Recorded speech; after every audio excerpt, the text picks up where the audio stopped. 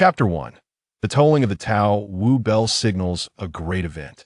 Indeed, this body has been reduced to that of a mere mortal by that woman. I warned you 7 years ago, do not sacrifice yourself for love. In the grand hall of the Qin family in Wushuang City, Qin Yua's parents and numerous elders gathered, each one sighing deeply. Enough lamentation, it serves no purpose now. Speak, what transpired?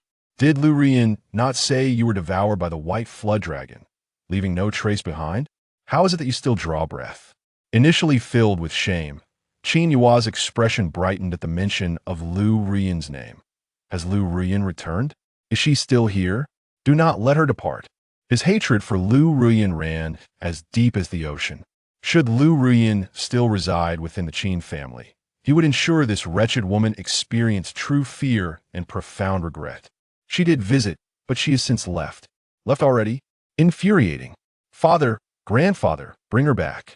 I shall flay her skin and strip her muscles. This declaration left the family members in shock. Had Qin Yua's affection for Lu Rian truly spiraled into madness? How could he so suddenly transform into a different person? At that moment, a middle-aged man emerged from the crowd. This was Qin Yua's father, Qin Feng. She departed 3 days ago. It is too late for us to pursue her now. Yuhua, tell me what exactly happened. Upon hearing this, Qin Yuhua clenched his fists at a loss for words. Lu Rian's betrayal was a profound humiliation in his life. He did not answer, but instead inquired, what did Lu Rian say upon visiting our Qin family? Brother, allow me to explain. A young girl stepped forward, Qin Yua's sister, Qin Yuma. Lu Rian claimed that the Lu family encountered a powerful white flood dragon while escorting you home, and that you were consumed by it. You cannot imagine how heartbroken she was at the Qin family. She said you had died, that her world had crumbled, and she wished it were her own life that had ended. She also professed that although you were dead, a fragment of your bone remained with her, and she would live on bravely in your stead, vowing to remain in widowhood for a century. With each word, Qin Yua's countenance darkened further. Finally, he could no longer contain his fury. She will remain a widow for a century? I wager she will be in another's bed before long. This wretched woman is the epitome of hypocrisy. Father, I speak the truth, I nearly perished at her hands. Qin Feng's eyes turned icy. I sensed something amiss.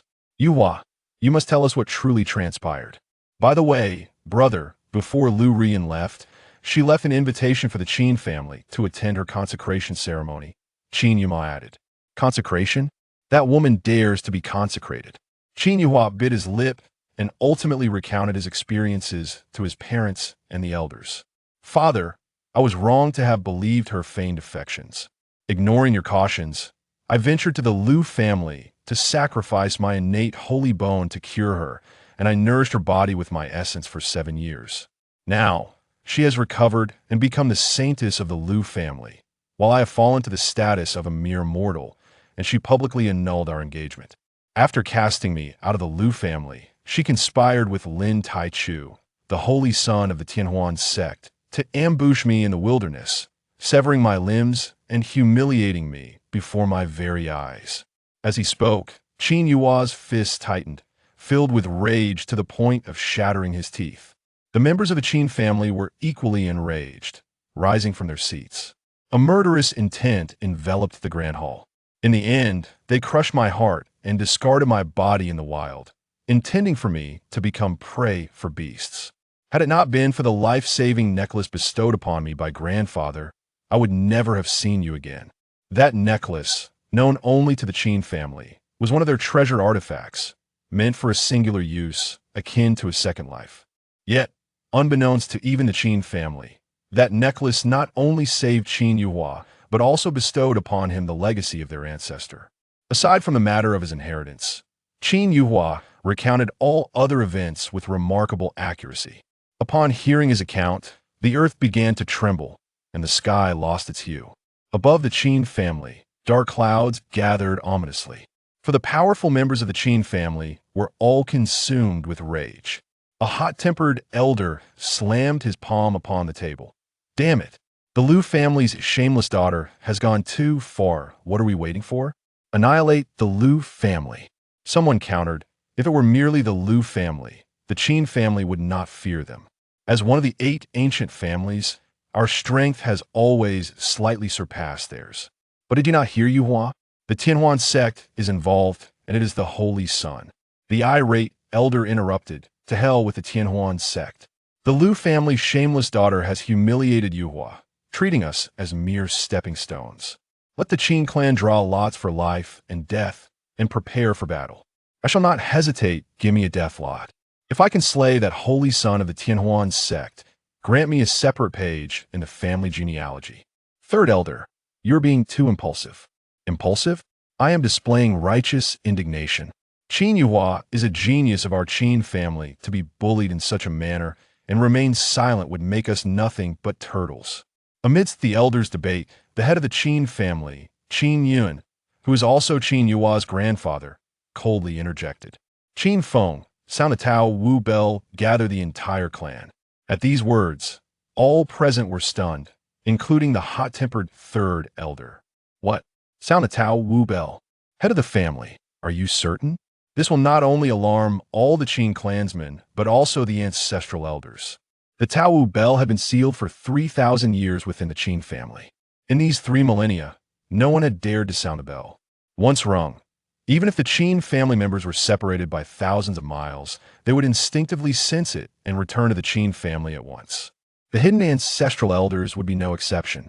The tolling of the Tao Wu bell signified a momentous occasion, calling for the entire clan to mobilize. Grandfather, is it not excessive to gather the clan for my sake? Qin Yuhua could not help but speak up. He was determined to avenge this grievance. But he wished to do so by his own hand. Only through personally avenging himself could he derive true satisfaction.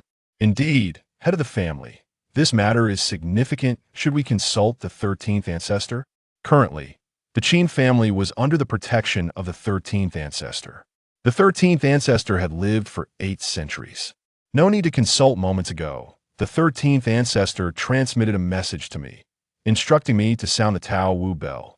The 13th ancestor's exact words were, since the 3rd ancestor revived the Qin family, in these 5,000 years, when has the Qin family ever suffered defeat?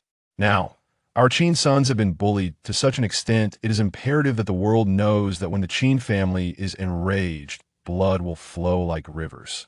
Whether it be the Lu family or the Tianhuan sect, what of it? A radiant purple light erupted from Qin Yuan.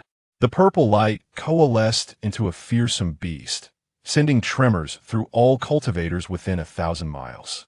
It seems it was indeed the 13th ancestor's intention. That is fortunate. Since the 13th ancestor consents to the ringing of the bell, Yuhua, do not worry, your uncle will support you. The Grand Elder stands behind you. The Supreme Elder stands behind you. Yuhua, remember, you bear the surname Qin, the legitimate descendant of the Qin family.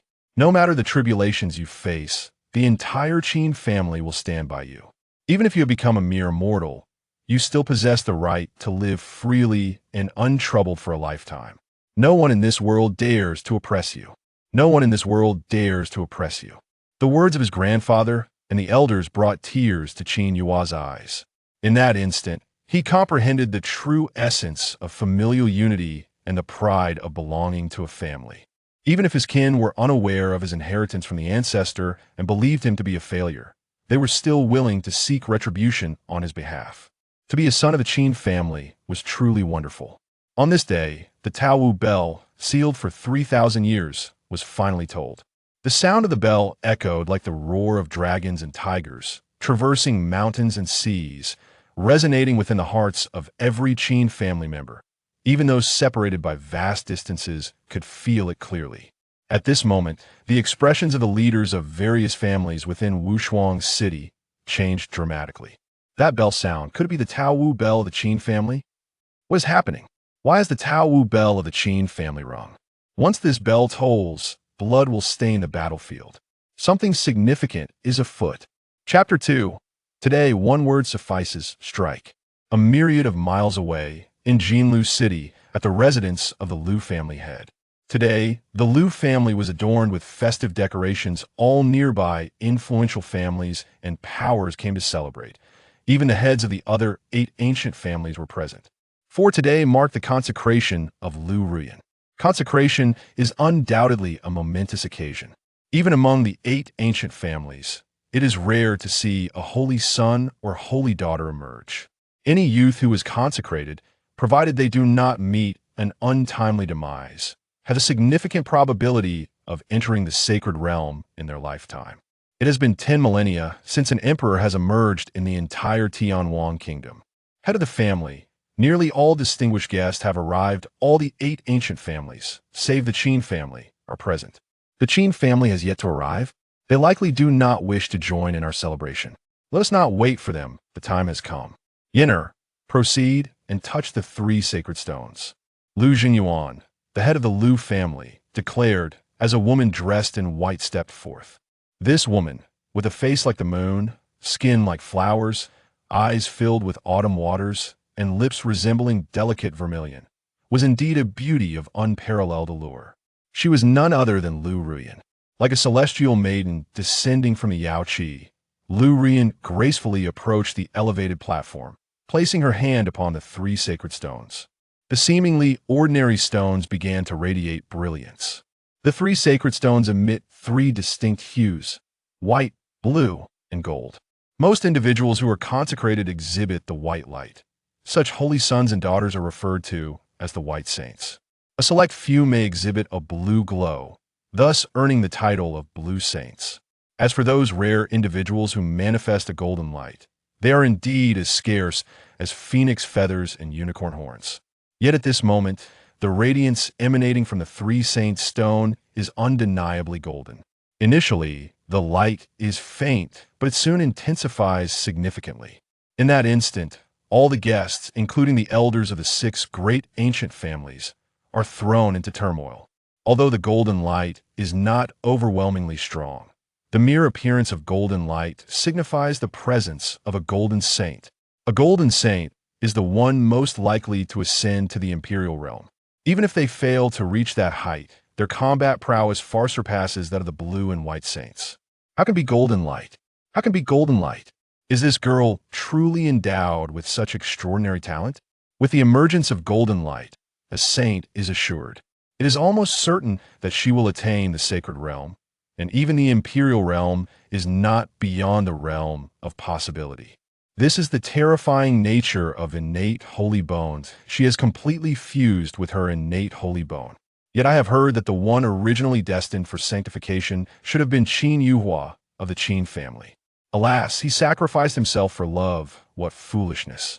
Suddenly, the earth begins to tremble, and the wine in the guest's cup sways uncontrollably. What is happening?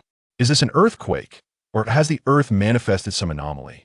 It is not an anomaly. I sense a terrifying aura of slaughter approaching from the distance. A powerful elder rises, gazing towards the horizon. Upon seeing it, his pupils constrict sharply.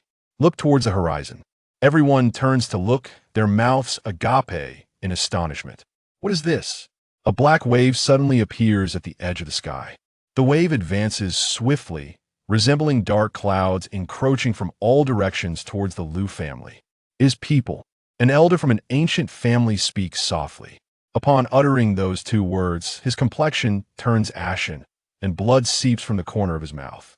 Evidently, he had just released his spiritual consciousness, only to be rebounded upon his soul. Gasp! This scene draws a collective gasp from the assembled guests.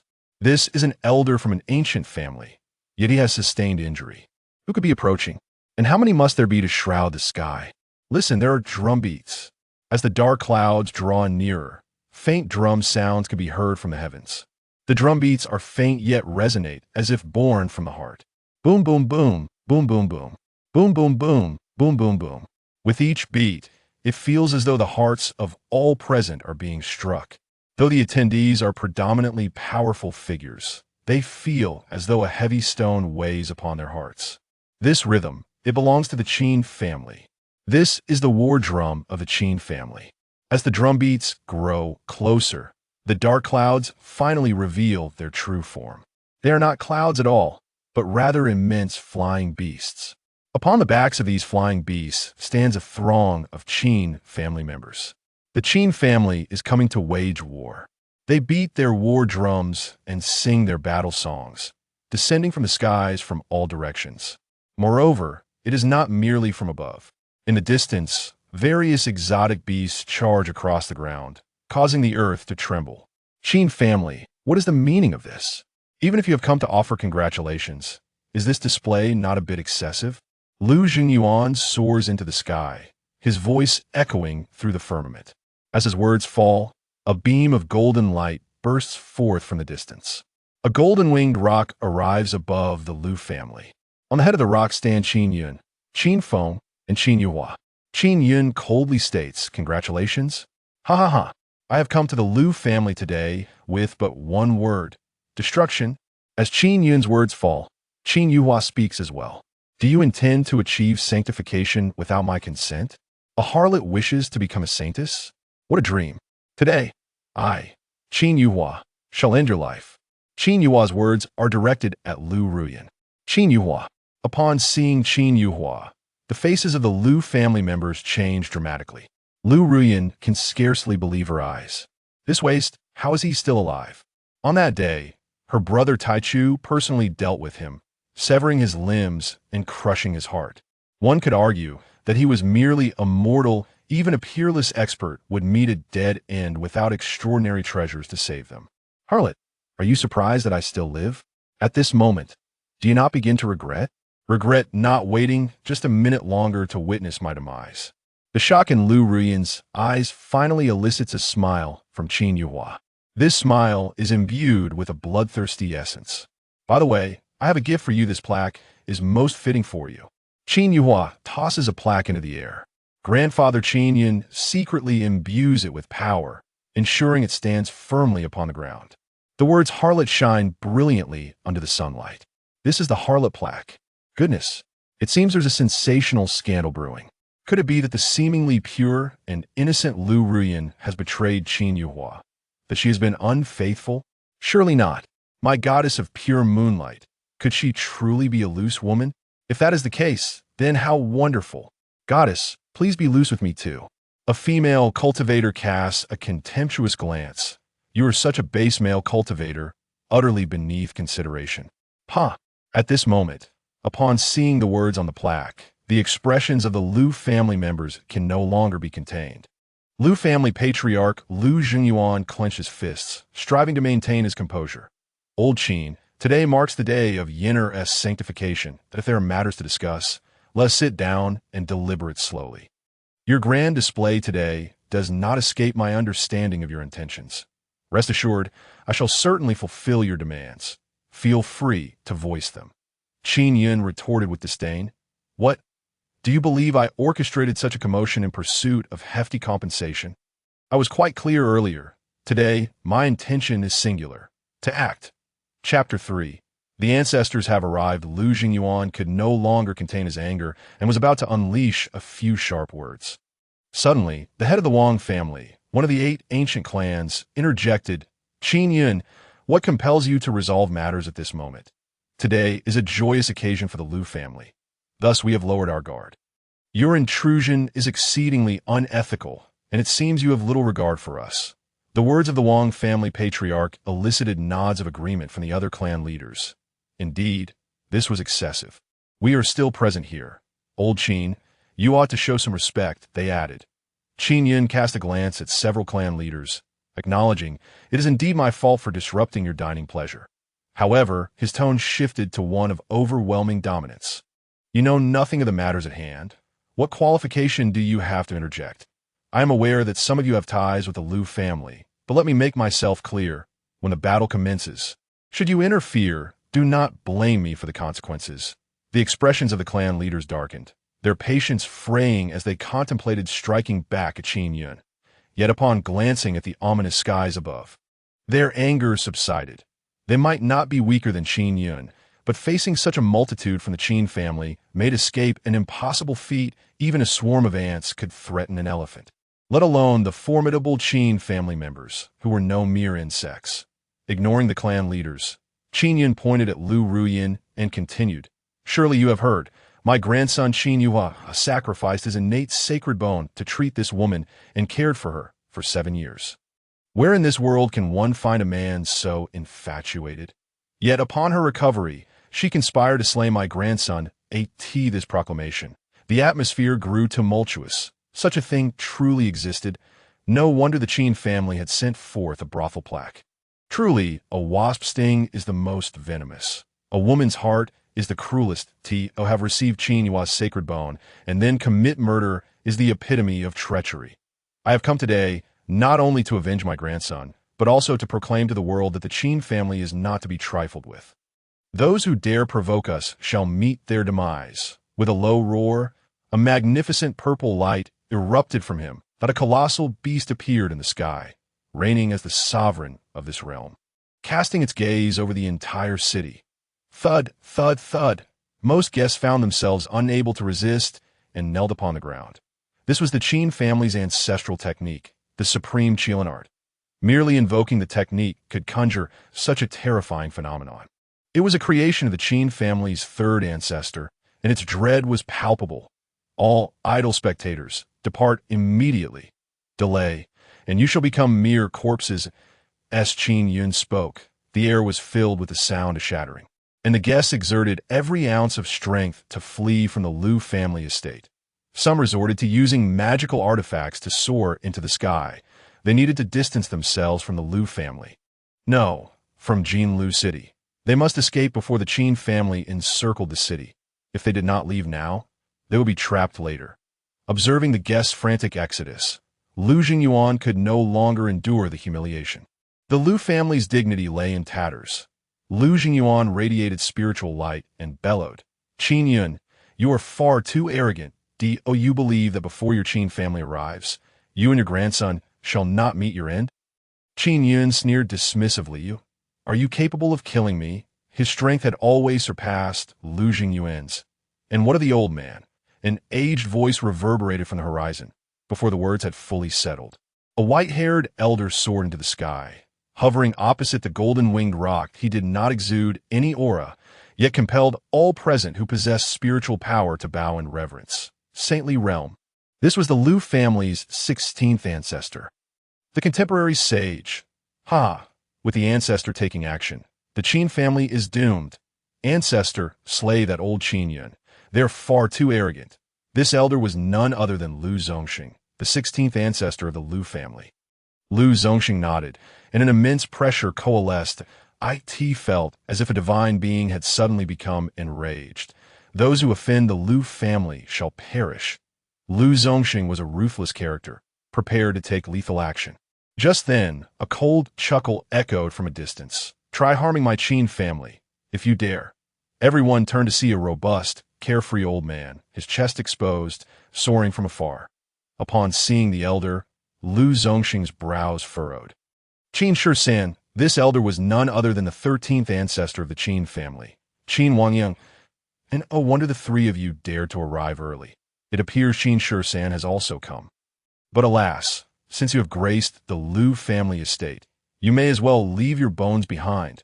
With a sweeping gesture, Lu Zongxing conjured spiritual energy into a hammer that struck a distant bell.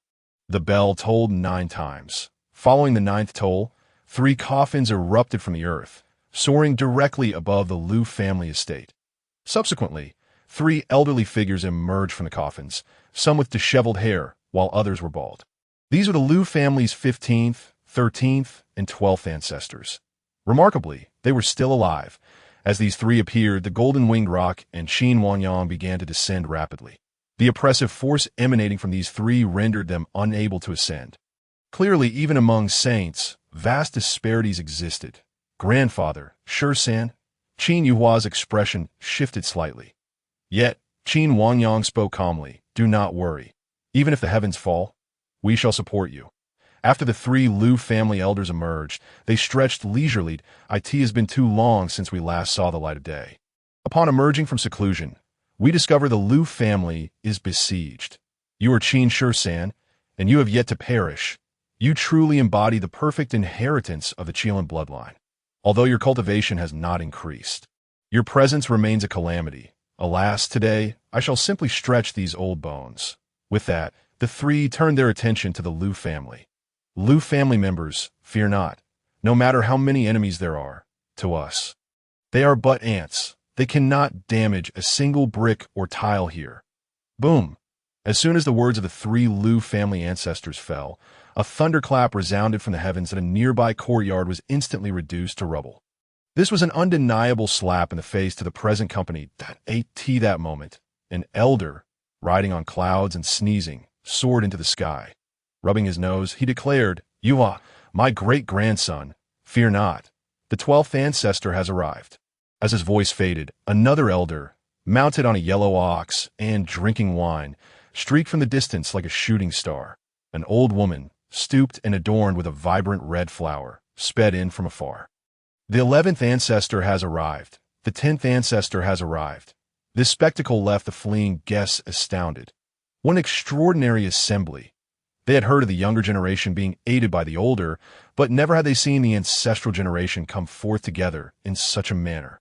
These ancient figures, with a mere stamp of their feet, could cause the kingdom of Tian Wang to tremble. The one sneezing was the 12th ancestor of the Qin family, Qin Lei, a natural thunder and lightning sacred body. The elder riding the ox was the 11th ancestor, Qin Yo, born with a diamond sacred body.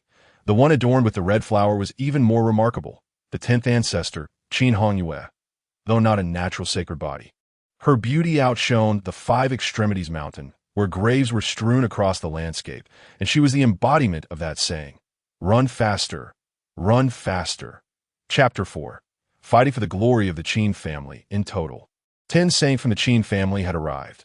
Apart from the 4 ancestors, there were 6 eminent generals on the verge of being laid to rest. Each had been renowned in their respective eras. Goodness, the Qin family is serious? All because of a romantic entanglement of their descendants? They have gone mad. The heads of the ancient clans also resolved to retreat. The emergence of the Qin family's formidable beings transformed the atmosphere dramatically. If a battle were to ensue, it would undoubtedly result in the heavens collapsing and the earth shattering.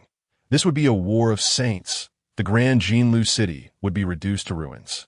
If they did not evacuate, they might perish here. This moment. The expression of the Lu family's elders grew grave. The 12th ancestor of the Lu family spoke first. Qin family, you seem to have prepared well. However, you must understand that the strength of our two families is not vastly different. If you slay 1,000 enemies, you will sacrifice 900 of your OWND. Oh, you truly wish for mutual destruction? The ancient ancestor of the Qin family broke into a grin and retorted, "What else could it be?" The elder of the Lu family found himself at a loss for words, taking a significant pause before responding. Is it truly worth causing such a commotion over a mere junior? After all, this is merely a matter between the younger generation. And now you recognize it as such. Did you not just declare that you would annihilate our Qin family and ensure that none of us would return? He continued, "Enough with the superfluous talk. Hand over this wretch voluntarily, and perhaps we may still have room for negotiation." The 13th ancestor of the Qin family gestured towards Lu Run. "You expect us to surrender someone? Are you out of your minds, still intoxicated and not yet sobered? Surrendering a person would undoubtedly strip the Lu family of all dignity. If not, then let us engage in open warfare, and Wai Qin sons have nearly arrived at the outskirts of Jinlu City." With these words, a thunderous roar erupted from all around. The Qin clan of Liang Kingdom fights for the glory of the Qin family. The Qin clan of Lulan Kingdom fights for the glory of the Qin family. The Qin clan of Xiaofeng Kingdom fights for the glory of the Qin family. To death and without retreat. Fight, fight, fight. At that moment, outside the 4 gates of Jinlu City, a cloud of dust arose like a dragon. Yet it could not obscure the banners of the various Qin clans. The Qin clansmen had already surrounded Jinlu City, their numbers exceeding 1,000,000. A million voices rose in unison, shaking the very heavens. What is this? Even the Qin clansmen who ventured to neighboring countries have returned. The Qin family is making quite a grand display. Eye in the sky. Qin Wanyang smiled slightly. It seems we are already at the gates.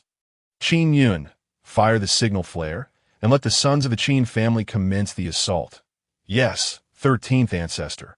Qin Yun promptly produced the signal flare. The Qin family's arrival was not merely a game. They were prepared for genuine combat. Witnessing this scene, the Lu family members changed their expressions. Although the powers of both families were comparable, the Liu clan's lack of preparation and absence of elite members would place them at a disadvantage should a battle ensue. Hold on, the 16th ancestor of the Liu family suddenly interjected as he spoke. He clenched his fist and cast a glance at Liu Ruan. That look filled her with dread. 16th ancestor, what are you implying? The 16th ancestor of the Liu family replied calmly. Perhaps it's time to acknowledge a mistake. You want me to admit fault? Liu Ruoyan could hardly believe her ears.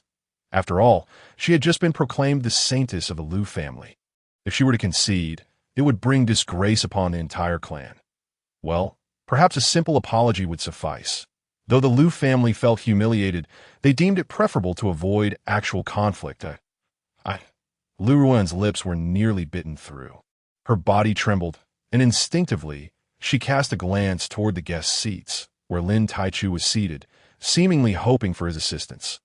Lin Taichu understood Liu Ruan's silent plea and was preparing to rise when he was restrained by the elderly man in gray beside him.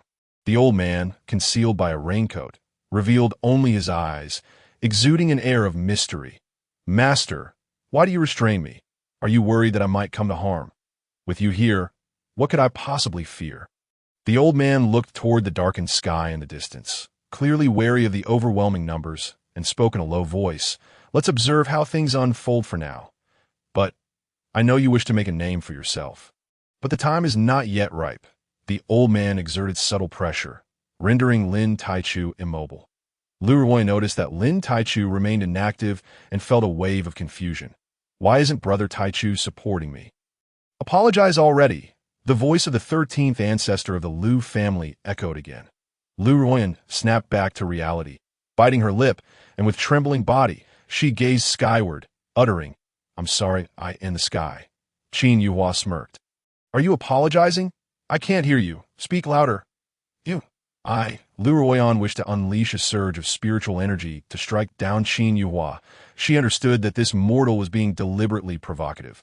Yet she had no choice but to raise her voice. I'm sorry, what did you say? I still can't hear you. Someone passing gas. Qin Yuhua placed his hand near his ear, feigning attentiveness. I said, I'm sorry. Liu Ruoyan nearly screamed the final 3 words. Her fists were clenched so tightly that her nails dug into her flesh. Oh, so you were saying sorry, but does merely standing there and saying sorry demonstrate sincerity? Kneel before me. Kneel. Qin Yuhua's voice reverberated powerfully, ringing with conviction that in truth, Qin Yuhua had never intended to accept the apology. He had suffered immense harm, and even the King of Heaven's apology would not suffice. Forcing Liu Ruoyan to apologize was merely a means to psychologically break her. Liu Ruoyan was seething with rage. The expressions of the Liu family elders shifted as well. The 15th ancestor of the Liu family spoke up. Qin family, we have already extended an olive branch. Do not overstep your bounds. You truly believe that my Liu family is afraid of you? We are merely choosing to step back for the moment. Do not take it for granted. Qin Wanyang scoffed. Take it for granted? Then it seems there is nothing left to discuss. Qin Yun, fire the signal flare. Let us battle to the death. Today it will either be the destruction of the Liu family or the end of the Qin family. Yes, ancestor. Qin Yun prepared to launch the signal flare once more. At this moment, Liu Ruoyan suddenly shouted, Qin Yuhua, are you nothing more than a coward, hiding behind your elders? This matter lies between us. Can we not resolve it ourselves? If you are truly a man, do you dare to face me in a one-on-one duel? If you win, I will submit to your every whim. Upon hearing her words, Qin Feng let out a cold laugh. What a clever scheme you have devised. My son has become an ordinary mortal to save you. Challenge him in battle. How absurd. Qin Feng's words elicited nods of agreement from the fleeing guests. Indeed, how shameless, a cultivator challenging a mere mortal. Who would have thought that Liu Ruoyan would possess such audacity? Truly a self-serving opportunist. You wish to duel?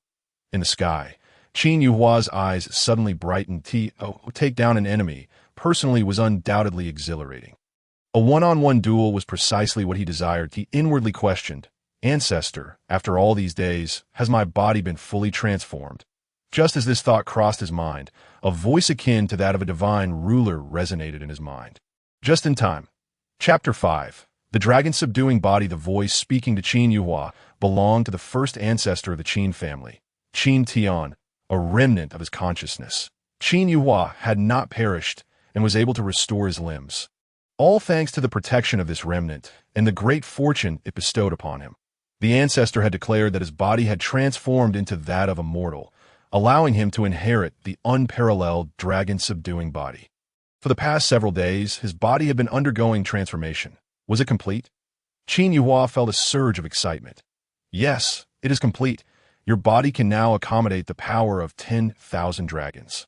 I bestow upon you the ancient blood dragon, at this moment. Within Qin Yuhua's consciousness, a figure floated above his awareness. Beside him stood a great cauldron supported by 9 dragon pillars, at this moment. One of the dragon pillars emitted a crimson glow. A colossal being broke free from the pillar, spiraling above his consciousness. This creature, resembling a serpent with eagle-like eyes, antlers like a deer, and 4 claws, was none other than the legendary dragon. The blood dragon circled in the void before descending upon Qin Yuhua's consciousness. Its majestic flight seemed intent on shattering the very heavens. The cold, merciless gaze sent shivers down Qin Yuhua's spine.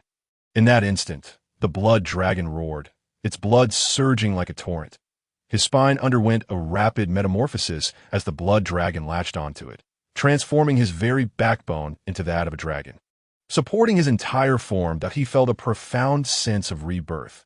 This sensation was 100-fold, 1,000-fold stronger than when he possessed the innate sacred bone. Young one, though I have granted you a single dragon, this one dragon is worth 100 or 1,000. This is the ancient blood dragon, combined with the dragon-subduing technique, as long as your body is not obliterated in a single strike. You shall endure and gradually recover. Go forth and fight. Qin Yuhua, what are you daydreaming about? I ask you, do you dare to battle me? Are you afraid? Lu Ruoyan's mocking voice echoed once more, with a bright red flower adorning her head. The elderly Qin Hongyue suddenly barked, You insolent girl, this is not a matter for you to speak on.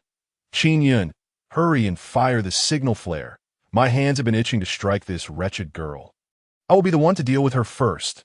Zun Qin nodded slightly, poised to take action, only to be interrupted once again. This time, the interjector was none other than Qin Yuhua. With a grin, Qin Yuhua remarked, engaging in a one-on-one duel is certainly not out of the question. The moment those words were uttered, the atmosphere erupted in astonishment. The members of the Qin family were taken aback. Qin Feng could not restrain himself and exclaimed, Yuhua, do not let yourself be goaded into this. They were all aware that Qin Yuhua's physique was merely that of a mortal. How could a mortal possibly contend with a sacred body? Even Lu Ruoyan had only just recently fused with her sacred body, a feat far beyond Qin Yuhua's capabilities. The disparity between them was as vast as the heavens and the earth. On the ground, the Lu family members brightened at the prospect, with an elder immediately speaking up. He just agreed, did he not? A gentleman's word is his bond. How could he renege on it? Indeed, was he contemplating withdrawal? If so, it would be a source of ridicule for the assembled heroes and champions. Surely the Qin family would not be so lacking in integrity. Since he has given his word, they should commence the contest. The Lu family members exchanged remarks, each eager to chime that moment. The 12th ancestor, Qin Lei, sneezed. Achoo! A crack of thunder echoed across the sky.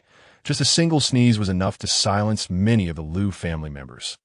Apologies, I have caught a cold and am unable to suppress the lightning power within me, Qin Lei explained, though everyone understood that this was a deliberate show of intimidation. Rubbing his nose, he continued.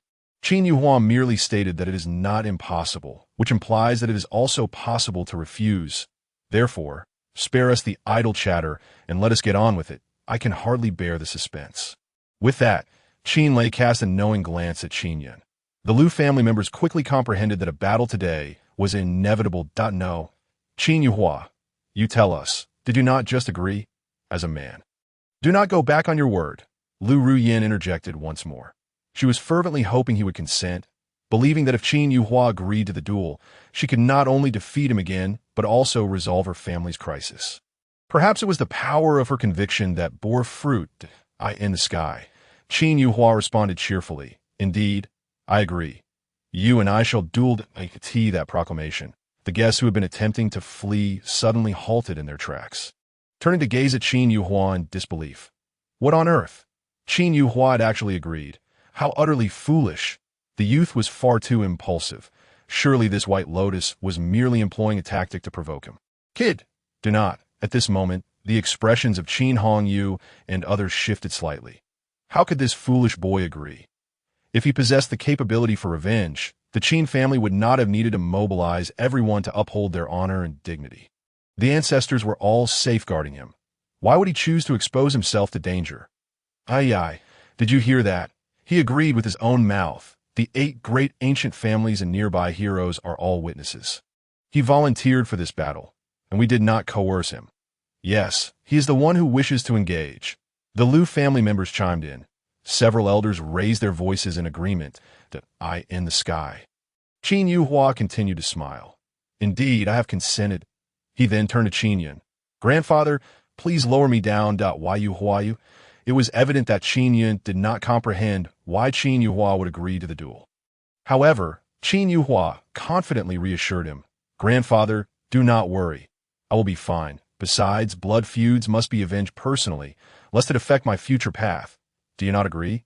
These words from Qin Yuhua left the elders momentarily speechless. Qin Hongyu spoke softly. Are you certain you are not courting death, bringing shame upon the Qin family?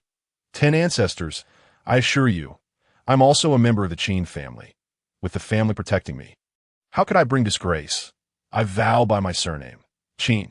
Qin Hongyu scrutinized Qin Yuhua for a moment before scolding. Damn it, you fool. Why do you remind me of my younger self? Then go. If you bring shame to the Qin family, I shall be the first to slay you.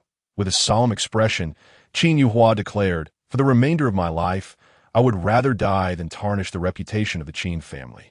Very well, I will personally escort you. Qin Hongyu plucked a petal from flower.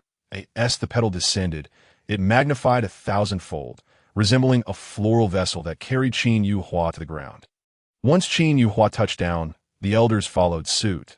The Qin family, it seemed, was indeed a family of their word. Ru Yin, proceed, came the voice of Lu Zhengyuan, a smile gracing his lips that moment. Not only he, but all members of the Lu family were laughing to them. Qin Yuhua's duel with Lu Ru Yin was akin to lighting a candle in a latrine, an act of self-destruction.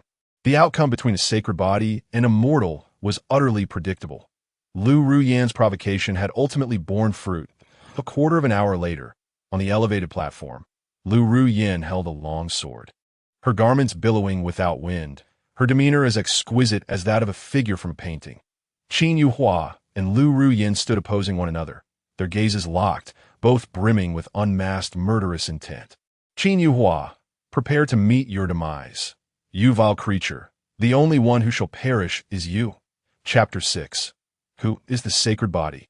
Who is the mortal? Seeing Qin Yuhua's calm demeanor, Lu Ru Yin coldly retorted, I truly wonder where your confidence stems from that a mere insect like you could be crushed with a single hand. Enough of this idle chatter, for disrupting the sacred ceremony. You deserve to become a corpse. Lu Ru Yin raised her sword, fully intent on slaying Qin Yuhua. Wait. Lu Zhong suddenly interjected. Lu Ru Yin furrowed her brows in confusion and asked, 16th ancestor, what is it? He has already agreed to fight. You cannot possibly. Lu Ru Yin assumed that the 16th ancestor wanted her to apologize. Lu Zhongsheng waved his hand and addressed the Qin family. Some matters must be clarified first. As the saying goes, swords have no eyes. Regardless of who falls today, it is merely fate. I suggest we sign a life and death agreement. This. Lu Ru Yin's eyes sparkled with realization. Indeed, words alone held no weight. A life and death agreement was necessary for reassurance. Lu Ru Yin, you shall sign first. With that, a life and death agreement soared toward Lu Ru Yin. Without a moment's hesitation, she inscribed her name and pressed her handprint upon it, then immediately tossed the agreement to Qin Yuhua. The signing of the life and death agreement indicated that the Lu family was resolutely intent on slaying Qin Yuhua, with the agreement in place. Should Qin Yuhua perish, the Qin family would have no justification for vengeance. Qin Yuhua naturally understood the Lu family's intentions.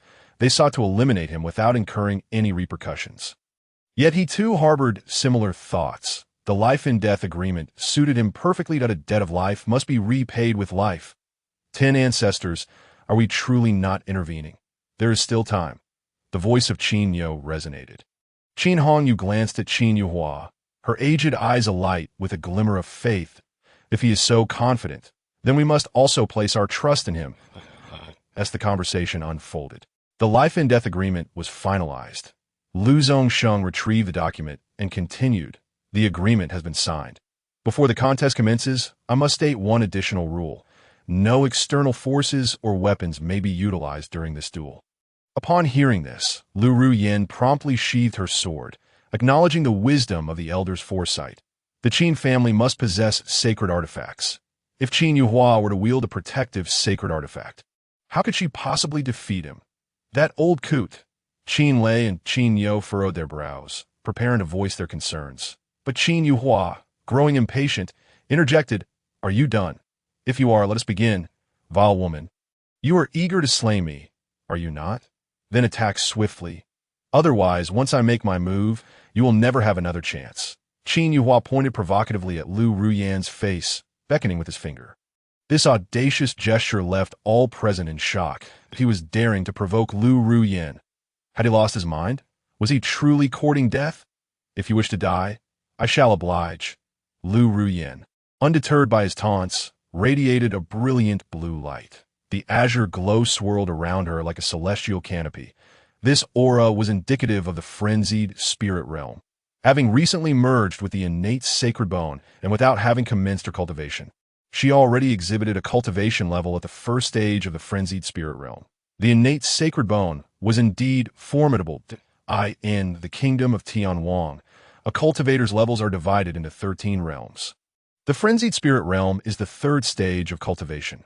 The realms, from weakest to strongest, are mortal spirit realm, strong spirit realm, frenzied spirit realm, demonic spirit realm, super spirit realm, earth spirit realm, heaven spirit realm, mysterious realm, calamity realm, king realm, emperor realm, sacred realm, and finally the imperial realm.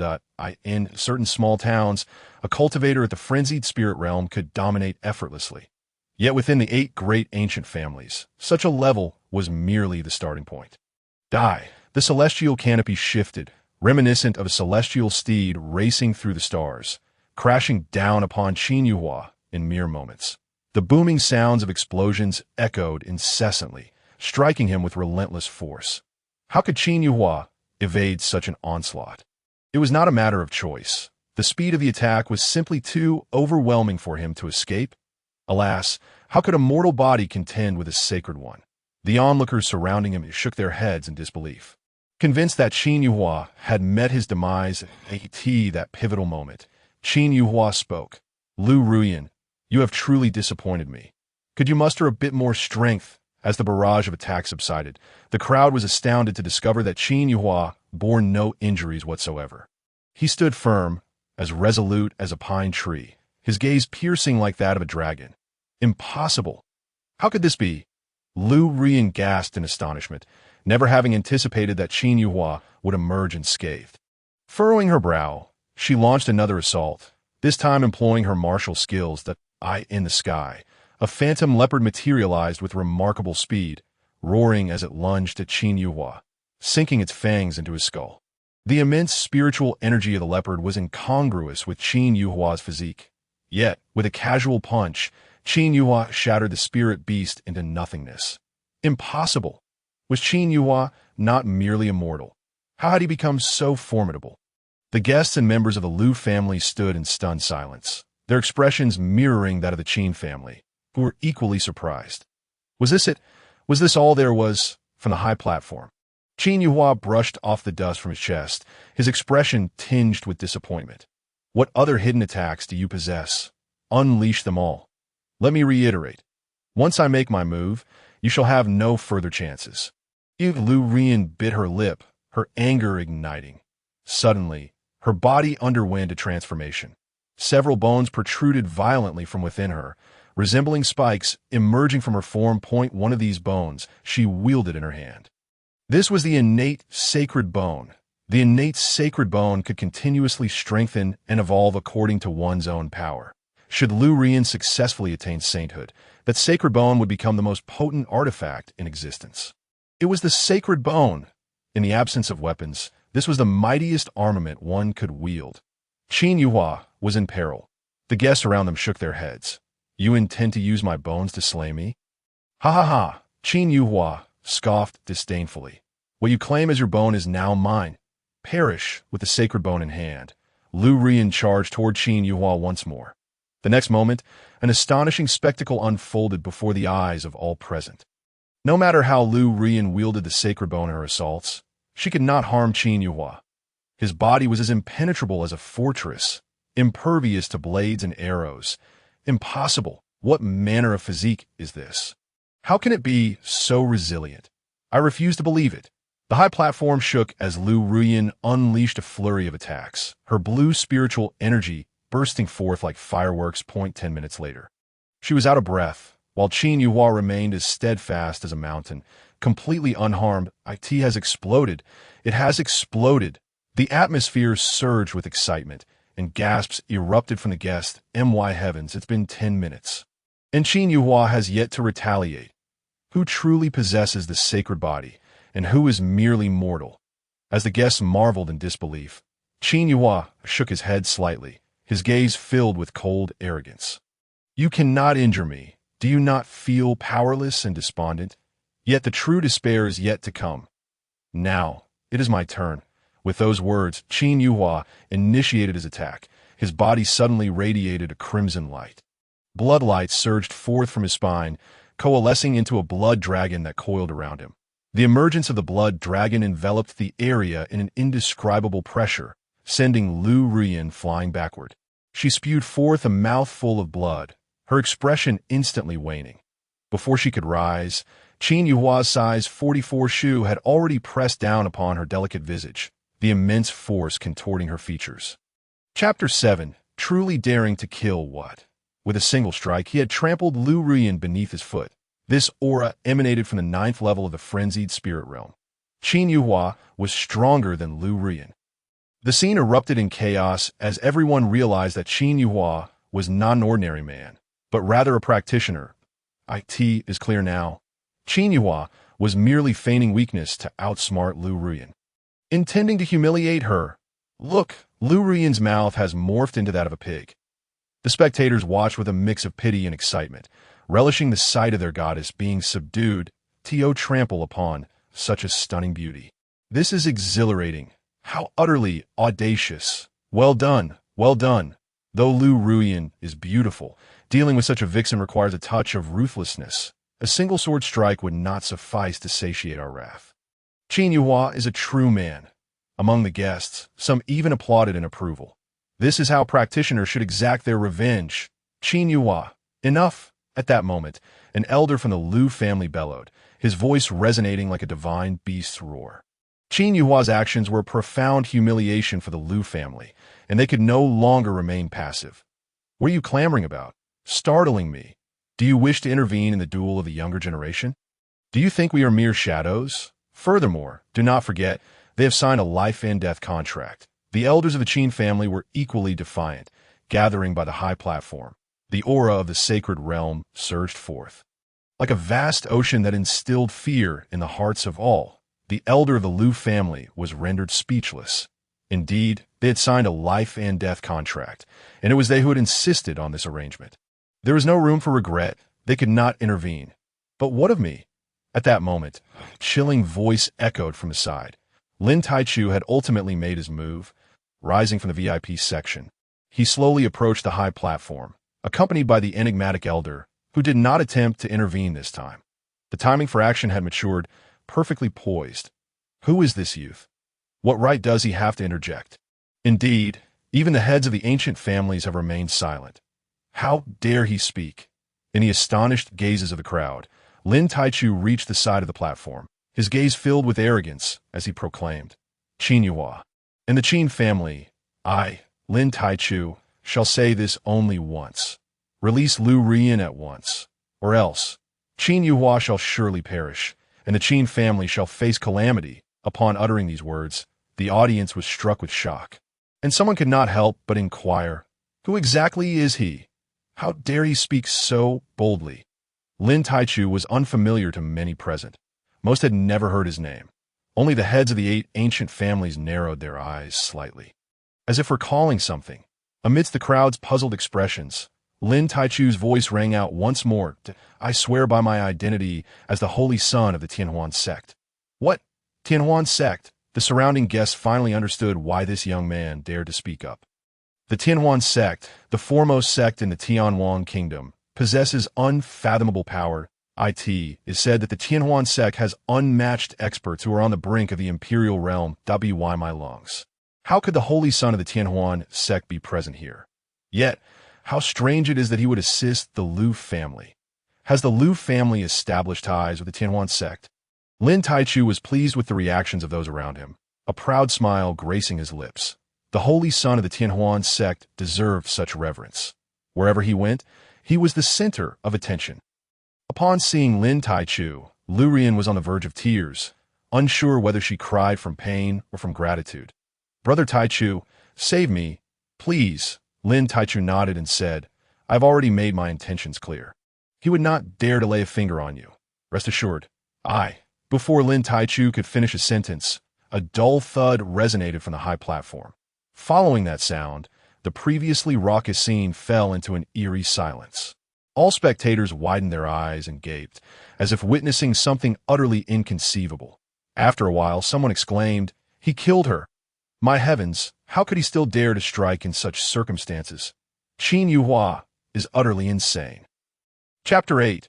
A head blown apart on the high platform. Qin Yuhua withdrew his foot, revealing a headless corpse beneath him. This ghastly sight belonged to Liu Ruyan. Moments ago, he had crushed her skull beneath his foot. He had declared that if he wished to kill her, he must indeed fulfill that promise, that a man must honor his word. Qin Yuhua's kick was delivered with tremendous force, brain matter and blood splattering several meters away. The scene was horrifying. His actions were a direct slap to Lin Taichu's face. Just after Lin Taichu claimed that no one would dare to harm Liu Ruyan, Qin Yuhua had immediately shattered her head. No, Qin Yuhua, how audacious! Kill him! I command you to kill him! The furious roar of the Liu family elder came belatedly. In the next instant, they all unleashed their spiritual energy, which manifested as formidable beasts. Casting their gaze over the entire city, the Liu family was enraged. Their fury surpassed that of the Qin family. Lin Taichu's expression darkened like a stormy sea. Since becoming the holy son, who has ever dared to defy him? All who oppose him had met their end. This boy must die. Beside Lin Taichu, the mysterious elder's eyes gleamed with a chilling light. Qin Yuhua's affront to Lin Taichu was an affront to the Tianhuan sect itself. Before the Liu family could act, the elder had already erupted. His cloak burst apart in an instant, and a heavy aura, akin to a mountain, enveloped the entirety of Jinlu City. The inhabitants felt their legs weaken, and those with lesser cultivation knelt in submission. His presence was more overwhelming than that of anyone else present. His identity was at least that of an elder within the Tianhuan sect. Slightly stronger than we imagined, as expected of a Tianhuan sect member. Qin Hongyue and others furrowed their brows. But soon, they smiled. Since the Liu family had dared to strike, why would they fear the Tianhuan sect? Even if the Tianhuan sect ranked first among sects, so what? While the sect's top combatants might be formidable, there was one aspect in which no sect could ever compete with a family: population. The Qin family had endured through several eras, and the Qin surname had spread across the continent. Their numbers counted in the hundreds of millions. The Qin family estate could be destroyed, but who could eradicate every last person with the Qin surname? This was why the Qin family had risen again and again. However, sects are different. Once a sect was vanquished, it ceased to exist, and no one would ever establish a sect with the same name again. If the Qin family were truly pushed to their limits, they would draft a blood oath, vowing to eradicate the Tianhuan sect, even if it took 10 generations, 100, or 1,000. Taichu, eliminate that brat. The mysterious elder, fierce and succinct, commanded Lin Taichu to seek vengeance. Master, Lin Taichu glanced at Qin Hongyue and the others. The mysterious elder coldly replied, if they attempt to obstruct, I shall consider it a provocation against the Tianhuan sect. and declare war upon us they dare. Good, in response. Lin Taichu smiled haughtily, and in the next moment, his body radiated with golden light, akin to a rising sun. His aura left all present in shock. This was the aura of the Earth spirit realm. My heavens, he must be only 22 or 23, and yet he possesses the cultivation of the Earth spirit realm that I am already 100 years old. And I have only just reached the Earth spirit realm. The Earth spirit realm is the 6th major realm for cultivators, 3 realms stronger than Qin Yuhua. The disparity was nothing short of astronomical. Without the aid of divine weapons, Lin Taichu could easily slay Qin Yuhua. However, would the Qin family allow him to do so? Qin Yo rode in on his yellow bull, suddenly landing beside Qin Yuhua. Qin Lei soared into the sky, the space around him becoming chaotic, with thunderous power surging like a lightning serpent. Qin Hongyue stood in front of Qin Yuhua, the large red flower atop her head growing ever more vibrant. Resembling fresh blood, Lin Taichu's steps came to an abrupt halt. He could not provoke these formidable beings. You dare to act and crush the heart of the young master Yuhua. I, a direct descendant of the Qin family. You dare to kill? The 3 elders spoke in unison. The mysterious elder's expression turned icy. He coldly admonished, Qin family, do you know what you are doing? The elders burst into laughter, responding in unison, we are avenging our great-grandson. Their voices rang out, resonant and stirring. This scene left the surrounding guests in awe. The Qin family truly was the most united of the ancient families. Even the heads of other ancient families could not help but sigh.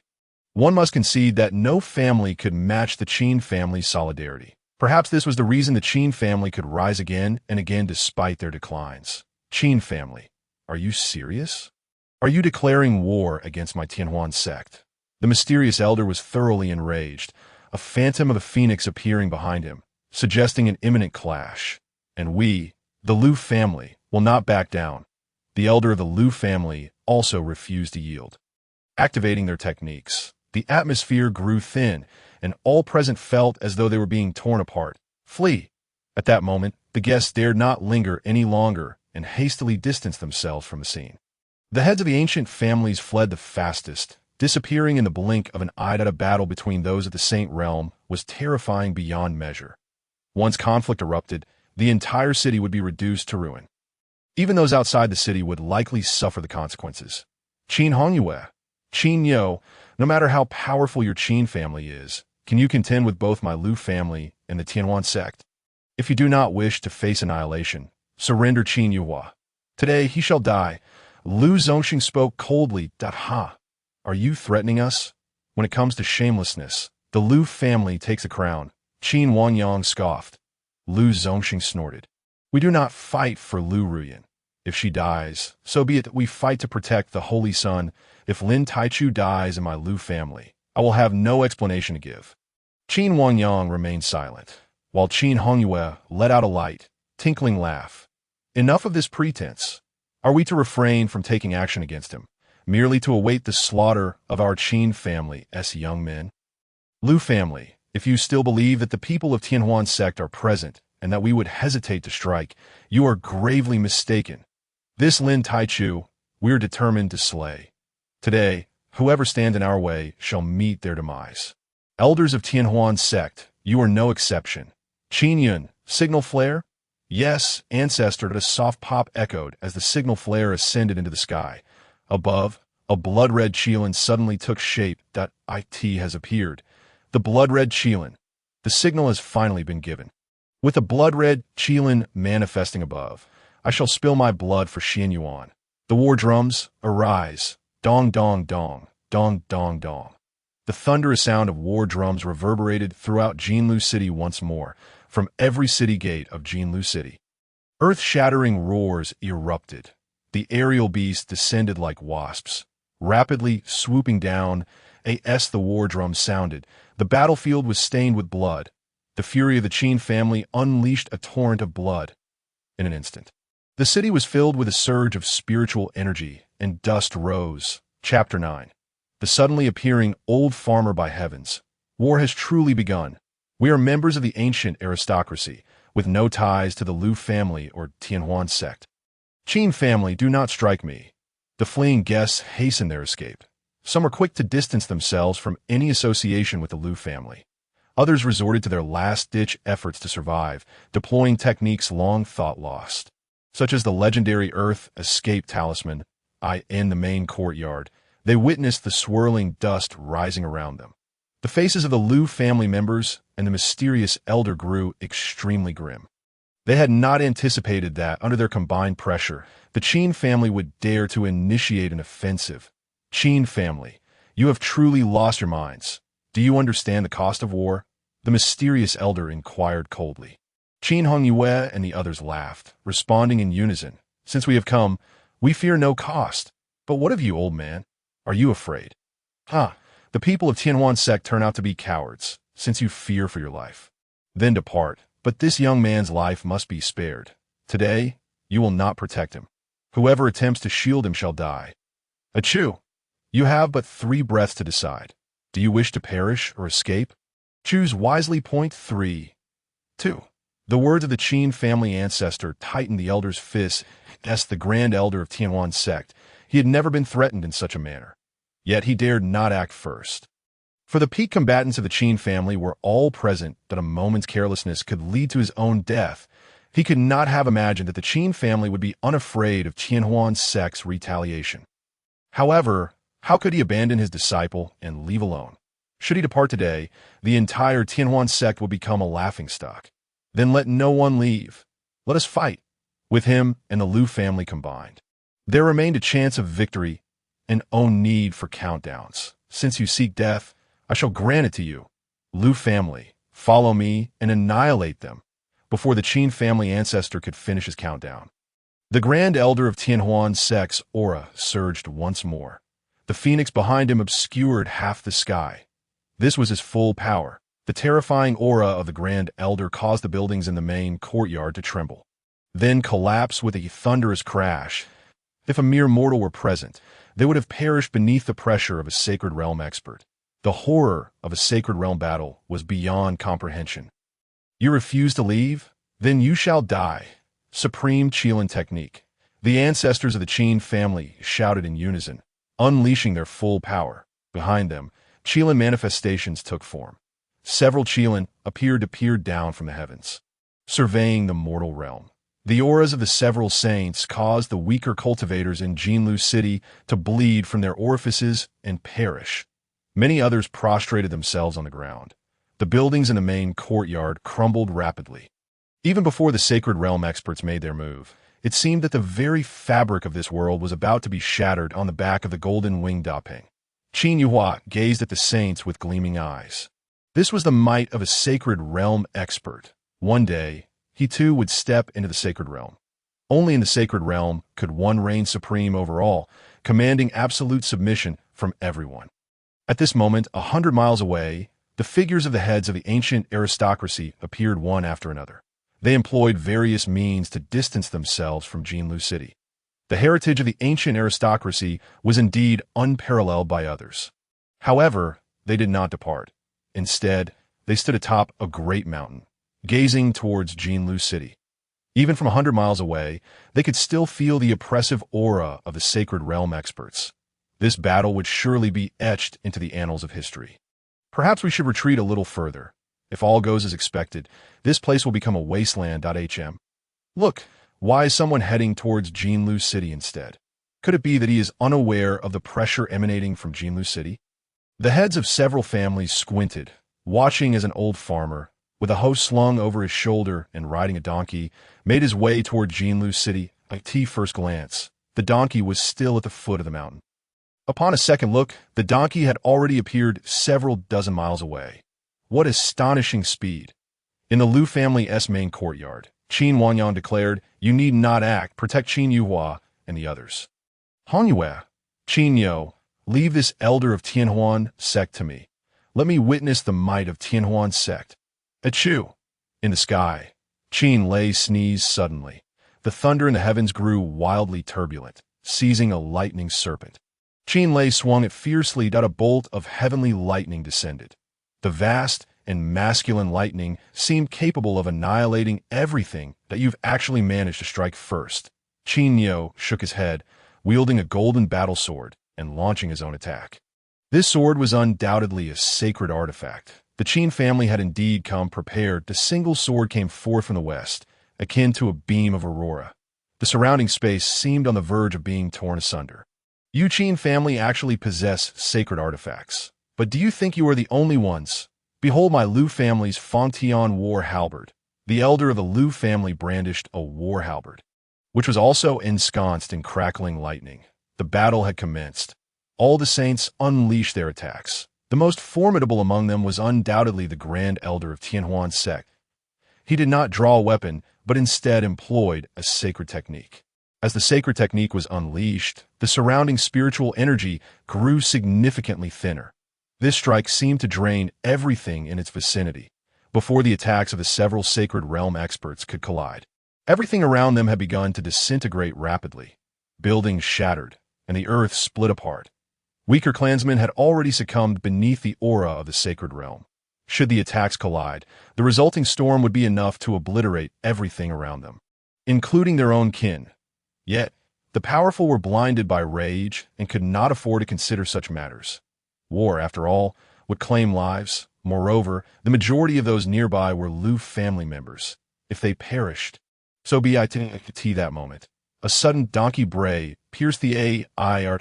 An old man riding a donkey appeared out of nowhere, positioning himself between the Qin and Liu families. The elder wore a straw hat, his skin dark and rough. Upon his arrival, he made no immediate move, but allowed all attacks to strike his body. What unfolded was a scene that left everyone astounded.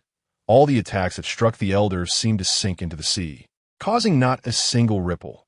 Not even a sound was made. In that instant, the entire assembly was shaken. Though the saints had merely tested the waters, their strikes were not something an ordinary person could easily withstand. Clearly, this elder was a peerless powerhouse. This moment, both the Qin and Liu family members furrowed their brows, speculating who this elder might belong to. Was he of the Liu family, the Qin family, or perhaps Tianhuan sect? Only a half-step Emperor realm expert from Tianhuan sect could possess such capabilities, could they not? Senior, you are... Qin Hongyue was the first to speak, her expression grave. The elder stretched lazily before responding. I am merely an old farmer. I cultivate 10 acres of land to the west, and in a few days, I shall reap my harvest. You all are causing quite the ruckus with your brawl. My farmland will be ruined. Just thinking about it brings me great sorrow. Tell me, how come you lofty experts show no consideration for us? Us farmers toil hard in the fields. Look at my hands. They are covered in calluses. The old farmer extended his hands, calluses thickly covering them. After a pause, he continued, How about this? Grant this old farmer a small favor and cease your fighting. Yes, he spoke. The old farmer looked towards the Qin family. Could the Qin family truly relent? At that moment, the ancient ancestor of the Qin family felt a chill running down his spine. The gaze of the old farmer appeared innocuous, yet it bore an immense pressure. This is bad. Could it be that this elder has come for the Qin family? Is he affiliated with the Liu family? But that cannot be, for there has never been such a formidable ancestor in the history of the Liu family. Then could it be the Tianhuan sect? This is dire, truly dire. Chapter 10. He is the recluse of Nanshan. What are you standing there for? I am addressing you. Never mind, I shall inquire the Liu family first. Liu family, can you cease your hostilities? The old farmer's voice resonated once more. This time, his attention shifted towards the Liu family. The ancestor of the Liu family felt a similar sense of unease. For a moment, they were at a loss for words. Why is there no response? If you continue to remain silent, I shall take offense. The old farmer's tone grew serious. An invisible pressure emanated from him, enveloping the surroundings in a stifling silence. In that instant, regardless of whether it was the ancestor of the Qin family, the ancestor of the Liu family, or the Grand Elder of the Tianhuan sect, all found themselves unable to maintain their footing and rapidly descended from the sky. The elder's overwhelming presence sealed the void around them. Elder, we need not engage in battle. If the Tianhuan sect surrenders this young man, we of the Qin family shall depart at once. Qin Hongyue spoke swiftly. Only then did the old farmer's pressure dissipate as he furrowed his brow and asked, What enmity exists between your two ancient families and the foremost sect of the kingdom? Elder, it is a blood feud. Qin Yue gritted his teeth and replied, What blood feud? Pray, enlighten me. Upon hearing this, Qin Yuhua recounted the attempt on his life. The old farmer regarded him with astonishment. In this era, there still exists such a passionate young man. Rare indeed, rare indeed. Very well. I believe I grasp the essence of your grievances. The Qin family is enraged because Qin Yuhua was nearly slain. The Lu family is furious as the Qin family not only intruded upon their territory, but also killed Lu Ruyan. Meanwhile, the Tianhuan sect is incensed by the Qin family's audacity to defy them and even plot against Lin Taichu. This triangular conflict is indeed complex. Allow me to ponder a resolution that I have thought of a way to resolve your animosities. Resolve animosities? Elder, Lu Ruyan has already perished. This grudge is irreconcilable. For so many years, my Lu family has only produced one golden saint. Lu family, you truly have no shame. They sign a life-and-death contract. Lu Ruyan was simply outmatched. Her death is entirely justifiable. Elder, the Qin family is far too arrogant, showing no regard for my Tianhuan sect. Should they leave here today, my Tianhuan sect will ensure the Qin family pays the price. Unless they surrender Qin Yuhua. Surrender Qin Yuhua? That is but a dream. Moreover, you are truly defying the heavens. The Tianhuan sect is indeed powerful, yet you seem to have forgotten your own predicament. Today, you may leave here only if you hand over Lin Taichu. The three factions erupted into another quarrel. Silence. If you continue to argue, do you not believe I will slay you all? The old farmer's voice boomed, echoing like a great bell in the minds of the assembled sages. The weakest among the Lu family, the 16th ancestor, suddenly found blood seeping from the corners of his mouth. This old farmer is terrifying. Indeed, a half-step emperor in the kingdom of Tianhuang. Those with half-step emperor cultivation are exceedingly rare. The grand elder of the Tianhuan sect seemed to have realized something and exclaimed, plucking chrysanthemums by the eastern fence, I leisurely gaze upon Nanshan. You are the recluse of Nanshan. The recluse of Nanshan.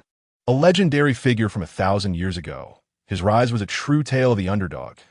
He was merely a farmer, yet he became renowned after unearthing an emperor's legacy. What? He is the recluse of Nanshan. He has already reached half-step emperor status. To think there are still those who remember the old farmer. Now, listen to my proposal. Let us begin with the Lu family. Your hatred is not insurmountable. What do you mean by that, elder? The members of the Lu family looked utterly bewildered. Lu Ruyan is already dead. Her head was smashed to bits. How can such a deep-seated grudge be resolved? Without further explanation, the recluse of Nanshan patted the back of a donkey. The seemingly ordinary black donkey descended to the side of Lu Ruyan's headless corpse. Ah, ah, ah. The black donkey lowered its head and began to bray. The sound was extraordinarily unpleasant. Just as the powerful figures were left pondering the donkey's actions, a peculiar energy began to coalesce in the distance, forming 10 streaks of light that approached Lu Ruyan. As the light neared her, all present felt a tremendous shock. Could this be the 3 souls and 7 spirits? Lu family, what are you waiting for? I refuse to believe that such a venerable ancient family lacks a single herb capable of bringing the dead back to life. The calm voice of the recluse of Nanshan echoed. Only then did the ancestor of the Lu family awaken, as Lu Zongxing brandished a shimmering sacred herb and approached Lu Ruyan. The sacred herb, guided by spiritual energy, directly entered her body. Before long, Lu Ruyan's head began to regenerate. This is the unparalleled sacred herb that can revive the dead. Elder, please allow the 3 souls and 7 spirits to return to their rightful place. The recluse of Nanshan nodded, forming a strange seal with his hands. Immediately, the 3 souls and 7 spirits entered Lu Ruyan's head. Soon after, Lu Ruyan opened her eyes. She is awake. She is awake.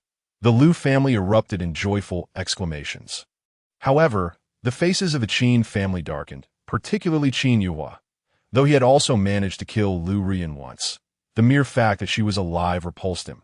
Sharing this world with her made him feel as though the air was tainted by her presence. Qin Yuhua quietly gathered his spiritual energy, clearly intent on making another attempt on her life. No matter who you are, Nanshan or Beishan recluse, the one he aims to kill cannot be saved by anyone. This time, he planned to obliterate Lu Ruyan's body into dust, and then see how she could be saved. Boy, are you angered? But there is no need for such rage that I stand on your side. I would not allow such a venomous wretch to live. The voice of the recluse of Nanshan suddenly reached Qin Yuhua's ears alone. Qin Yuhua was perplexed by the elder's words. Just then, Lu Ruyan spoke. I need to pee. I need to poop. As her voice fell, a wet patch appeared in her pants. In that instant, the entire assembly was left dumbfounded. The eyes of the Lu family members nearly bulged out of their sockets. Lu Ruyan actually wet herself. As cultivators, they rarely attend to such matters, let alone lose control over their bodily functions. Elder, what is happening? The recluse of Nanshan glanced over and then replied nonchalantly. The technique of returning the soul is not a guaranteed success. There exists a small probability of failure that it appears her luck is rather poor, as her return was unsuccessful, leaving her 3 souls and 7 spirits deficient, resulting in her becoming a low-intelligence child. Low-intelligence child, does that not mean a fool? The expressions of the Lu family members shifted dramatically. The saintess has become a fool. What remains of her status as a saintess? At that moment, only the members of the Qin family erupted into laughter. Ha ha ha, fool.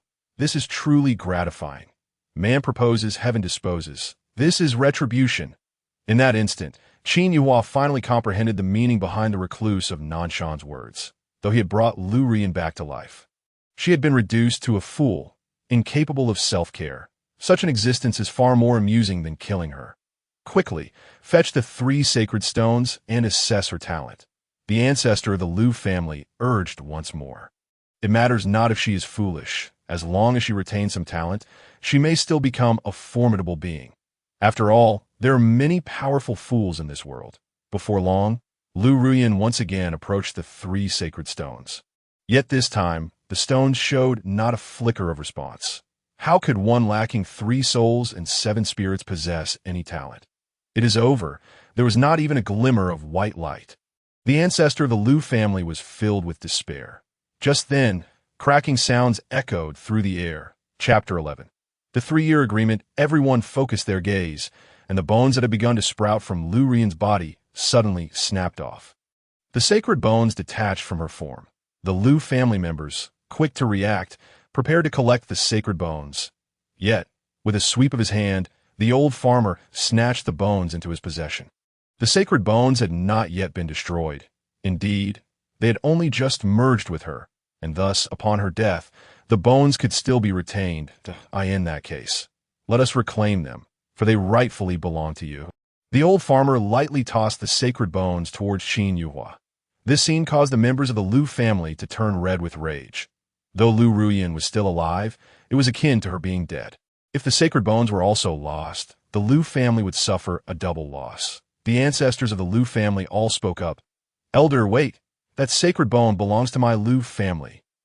Indeed, should Lu Rian be dead, should not the sacred bones be returned to my Lu family? The recluse of Nanshan shook his head slightly, remarking, this sacred bone undeniably belongs to Qin Yuhua, the young child. He provided it to treat that girl's ailment. Now that she is no longer ill, returning it to Qin Yuhua would be akin to restoring it to its rightful owner. Upon hearing this, the members of the Qin family expressed their unanimous agreement. Esteemed elder, you are truly just. However, the Lu family members were anxious and interjected, esteemed elder, but no buts. I have already saved her. Lu Ruyan is not dead. Your Lu family's matters are thus resolved. Are you questioning my decision, or do you believe my words hold no weight? The recluse of Nanshan narrowed his eyes, and the Lu family members suddenly felt a weight upon their shoulders, as if a great mountain pressed down upon them. They were reminded that they were in the presence of the morally ambiguous recluse of Nanshan. We dare not, they muttered. Now, it is the turn of the Tianhuan sect. The recluse turned his gaze towards Lin Taichu. You have taken his fiancé, and even killed him. This enmity is as vast as a sea of blood, utterly irreconcilable. Both Lin Taichu and Qin Yuhua nodded in agreement, speaking almost in unison. Indeed, it cannot be resolved. Between him and me, one must die. The recluse continued, since it cannot be resolved, I, the old farmer, shall set up a platform for you to battle. A platform for a duel.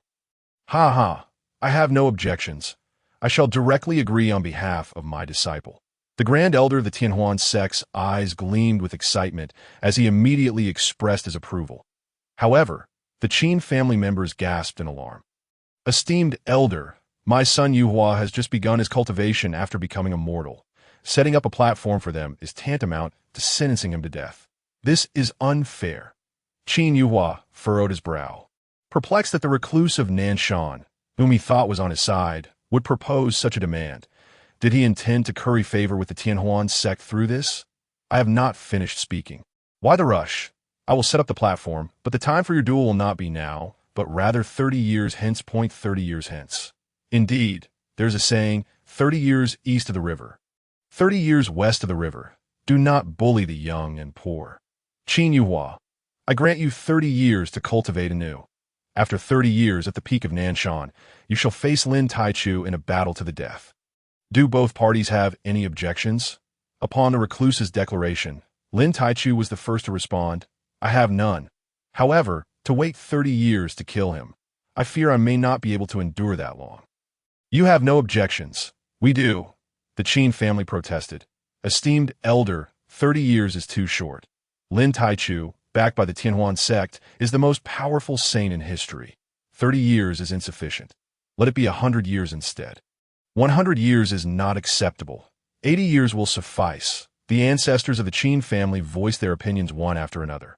Lin Taichu sneered. 30 years is already too long for me to wait. Why would I wait 80 years for this insignificant ant? As he spoke, Qin Yuhua suddenly burst into laughter. The recluse of Nanshan, intrigued, inquired, Little one, what are you laughing at? Qin Yuhua ceased his laughter and proclaimed with confidence.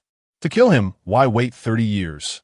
3 years will suffice. 3 years will suffice. Qin Yuhua's voice resonated through the surroundings, its echo lingering in the this pronouncement.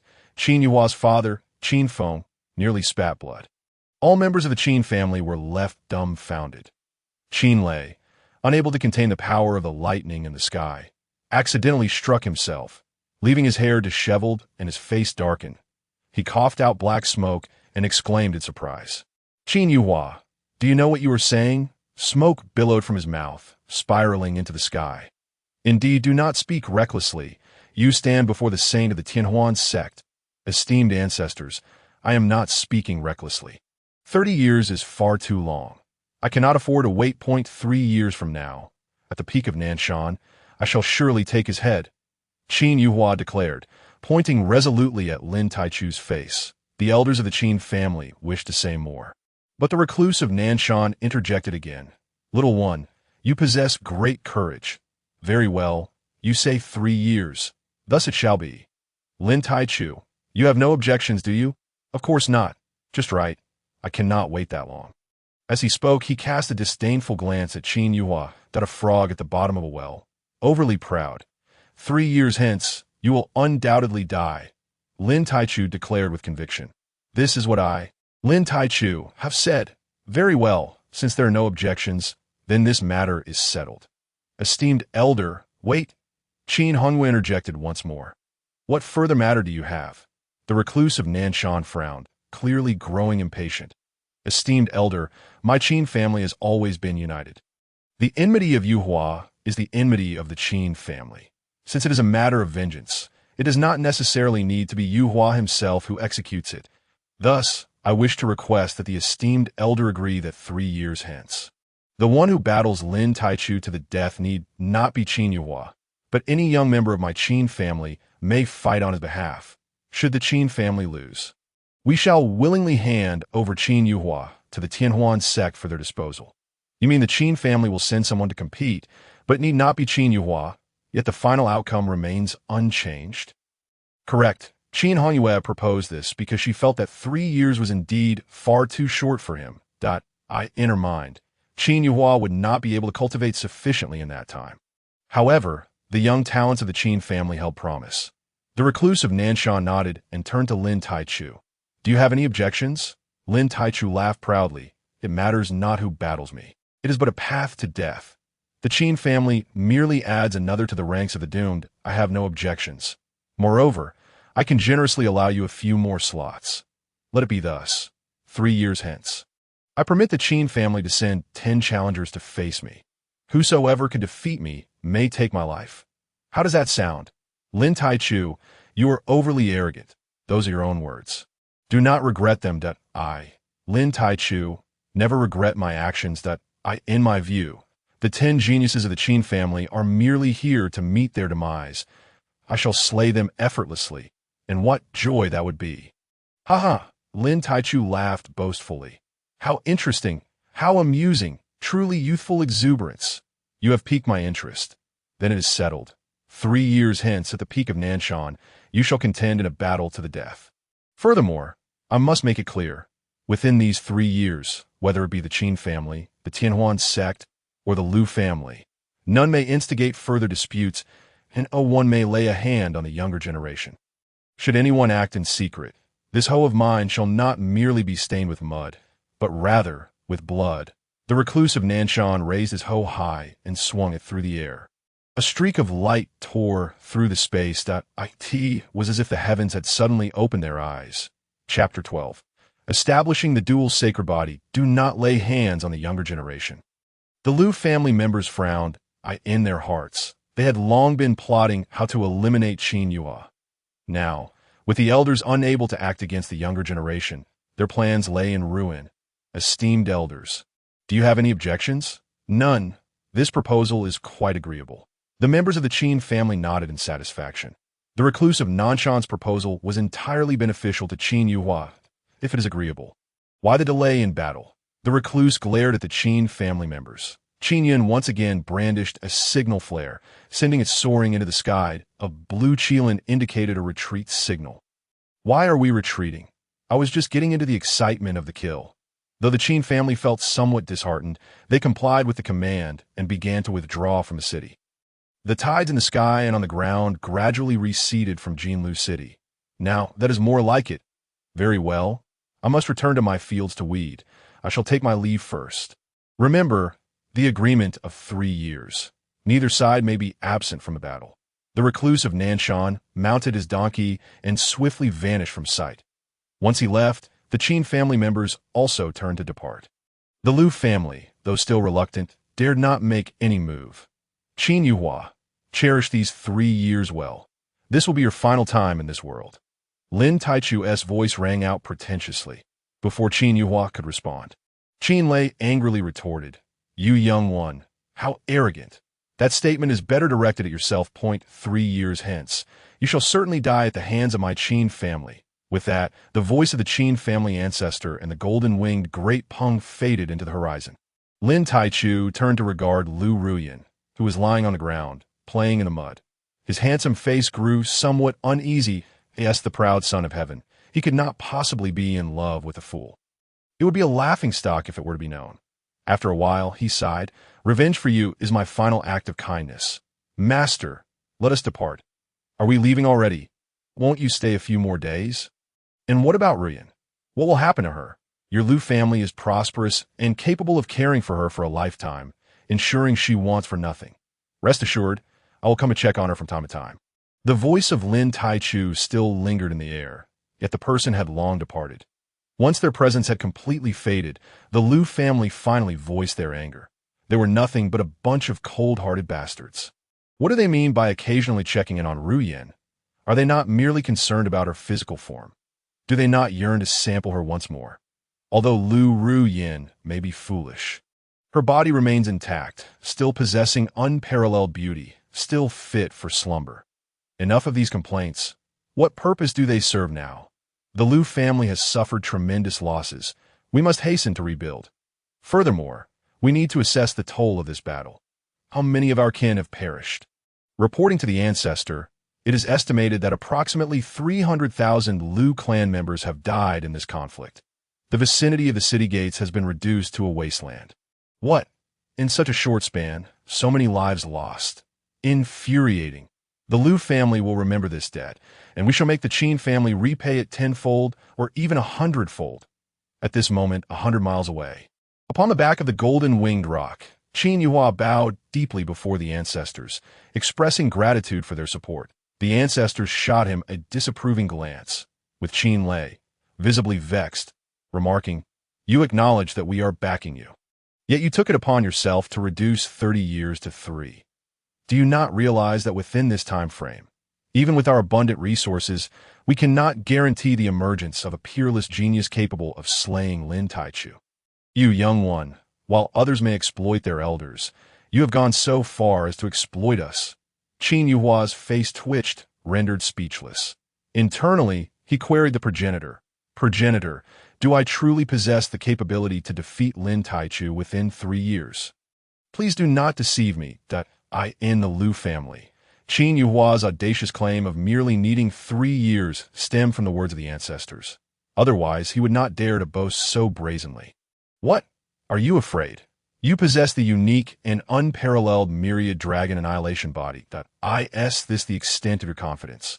Let me assure you, even if Lin Taichu is a born holy body, it merely implies he has a high probability of attaining sainthood. Do you comprehend what your myriad dragon annihilation body is capable of? Must I inevitably attain sainthood? Such a narrow perspective. You are destined to become an emperor." "What? An emperor?" Qin Yuhua was taken aback. Having witnessed the might of the saints in battle today, he realized the true strength they wielded. Attaining sainthood had now become his aspiration. Yet now the progenitor claims that his physique is destined to become an emperor. This was simply beyond belief, a delightful surprise. The kingdom of Tianhuang had not seen an emperor in 1,000 years. Qin Yuhua suddenly felt invigorated, as if filled with newfound vigor. Little Lin Taichu. What is he? Easily subdued. By the way, have you absorbed the knowledge I imparted to you these past days? I have nearly digested it all. Then you should be aware that with your myriad dragon annihilation body paired with the chaos suppression dragon cauldron I placed in your sea of consciousness, your cultivation speed will astound all. The chaos suppression dragon cauldron is the bane of dragonkind. Most dragons could be subdued in mere seconds. That I only acquired it later myself, and I have yet to fully discern its other capabilities. However, I can assure you, this cauldron is extraordinarily powerful. Progenitor, you mentioned that my body can absorb the essence of dragons, but I have a question. Where shall we find the dragon race? Do you not possess any divine dragon power to bestow upon me? You, always seeking to reap without sowing. You already have the chaos suppression dragon cauldron. Do you not know how to subdue dragons yourself? It is merely a matter of moments. Progenitor, there are hardly any dragons left on the continent now.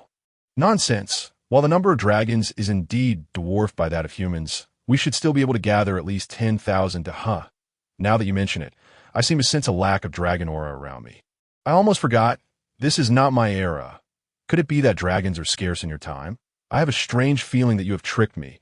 The progenitor coughed a couple of times and said, "What is there to panic about? Even if there are not many dragons, your talent is second to none in 10,000 years, aside from myself. Now, do not disturb me. I will exert some effort to sense where dragons might still exist nearby." Progenitor, did you not state that you are merely a remnant of your former self, and that your power could dissipate at any moment? Fear not. 3 years is still manageable, until I see you defeat Lin Taichu. How could I bear to disperse? With that, the progenitor's consciousness vanished. The chaos suppression dragon cauldron in the sea of consciousness began to radiate light as it started to sense the presence of any remaining divine dragons on the continent. Why are you dazed? The 11th ancestor requests that you retrieve the holy bone. At that moment, Qin Feng's voice suddenly echoed. Qin Yuhua finally regained his senses. Retrieve the holy bone. The 11th ancestor. Qin Yo nodded. 3 years is indeed a short time. Fortunately, the Nanshan recluse has returned the holy bone to you. 3 years hence. Avenging you by slaying Lin Taichu is not impossible. That I have already devised a plan. 11th ancestor, what is this plan? We shall employ a secret technique to establish a dual holy body. Chapter 13. A great surprise in 5 days. Dual holy body. Qin Yuhua heard this term for the first time, and it sounded quite impressive. But 11th ancestor, can a person not awaken only one physique? Qin Yo explained. In my younger years, I visited a dilapidated ruin and acquired the method to forge a dual holy body. Qin Yo, you have such luck? Why did you not mention this sooner? It is not that I did not mention it earlier. but rather that this secret technique is incomplete. Incomplete? No wonder. However, for the glory of the Qin family, I must attempt this secret technique. Qin Yo's expression suddenly grew peculiar, and then he lowered his voice to speak only to Qin Hongyue and the others. After years of my research and refinement, I believe there's a 2 in 10 chance of success. 2 in 10. So low. Does that not imply a high probability of failure? 2 in 10 is still the best outcome. The worst case could yield less than 1 in 10. The key lies in how the secret technique is executed. Upon hearing this, Qin Hongyue and the others frowned. 10th ancestor, what are you discussing privately? Qin Hongyue did not respond. This time, she did not lower her voice, but directly inquired, Qin Yo, what happens if we fail? If we fail, not only will we not achieve the dual holy body, but the original holy body will also vanish. Moreover, you will be reduced to a mere mortal, forever devoid of any cultivation talent. Does that not mean a true transformation from genius to waste? Indeed.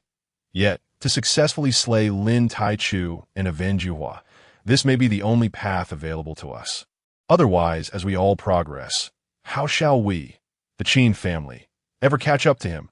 Upon hearing this, the ancestors fell silent. That moment. Qin Yuhua inquired with confusion, does the dual holy body require a person to already possess a holy body? Yet over the years, it seems I am the only one in the Qin family with such a physique. The holy body is exceedingly rare. For many years, only the Liu family performed the rite of sanctification a few days ago. Qin Yin interjected, Yuhua, there is another holy body in the Qin family, but it has not been publicly acknowledged. Another one?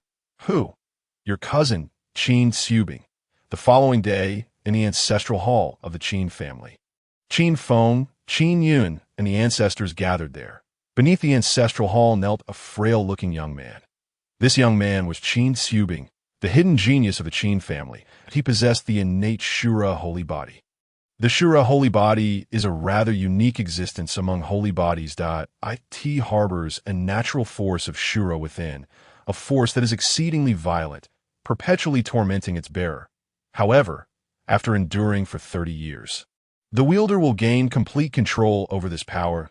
In other words, only those who can withstand the torment may attain the formidable Shura holy body. Xubing, young one, I intend to bestow upon you the innate holy bone.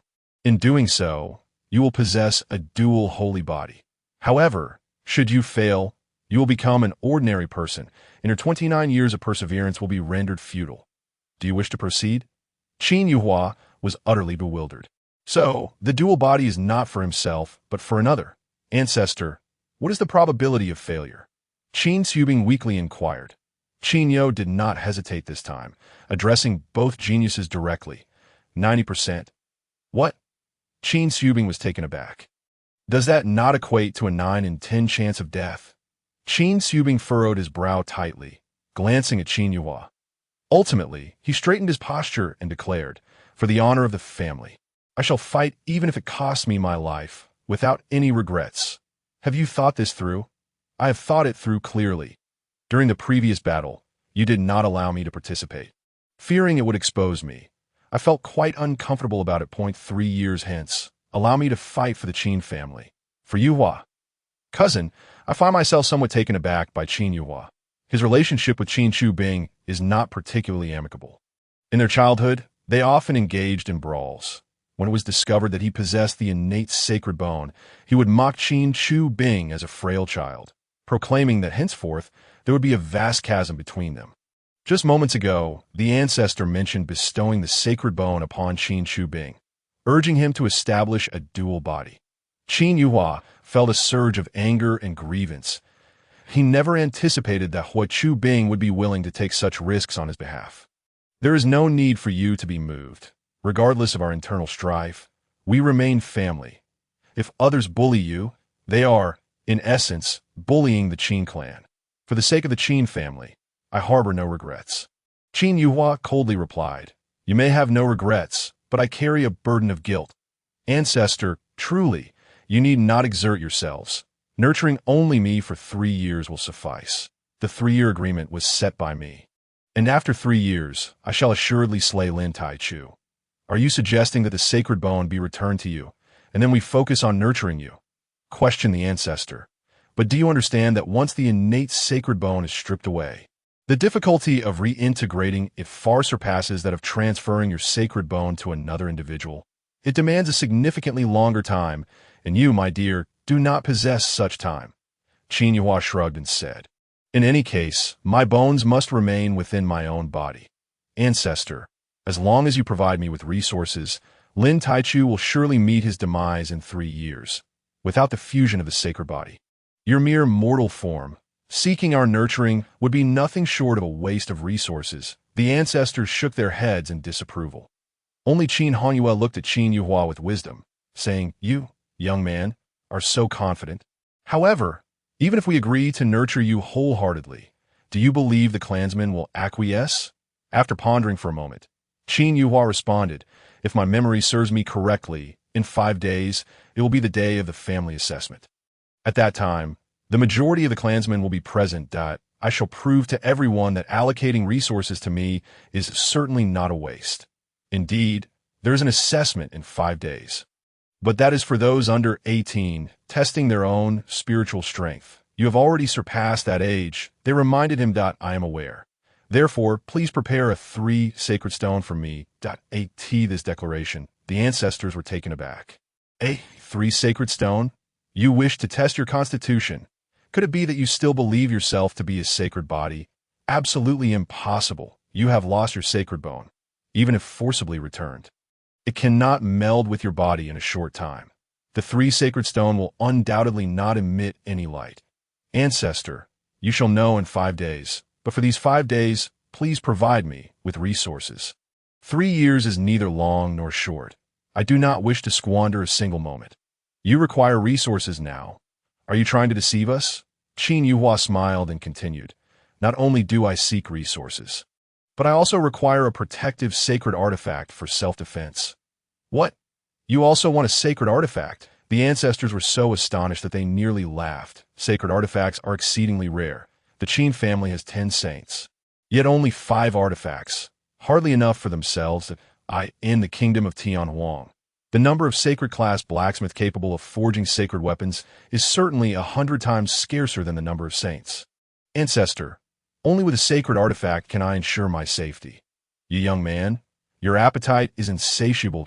We can agree to provide you with some resources initially, but whether you can obtain a protective sacred artifact depends on the surprise you bring us in 5 days. There will undoubtedly be a surprise, a grand one at that. Very well.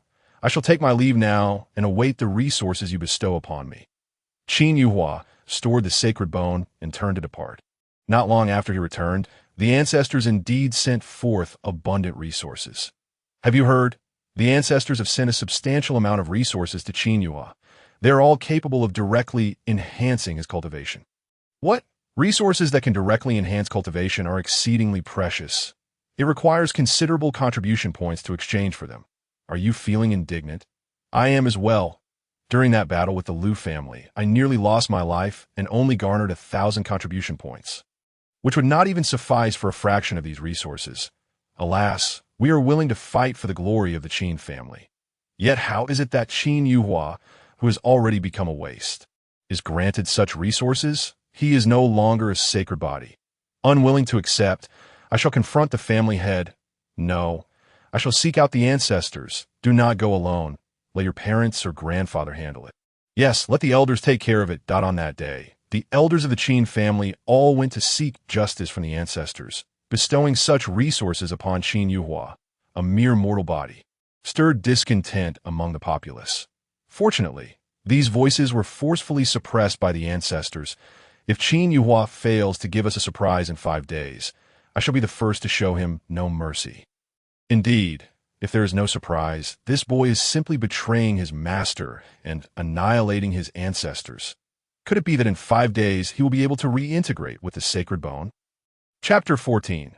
The Sacred Body, in Qin Yuhua's chamber. Upon receiving the resources, Qin Yuhua immediately prepared to consume them. 3 years is indeed too brief. He must seize every moment that a large handful of elixirs appeared in Qin Yuhua's hands. Consuming these would qualify him to break through to the demon spirit realm. Just as he was about to ingest the pills, The ancestor Qin Tian exclaimed, "Hurry, stop! Ancestor, what is the matter? Have you found where the divine dragon resides? Where could it be found so swiftly? Do you still think I am in my prime? Ancestor, then what are you? Put down the elixirs in your hands. Why? I still need them to enhance my cultivation. Why do you still need to ask me? You have received my inheritance. Can you not discern the quality of these elixirs? The quality of these elixirs is far too low. Low?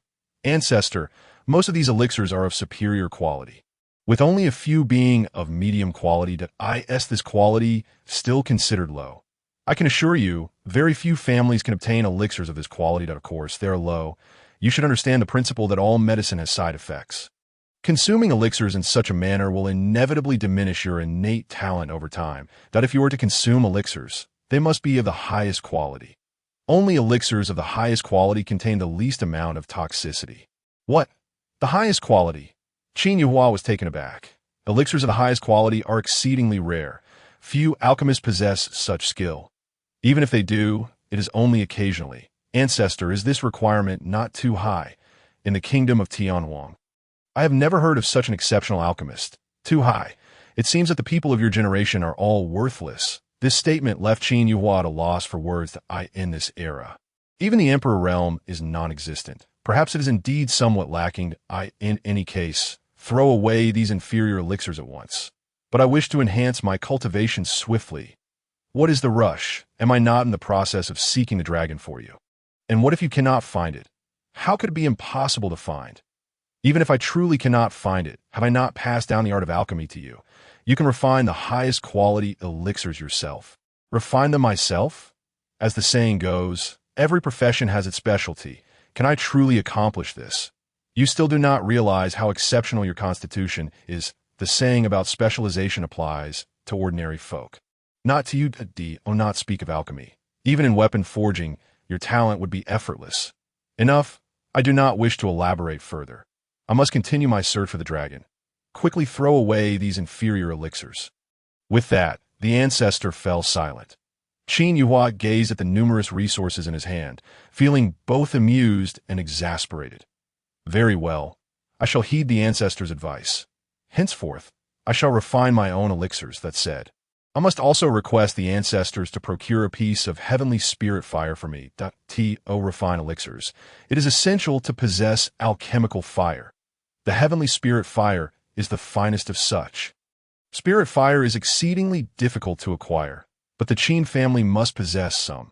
Requesting it now, the ancestors will likely refuse. I shall wait until 5 days later to discuss. As time passed, 5 days swiftly elapsed. Today marks the Qin family's assessment day, held once every 4 years. Anyone under 18 may come to test the strength of their spiritual energy in the absence of any awakened constitution. The strength of one's spiritual energy determines their potential at this moment. The sun had just risen, and the main courtyard of the Qin family was already teeming with people, whether they were direct descendants or collateral branches. All had gathered. Each younger generation member, filled with hopes and dreams for the future, touched the spirit testing stone atop the high platform under the watchful eyes of their elders. The stone occasionally emitted red, green, and golden lights. The younger members of the family displayed a mix of joy and sorrow. Is there anyone left who has yet to test? Hurry up to the stage, an elder inquired softly as the sun began to set. At that moment, Qin Yuhua's voice resonated. There is still me. It is Qin Yuhua. What is he doing here? Surely he does not intend to participate in the assessment, does he? But he has already surpassed the age limit. As soon as Qin Yuhua made his appearance, the scene erupted in a frenzy. The gazes directed towards him were far from friendly. Externally, they might unleash a massacre for the sake of Qin Yuhua. But internally, they would still vie for the resources that were at stake. Qin Yuhua, how dare you show your face here? Haven't you been hiding for the past 5 days? Now that you've emerged, hurry up and surrender the resources. You are utterly unworthy. Despite the barrage of insults, Qin Yuhua remained unfazed, instead smiling and waving in greeting. Greetings, dear relatives. How is everyone? Stop with the false camaraderie. We are not swayed by such tactics. Indeed, resources of the Qin family should be claimed by the capable. Your possession of resources is unacceptable. You are merely a mortal. Maintaining his smile, Qin Yuhua replied, I understand that none of you are convinced. But soon enough, you shall be. As he spoke, he strode confidently towards the high platform. What on earth is this boy up to? Is he truly going to test his spirit? The elders of the Qin family wore expressions of bewilderment. Unsure of why Qin Yuhua had chosen this moment to appear, that he has finally shown himself, I thought he would remain hidden, that I wonder if he will surprise us. Please, do not let us down. Within the chamber, several elders' eyes gleamed with anticipation. They had been waiting for this moment. As Qin Yuhua ascended the platform, the spirit testing stone was removed by Qin Yun, replaced instead by a massive 3-saint stone. Is that the 3-saint stone? What is happening? Is Qin Yuhua about to touch the 3-saint stone? He has already been rendered useless. What purpose would serve him? Has he truly lost his mind? Amidst the astonished gazes of the crowd, Qin Yuhua approached the 3-saint stone. Today, I wish to proclaim to everyone that even without the innate sacred bone, I, Qin Yuhua, am still an unparalleled prodigy. Everyone, do not blink. Watch closely. As his hand rested upon the 3-saint stone, it suddenly radiated a brilliant light. What? It's glowing. How is this possible? The 3-saint stone cannot possibly emit light. Could it be malfunctioning? At that moment, the elders in the room nodded in acknowledgement and then shook their heads. Indeed, this is quite unexpected. We did not anticipate that he still possesses the potential for sanctity, but this is hardly a cause for excitement. Indeed, this light is merely white. Wait, something is amiss. The light has changed. Just as the elder's words fell, the white light emitted from the 3-saint stone transformed into a blue glow. Qin Yuhua had ascended from the status of a white saint to that of a blue saint. Yet this was merely the beginning. As the blue light appeared, it swiftly morphed into a golden radiance. The initial glint of gold was faint, but in the blink of an eye, it erupted into a dazzling brilliance. As the sun set, the dim sky was instantly transformed into a radiant daylight. This golden glow was so intense that it left spectators momentarily blinded. Just days prior, the golden light of Lu Rian paled in comparison to Qin Yuhua's. Akin to the difference between a firefly and the luminous moon that in that instant, the elders were rendered speechless, rising to their feet in astonishment. The golden light signifies the pinnacle of sanctity, the legendary supreme sacred body. How is this possible? Has he truly managed to reforge his sacred bone in just 5 days? Does the innate sacred bone require to be taken once before its true potential can be unleashed? The golden light was overwhelming, casting an aura over the entire Wushuang city. Suddenly, with a resounding explosion, the 3-saint stone shattered. Chapter 15. Qin Yuhua is an unparalleled genius. The previously bustling courtyard fell silent in an instant. All eyes were wide open, staring at the now empty high platform. After a moment, people began to regain their senses. What on earth just happened? Why did the 3-saint stone explode? It seems the 3-saint stone has truly malfunctioned. Otherwise, how could a mere mortal cause it to emit golden light? The 3-saint stone was incredibly resilient. Even a sage could not shatter it. This was the first time the Qin family had witnessed the 3-saint stone explode. Some ignorant clansmen exclaimed, Qin Yuhua, look at what you've done. Your inferior talents have humiliated the 3-saint stone, causing it to self-destruct. How brazen you must be to dare touch the 3-saint stone. Indeed, the 3-saint stone is so sacred that we mere mortals can only admire it from afar, not dare to disrespect it. Hearing these remarks, Qin Yuhua found himself at a loss for words. Just as he was about to respond, Qin Hongyue and Qin Yo burst through the door, rushing to the high platform. We pay our respect to the esteemed ancestors. Ancestors, you have arrived just in time. Qin Yuhua has caused the 3-saint stone to explode, that he must be punished. Silence. Qin Lei's stern voice rang out, abruptly silencing the crowd, leaving the chamber in complete stillness, where even a pin drop could be heard. Ignorant fools should refrain from speaking recklessly. Close your mouths if you wish to avoid appearing foolish. With that, Qin Lei approached the pulverized remnants of the 3-saint stone, scrutinizing it closely alongside Qin Hongyue and the others. Their eyes sparkled with an unprecedented brilliance, akin to those who have been lost in eternal night, suddenly witnessing the dawn. T must be correct. It must be. Qin Lei muttered with a smile dancing on his lips. Stay here and wait for me. I shall retrieve that object." With those words, Qin Lei vanished from sight. What is happening? What could the 12 ancestors be retrieving? I have no idea, but I cannot shake the feeling that the shattered three-saint stone has thrilled the elders. As the clansmen exchanged puzzled glances, Qin Lei returned, cradling a larger stone in his arms. The stone was irregularly shaped and covered in dust, as if it had not been moved in ages. With a heavy thud, he placed the stone upon the high platform. "Qin Yuhua, come forth. The three-saint stone was destroyed by you. Now, place your hand upon the five-saint stone." At this declaration, the elders of the Qin family erupted in exclamations of astonishment. "This is actually the five-saint stone. Grandfather, I've only heard of the three-saint stone. How was there a five-saint stone?" The five-saint stone was utilized in a bygone era to test physical constitutions. In that age, heroes abounded, and numerous individuals possessed sacred bodies.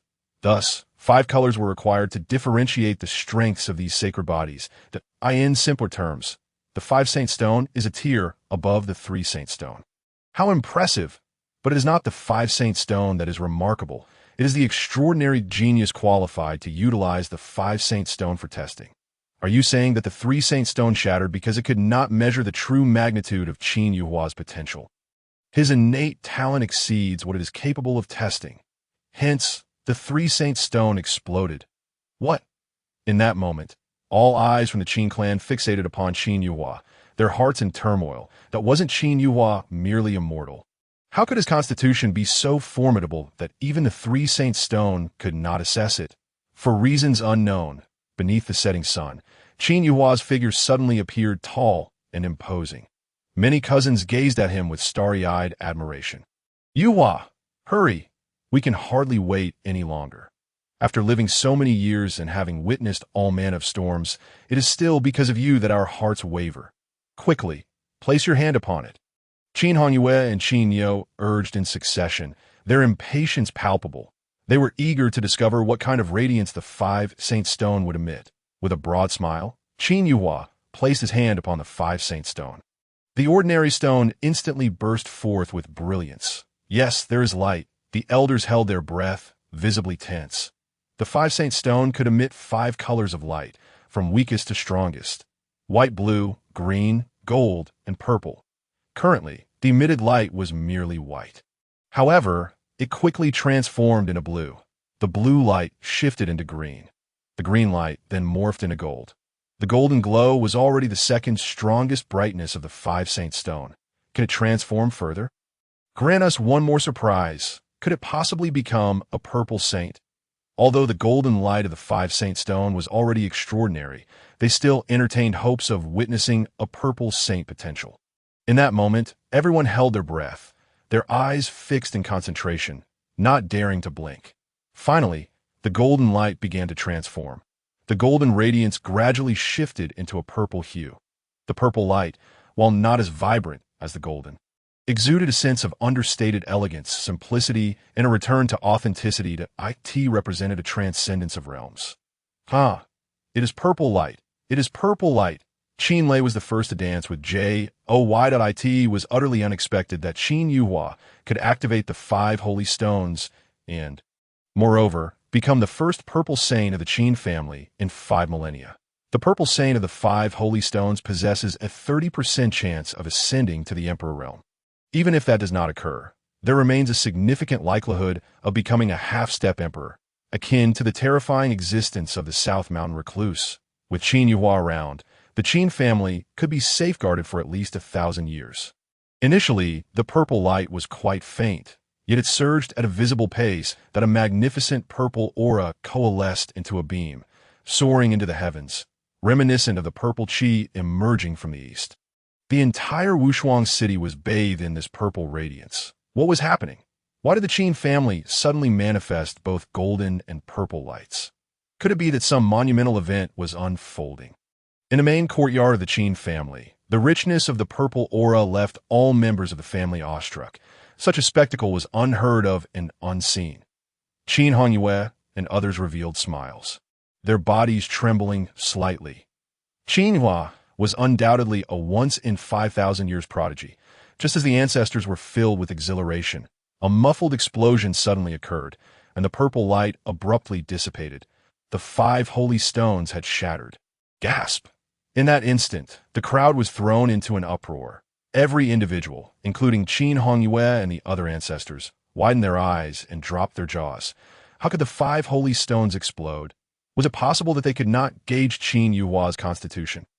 At that moment, Qin Lei seemed to have realized something and inquired of Qin Hongyue. Elder, is there still a holy stone in the tomb? You mean the 5 holy stones? No, I speak of the legendary 7 holy stones. Upon hearing this, the clan members were taken aback. What? There are 7 holy stones? Goodness, I have lived my life without knowing of their existence.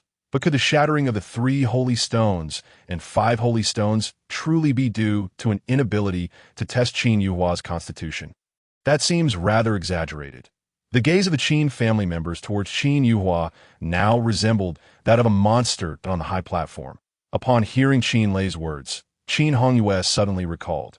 Now that you mention it, there is indeed a 7 holy stone in the tomb. Wait here, I shall retrieve it. Qin Hongyue stomped her foot and then vanished. When she reappeared, she held a stone the size of a goose egg. The stone was pockmarked and irregular. Lying on the ground, it would not attract much attention. Was this truly the legendary 7 holy stone? Why was it so small?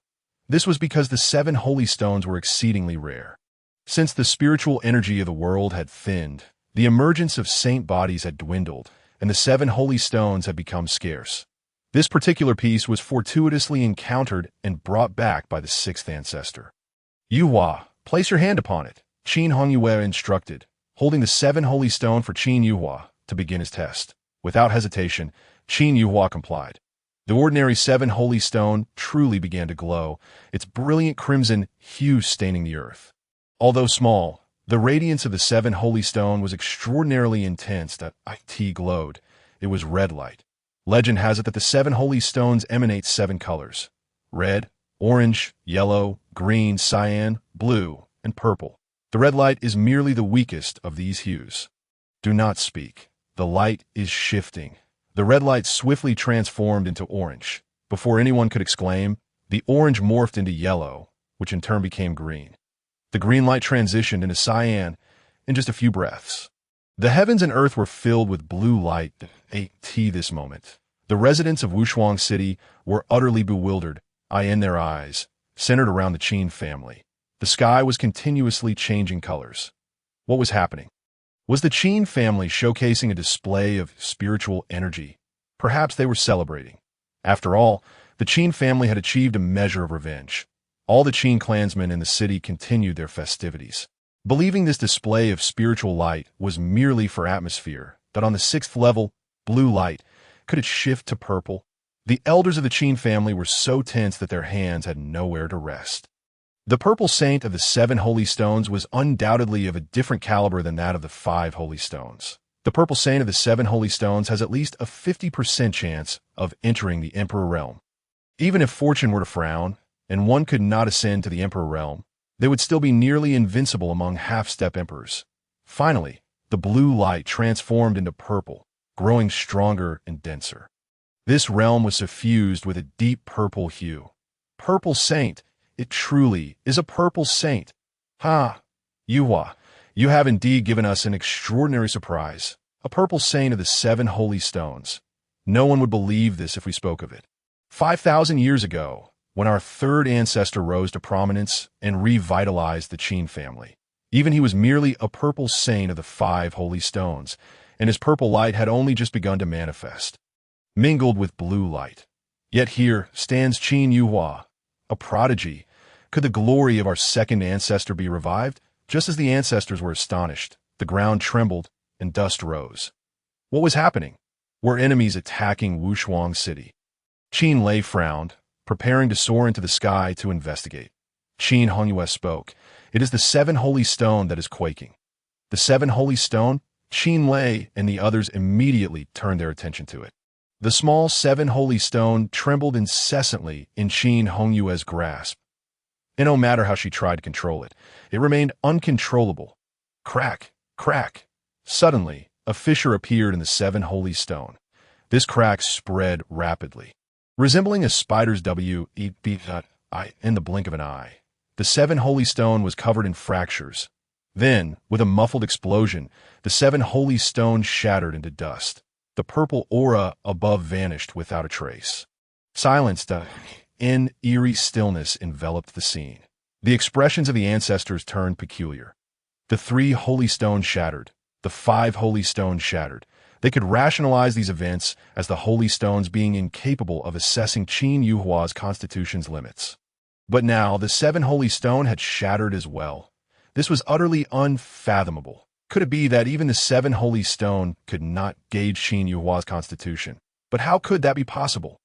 This was the legendary seven holy stone. If even the seven holy stone could not assess, what then could? Most critically, with the holy stone shattered, the very nature of whether Qin Yuhua was truly a prodigy remained indeterminate. The elders exchanged glances, and then Qin Yo spoke. Must we commit an act of great rebellion? Qin Hongyue sighed. Given the circumstances, we can only apologize to our third ancestor. However, if our suspicions are correct, the third ancestor, watching from beyond, would surely take pride in his descendants. Then it is decided? Yes, it is decided. Let us proceed to open the coffin. The words of the elders startled the members of the Qin family. Elders, open the coffin. Are you truly going to disturb the resting place of our third ancestor? That cannot be. Resting in peace is paramount. How can we disturb it? Humph. Do you think we are unaware of the gravity of this act? Yet it is only within the coffin of our third ancestor that lies the one and only nine holy stone. The nine holy stone. Are there truly still nine holy stones beyond the seven holy stones? On this day, the Qin family opened the coffin of their third ancestor and retrieved the nearly lost nine holy stone. The nine holy stone, also known as the Emperor's Stone, is the measure of whether one possesses the potential of an emperor.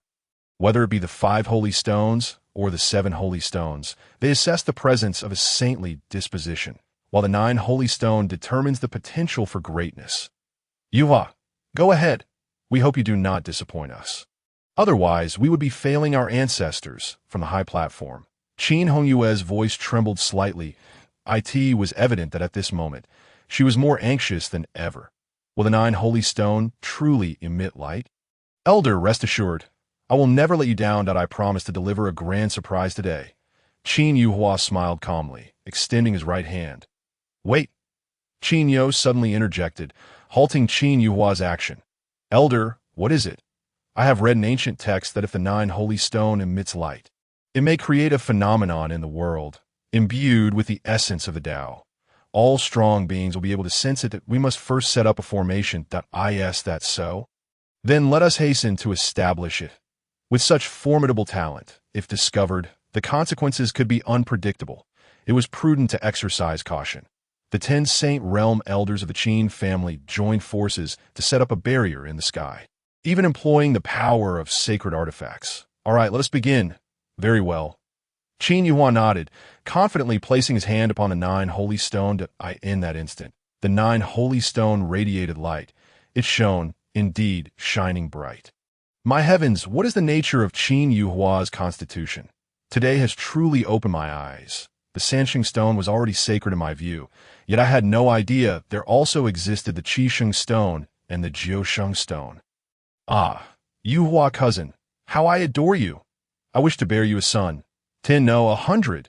Fortunately, it has begun to emit light, and Qin Hongyue's anxious heart finally finds some relief, as long as it can shine. It is a good omen. She turned to inquire of Qin Yo and Qin Lei. Do you know what kinds of radiance the Jiusheng stone possesses? Qin Yo shook his head, saying, the ancient texts I consulted did not elaborate on this. It has been a long time, and no one has sought to explore it. You do not know either?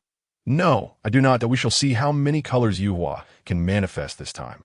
The ancient texts state that if he can change into 5 colors, he is destined to become an emperor. Transform into 5 colors guarantees his ascension to emperor. Yuhua, my lad, give it your all, and quickly manifest the second color. Chapter 17. The 9-colored emperor. Not long after the voice of the ancestor had faded, the white light of the Jiusheng stone transformed into blue. The second color. Continue to change. Do not stop. Change, change, change. At that moment, All members of the Qin clan rallied to cheer for Qin Yuhua.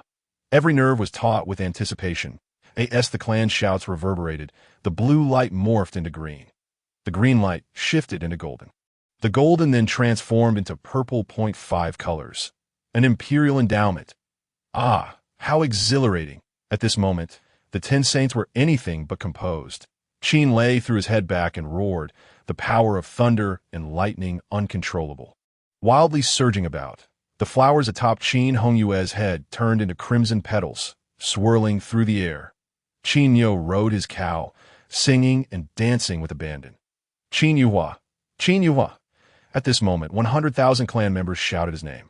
Although they were not the ones testing his aptitude, each felt their blood quicken and their spirits soar. Some even knelt on the ground, slapping their own faces repeatedly, apologizing to Qin Yuhua as they did so. I previously mocked you, deeming you unworthy of the Qin family's resources. I was blind and deserved this punishment. Indeed, you could take all the resources of the Qin family, and it would be well-deserved. We are all convinced. These clan members struck their own mouths until they bled, yet their eyes sparkled with fervor. The sense of family honor was deeply ingrained in every Qin clan member's bones. If you truly possess strength, the entire clan will acknowledge you that in this world, power ultimately reigns supreme. The radiance continued to shift, unabated. Another clan member gasped in astonishment. They could see clearly that after the purple light intensified, it gained additional hues: red, blue, and purple. 3 colors. This is the 3rd colored light. Is this the 6th radiance of the Jiusheng stone? So beautiful, so awe-inspiring. Upon the emergence of the 3-colored light, the Qin family seemed to transform into a paradise, imbued with fantastical hues. Yet, this was not the end. Following the 3 colors was the 5-colored light.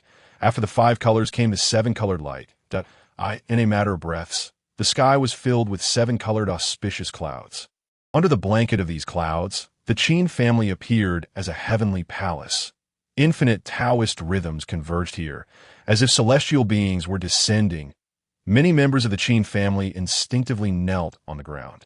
Even the esteemed ancestors could not resist the urge to bow in reverence. Their voices had become stammering. 3-colored, 5-colored, and now 7-colored radiance. This is already the 8th color. Indeed, it can be said that the limit of the Jiusheng stone is the 9-colored light.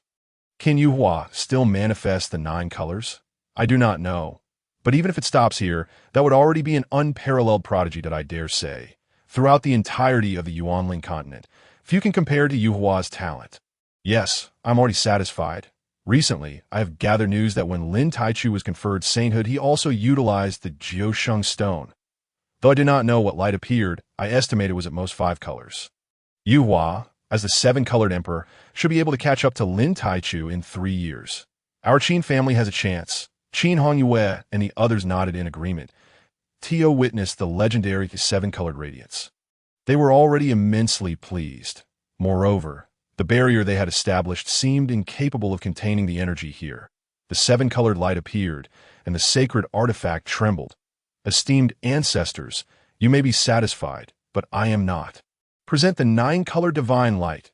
At this moment, Qin Yuhua declared with a cold voice. The original 7-colored radiance intensified significantly. You young lad, cease your efforts. This is already enough. Do not manifest the 9 colors. The voice of the ancestor suddenly echoed. The 9-colored emperor is a taboo existence. Throughout the years, those who became the 9-colored emperor were often the first to perish, for no one allowed them to mature. What? Ancestor, but I cannot stop. No worries, I have long prepared for this. The ancestor activated the chaos, descending dragon cauldron within his consciousness. His hands continuously formed seals. A mysterious power emanated from the cauldron. The surrounding world seemed to take on an ethereal quality. The current scene is visible only to you. What they see is different from what you perceive. As the ancestor spoke, the 7-colored light of the Jiusheng stone suddenly transformed into 9 colors. The additional 2 colors, 1 white and 1 black, seem to signify light and darkness. The 9-color divine light has finally appeared. However, this is the vision experienced by Qin Yuhua in the eyes of the esteemed ancestors of the Qin family. Although the radiance had grown increasingly intense, the colors remained 7, the ancestor's previous technique seemed to be a form of terrifying illusion. Yet, while the ancestor could deceive the Qin family members, he could not obscure this realm. Upon the emergence of the nine-color divine light, it brought with it a terrifying Taoist rhythm. This rhythm descended from the heavens, causing the formation laid by the 10 saints to collapse in an instant. Before the 9 colors even appeared, the formation shattered. Look, the 7-colored radiance has enveloped Yuhua. In the eyes of the Qin family, the radiance was still 7-colored. But in reality, after the formation collapsed, the 9-colored divine light enveloped Qin Yuhua. Surrounded by this divine light, Qin Yuhua resembled a celestial being descending to earth, exuding boundless majesty. This divine power could be sensed by all powerful beings within a radius of 10,000 miles. Even the sky in their vicinity bore auspicious clouds that in this moment. Many elder members broke free from their constraints and soared into the sky. What a terrifying Taoist rhythm. What is happening? Has an unparalleled prodigy been born?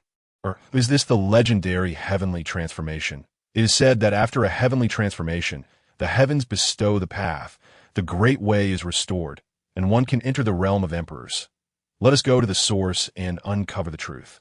Various influential figures were preparing to head toward the location of the Taoist rhythm. Suddenly, the Taoist rhythm vanished, and the world returned to clarity. Everything that had just transpired felt like a mirage.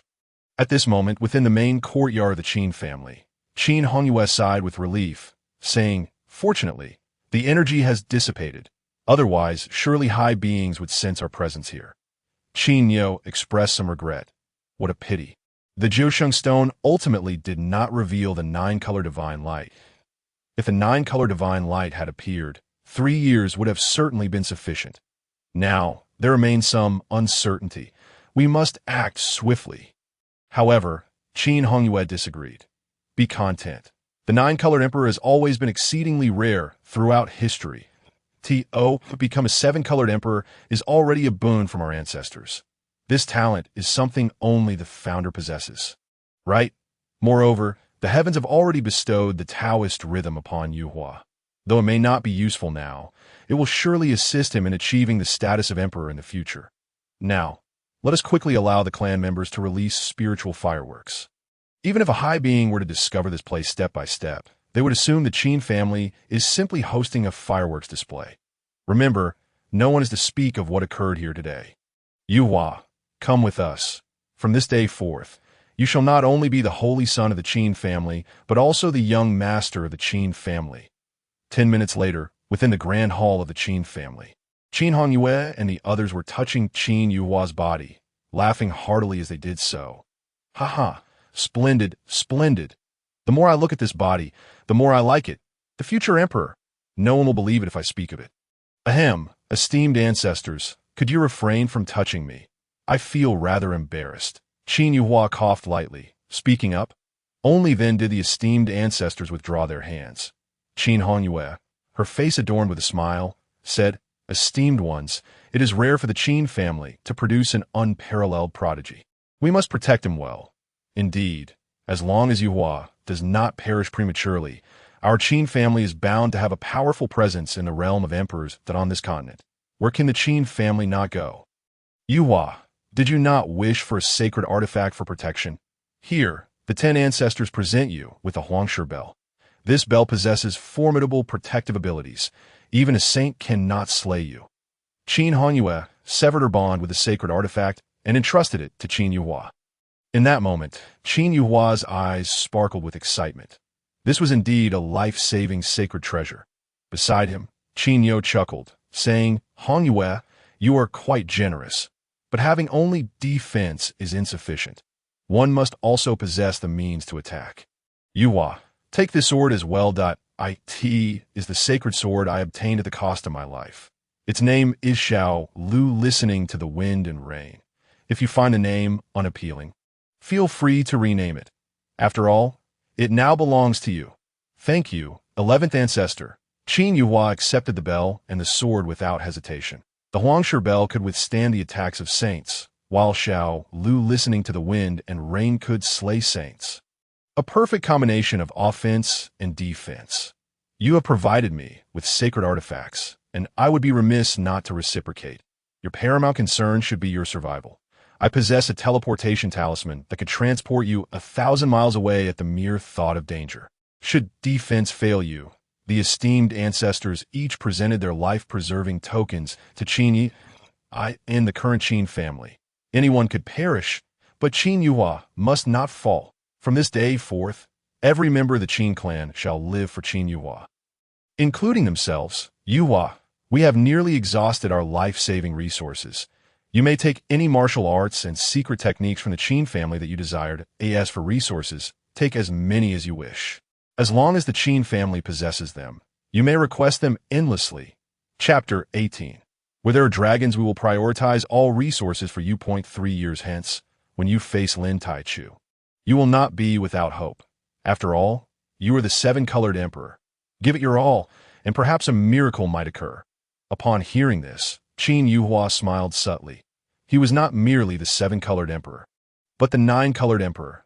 Though only 3 years remained, he was determined to trample Lin Taichu beneath his feet. However, he refrained from clarifying this, instead responding with a smile.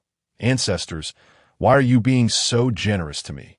Of course, your talent surpasses even that of our progenitor. You are stronger than he was. Moreover, if we do not allocate resources to you, how could you possibly stand against Lin Taichu? Qin Yuhua thought to himself, I dare not compare myself to the progenitor. My talent is a gift bestowed by him. Esteemed ancestors, I will strive diligently. 3 years from now, I will not bring shame to the Qin family. Qin Yuhua's earnest declaration elicited a round of exasperated glances from the ancestors. What nonsense are you spouting? Qin Yuhua was somewhat taken aback. What was wrong with his words? Just then, Qin Lei's voice rang out. Do we, the Qin family, need to strive? Henceforth, you may remain at home, living off our resources which we shall provide you shortly. During this time, focus solely on enhancing your cultivation. Every moment counts in these 3 years. Qin Yuhua felt a mixture of amusement and helplessness. It turned out he had erred by mentioning diligence. He shook his head and continued, Esteemed ancestors, I do not wish to take the family's resources. If all resources were to be granted to me, while neglecting my kin, I would feel uneasy. For instance, regarding my cousin Bingtang, once the 30-year period concludes, he will fully master the Azura power. So let us prioritize nurturing him. And what of you? I will procure my own resources. Instead, I request that you provide me with the raw materials for alchemy and also prepare a piece of earthly spiritual fire. Raw materials and earthly spiritual fire. Yuhua, what do you intend to do? You are not considering becoming an alchemist, are you? Absolutely not. While alchemists are in high demand, powerful alchemists are unparalleled masters, but therein lies the issue. The formulas are controlled by major powers. Obtaining high-level formulas is as difficult as ascending to the heavens. Otherwise, you would merely be working for the powers that hold the formulas. Moreover, with your talent, pursuing alchemy would be a misstep. Esteemed ancestors, I understand, but please trust me. Simply prepare the medicinal materials and fire for me. The level need not be excessively high. Just gather what is suitable for the Tianling realm that I estimate that 3 years from now. Lin Taichu's cultivation will likely only reach the Tianling realm. At most the Xian realm, not be careless. You may not know that Lin Taichu also used the 9 saint stones to attain sainthood. But you truly do not require resources. The ancestors were all anxious for Qin Yuhua. I prefer not to take what is readily available. I only need the raw materials. In truth, Qin Yuhua felt a bit vexed. It was not that he did not want them. It was simply that the progenitor was preventing him from using the available resources. They deemed the level of the pills too low and insisted he engage in alchemy. They spoke of the benefits of being an alchemist.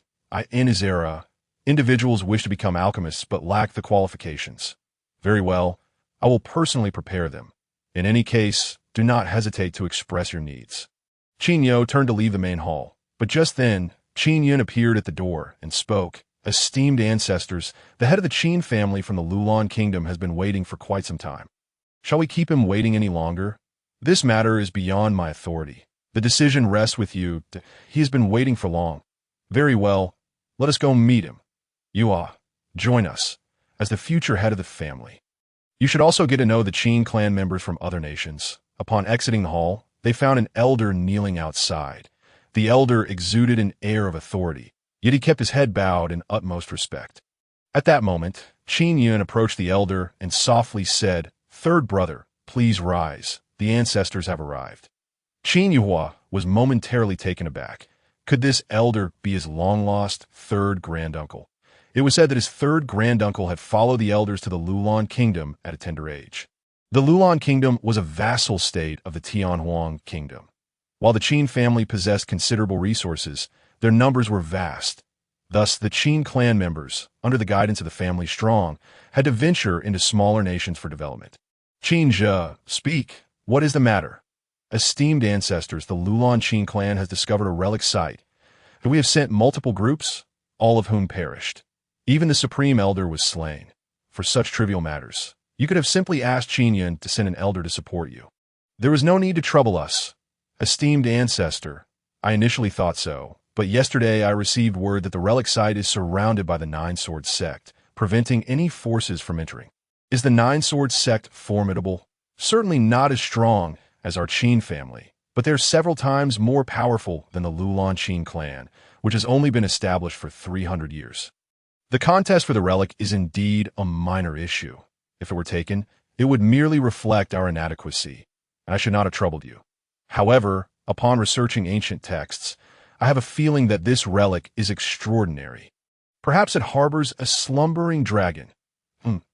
Qin Zhe's words sparked interest in the eyes of the esteemed ancestors.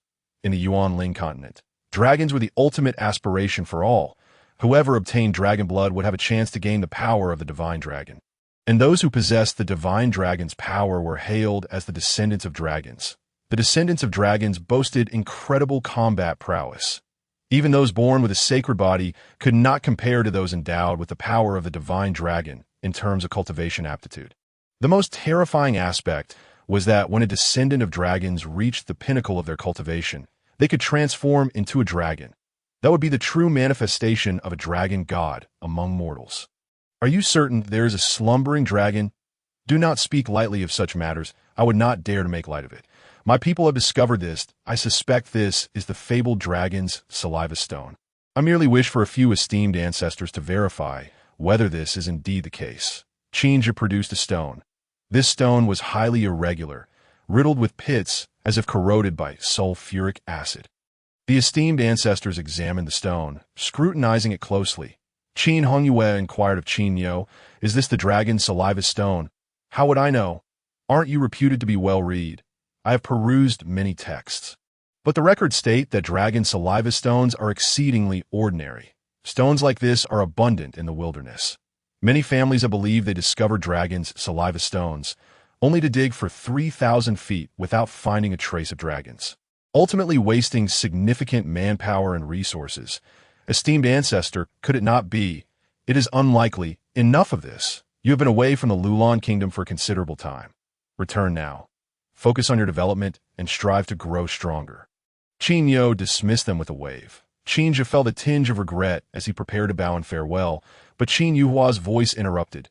"Third granduncle. Wait, let me have a look at that stone." Qin Yuhua's action startled the esteemed ancestors. Could it be that this young man recognized the dragon's saliva stone? Taking the stone into his hands, it wasn't long before his eyes sparkled with brilliance, and he declared resolutely, "Third granduncle, I shall accompany you back to the Lulan kingdom." This declaration left the esteemed ancestors in shock. "Yuhua, no.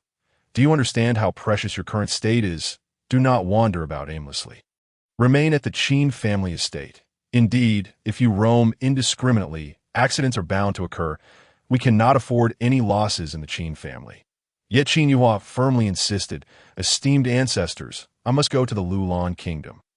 A smile graced his lips. Just moments ago, the progenitor had confirmed that this item was indeed the dragon's saliva stone. Dragon saliva. It possesses no remarkable qualities. It is merely an ordinary stone, tainted by the drool of a dragon. Yet, the presence of such saliva at that site indicates that a dragon once resided there. Chapter 19.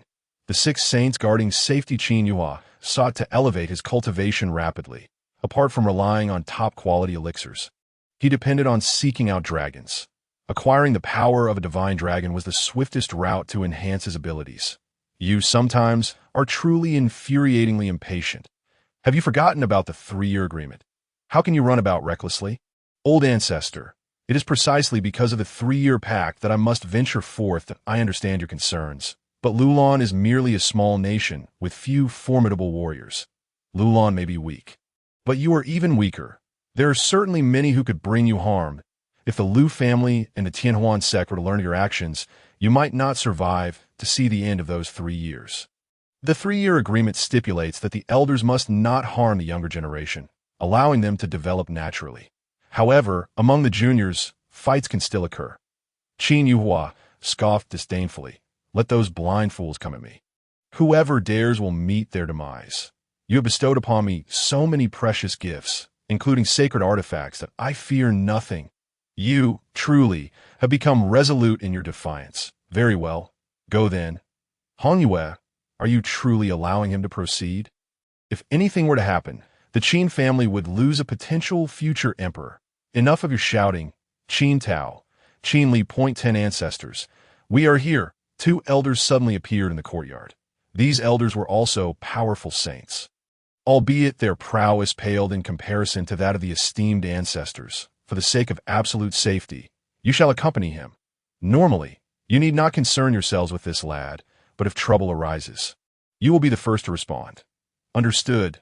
The 2 elders harbored no grievances. Protecting Qin Yuhua was tantamount to safeguarding the future of the Qin family, and they would have no regrets even in death.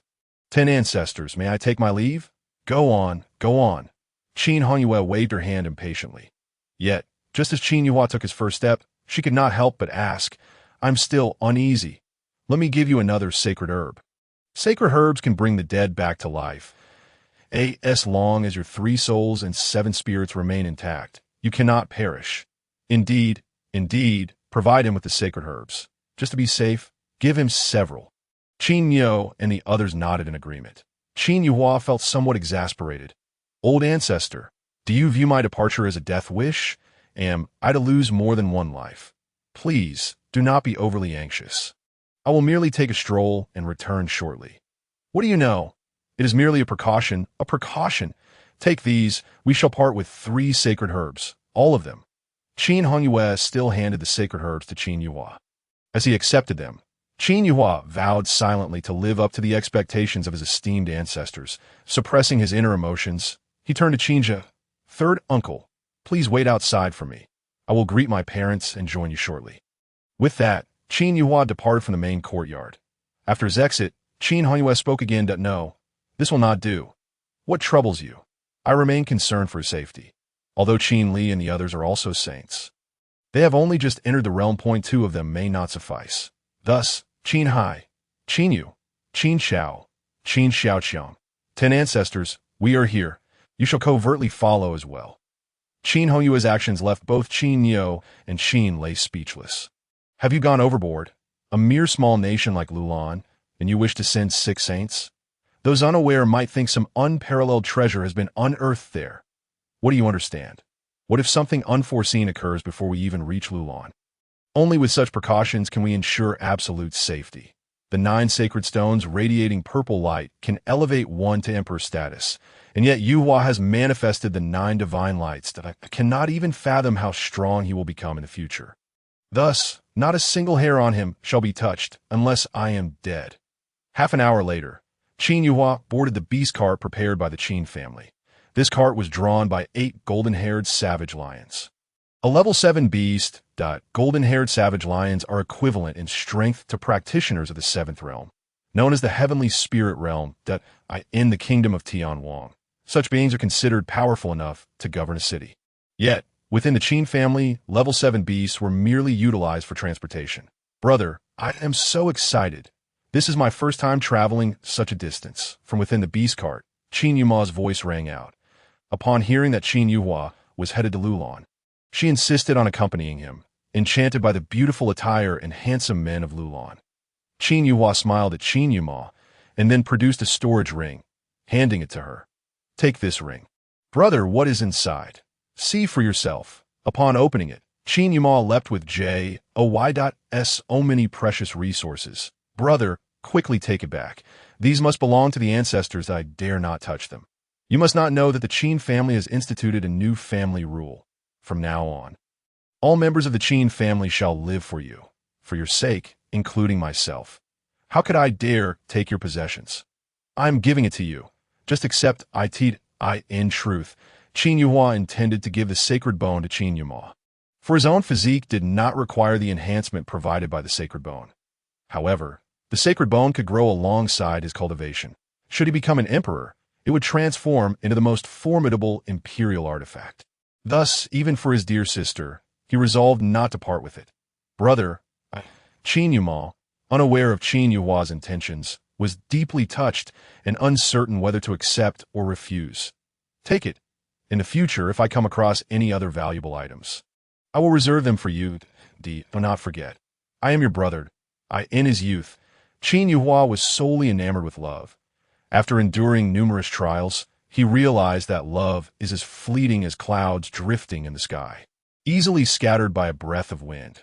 Familial bonds, however, are what truly deserve to be cherished. Within the limits of what he could offer without compromising his own needs, he would provide whatever he could. Henceforth, women would be like clothing. How long they are worn depends on the durability of the garment. Brother, enough, do not disturb me. I shall refine the heavenly spirit fire now. Qin Yuhua produced a vial, its surface adorned with seals. Upon opening it, a flame resembling a tiny figure swiftly darted outward. Where do you think you're going?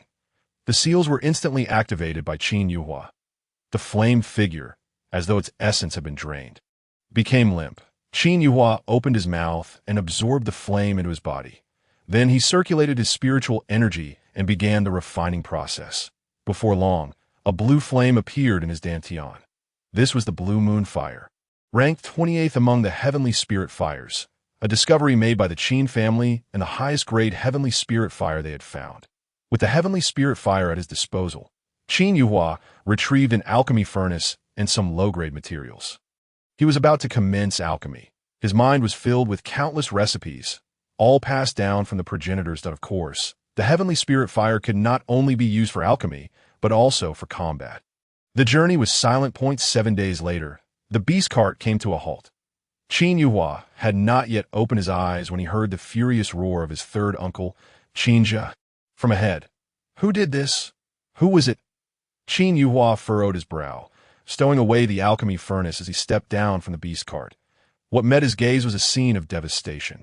Among the ruins lay a tattered plaque bearing the words Qin residence, reflecting a faint glimmer. If he were to surmise correctly, this should be the Qin family of Lulan. This sight changed Qin Yuhua's expression. Although the Lulan Qin family was but a small branch of the Qin clan, they too bore the Qin surname. How could the descendants of the Qin family be so ruthlessly oppressed? Chapter 20. The arrogant Fang clan members. Qin Yuhua was filled with rage. Following the battle with the Lu family, he had reviewed the casualty report of the Qin clan in the confrontation. The Lulan Qin family had suffered the greatest losses, with 3,000 lives claimed. 3,000 lives may have been a trifling number to the Qin family, but for the Lulan Qin clan, it represented a significant loss. Those 3,000 might have been their elite members. The ancestors had declared that from this moment on, the members of the Qin family would live for Qin Yuhua. In truth, he felt the same.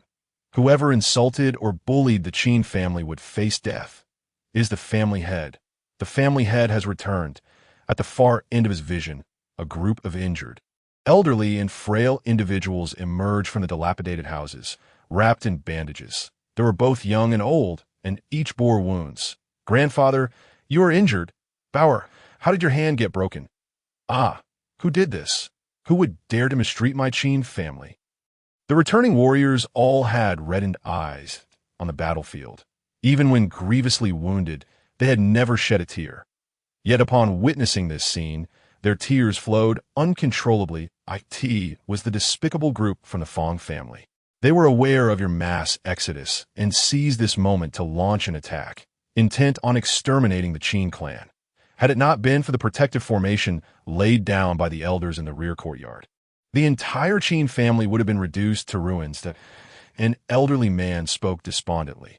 The Vilefang family has also plundered all the resources we accumulated over 3 centuries. Alas, it is our incompetence that has led to the downfall of the Qin family. Qinja took a deep breath, striving to maintain his composure. Where's the Grand Elder? Did I not leave him to guard the clan? Even if Feng Tianming personally intervenes, he cannot contend with the Grand Elder. The Grand Elder's cultivation is on par with mine. The family head, Feng Tianming of the Feng family, has advanced what? He has entered the Xian realm. How could he possibly achieve Xian realm? In the kingdom of Lulan, one who has attained the Xian realm is considered an unparalleled powerhouse. Even a formidable opponent in the Tianling realm is akin to a mere chicken in the presence of one in the Xian realm. Beside him, Qin Yuhua inquired with surprise. Third uncle, does the strongest among the Lulan Qin family not even reach the Xian realm? In the Qin family estate, even the Xian realm is merely regarded as a lower tier of cultivation. Not even the Jie realm is deemed strong. Within the Qin family estate, there are 10 saints, 100 emperors, and 3,000 kings. Although the Lulan kingdom is a branch of the Qin clan, it cannot possibly be this feeble. Surely, there must be a king present to oversee matters. Qinja explained. The Lulan kingdom is a place where the spatial stability is extremely precarious. If one's cultivation is too formidable, it would shatter the void here. In truth, those who came to develop in the Lulan kingdom are all of limited talent. Should any cultivator from the Lulan kingdom hear Qinja's words, they would undoubtedly scorn him for his arrogance. If you are all limited, then they are nothing more than utter waste. Qin Yuhua fell silent, now realizing the magnitude of the support extended by the Lulan kingdom to the main family. Even with the knowledge of their inferior cultivation, as the alarm bell tolled, they rushed to the kingdom of Tianhuang without hesitation. This exemplifies the profound cohesion of the Qin family and the enduring sense of familial honor ingrained in their bloodline. Third uncle, first ensure the safety of our kin. Then, send someone to gather bricks and cement. Let us all exert ourselves today to at least restore the courtyard walls. Only then shall it resemble a home. As Qin Yuhua spoke, he picked up a plaque buried beneath the rubble, repeatedly wiping the dust from its surface with his hands. In his eyes, a fierce, killing intent brewed. Once the courtyard walls were rebuilt, he would exact vengeance upon those who had wronged their clan. Days prior, the Lulan Qin family had fought for him. Now, it was his turn. In the following time, Qin Yuhua personally laid the bricks. And even Qin Yumuo, the young lady of the family, got her hands dirty, her nose covered in mud. As fellow members of the Qin family, they naturally empathized with one another. By sunset, the new courtyard walls had taken shape. At that moment, a Qin family member held up a new plaque, preparing to hang it. A resounding thud echoed. The freshly constructed courtyard wall was breached, and a brazen voice rang out. The stray dogs have returned.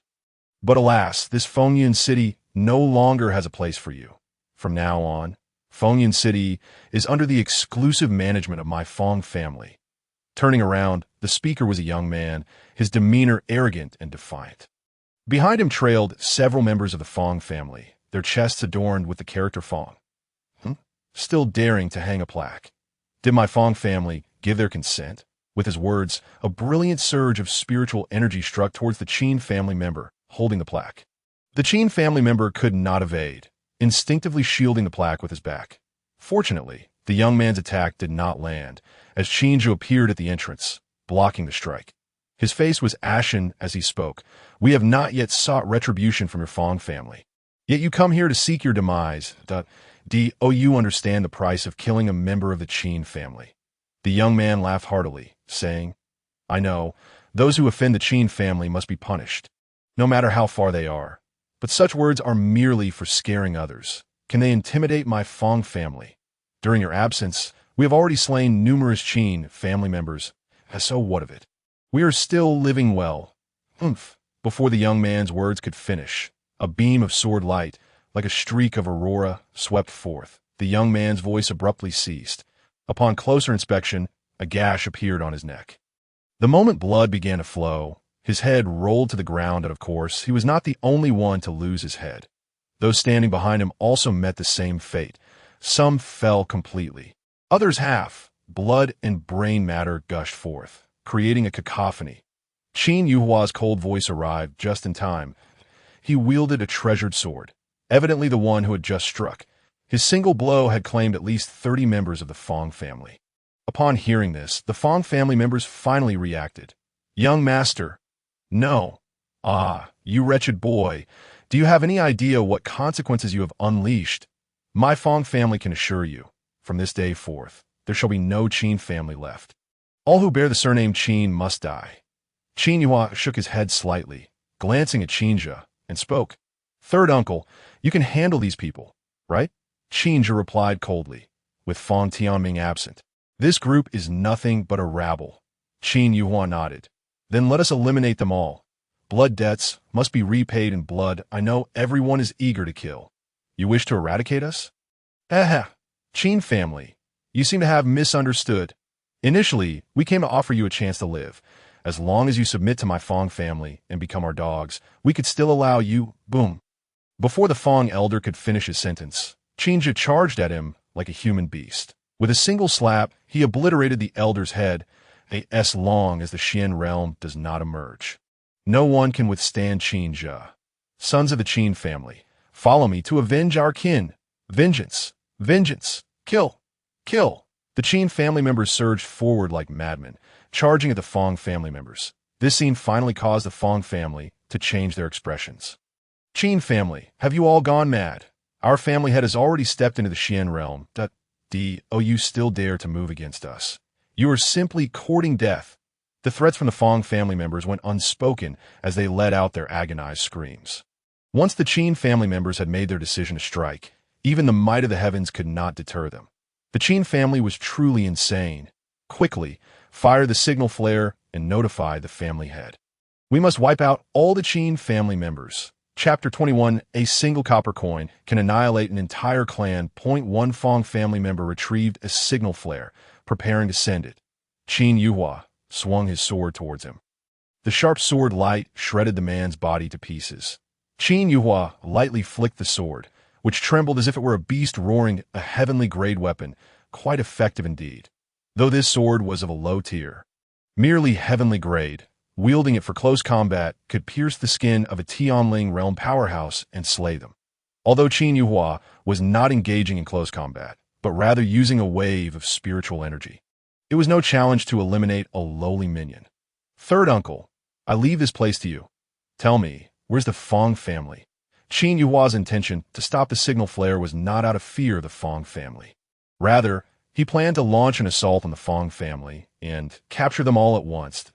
If the Fong family members were to come and go, there would inevitably be some who escaped. Go 3 streets north, understood. Once all here are killed, you may come to the Fong family to collect resources. As Qin Yuhua concluded, a magic carpet appeared in his hand.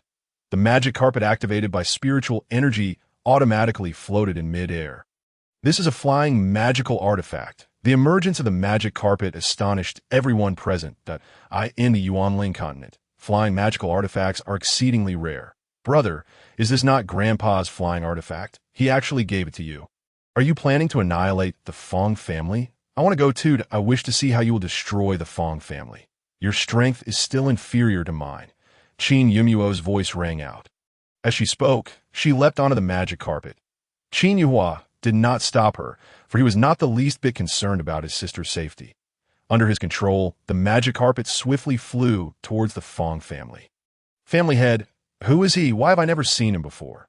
Indeed, what is he going to do at the Fong family? They have Xian realm powerhouses. He is simply courting death. Even flying magical artifacts could be seized. Upon witnessing Qin Yuhua take flight, the members of the Lulan Qin family inquired of Qinja. Qinja smiled and replied, He is the holy son of our main family, Qin Yuhua. What? He is the holy son.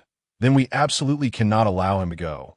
If the holy son were to perish here, how would we account to the main family? There is no need to worry about his safety. Even if the entire kingdom of Lulan were to perish, he would remain unscathed. Focus on vanquishing the enemies. Qinja is acutely aware that Qin Yuhua is clandestinely protected by a sage and is, therefore, invulnerable. Arriving at their destination, it should be here that in the high skies, the enchanted carpet halts its advance and begins to descend. Below the magic carpet lies a grand family, characterized by its square shape. This must be the Fong family. As they draw nearer to the Fong residence, Qin Yuhua channels his spiritual energy into a deep roar. Fong family, line up to meet your demise. His voice is robust and resonant, echoing throughout the entirety of the Fong family estate. The formerly tranquil ambience of the Fong household is instantly transformed into chaos. Who seeks death? Is that a flying artifact? Several elders materialize in the main courtyard, gazing up at the airborne Qin Yuhua with grave expressions that in Lulan, families possessing flying artifacts are exceedingly rare. Who are you? Why do you come to my Fong family? Qin Yuhua does not respond, but instead smiles and declares, "It seems I have not strayed. This is indeed the Fong family. As you are the Fong family. I, Qin Yuhua, hereby pronounce your death sentence." His tone suddenly turns frigid that he bears the surname Qin. He is a member of the Qin family. The realization dawns that a member of the Qin family is here to wreak havoc. "What? Are you seeking vengeance for the Qin family?" growls Fong Tianming. "As long as I am here. Who dares to harm the members of my Fong family?" The patriarch of the Fong family, Fong Tianming, releases a powerful aura in the skies above. A colossal hand of spiritual energy emerges, intent on seizing Qin Yuhua.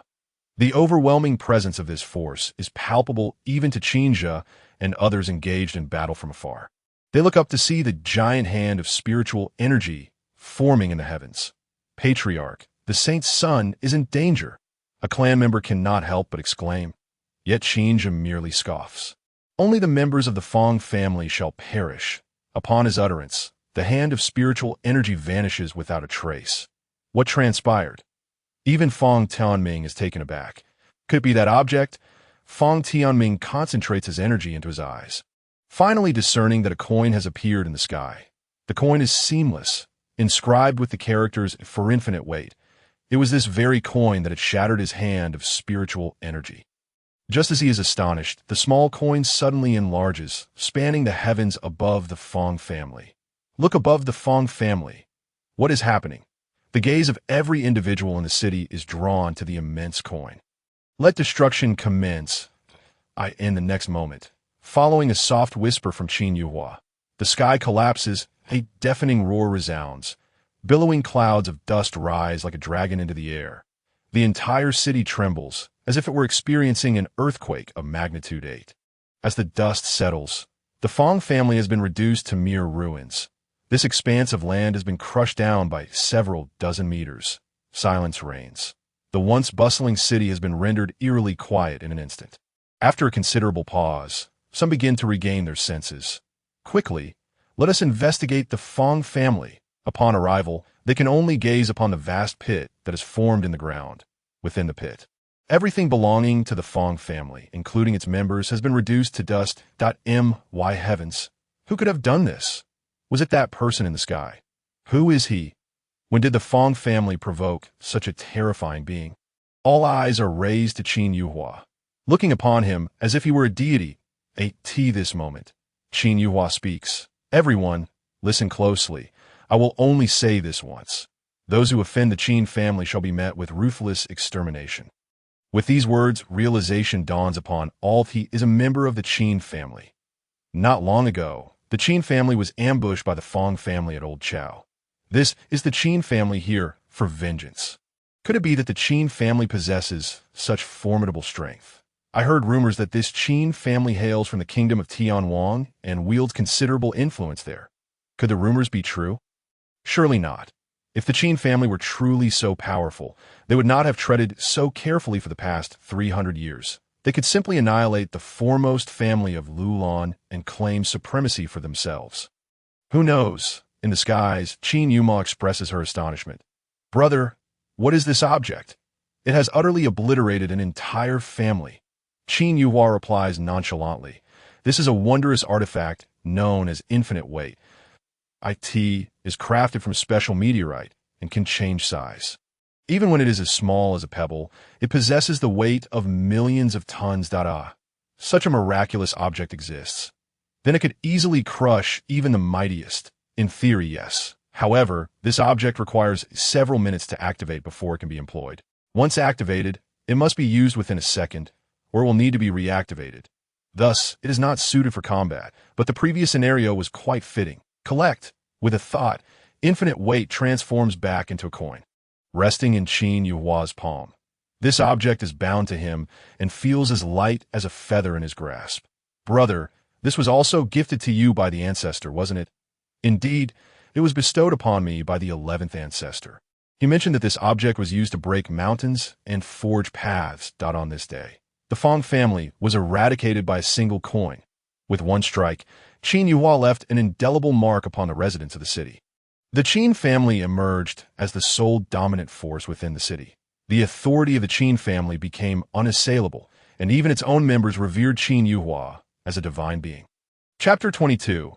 You are quite the tyrant. On a dark and windy night, within the courtyard of the Qin family, Qin Yuhua's voice rang out. Third uncle, while the Fong family has been destroyed, the Qin family still requires guardians.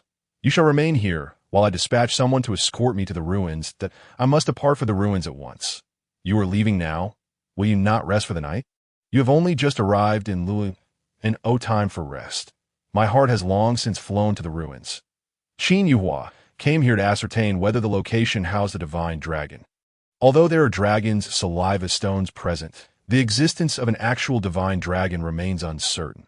Strangely, even while in Lulan, the ancestor has not sensed the aura of the divine dragon. The ancestor speculated that this might be due to some special restriction at the ruins. And to truly understand, you would need to visit the site in person. If you are going, I shall accompany you. I have heard from the clan that the situation at the ruins is becoming increasingly uncontrollable. Aside from the Nine-Sword sect, several mysterious forces have also joined the fray. Mysterious forces? Qin Yuhua's eyes narrowed as he seemed to recall something. But then he smiled. This is becoming interesting. However, I have made it clear. Those who seek trouble with me shall meet their end.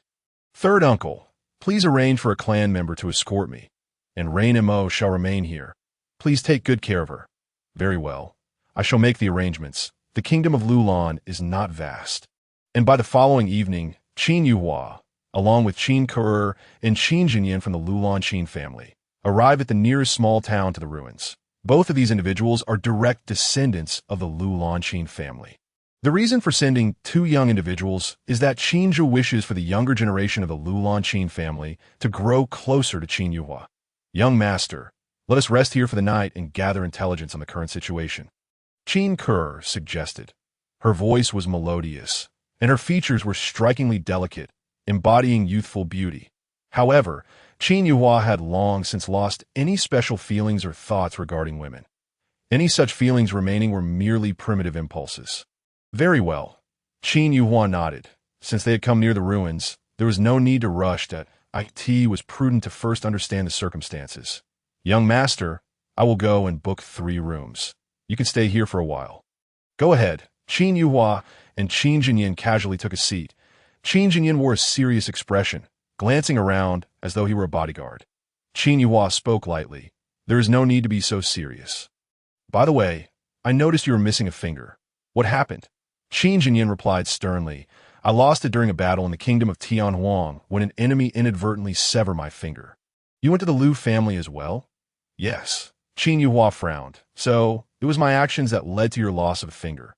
Young master, do not say that. We volunteered, and moreover, the clan had provided us with ample resources when we departed.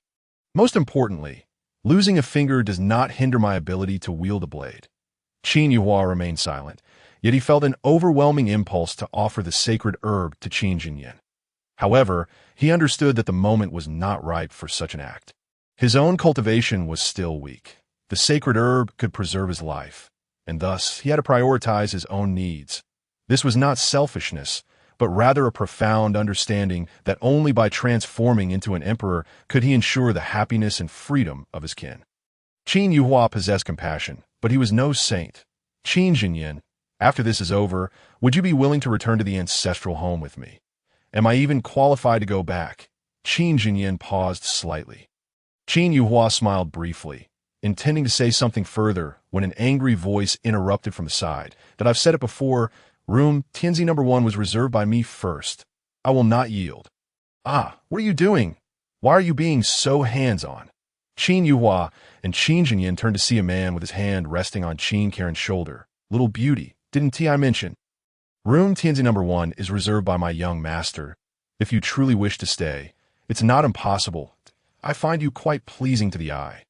How about this? You could accompany my young master to bed tonight. He won't treat you poorly. You shameless wretch. Chin Karen immediately drew her sword, only to have her wrists seized by the man. His strength was evidently superior to hers, rendering her unable to resist. Kid, are you seeking death? At that moment, Qin Jinyin bellowed and charged forward. Qin Jinyin, now 30 years old, had reached the first level of the demon spirit realm. While this level might be considered average in the Tianwan kingdom, it was quite impressive in the Lulan kingdom. In a mere exchange, Qin Jinyin sent the man flying with a kick. The man realized he was outmatched, and upon rising, fled in haste, shouting, "Dare to strike me? Just wait. You won't even know how you die." Perhaps in his panic, the man collided with a young man just as he turned. The youth, clad in a brocade robe, exuded an air of exceptional status. "Ada, do you not have eyes?" The young man scolded, visibly irritated. "Young master, you're here," the man exclaimed, nodding. "Has the room been prepared?" "Indeed, you've arrived just in time. The room has been taken, and I was assaulted." The young man's expression turned icy. He scanned the surroundings and inquired, "Who struck him?" "Have you not heard the saying, when beating a dog, one must look for its owner?" Upon hearing this, the previously raucous hall fell into an eerie silence. It was clear that they recognized the young M&A-T this moment. Even Qin Jinyin was taken aback. He focused on the bull emblem on the youth's chest and furrowed his brow. "You are of the Nyo family. Quite perceptive. So, is no one going to answer me? Shall I ask a second time?"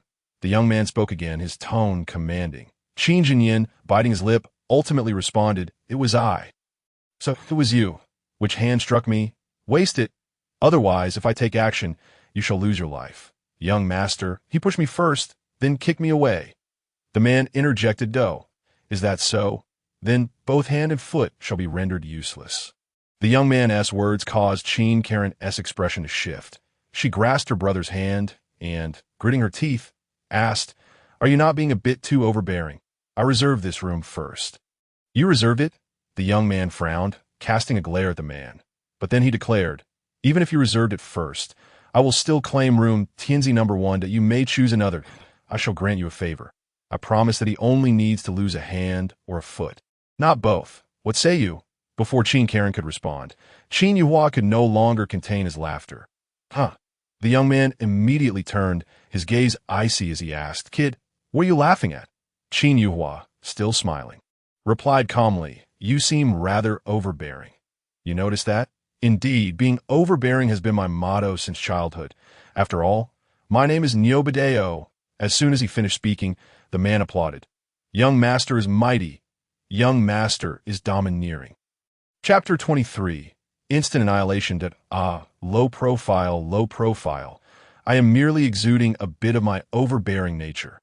Nyobadeo laughed proudly, glancing at Qin Yuhua, and casually remarked, "Ignorance is bliss. If you slap yourself, I shall pretend nothing happened. By the way, make sure your slap is loud enough. If I cannot hear a pleasing sound, I shall intervene personally. Your mouth will be thoroughly battered." With that, Nyobadeo paid no further attention to Qin Yuhua. He turned his gaze towards Qin Jinyin.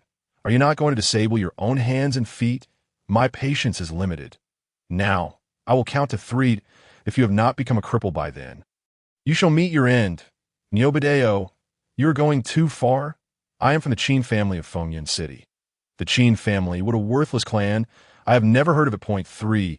Nyobadeo's body began to emanate golden light. His lackey resumed clapping. "Young master, your overbearing aura grows purer by the day. You, radiating golden light, seem as divine as an immortal. Insulting my Qin family is tantamount to seeking death. Nyobadeo, do you truly believe I fear you?" Qin Jinyin was enraged. He had faced death in battles against the Liu family and would not be intimidated by Nyobadeo. He would rather die in battle than tarnish the name of the Qin family. The sons of the Qin family would stand and die, never kneel to live. A crimson aura erupted from Qin Jinyin, resembling flames blazing fiercely. With a spirit-grade weapon in hand, he charged at Nyobadeo. Spirit-grade weapons are sharp enough to injure cultivators in the demon spirit realm and level 4 beasts. Yet, such a sharp weapon was effortlessly severed by Nyobadeo with a dagger, with the weapon broken. Nyobadeo sent Qin Jinyin flying with a kick. Qin Jinyin crashed into the wall, spewing blood. What is this? A ghost-grade weapon. Weapon levels correspond to the Cultivator-S realm. From weakest to strongest, they are classified as human grade.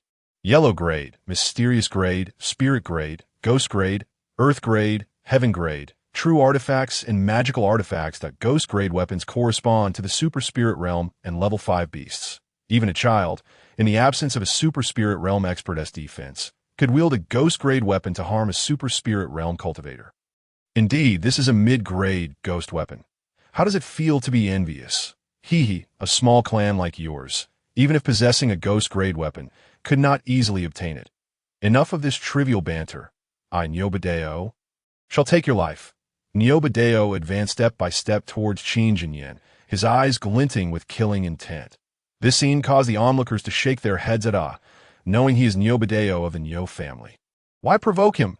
Is that not seeking a dead end? Who dares to provoke the Nyo family, one of the 10 great clans? The Nyo family is renowned for its unity. Someone is blocking this kid. The crowd suddenly gasped. Blocking Qin Jinyin was none other than Qin Yuhua. He had refrained from intervening earlier, believing Qin Jinyin could handle the scion, only to discover that the scion had some skill. Kid, what are you doing standing in my way? Seeking death. Nyobadeo's angry voice rang out, by the way, did I not instruct you to slap yourself? To this point, I have yet to hear your slap. It seems my words have indeed lost their weight. Since that is the case, you too shall become corpses. The golden light surrounding Nyobadeo intensified. Please, I shall give you the room. Do not harm the young master. Qin Karen's panicked voice echoed. Give? Hee, this room was mine to begin with. Why would I need your permission? Today, I shall kill these two. Whoever tries to protect them shall die. This is a declaration from me. Nyobadeo raised his thumb, pointing at himself with an air of arrogance and dominance. Why do I suddenly feel a chill? Ah, it turns out it is your overbearing presence, sending shivers down my spine. Young master, that I can hardly resist kneeling before you. Please accept my homage. The lackey knelt on the ground, repeatedly bowing to Nyobadeo. The surrounding cultivators could only shake their heads in disbelief. Damn, this kid was born to be a lackey.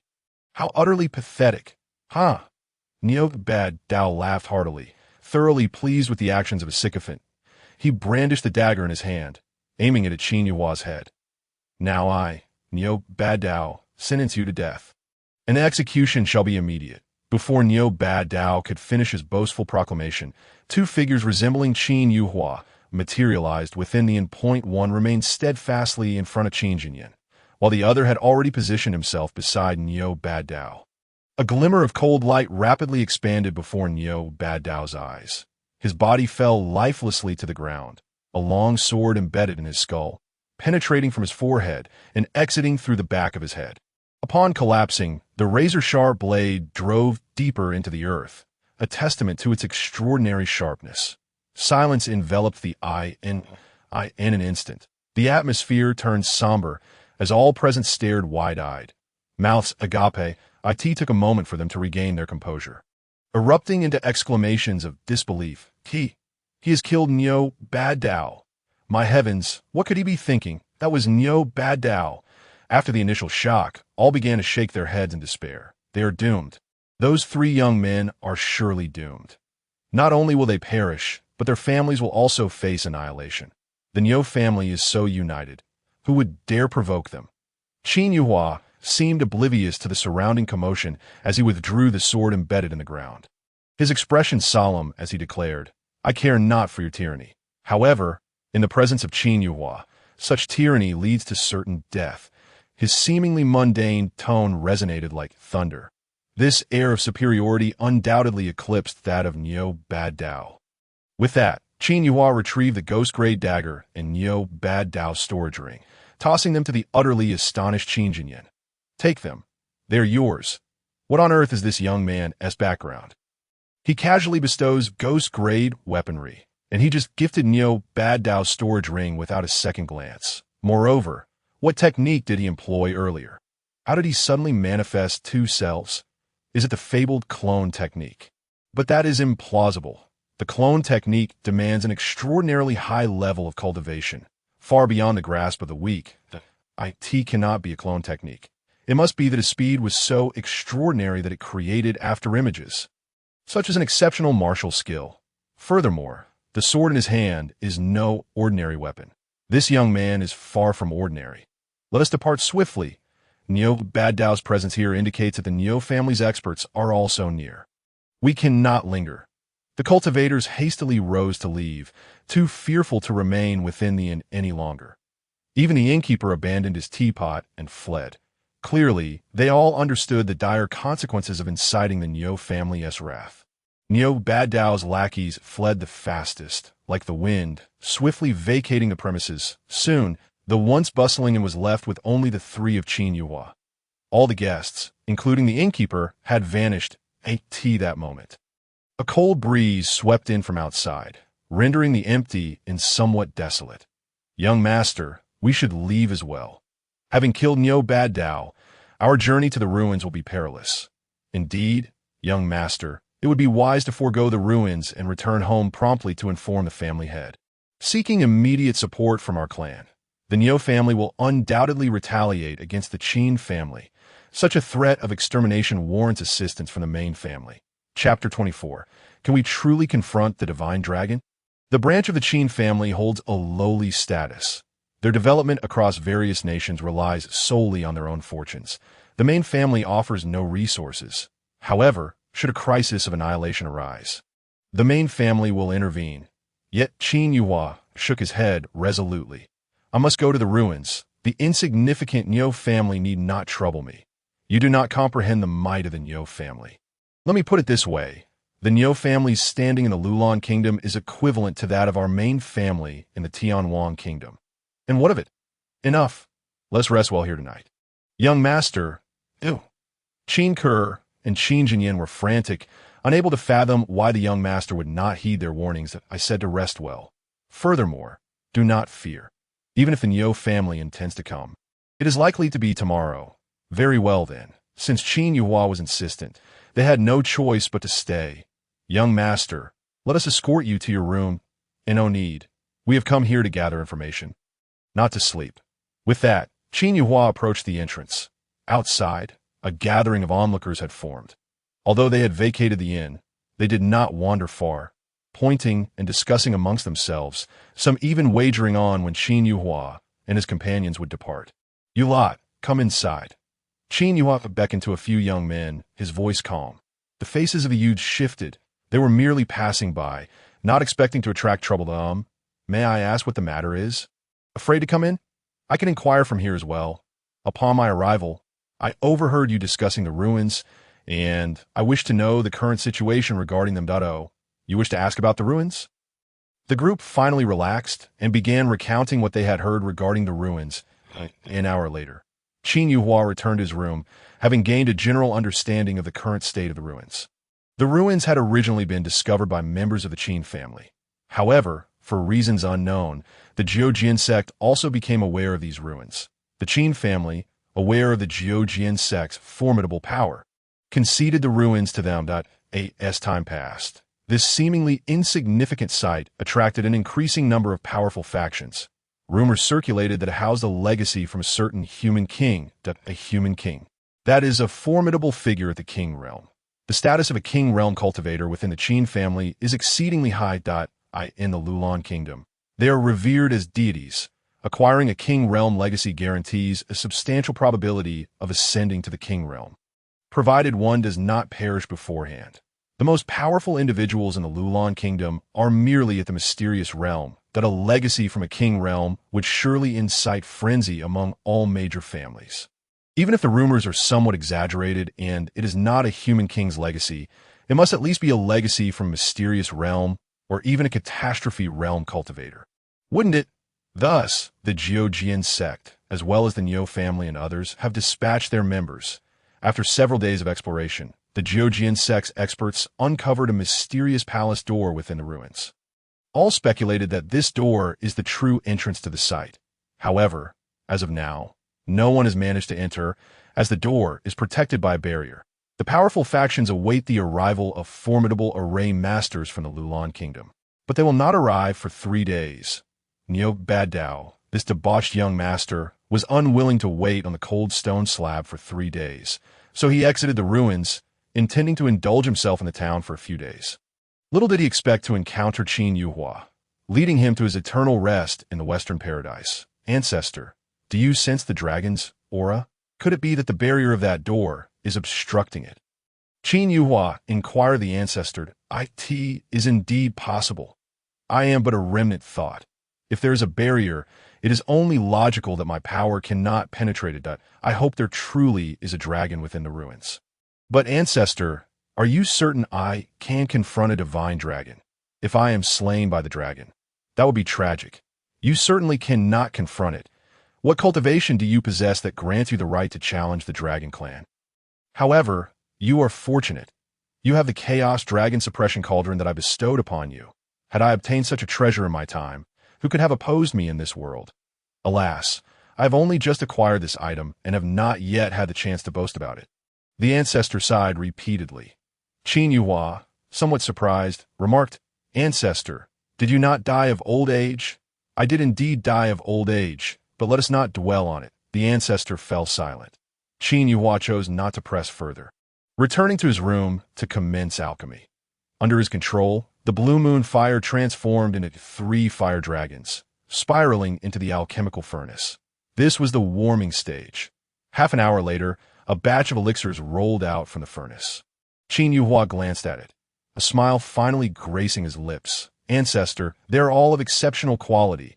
Have I finally succeeded? Finally achieved exceptional quality. But why are you so pleased? You took 8 days to accomplish this. In my day, I could refine exceptional quality low-grade elixirs in just 5 days. Now, attempt to refine different high-grade elixirs. Remember, in the path of alchemy, aside from talent, is solely a matter of practice. On that night, Qin Yuhua was engrossed in alchemy. The variety of elixirs was overwhelming. To switch to a different concoction was akin to starting anew. An alchemist must practice diligently to achieve proficiency. Once adept, the creation of any elixir becomes second nature. Meanwhile, about 100 miles away from the tranquil town, the lackey of Nyobadeo ran frantically and finally arrived at the ruins. Master, something terrible has happened. Something terrible. The once serene ruins erupted into chaos with the arrival of the lackey. The formidable individuals present shot disdainful glances at Nyobadeo, seemingly irritated by his ruckus. Why are you making such a fuss? What is going on? A voice from a powerful member of the Nyo family inquired. The eldest elder, it's about young Master Badeo. What happened to Badeo? The expressions of the Nyo family members shifted dramatically. Nyo Badeo was a prodigy of the Nyo clan. He had mastered the Nyo family's dominant energy at the tender age of 5, leading the family to bestow upon him the name Nyo Badeo. Young master has been killed. What? Say that again. The Nyo family member could scarcely believe his ears. Even the surrounding major forces looked surprised. A strong individual murmured, in the kingdom of Lulan, someone dares to harm a member of the Nyo family? Do they not realize that when the Nyo family is angered, no one is spared? Indeed, even we sometimes hesitate to provoke the Nyo family. Who is so bold as to dare kill Nyobadeo? I said, young master has been killed. Ada repeated, as these words were spoken. The Nyo family's members were consumed by fury. Various colors of spiritual energy illuminated the dim ruins. Who dare to strike? Do they not know Nyobadeo's identity? We have warned them, yet they still resorted to violence. Very well, this is clearly a declaration of war against my Nyo family. Who did it? Was it the Nine Swords sect? Or the Nyo family members turned their gazes toward the powerful figures present to owe them. Anyone bold enough to attack the Nyo family must belong to a major sect or one of the 10 great families. No one else would dare.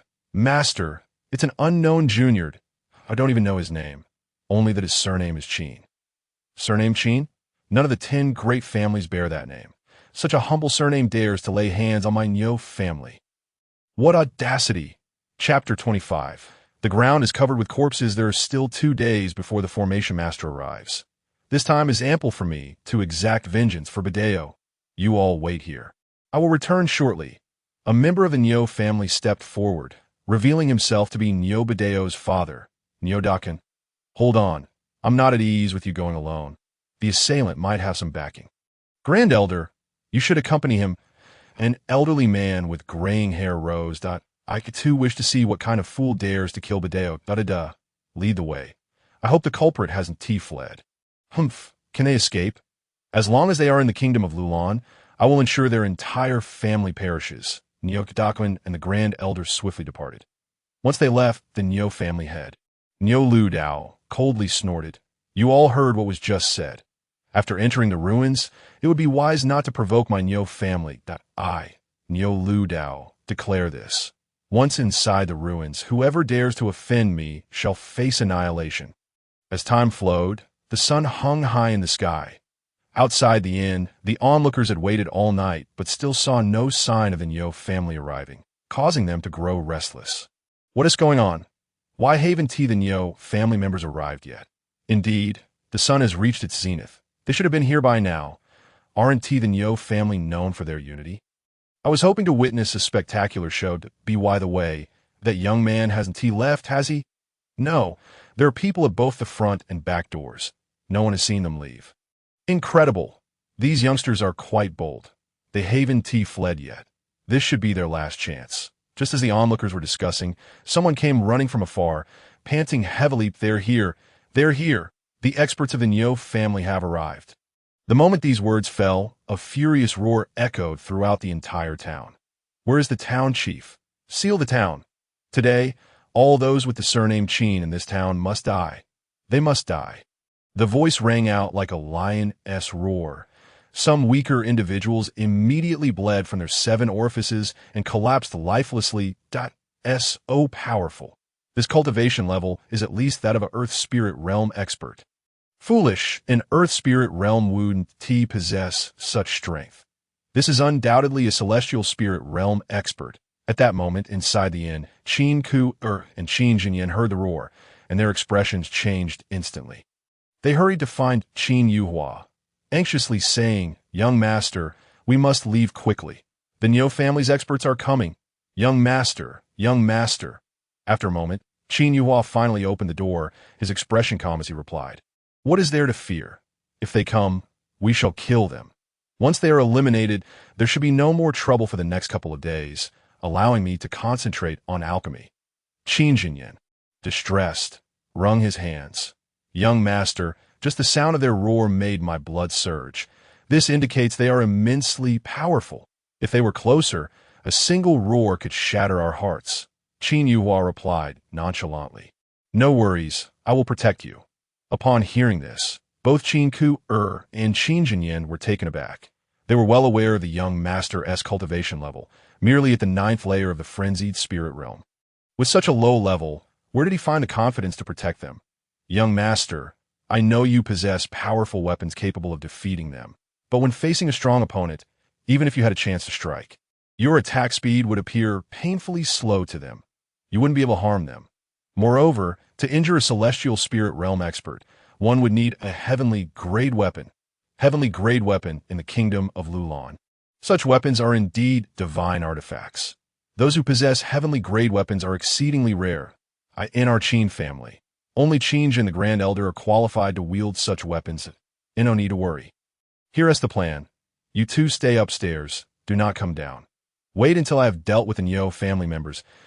As Qin Yuhua spoke, he descended the stairs with grace. He grabbed a jug of wine from the counter, drinking leisurely while awaiting the arrival of the Nyo family experts. Young Master, Qin Ku and Qin Jinyan exchanged glances before following him down. They positioned themselves on either side of Qin Yuhua. Goodness, look, that lad is drinking leisurely. Outside, the onlookers rubbed their eyes in disbelief, thinking they were hallucinating. My goodness, in such a moment, he still refuses to flee. Could it be that he truly has influential backing? Regardless, he is quite handsome. If he survives, I shall make him my 4th boyfriend. Madam, why not take a moment to look in the mirror? And by the way, are your 3 boyfriends named Banana, Cucumber, and Spirit Vibration Stick? The bickering among the onlookers escalated even before any battle occurred inside the inn. Suddenly, a brilliant spiritual energy descended from the sky, obliterating the 2 combatants in an instant. Ants dared to obstruct the path. The Nyo family members had finally arrived. The surrounding onlookers instinctively retreated 100 meters. not daring to look at the Nyo family members for fear of provoking their wrath with a single misstep. "Grand Elder, this is the inn," Ada's voice rang out. The moment his voice fell, his body was obliterated by the Elder's strike. With a master dead, what use is a dog? Killing Ada? Nyodukin and the Grand Elder advanced step by step to the inn's entrance. A chilling wind suddenly swept through the street. The cold wind howled, biting at everyone's bones. All present understood this was a manifestation of murderous intent. Upon reaching the entrance, the two members of the Nyo family narrowed their eyes. Their gaze immediately fell upon Qin Yuhua, who was drinking within the inn. Qin Yuhua, known for his preference for white attire, was now clad in golden robes embroidered with ferocious beasts, specifically the Taowu. The craftsmanship of this garment was extraordinary. The beast appeared almost lifelike, exuding an imposing aura. Adorned in golden robes, Qin Yuhua appeared remarkably regal. "You're the one who killed Nyobadeo?" A hoarse, furious voice emerged from Nyodakuin's lips. Qin Yuhua took a hearty swig from the wine jug before responding. "You finally arrived. It is indeed you." Fury surged within him. "Kid, I do not care who you are or what backing you have. Today, I will make you regret ever existing in this world.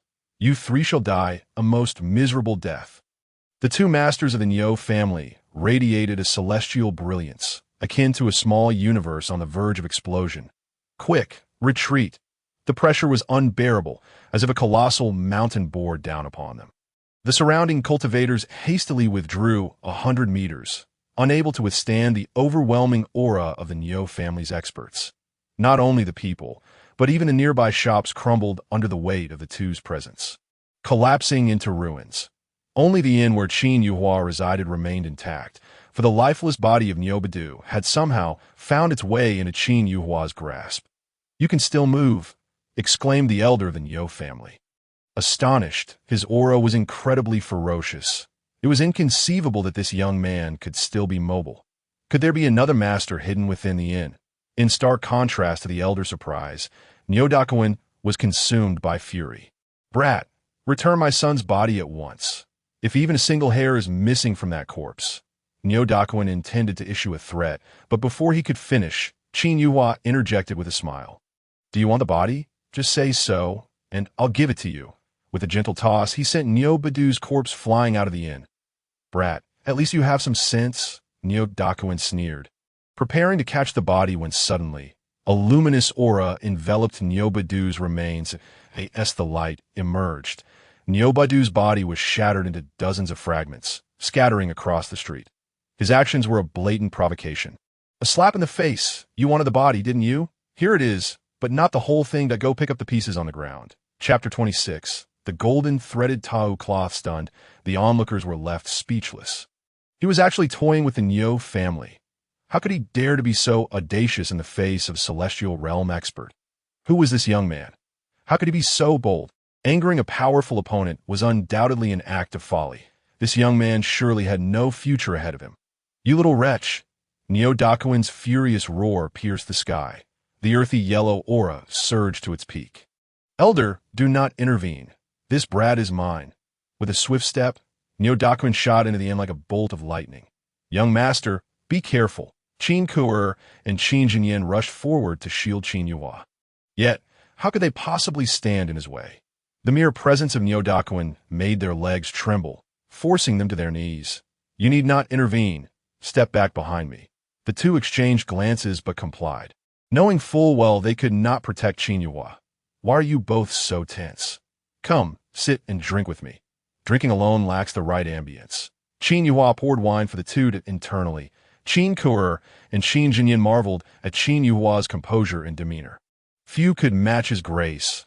This was the epitome of remaining unperturbed even in the face of disaster. Nyodakuin was incensed by this display. "Still drinking?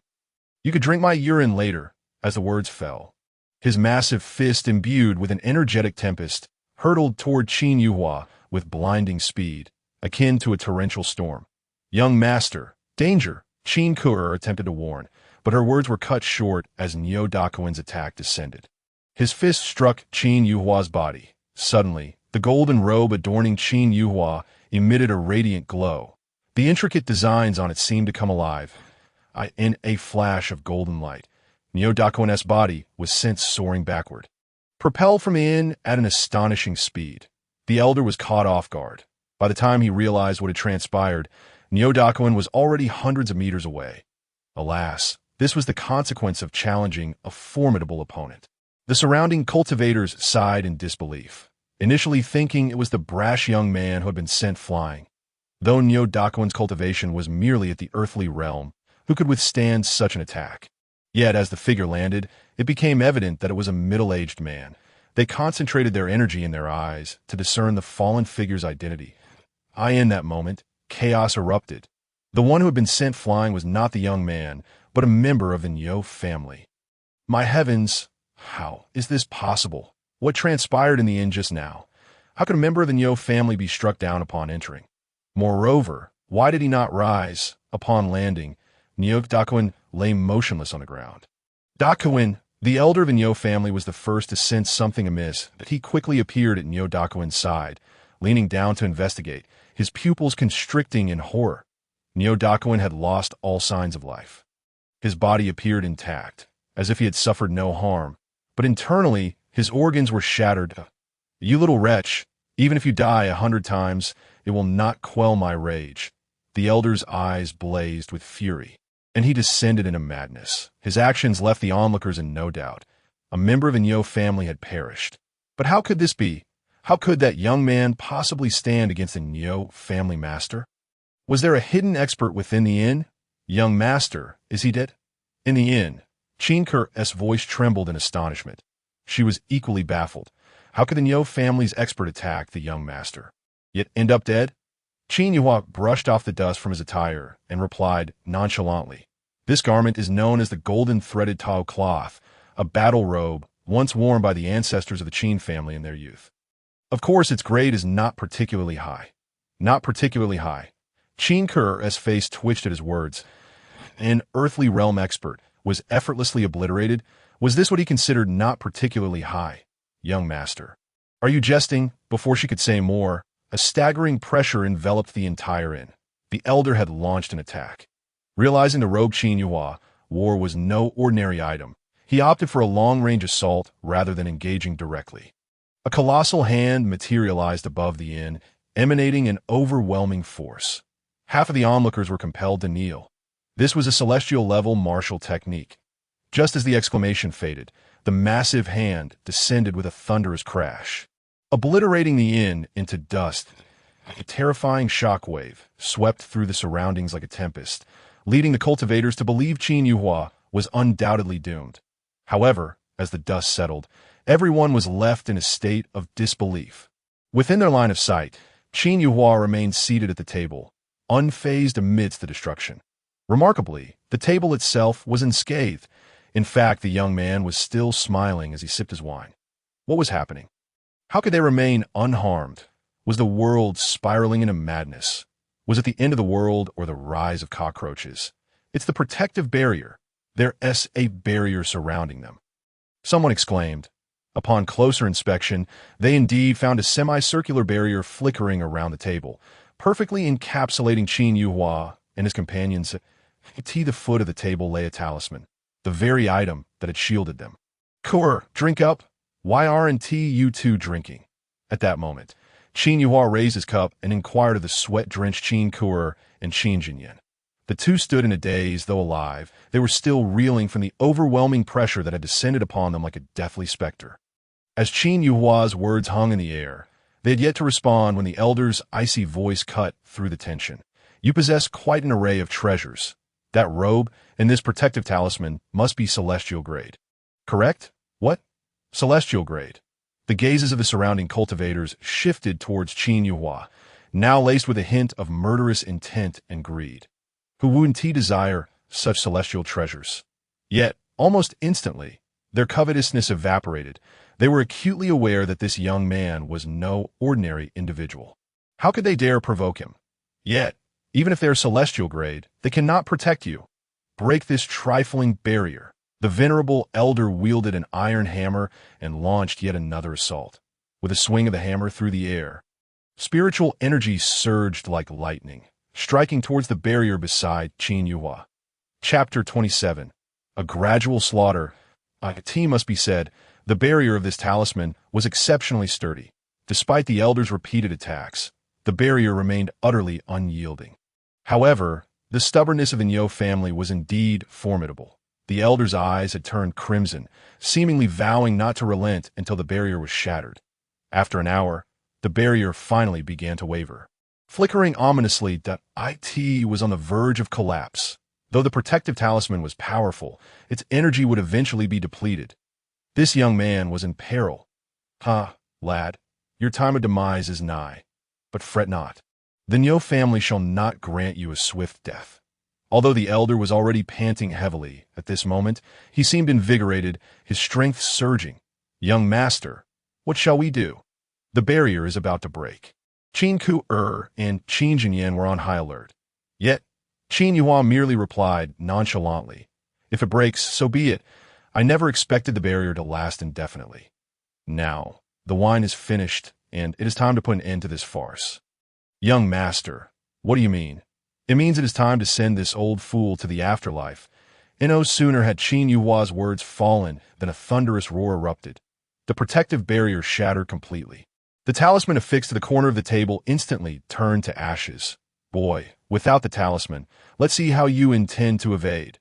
The elder's irate voice echoed. Qin Yuhua stretched lazily, grinning as he said, "Who said I intended to hide?"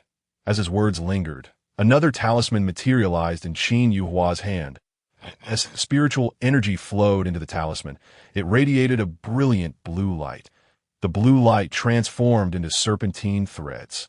Surging towards the elder dared not underestimate this. Despite the young man's apparent weakness, he seemed to possess an abundance of treasures. The suit of armor formed from spiritual energy enveloped him, giving him an imposing presence. However, the surrounding blue light did not strike him, but rather dispersed around him. Just as the elder was filled with confusion, the blue light coalesced into pillars. This is not good. The elder seemed to grasp something and attempted to flee, but it was too late. The pillars solidified, forming a cage that ensnared the elder, which began to constrict. In the blink of an eye, he found himself trapped within a cage of mere inches in size. Shatter! The elder gritted his teeth and attempted to assault the spiritual cage. Soon, he realized his attacks were akin to throwing mud into the ocean. He could not even produce the slightest ripple, let alone destroy the cage. At this moment, the elder produced a heavenly-grade weapon and began to strike at the cage in a frenzy. Clang! Clang! Sparks erupted. Yet, the cage remained intact. What? Even a strong practitioner at the Heaven Spirit realm cannot shatter this cage. The elder gritted his teeth and asked, "What kind of talisman is this?" Qin Yuhua replied coolly, "A demon binding talisman. A demon binding talisman. Is this a talisman from the Taoist tradition? The demon binding talisman, originating from the Taoist demon binding spell, has long been lost to time. So, this spiritual cage is indeed a demon binding cage. It is said to be extraordinarily resilient and nearly impossible to break. Who is this young man, possessing such remarkable artifacts?" The elder sneered, "Little brat, no wonder you are so brazen. You possess such fine treasures. But do you think that by trapping me, you can escape? Let me tell you, as long as you are in the Lulan kingdom, you will never escape the grasp of the Nyo family." "Escape?" Qin Yuhua could not help but chuckle. "What are you laughing at?" "I laugh because you seem to have a problem with your thinking, Didi. Or you really believe I would waste so many precious items just to confine you for my own escape? If I wanted to flee, I would have done so long ago. Why would I wait here for you?" "What do you mean?" "It means I am also taking your life." The declaration sent shockwaves through the crowd. "What? He intends to kill him. He plans to leave no one alive. How ruthless." Yet, inexplicably, the young man's actions made my blood race and my heart surge. Now, that is a true man. Indeed, I could hardly contain my desire to cheer for him. "You wish to kill me? Ha. Do you possess the strength for that? In my eyes, your cultivation is akin to that of an ant. Even if I stood here, you could not harm a single hair on my body.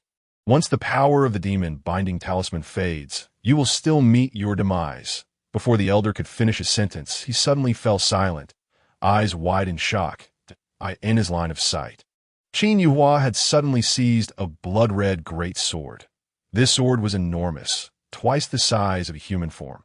Staring at it for even a moment felt like gazing into the depths of a hellish abyss. Qin Yuhua, with a bloodthirsty glint, remarked, "Old man, why the silence? Have you realized that my sword is anything but ordinary? Boy, what level of weapon is this? Once the blade descend upon you, you shall understand." Qin Yuhua flashed a grin and then turned to Qin Ku and Qin Jinyan.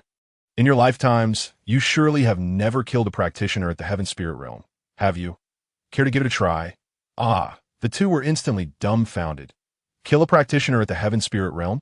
Such thoughts had never crossed our minds. They had only fantasized about becoming Heaven Spirit Realm practitioners themselves. Afraid are you? You truly need more training. Then it shall be a spectacle. Watch as I, a mere practitioner at the Frenzied Spirit Realm, slays a practitioner at the Heaven Spirit Realm. Qin Yuhua hoisted the great sword, grinning as he stepped closer to the elder of the Niu family. His stance with the sword resembled that of a reaper approaching his prey. "Little brat," the elder attempted to counter, but his attacks could not penetrate the confines of the cage. The horror of the demon binding talisman lay in its ability to allow only external attacks against those trapped within. At this moment, Qin Yuhua raised the great sword in his hand and struck down.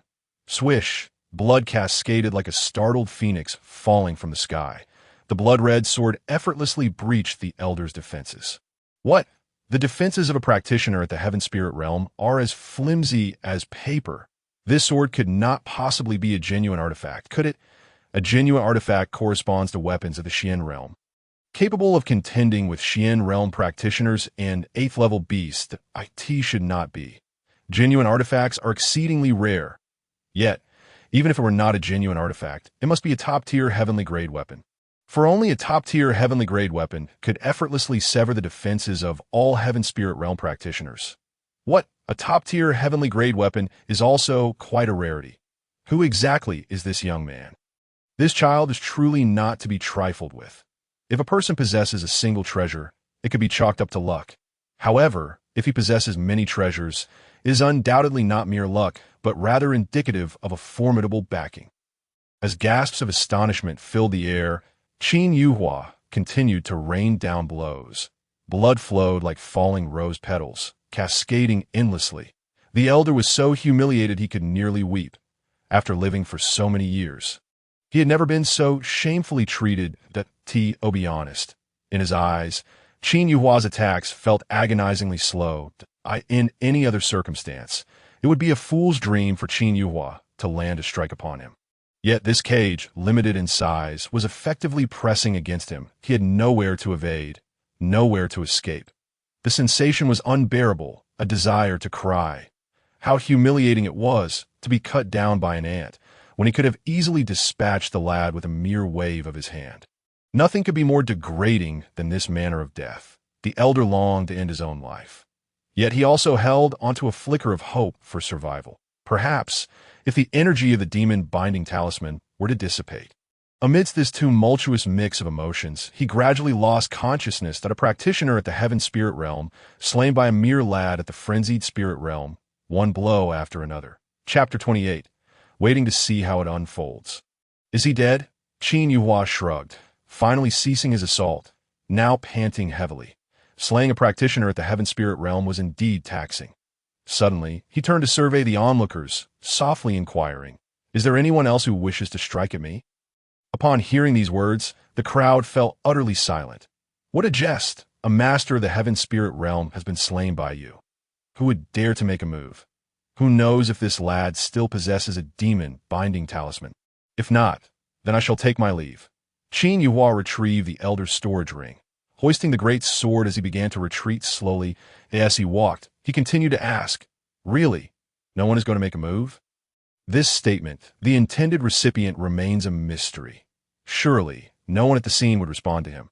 Qin Yuhua slightly furrowed his brow, sheathed his bloody blade, and returned to the astonished and exhilarated Qin Ke. This place is no longer tenable.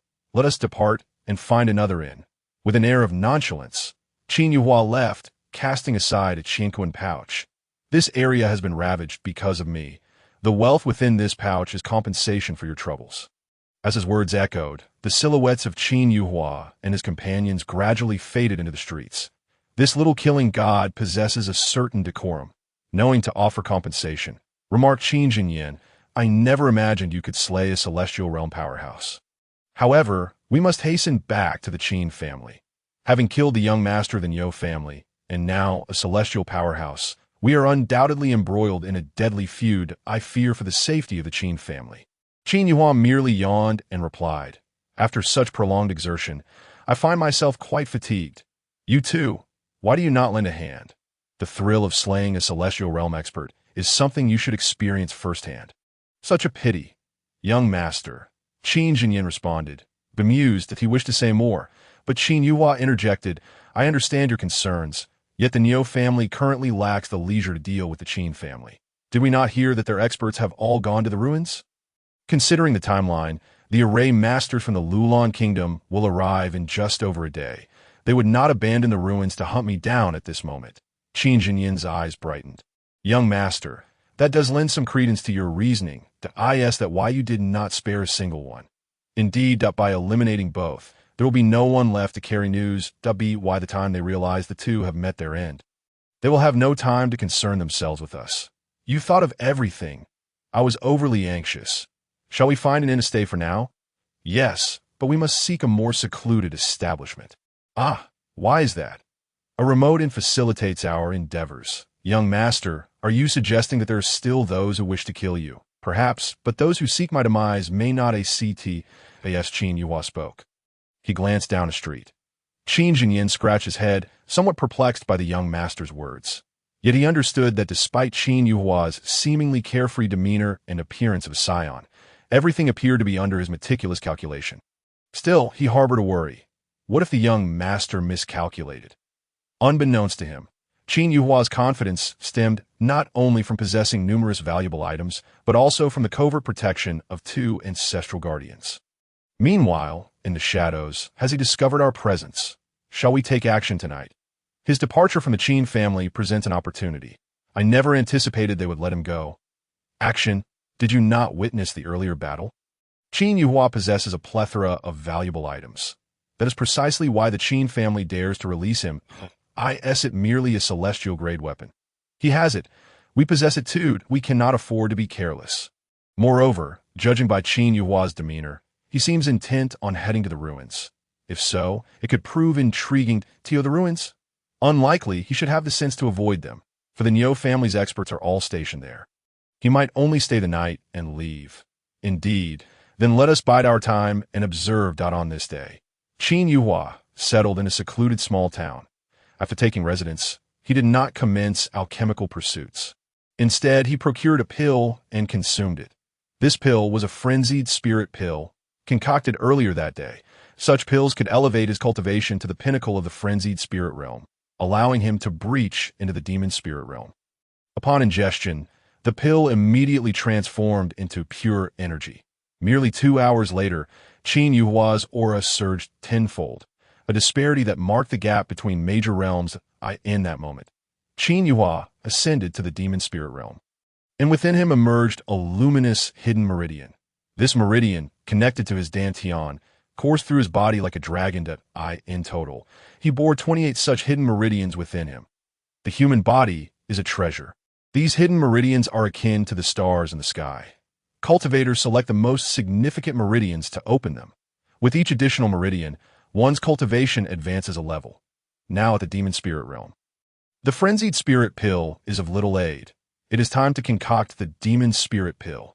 Qin Yuhua remarked with a faint smile, summoning his alchemical furnace to begin crafting the pill aimed at enhancing his cultivation.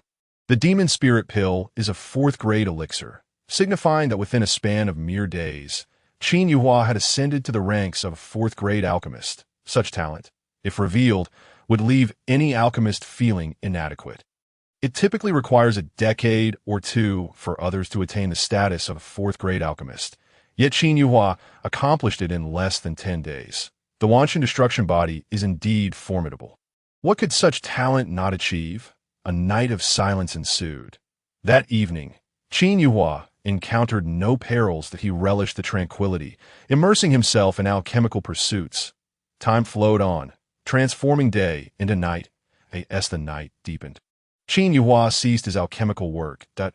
In total, he had crafted 3,000 top-tier quality demon spirit pills, that he deemed these pills sufficient to elevate his cultivation to the 9th layer of the demon spirit realm. Ordinary cultivators require over 6,000 top-tier demon spirit pills to reach the pinnacle of the 9th layer. Yet a single top-tier demon spirit pill is equivalent to 3 top-quality pills. Thus, he would only need a little over 2,000 pills to elevate his cultivation from the 1st to the 9th layer's pinnacle. 3,000 top-tier demon spirit pills would undoubtedly suffice. It is time to begin consumption. I must expedite my cultivation.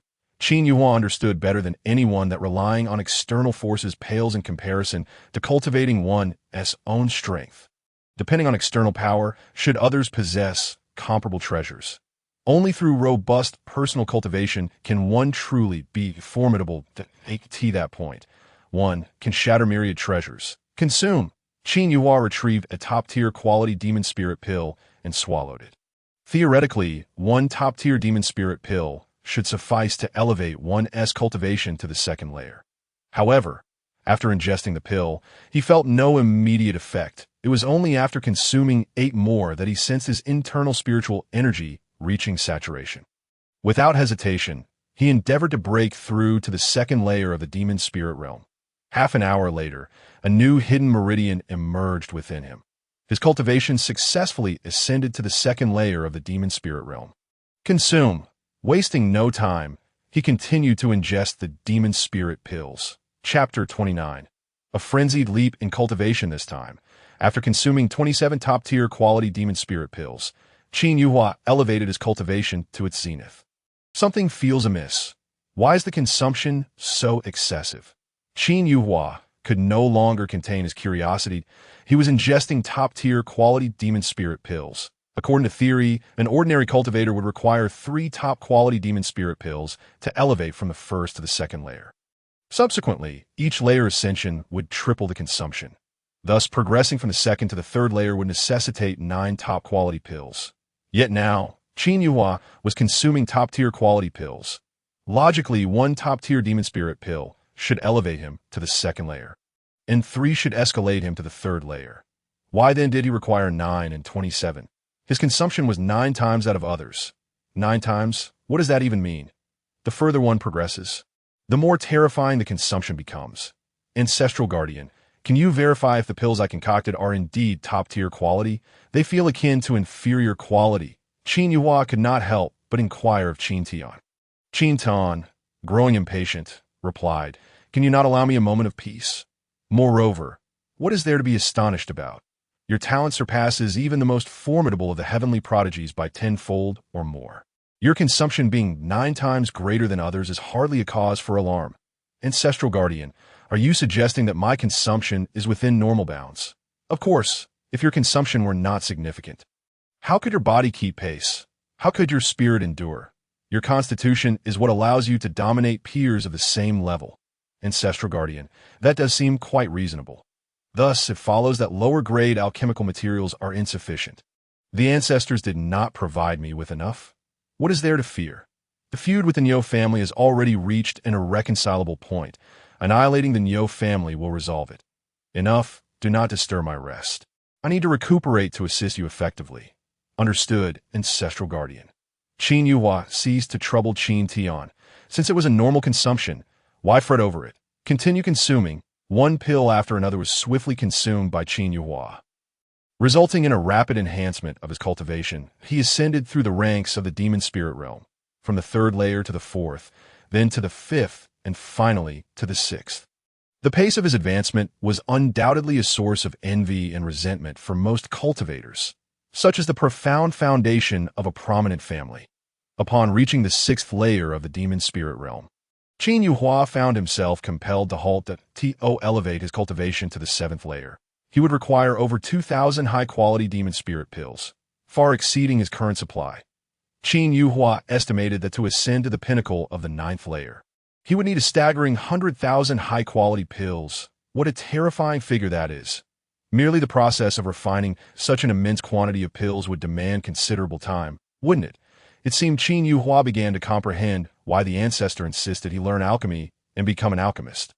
In this world, who besides an alchemist could amass such abundant resources? The Qin family might manage with low-grade herbs, but what about the future when they step into the celestial realm, the profound realm, or even the human king realm? As dawn broke, it was time to set forth. Glancing at the sky, the horizon already displayed a delicate hue of dawn. Qin Yu Huan knocked on the doors of Qin Ke and Qin Jinyan, and together they proceeded towards the ruins.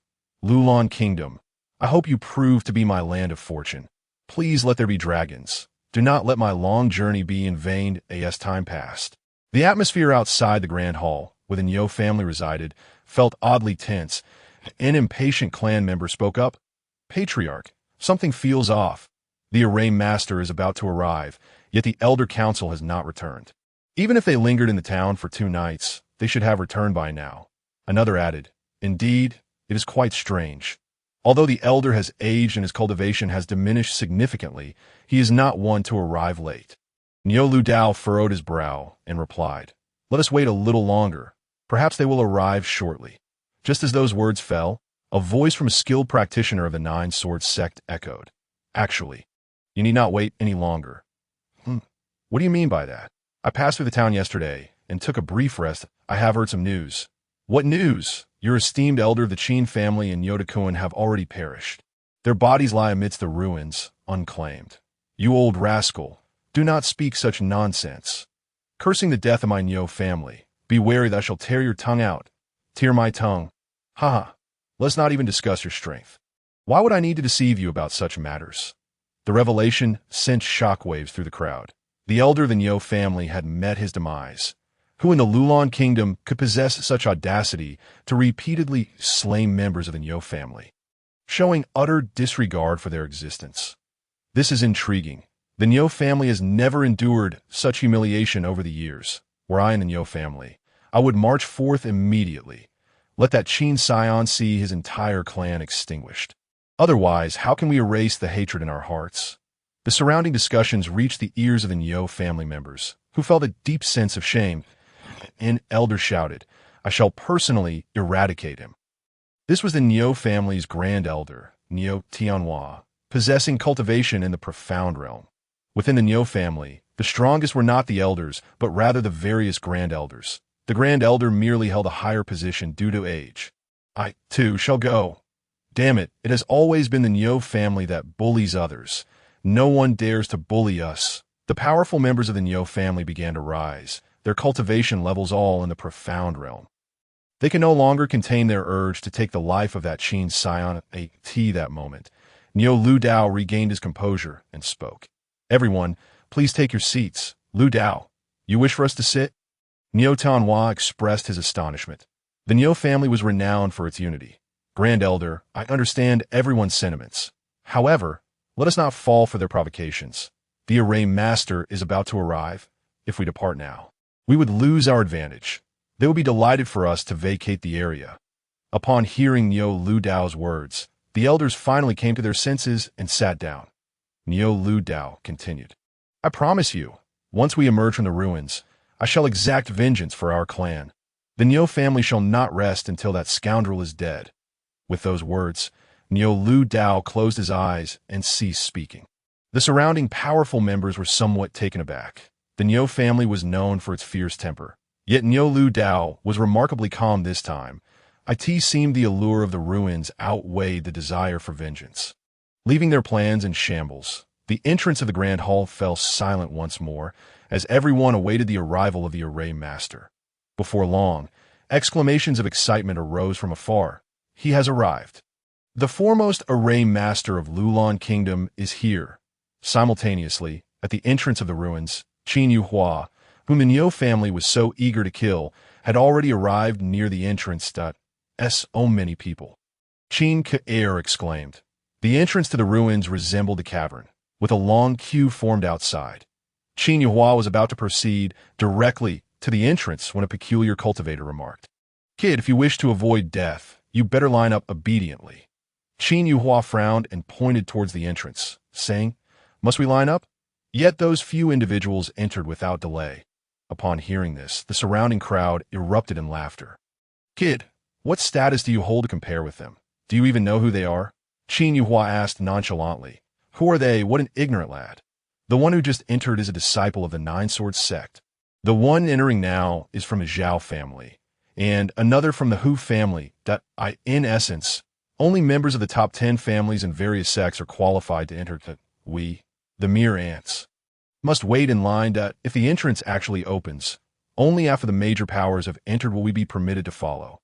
Qin Yuhua inquired further, who established these rules? Need I even say? Certainly not by us. Qin Yuhua chuckled and remarked, I'm not one to adhere strictly to rules. There truly no other way to enter? There is, if you are not afraid of death. Just kill your way in. The surrounding cultivators burst into laughter, evidently mocking him. Yet to their surprise, Qin Yuhua earnestly replied, that is indeed a good approach. I shall give it a try. What?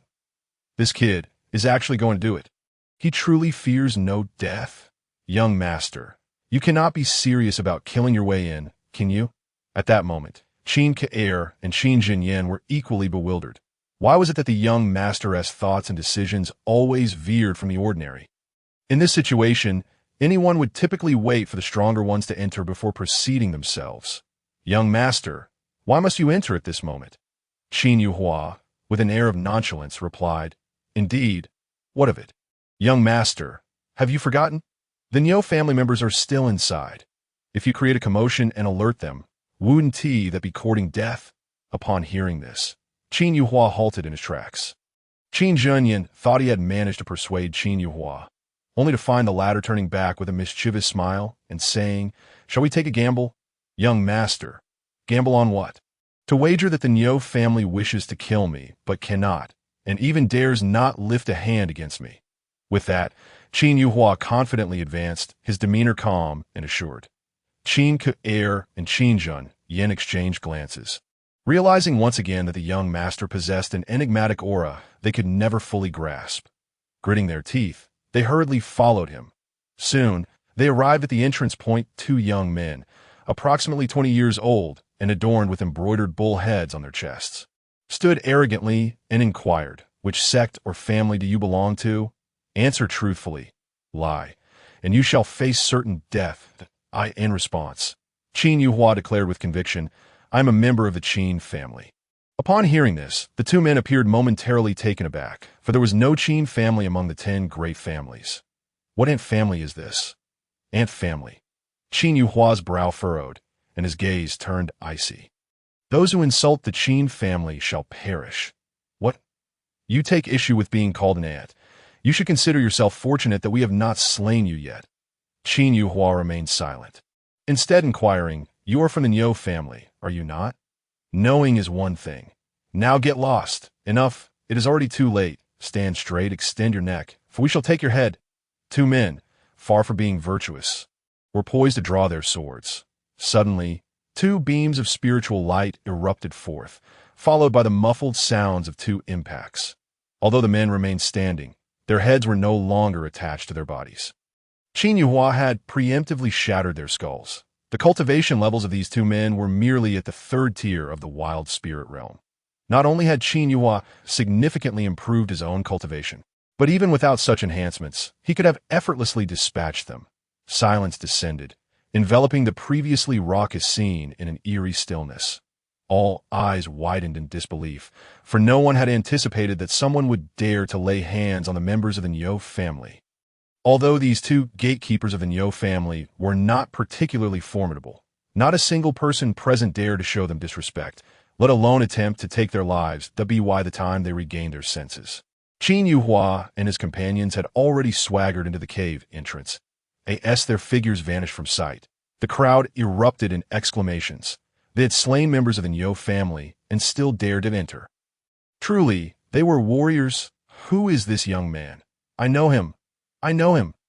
Just 2 days ago, he was the one who killed Nyodakuin and the elder of the Niu family. Someone recognized Qin Yuhua's identity. And in an instant, the atmosphere became electric. Suddenly, someone inquired, Can we also enter? After all, we did not kill them. Indeed, why should we continue to wait idly here? The Niu family members are dead, and their deaths have nothing to do with us. That makes sense. Then why wait any longer? Let us go. Once Qin Yuhua had ventured far, the queue of individuals surged forth into the cave. Unbeknownst to Qin Yuhua, upon entering, he found himself on a narrow path. After walking for a while, he came across a dilapidated stone cabin. Inside lay numerous corpses, indicating that those who had initially entered had triggered some deadly mechanism and perished in large numbers. At the end of the stone cabin, there was a hidden passage. Following the passage for 10 minutes, the view ahead suddenly opened up to reveal a vast platform. On this platform, representatives of various major factions occupied distinct areas. At this moment, all eyes were fixed upon the grand gray doors of a hall before them. These doors had mysteriously appeared a few days prior, seemingly leading to another realm. The resplendently dressed array master was meticulously studying the door.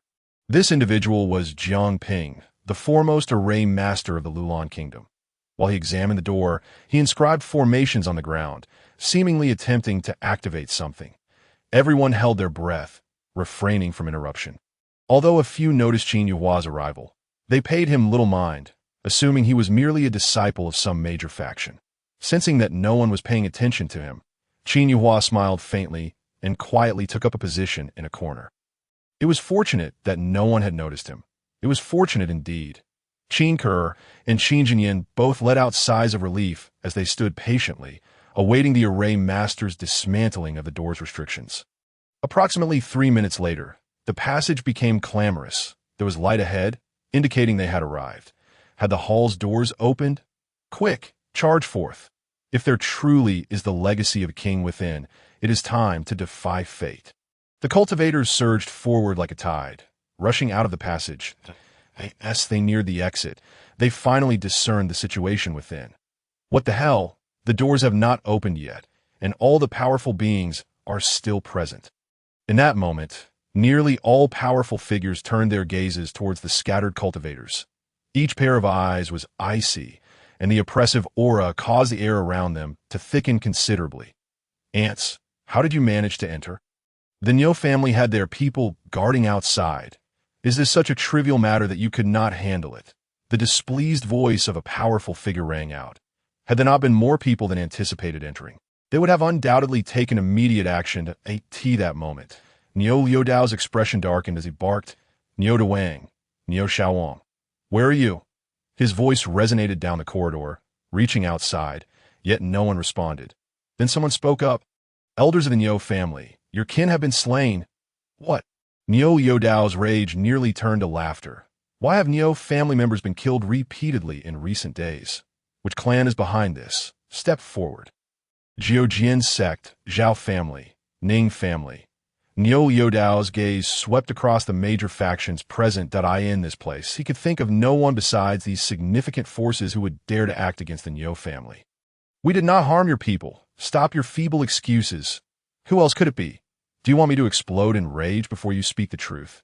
Niu Liudao was struggling to contain his temper.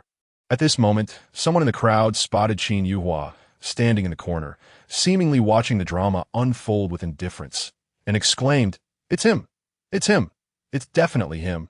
In an instant, all eyes converged upon Qin Yuhua. Chapter 31.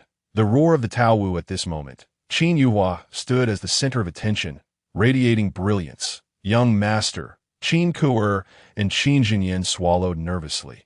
Their clothes were suddenly drenched in cold sweat. Heavens, this is terrifying. The gazes of the powerful figures were predatory, much like hungry beasts, particularly those from the Niu family, whose eyes seemed to promise a fate of being devoured alive. Kid, which family do you belong to? Did you truly slay my kin from the Niu family?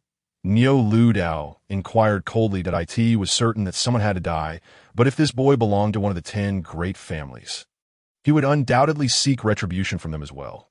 Thus, he needed to clarify before taking action. Qin Yuhua shrugged and murmured, I thought no one would trouble me. Yet here I am, discovered. But wait a moment. I must first kill someone before answering you.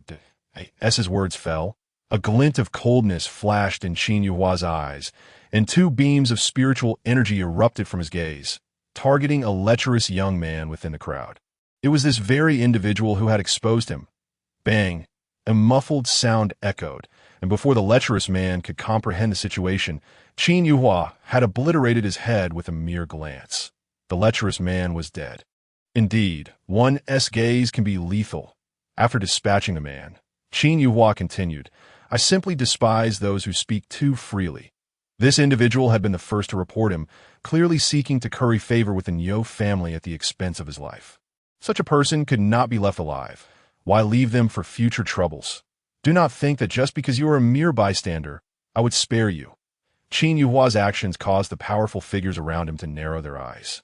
This young man was indeed one who avenged grievances and distinguished between friend and foe. Now that the man is dead, I will reveal my identity. Qin Yuhua initially intended to proclaim himself a member of the Qin family, but deemed such a direct revelation rather mundane. A teasing smile crept onto his lips as he suddenly turned his attention towards the position of the Jiujian sect in that moment. Before Qin Yuhua could speak, the Niu family's warriors could no longer contain their fury and erupted in rage. Jiujian sect, it is indeed you. How dare you pretend to know nothing in our presence? Damn it, do you think my Niu family is easy to fool? At this point, the powerful figures of the Jiujian sect wore expressions of cold anger, directing their scrutiny at Qin Yuhua. Demanding, kid, are you a disciple of the Jiujian sect? We have never seen you before. Speak quickly. Who are you? Or we shall kill you first. Some powerful figures unleashed their spiritual energy, preparing to attack Qin Yuhua. What? You wish to silence me? Have you consulted the Niu family first? Niu Lu Dao was the first to snap. This boy, though destined to die, must meet his end at the hands of the Niu family. He cannot be allowed to fall to the Jiujian sect. With a surge of domineering golden spiritual energy, a golden bull took form, its eyes cold and nostrils exhaling white vapor. The terrifying pressure caused the weaker individuals around to collapse to the ground instantly. Niu Lu Dao, we are not retaliating out of fear of you. This boy is not one of the Jiujian sect. Boy, hurry and tell me the truth, or else the Niu family will spare you. But I, the Jiujian sect, will annihilate your entire clan. The elder of the Jiujian sect also became enraged. Directing his formidable aura towards Qin, as the golden Tao garment upon Qin Yuhua grew increasingly radiant. He smiled nonchalantly and finally spoke. I never claimed to be from the Jiujian sect. I had yet to say anything. Upon hearing this, the elders of the Jiujian sect exclaimed in unison. Did you hear that? He is not from the Jiujian sect. Niu family, could you not be so hasty? Not from the Jiujian sect. The Niu family found themselves in a state of bewilderment, realizing that their impatience had been unfounded. After exchanging glances, they collectively retracted the oppressive aura directed at the Jiujian sect. However, the pride of the Niu family prevented them from uttering a single apology to the Jiujian sect. At that moment, Qin Yuhua's gaze shifted towards the Zhao family. The repressed aura of the Niu family erupted once more. So, it was the Zhao family. I should have anticipated this. Not long ago, we Niu family seized one of your minds, and you must harbor resentment. The Zhao family must be itching for a fight. So why resort to stealth?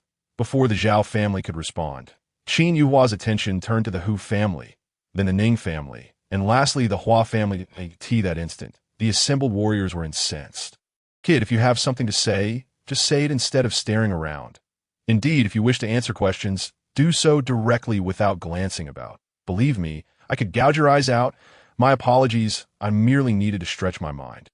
I had been holding one position for too long. Qin Yuhua's infuriating voice rang out, just as the powerful individuals were on the brink of losing their composure. He finally spoke, I am a member of the Qin family. Upon hearing this, the members of the 10 great families were momentarily stunned. The Qin family?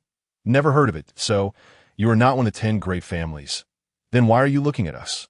Wait, a member of the Qin family? Wasn't it a Qin family member who killed Nyobadeo and the elder? The warriors, belatedly realizing the situation, reacted. Kid, are you the one who killed Nyobadeo? The Niu family members also caught on and coldly inquired. Facing the murderous gazes of the Niu family, Qin Yuhua smiled and said, a hero acts like a hero. Indeed. Yes, I killed Nyobadeo. Additionally, I dispatched a middle-aged man and an old wretch nearing his grave. They too met their end by my hand. That a collective gasp echoed from the scattered cultivators at the exit of the corridor, their eyes fixed on Qin Yuhua, as if he were some kind of monster. What manner of foreign entity is this, to dare to admit such a thing at this juncture? Moreover, to do so decisively. Goodness, in such circumstances, one would rather die than confess. Could it be that this lad, at such a tender age, has grown weary of life? Is he courting death? It truly is you. Ah, I shall take your life. A terrifying pressure descended upon Qin Yuhua like a celestial canopy. Yet, Qin Yuhua did not flinch or show fear. Instead, he stepped forward several paces that he moved closer to shield Qin Ku'er and Qin Jinyan from this overwhelming force. What he actually advances instead of retreating? Does he truly wish to die for having killed members of the Niu family?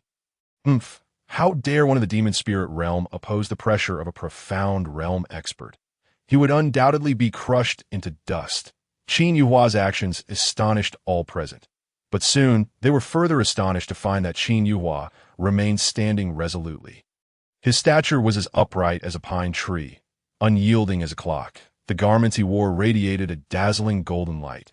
The embroidered taowu upon it appeared vividly vibrant, and, astonishingly, it detached from the fabric, transforming into a mythical beast that roared into the air, with a roar that, while not deafening, caused the members of the Niu family to stagger, retreating in disarray.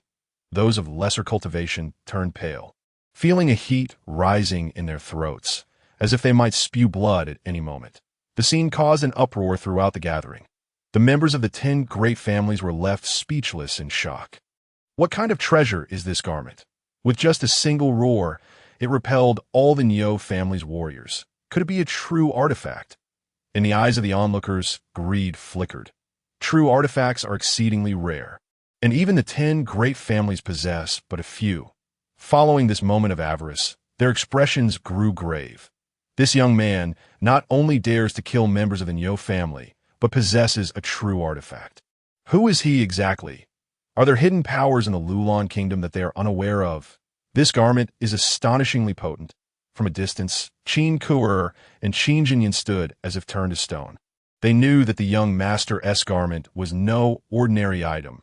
Even those of the earth spirit realm could be instantly killed by it, yet they had not anticipated that it was, in fact, a true artifact. It is truly infuriating how one can possess such treasures. Although the young master's cultivation may not be formidable, the wealth of treasures he possesses is indeed enviable. Yet they both wondered, how could the family so readily entrust such precious items to the young master? Do they not fear that the young master might be targeted and killed for these treasures? You possess a true artifact for self-defense. No wonder the elder fell. But you have come to deliver treasures to the Niu family. Haven to you? This garment belongs to my Niu family. The exuberant voice of Niuli echoed through the air. He had set his sights on the treasure garment worn by Qin Yuhua. You wish to claim my treasure garment? Come then. Do try to attack me. Qin Yuhua grinned, maintaining his composure. The golden thread taowu garment fears nothing when it comes to attacks. Whether it be rare mind assaults or spiritual and physical strikes, they are all ineffective. If it were a close-range physical attack, the assailant would even suffer backlash. This is a suit of thorny armor. Let us see. A elder took the lead, initiating an attack. Spiritual energy coalesced into a raging bull, charging at Qin Yuhua. This strike caused the surrounding spiritual energy to thin dramatically. Young master, Qin Ku'er and Qin Jinyan tensed instantly. Despite their astonishment at the young master, the one attacking him was a profound realm expert. Niu family, do you seek to destroy this place? Members of the various factions hastily employed spiritual energy to shield the surroundings. If the Niu family were to ruin this site, it would be a tremendous loss in the next moment, a thunderous crash reverberated, shaking the mountain. The location where Qin Yuhua stood was engulfed in dust and smoke. Amidst the haze, golden light erupted, and Qin Yuhua stood there like a celestial being, and oh harm done. Not a scratch on me. My heavens, merely a garment can withstand the attack of a profound realm expert. Who on earth is he? Where did such a powerful treasure come from? How intriguing, truly deserving of the title of a true artifact.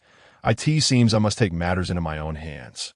Niuli stepped forward, brandishing a blood-red axe that appeared colossal, nearly 10 meters in length. For those of lesser cultivation, it would be impossible to even lift. This was the Nyo family's ancestral true artifact. The heaven-splitting axe. This axe harbored boundless power. A single strike could sever rivers and shatter mountains. The Nyo family was evidently serious now that I am genuinely curious, in a clash of true artifacts, which will prevail. There is no need to ask. This garment is certainly something the lad cannot defend against. Grandfather, why is that? Quite simply, the force generated from the collision of true artifacts will inevitably affect this lad. Even if only a fraction of that force touches him, he will not withstand it. Should he perish, this treasure garment will naturally belong to the Nyo family. Grandfather, should we seize it? We would like to. But what grounds do we have? The Nyo family seeks revenge. If we steal it, it would mean declaring war against them. Ah, the youth are so naive, believing that possessing a true artifact garment makes them invincible. They fail to realize that there are always stronger individuals. What a pity! What a pity! At this moment, all the family heads lamented within, wishing it were their own kin who had been killed by this lad. Then, they could justifiably act, and the treasure garment would be theirs. However, just as Nyo Li was about to strike, a sword formed from spiritual energy descended from the heavens, blocking the path between Nyo Li and Qin Yuhua. An elder suddenly emerged from the crowd, cloaked in black robes that obscured his features. Upon stepping forward, he removed his hat. With white hair yet a youthful visage, he appeared ethereal and otherworldly. Zhongzhu. The members of the Jiao sect gasped in surprise and promptly rose, bowing in respect. What? The leader of the Jiao sect has also arrived. Zhang Shangqian, what brings you here? Do you wish to lay claim to the treasure garment as well? Nyo Li's expression shifted to one of gravity. Zhang Shangqian replied nonchalantly, True artifact against true artifact. Do you wish to collapse this place?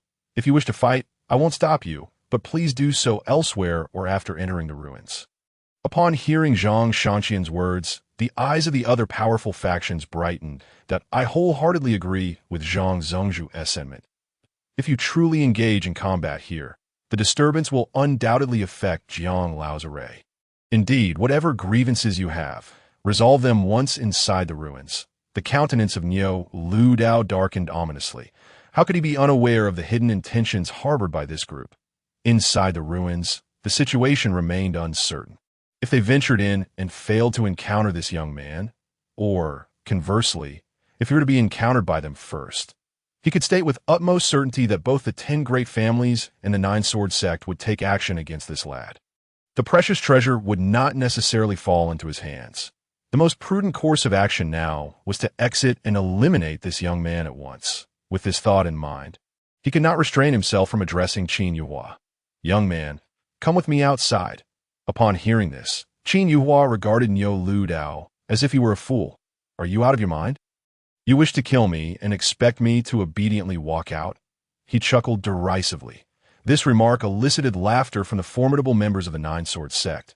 The young man made a compelling point. After a brief pause, Qin Yuhua continued, Truth be told, exiting is not entirely out of the question.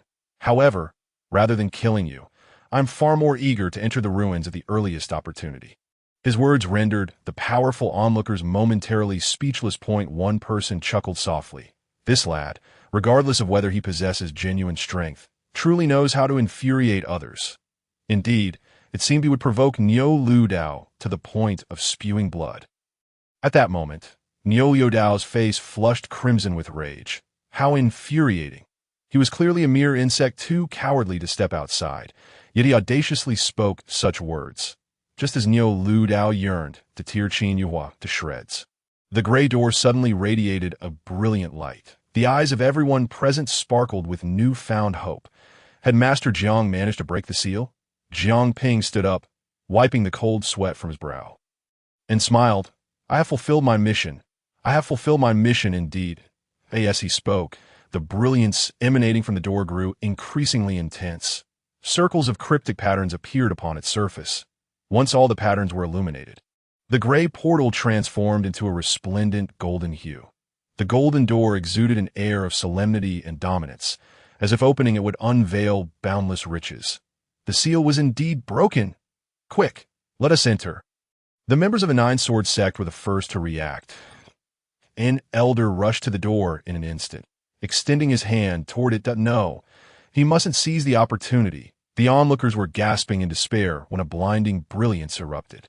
The elder's body, struck by the surge of light, instantly lost its flesh and was reduced to mere bones. A chilling wind swept through, transforming the bones into dust, scattering it across the ground. Chapter 33. There truly exists a dragon. This unforeseen turn of events caused the formidable beings present to collectively inhale sharply. Those rushing toward the door immediately halted in their tracks. Silence enveloped the scene, an eerie quietude settling in. All the powerful figures exchanged glances, their astonishment palpable and unmasked. The practitioner of the profound realm had perished just like that. Was this a relic or an unparalleled peril? Elder Wei. No. The anguished cries of the Jutian sect resounded, albeit belatedly. Yet none dared approach Elder Wei, for they were all too frightened to venture too close to the golden door. That moment, Zhang Shangqian turned to Jiang Ping, inquiring, Master Jiang, what is happening? Jiang Ping appeared equally perplexed, replying, I did indeed break the seal, revealing the true appearance of the door. However, it seems there remains a hidden danger. A hidden danger. Then how can it be countered? The events had unfolded too rapidly for a clear understanding. Let's proceed with caution and observe further. Observe further? Zhang Shangqian paused slightly. The implication of observing further meant more lives would be lost. Fortunately, there was no shortage of people present. Oh, you have any connections? Zhang Shangqian suddenly pointed at a wandering cultivator. The wanderer stammered, No, I am just an ordinary. Zhang Shangqian waved dismissively. No connections? Good. Come here, open the door. Huh? Open the door. The wanderer nearly wet himself, feeling his body weaken. I commanded you to come. Why are you babbling? With a sweeping gesture, Zhang Shangqian drew the wanderer's body closer. Open the door. His voice brooked no dissent, exuding an undeniable authority in the eyes of the powerful. The lives of the weak were utterly expendable. The wanderer trembled uncontrollably, paralyzed by fear, unable to move a single step, but he understood that this was a certain death sentence. Damn it, this is infuriating if one is too scared to go. Then let them die. An elder from the Niu family cursed and promptly obliterated the wanderer's body. He then seized another individual. You go and open the door. The chosen one felt as if the sky had collapsed upon him. Yet, with no other choice, he could only steel himself and proceed. He approached the door, placing his hand upon it. Just as with the previous practitioner of the profound realm, the moment his hand made contact, a radiant light burst forth, and his body was reduced to dust. Master Jiang, have you discerned anything? The powerful figures implored Jiang Ping. Jiang Ping shook his head. Not yet. Not yet? No need to rush. We have plenty of people. Let us try again. The Zhao family's strongman also captured a wandering cultivator, this time tossing him directly at the door. The light erupted, and he too was reduced to powder. Dust returns to dust, earth returns to earth. At that moment, the scattered cultivators of the forefront were left in despair, wishing they had not rushed so hastily. Now, they found themselves unable to retreat. Just then, Qin Jinyin cried out in alarm. Qin Ke was seized by a powerful figure from afar. He attempted to pull her back, but was utterly helpless, even finding himself caught as well. Young master, help. Instinctively, both called out to Qin Yuhua for in truth, they need not utter a word. As long as Qin Yuhua was present, he would not allow any harm to befall the Qin family. With a frosty gaze, he declared, Do you think I am invisible? Should they come a harm, I swear that regardless of whether you are one of the 10 great sects or the 10 great families, you shall become a thing of the past. This declaration prompted laughter from the strong man who had seized Qin Ke and Qin Jinyin. Kid, whether you can survive is uncertain, yet you dare to threaten us? If a mere junior could intimidate them, the Ning family would surely become a laughingstock. Qin Yuhua spoke with unyielding boldness. Being ridiculed is far better than annihilation. Upon hearing this, the expressions of the surrounding powerful figures shifted, their gazes now tinged with intrigue. This young man, though evidently weak, exuded an astonishing confidence from the very beginning. He seemed unafraid of anyone present, maintaining an air of defiance. Was this mere bluster, or did he truly possess some formidable backing? Very well, I wish to witness how you will eradicate my entire Ning clan. The Ning family's strongman seethed with rage. This young man was audacious enough to show off in front of them. With a slight exertion of his hand, he hurled Qin Ke and Qin Jinyin toward the door. In such dire circumstances, surrender was out of the question. What did the 10 great families have to fear? Qin Yuhua's expression darkened to the extreme. Initially, he had no desire to reveal his stronger cards, fearing that should he inadvertently damage the ruins, he would be unable to enter again, which would be disastrous. Yet now, with the lives of the Qin family hanging in the balance before him, how could he restrain himself? The battle attire upon Qin Yuhua shimmered with increasingly radiant light. Above him, the ethereal silhouette of the Tao Wu grew ever clearer. He bit his lip, enunciating each word with gravity. Those who offend the Qin family. Just as he reached this point, his voice abruptly ceased. The voice of ancestor Qin Tan echoed within his mind. Do not be angry. They shall come to no harm. Indeed, before his eyes, Qin Ke and Qin Jinyin did not disintegrate into ashes. Their bodies collided with the door, producing a muffled thud. Though dazed and disoriented, they remained alive. Furthermore, the golden door had been jarred open slightly. Qin Yuhua's eyes gleamed with hope. On the platform, 2 projections of himself emerged, one remaining in place, while the other rushed to Qin Ke and Qin Jinyin's side. After assisting them to their feet, he urged softly, "Let us go." In the next instant, they stepped through the door. The powerful factions merely observed in silence, watching intently until the figures of the 3 vanished. What? They truly entered. Master Jiang, what is the situation? Is there no longer any danger? The various factions are taken aback. They had refrained from intervening, merely wishing to see if the 3 would test whether the Golden Gate posed any danger. To their surprise, the trio walked straight through the crevice. After a moment of contemplation, Jiang Ping remarked, "I understand now. The lethal intent of the gate will manifest only 3 times. After that, it will be safe." Safe? Then what are we waiting for? We cannot allow that brat to gain the upper hand. The powerful figures present became frantic. The leaders of the factions were the first to push open the gate and step inside. Once they entered, it was the turn of the scattered cultivators at the back. "Young master, where are we? Why are we not in the cave?" Qin Ke exclaimed in astonishment. The 3 of them, supporting each other, found themselves here after crossing the threshold. Before them stretched an endless expanse of desert. Apart from the barren landscape, there was nothing else. Young master, can you hear us?"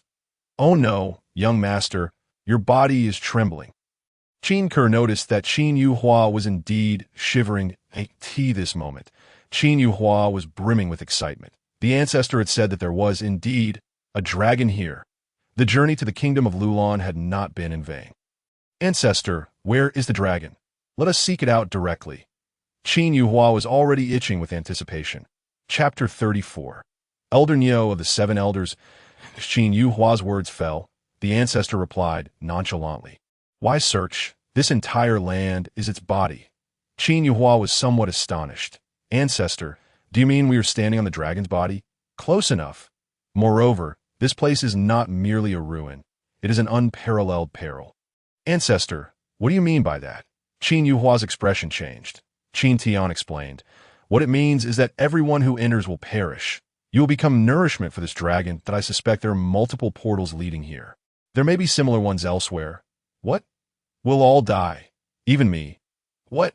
Are you so afraid of death?" "But rest assured, of course, you are not included. This time, we will use this dragon as a training opportunity. Afterward, you will understand just how extraordinary the chaos dragon-subduing cauldron truly is." Qin Yuhua's excitement reignited, his eyes sparkling. "Ancestor, should I summon the dragon-subduing cauldron now to force the dragon out?" "No rush. That dragon is not in a hurry to devour you. Why are you so anxious?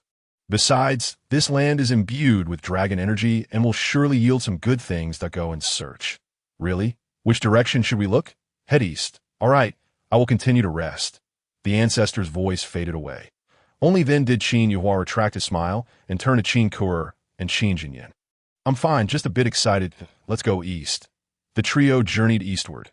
Along the way, they encountered numerous scattered cultivators. After about half a day, a fruit tree appeared in the desert. The tree stood only a meter tall and bore a single large red fruit. The sight of a tree in the desert was quite peculiar. Before they could approach the fruit, the surrounding heat made them sweat profusely. This fruit is definitely extraordinary. It's a fire dragon fruit.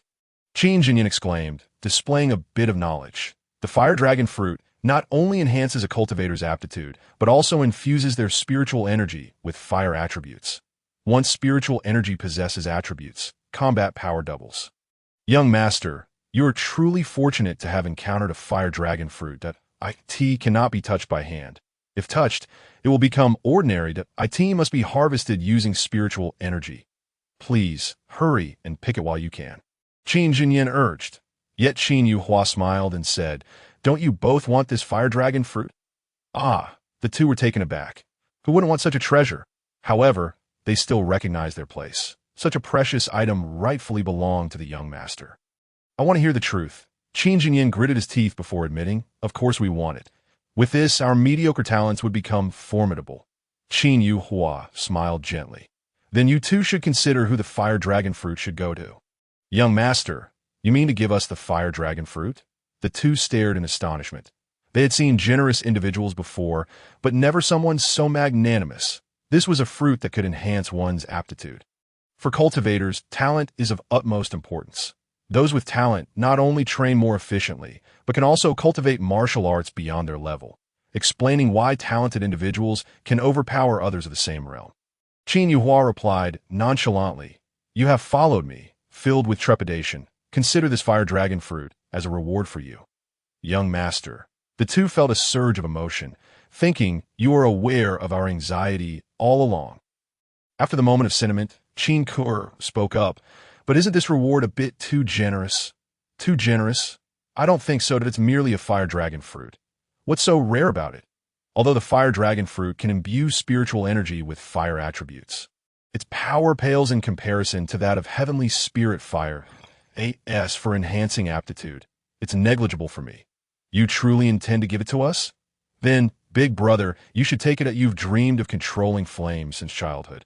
This fire dragon fruit is perfect for you. Qin Kur encouraged again. Fine. Qin Jinyin, not wanting to appear ungrateful, decided to accept it, as he genuinely desired the fire dragon fruit. Just as he was about to take action, a new group of individuals arrived. That is the fire dragon fruit.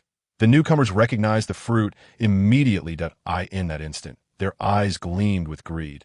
Who wouldn't want such a treasure? They promptly unleashed their spiritual energy, intending to seize the fire dragon fruit. Suddenly, the leader of the group halted as if he had seen something terrifying. Stop. Senior brother, what's wrong? Why are we stopping?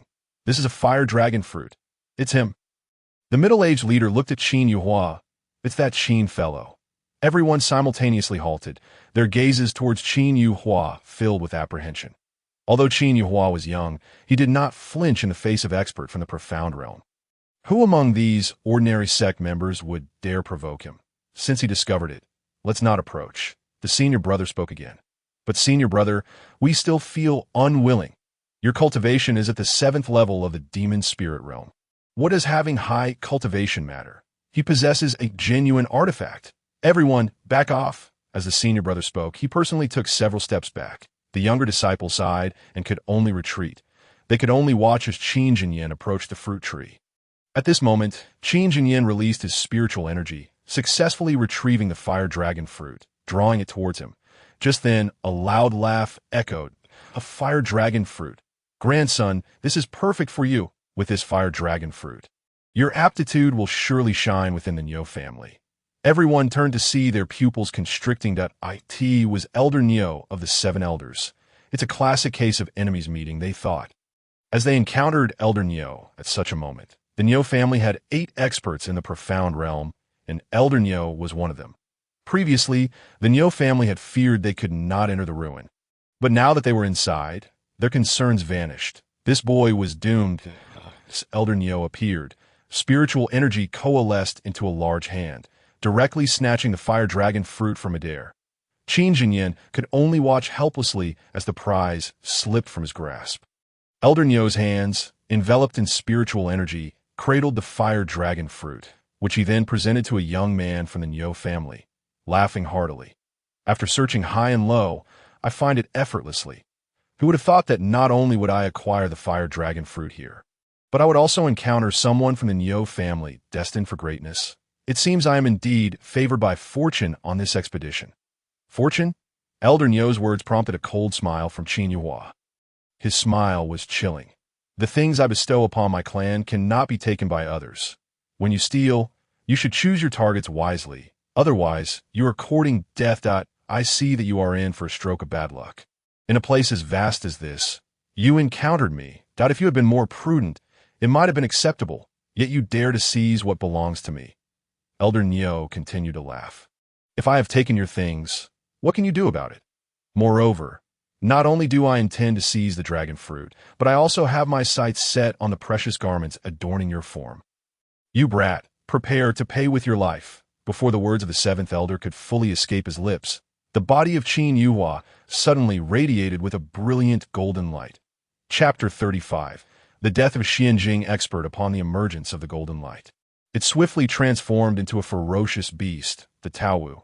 Towering a height of 10 zhang, it resembled a small mountain. The terrifying aura it exuded conjured a colossal sandstorm in its wake.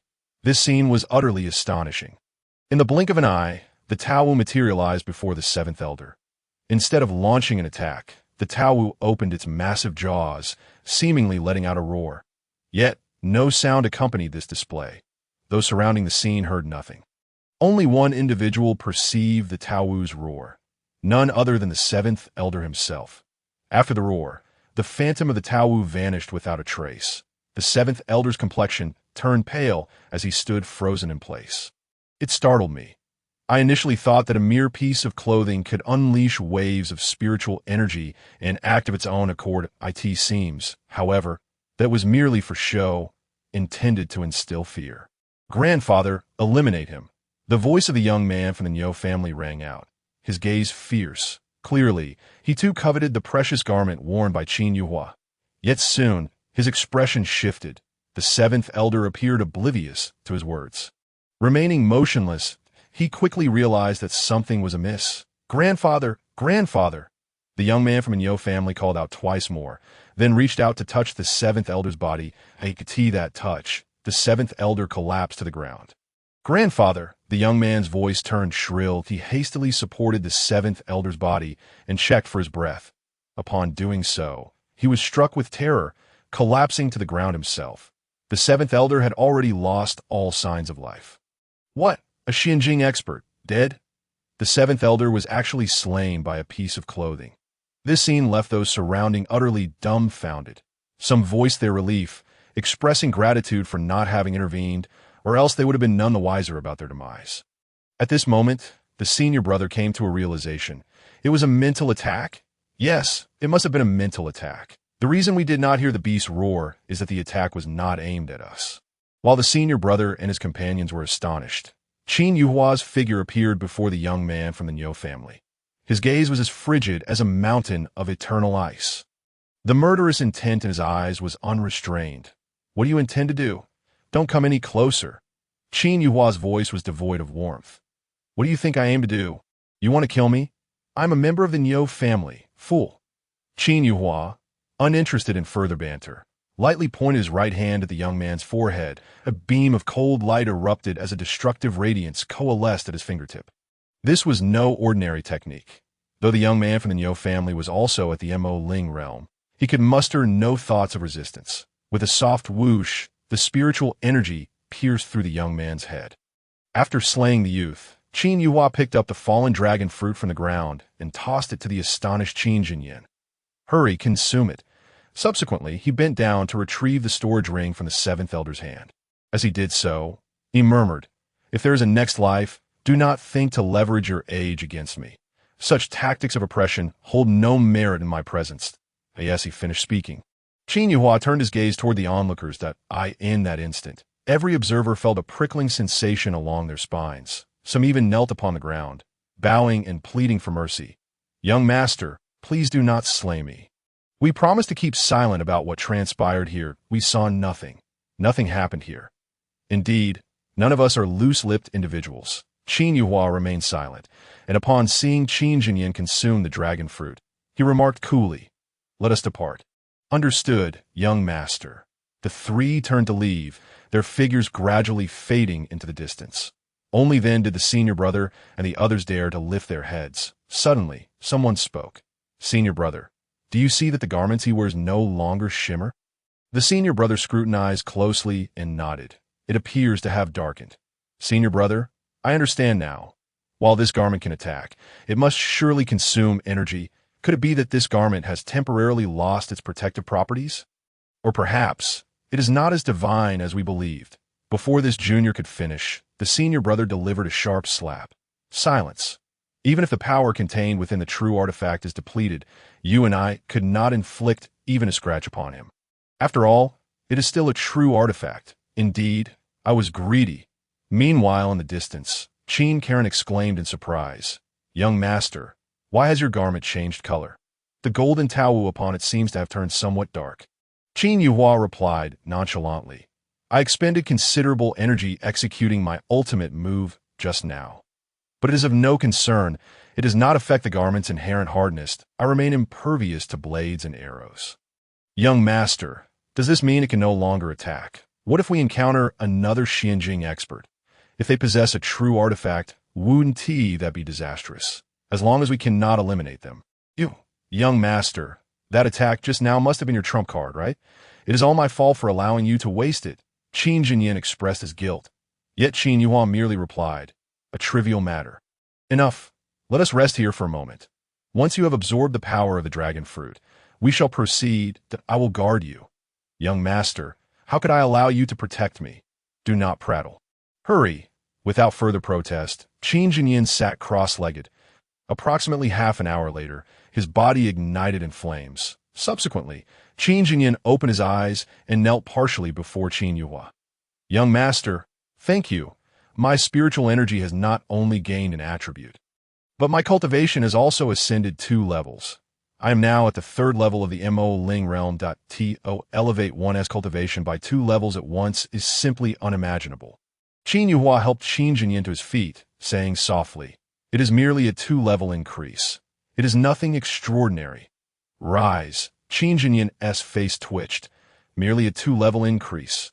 Furthermore, he now possessed a fire attribute physique.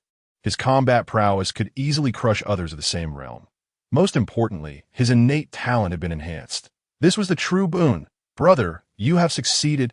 How splendid. Karen's voice rang out, her eyes filled with envy. Qin Yuhua placed a hand on her shoulder and gently said, let us proceed. If we come across any similar spiritual fruits, I shall ensure you consume them. Even if fortune does not favor us and we find none, I guarantee that before we depart from this relic, you will undoubtedly enter the Mo Ling realm. Enter the Mo Ling realm? But my cultivation is only at the 7th level of the Kuang Ling realm. A minor issue. Let us go. The trio continued eastward. The desert was not vast, and it wasn't long before they entered a forest. From a distance, they could hear the sounds of battle emanating from within. Above, the sky was painted in a myriad of colors by the swirling spiritual energy. What a formidable aura! It must be the work of a powerful faction. Young master, we should avoid them and take a detour. However, Qin Yuhua merely smiled slightly and replied, why should we avoid? The clash among these powerful factions is quite spectacular, indicating the presence of something remarkable. Let us go and take a look. Qin Jinyin, somewhat astonished, said, young master, you cannot possibly mean to seize the treasures from this powerful faction, right? Congratulations, you guessed correctly. But it is not just me. It is we. Qin Jinyin was left in a state of bewilderment. It had always been the powerful factions that seized their possessions. When had it ever been their turn to claim treasures from the powerful? They lacked the capability and qualification for such audacity. Young master, this is truly reckless. Yet, for some reason, both he and Karen felt an exhilarating fire ignited within them that was as if a flame had been kindled deep within their souls by Qin Yuhua. Who decreed that in this world, only the elders may seize from the juniors, and the strong may rob the weak? We shall reclaim what is rightfully ours, if the young master fears not. Then neither shall we. Chapter 36. The Qin family takes charge following the sounds of battle. The trio advanced in the distance. They spotted numerous spectators.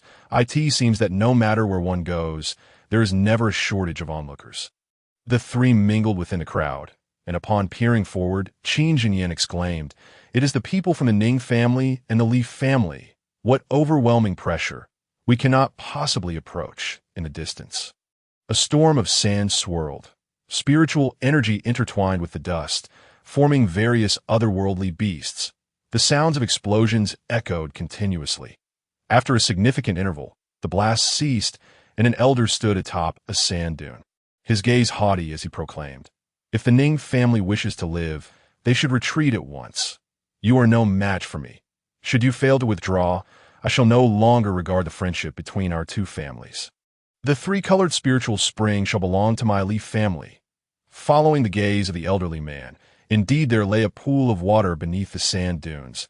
The spring was modest in size, merely a circular pit with a diameter of 30 centimeters. Within its depths, the water, illuminated by the sun, radiated three distinct colors.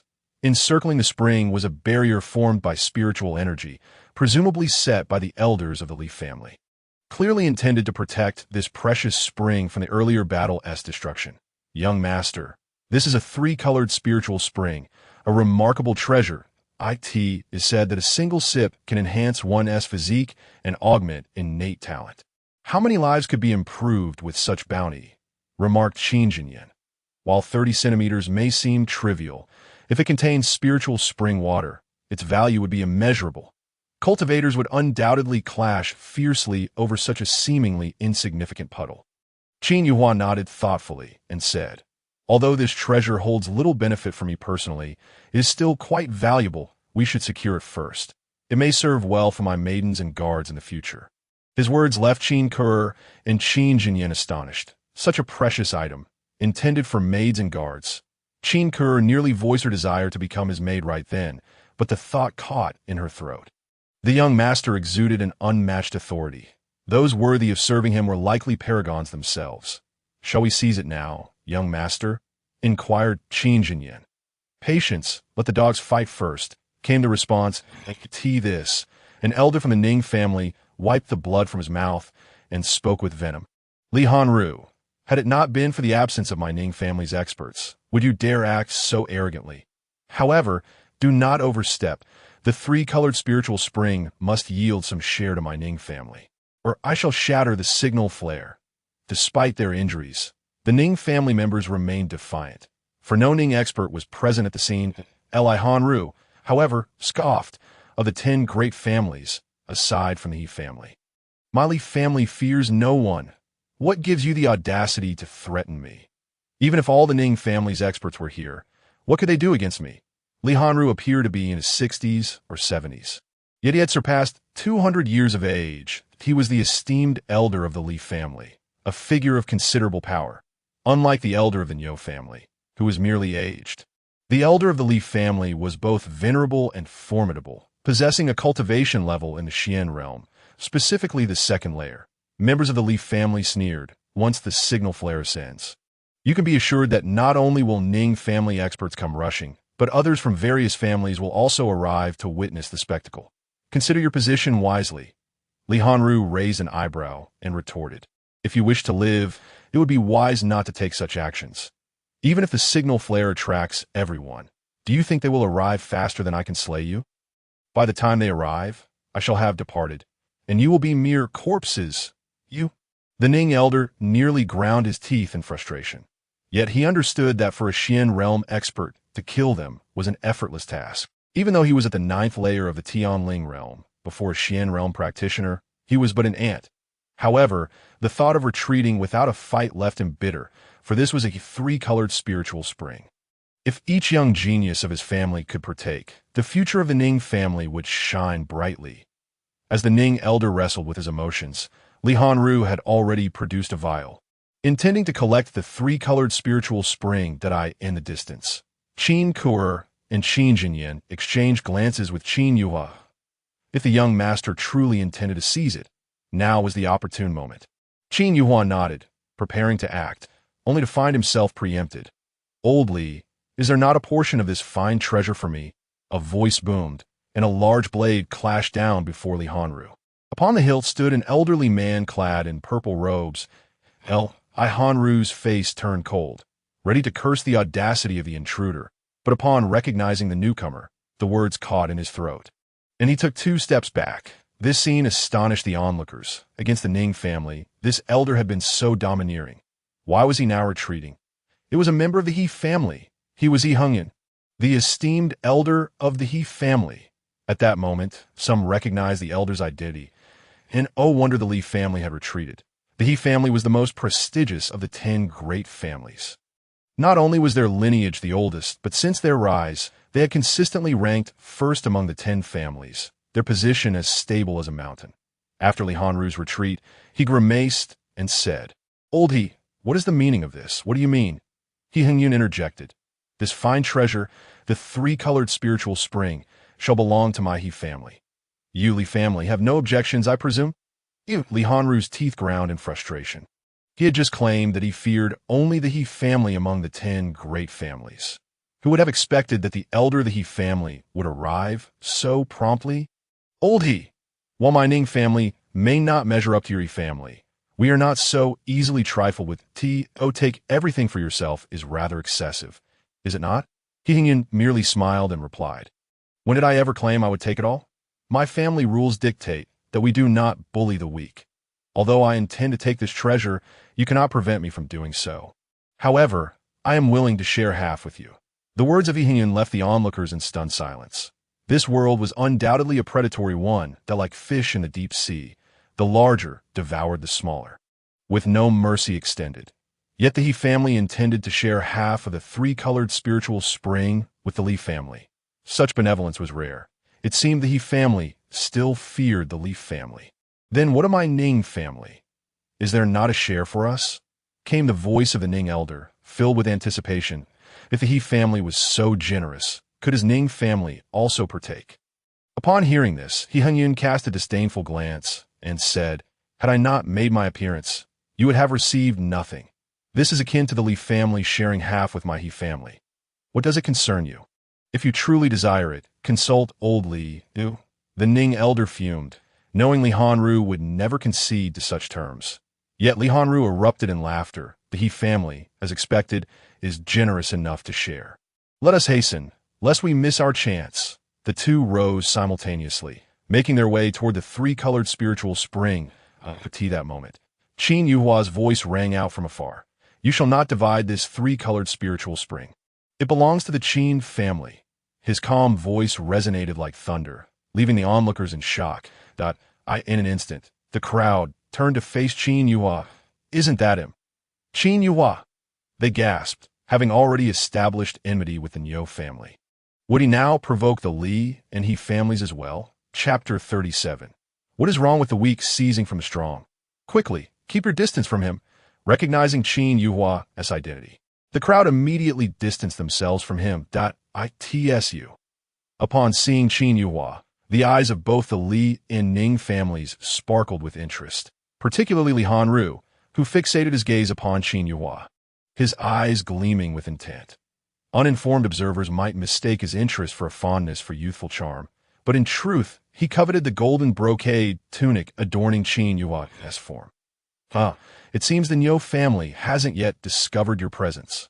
But tell me, young man, your bold appearance. Are you seeking death? Li Hanru guffawed, holding back his urge to strike at Qin Yuhua, mindful of Yi Hengyan's presence. Unfazed by Li Hanru's predatory gaze, Qin Yuhua strode confidently toward the 2 Xian realm experts, followed closely by Qin Jinyin and Qin Ke. Though trepidation lingered in their hearts, they remained steadfastly by their young master's side. Seeking death? No, did I not just declare? The Qin family shall lay claim to this 3-colored spiritual spring. In other words, I am here to seize it. The declaration of Qin Yuhua echoed around them, resonating with a compelling cadence. His words astonished not only the onlookers, but also left Li Hanru, and he hung in wide-eyed in disbelief. Li Hanru erupted into laughter. Young man, you have a knack for humor. This is undoubtedly the finest jest I have heard in recent times. You, a mere weakling, dare to attempt to seize from the formidable? Are you truly so foolish as to believe that only the strong may take from the weak in this world? Qin Yuhua, however, broke into a grin and retorted, "Who says that the weak cannot seize what belongs to the strong? Who decrees that only the powerful are entitled to possess good things? Today, whether you deem my actions reckless or foolish, I, Qin Yuhua, shall defy the heavens," as his words echoed. An unusual silence enveloped the surroundings. After a considerable pause, gasps of astonishment erupted. Akati turned out this young man was indeed a madman. Indeed, he must be insane. Who in their right mind would dare to oppose the 10 great clans? Yet this assertion was met with fervent rebuttal. Someone shouted passionately, "Is he mad? But why do I find his words so compelling? I'm tempted to cheer for him, to applaud him. Indeed, I feel the same way." Regardless of whether he is foolishly challenging the might of others or courting death, his attitude has ignited a fire within me. Akati this moment, I feel as though I might explode. Suddenly, a young man, approximately 22 years of age, stepped forth from the crowd. He had a round face and a stature that was not particularly tall, indeed somewhat diminutive. Slung across his back was a massive crescent-shaped blade, an incongruity to his slender frame. Though his appearance was unremarkable, at that moment, he was anything but ordinary. All eyes, including those of the strongest warriors, were fixated upon him, with the blade upon his back. He approached Qin Yuhua step by step, all the while smiling. Once, I too had fantasized about possessing such audacity, yet somewhere along the way, this cruel world had dulled my edges, rendering me timid and fearful for my own life. The fervor of my youth, the passion I once held, had dissipated into thin air. Even I could not fathom how they had vanished without a trace. Yes, he spoke. The young man unexpectedly shed tears. Wiping away his tears, he spoke again, and at that moment, his words rekindled the fire of passion within me. Who dares to claim that the weak are only fit to be bullied? Who dares to assert that the weak must live like dogs? Who dares to say that the weak can only have their treasures taken by the strong? Today, I, Lu Yufeng, shall also seize what belongs to the strong, even if it means perishing here. The young man drew forth his crescent blade, his aura merely that of a wild spirit realm. Yet he had the audacity to point it defiantly at a profound realm warrior.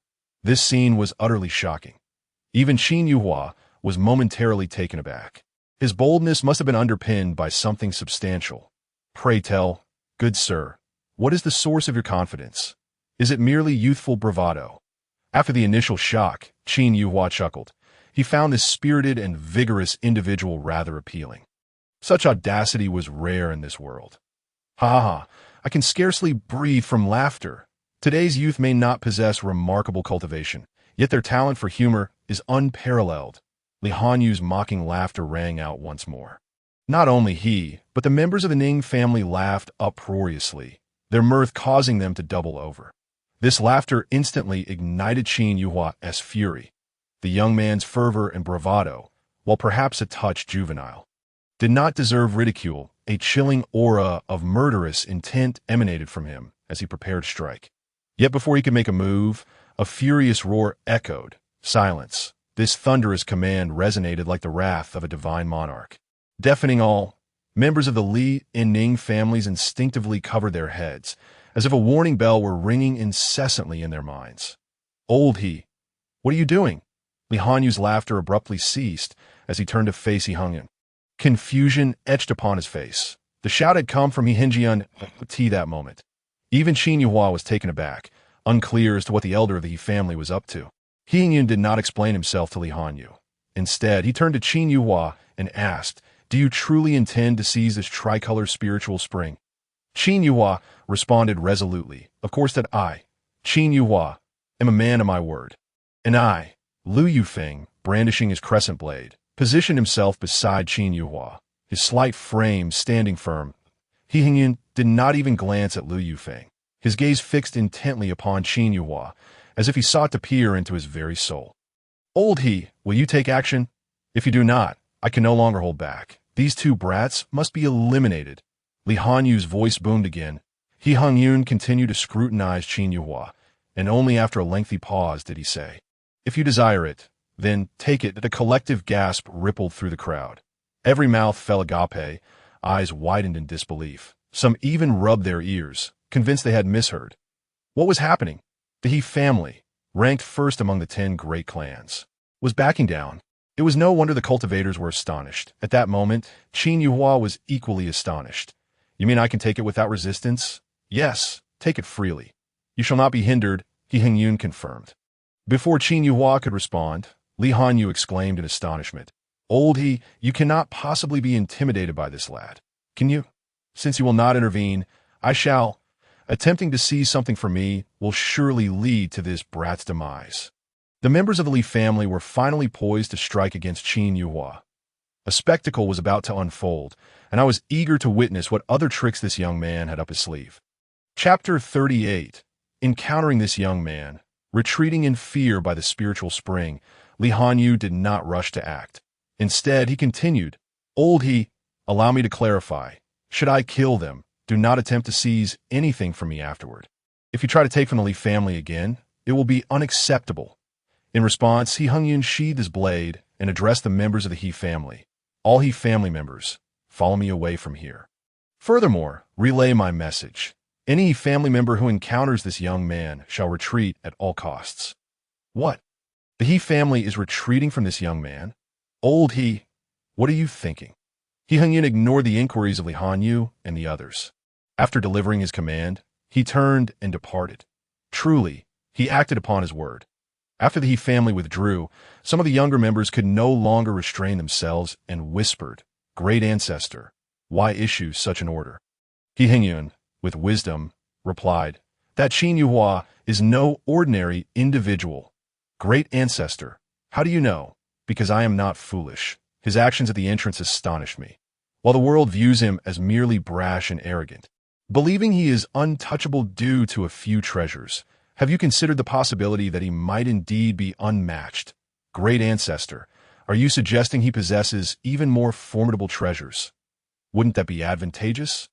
Does it not mean that whoever slays him will inherit his possessions? Kill him? Such ignorance. If he possesses so many treasures, have you not pondered the immense backing he may have? Well, that is a possibility, but merely one of many.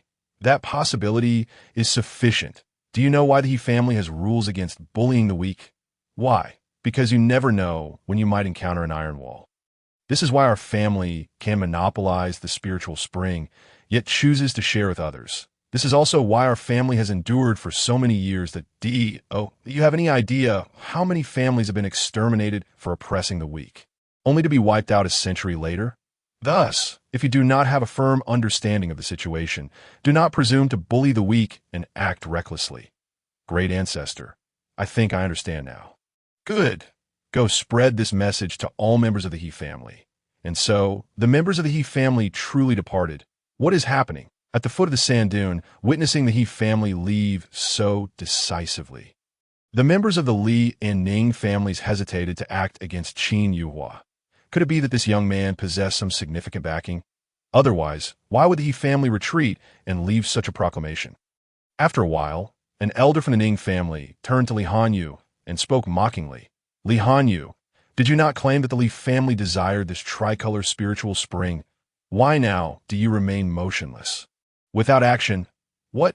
Are you afraid to confront this young man? Li Hanyu snorted disdainfully and retorted, And why do you not take action? I would like to, but even if I were to kill this young man, what would it accomplish? Would that prevent you from acting against me? I will not be your pawn. You are rather astute. Li Hanyu snorted again, falling silent as he kept his gaze fixed on Qin Yuhua. At that moment, Qin Yuhua's voice rang out. Do none of you desire the tricolor spiritual spring? Then I shall take it. Indeed, I extend a warm welcome for you to take action against me at any moment.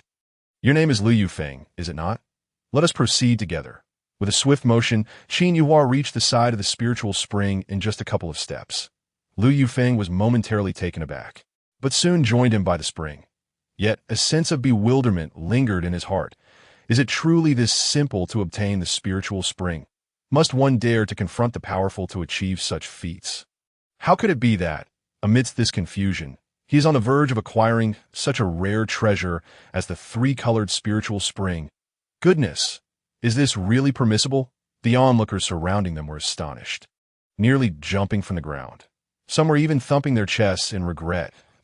If only they had known, they too would have stepped forward to seize it. In this world, the size of one's ambition truly dictates the grandeur of the stage. Is it still possible for us to act now? He is truly about to take Lihanu. Are you not going to take action? Beside the spring, an elder from the Ning family grew anxious. Were it not for Lihanu's presence, he would have already acted out of impatience. Lihanu remained silent, his gaze shifting several times, seemingly engaged in final deliberation. The departure of the He family undoubtedly stemmed from their apprehension regarding the formidable background this young man possesses. However, he had never heard of the Qin family from Lulan Kingdom. Clearly, they were a minor clan of little renown. Could it be that the He family was overestimating the situation? For years, the He family had maintained a cautious approach. Despite being the foremost family, they always seemed to act with trepidation. Damn it, why overthink? The Li family is not the He family. Young man, I care not what your Qin family represents. Today, if you dare to seize what belongs to the Li family, it will be your demise. Ultimately, Lihanu could no longer resist the allure of the treasure. The three-colored spiritual spring would belong to the Li family. The treasures on this young man would also belong to them. The Li family's exit had fortuitously presented an opportunity for the Li family. Such a rare chance, presented on a silver platter. How could they refuse it? Lihanu's intentions ignited a spark in the elder of the Ning family. The true strength of Qin Yuhua was about to be revealed. It was perfectly fitting for Lihanu to test his mettle. Should Lihanu perish, he would undoubtedly refrain from provoking this young man again. In the absence of true artifacts, if the opponent could kill Li Jiangnu, he could certainly do the same to him. Yet if this young man were to fall, the Ning family would have no choice but to fight for their survival. In fact, he had already shattered a piece of dual jade to notify his kin. They were en route here. After the recent delay, the Ning family's warriors must be close at hand. The battle is about to commence. We can hardly contain our excitement. The spectacle is finally set to unfold. Just as the spectators believed the grand performance was imminent, a light exclamation echoed from afar to, the three-colored spiritual spring. Clearly, more powerful beings were arriving. The voice lingered in the air as a formidable sword energy descended from above, forming a sword array that shielded the three-colored spiritual spring. Qin Yuhua and Lu Yufeng simultaneously retracted their hands. The sword energy was exceedingly sharp. Had they not withdrawn, their hands would have been reduced to mere pulp. And you, do not move. A sword descended towards Lihanu's forehead, nearly piercing through him entirely. The sword embedded itself in the ground, a mere centimeter away from Lihanu's Shu Da Ji Wenqin. Lihanu's expression turned grim in an instant. He was furious, yet dared not retaliate against this individual. For the newcomer was even more formidable than the He family. This was Gu Wenqin, the sixth elder of the Nine-Sword sect. The Li family certainly did not possess the audacity of the Nyo family to brazenly challenge the Nine-Sword sect. As the foremost sect, their power far surpassed that of the 10 great families that Ji Wenqin. What is your intention? You are Lihanu, are you not? I apologize, but the three-colored spiritual spring now belongs to the Nine-Sword sect. Coincidentally, I have a few promising disciples under my wing. Should they consume the three-colored spiritual spring, their talents will ascend to new heights. As Wenqin's words fell, Lihanu's expression darkened. How was it that after the He family's departure, the Nine-Sword sect had arrived? Yet soon after, his countenance relaxed that it was all for the best that the Nine-Sword sect had come. Let them probe into what cards this young man possesses. Lihanu refrained from saying much, taking a few steps back voluntarily. Chapter 39. What the Nine-Sword sect? Kill. Gu Wenqin finally smiled, casting a glance at Qin Yuhua and the others that if you do not retreat. Do you wish to be reduced to ashes? Qin Yuhua chuckled lightly and replied, You old fool, are you suggesting that you intend to seize the three-colored spiritual spring from me? How dare you insult me? Old man, Gu Wenqin's anger flared as he scrutinized Qin Yuhua closely. Upon closer inspection, his eyes lit up. Itsu. It is indeed haha. I am fortunate indeed. Gu Wenqin laughed heartily, his demeanor mirroring that of Lihanu from earlier. What? Do you intend to kill me? Gu Wenqin did not respond but calmly stated, If you wish to live, surrender the treasures you possess. Not only will I spare your life, but I may even make an exception to allow you to join the Nine-Sword sect as one of my disciples. This is an immense opportunity. You ought to cherish it. Ha! Upon hearing this, Qin Yuhua chuckled. Youth, what are you laughing at? Qin Yuhua replied coolly, I laugh at your hypocritical demeanor. Such sanctimonious individuals deserve death, by heavens. How audacious he is in the face of a nine-sword sect. Could it be that Qin Yuhua had become possessed by the spirit of the Niu family? What do you mean? Do you intend to strike against me and kill me? You must still be dreaming. Before Gu Wenqin could finish his sentence, his pupils constricted. Suddenly, a massive, ferocious beast manifested from Qin Yuhua's body. Its cold gaze sent chills down the spines of those present. Qin Yuhua unleashed the attack of the treasure garment once more. These powerful beings were far too loquacious, filled with superfluous chatter. If they were to fight, then let them fight. Why all this prattle? He could no longer endure it. As Qin Yuhua made his move, the spectators' eyes finally sparkled with anticipation. The show was at last commencing. Yet they were unprepared for this young man to strike first, especially against an elder of the nine-sword sect. Such audacity was indeed astonishing. HM, what is this? Upon the appearance of the Tao Wu, Gu Wenqin did not dare to underestimate the situation. His entire being radiated with spiritual light, as swirling dust formed a dragon that coiled around him. However, the Tao Wu did not attack. It hovered above him, merely opening its massive jaws as if to roar. Yet no sound emerged, strangely, after the Tao Wu's silent roar. The spiritual energy surrounding Gu Wenqin vanished completely. The swirling dust fell to the ground with a thundering crash. Gu Wenqin stood frozen in place, as motionless as a statue. Young master, it seems you can still launch an attack. Qin Ke's voice rang out with delight. And oh wonder the young master appeared so composed. It turned out his energy had not been depleted. What are the Xianjing experts? You all see now, those who provoke my young master meet but one fate. Death, Qin Jinyin shouted to the crowd. Although he had only known Qin Yuhua for a brief period, the young man's actions had already inspired him. He now dared to speak boldly in front of the powerful. With this proclamation, the onlookers finally reacted. What does this young man mean? Is it true that the elder of the nine-sword sect has fallen? No way. He is a Xianjing expert. The crowd erupted in a frenzy. Dead? Li Hanu was equally taken aback, hastening to Gu Wenqin's side, preparing to check for signs of life. But Gu Wenqin's body had already collapsed to the ground. His pupils dilated, breath non-existent. No. The sixth elder. Master, the voices of a nine-sword sect disciples arrived belatedly. What? He is truly dead. The previously boisterous scene fell eerily silent. All eyes turned towards Qin Yuhua, filled with trepidation. Li Hanu's forehead glistened with cold sweat as he realized just how fortunate he had been. Had it not been for the sudden arrival of the nine-sword sect, he would have been the one to meet his end. Qin Jinyin, young master, at your service, go retrieve the storage ring for me. I still wish to claim the spiritual spring. Qin Jinyin hesitated for a moment, then replied with a smile, As you command, with measured steps. Qin Jinyin approached Gu Wenqin.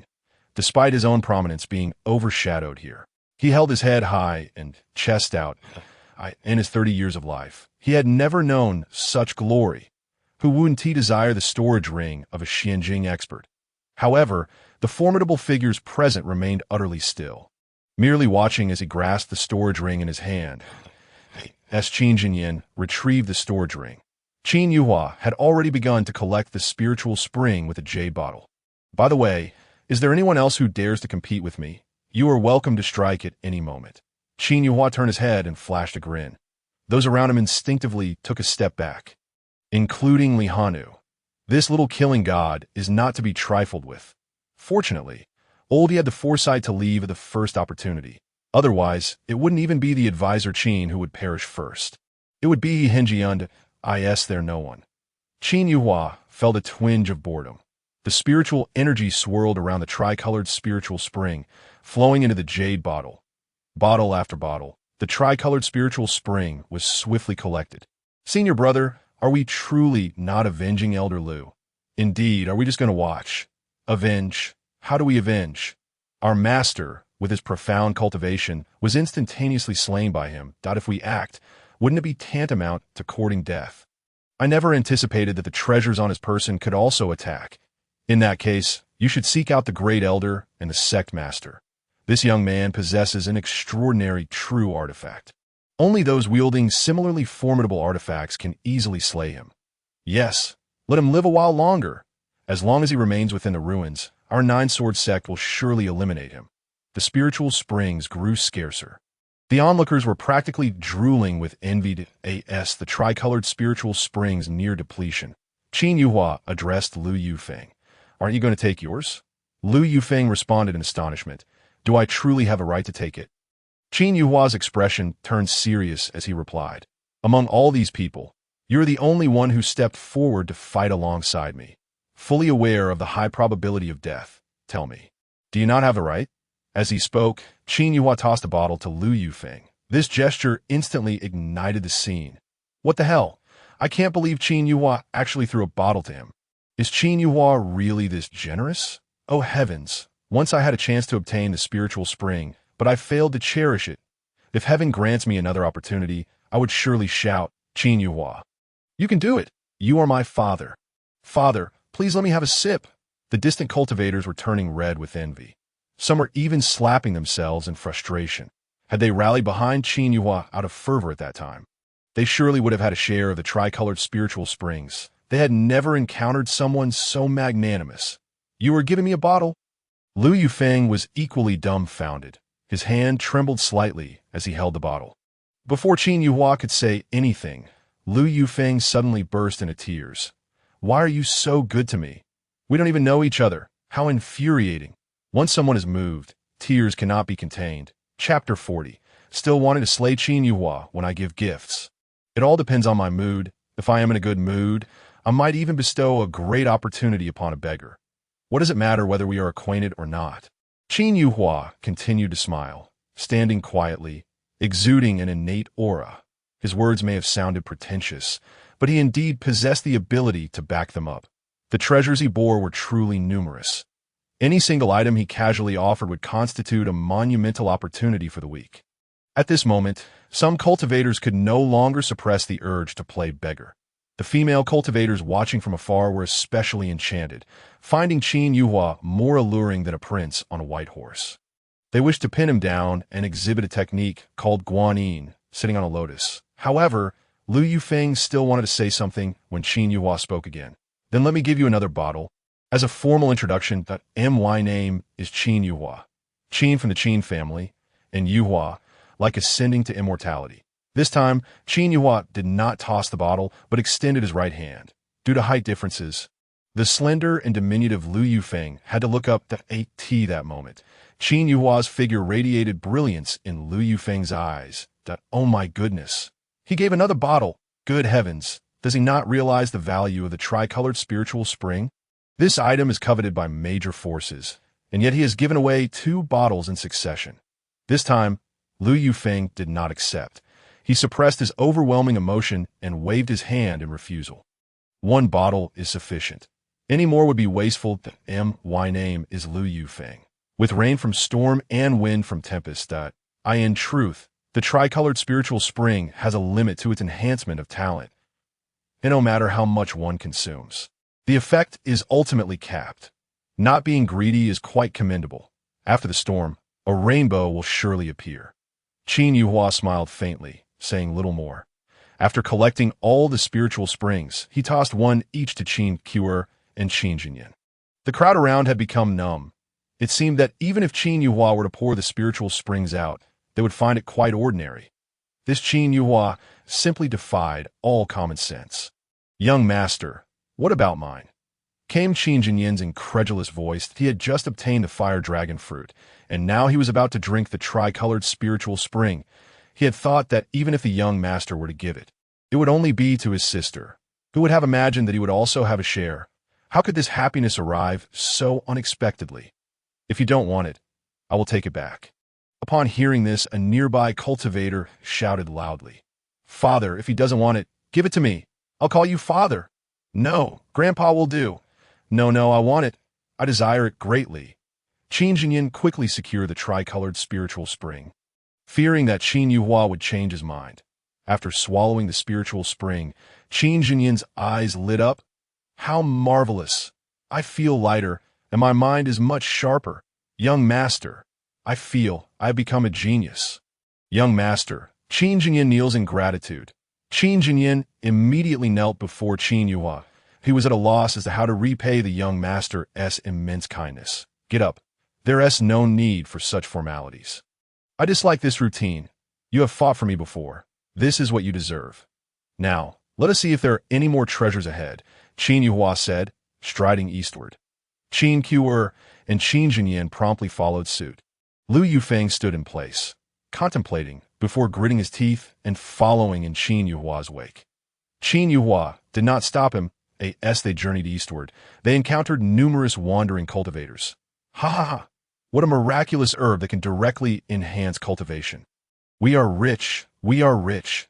This place seems devoid of danger. All opportunities. Some wandering immortals, fortunate enough to discover herbs that could directly elevate their cultivation, reveled in laughter. Yet before their laughter could fade, their heads were suddenly blown apart by someone nearby. Despite their contention over just a single herb that could enhance their cultivation at the frenzied spirit level, calamity struck. Young master, it seems the disciples of the Nine-Sword sect have been following us. They must be guiding the powerful figures of the Nine-Sword sect. Qin Jinyin and Qin Ke remarked in succession. It seems the Ning family and Li family have not departed either. They are still trailing U.S.D. Oh, but they still harbor grudges. Do they intend to act against you, young master? However, Qin Yuan merely chuckled.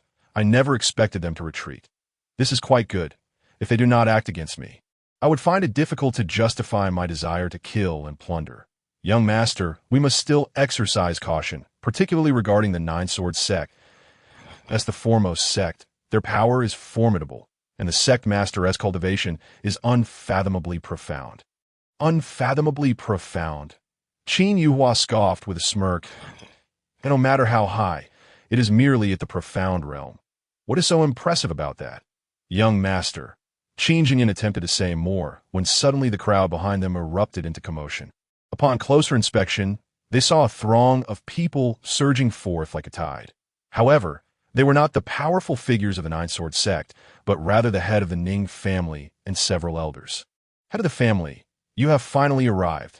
The elder of the Ning family rushed forward to greet them. Ning Wei, why did you shatter the twin jade? Was it to encounter a peerless treasure? Head of the family, you could say that.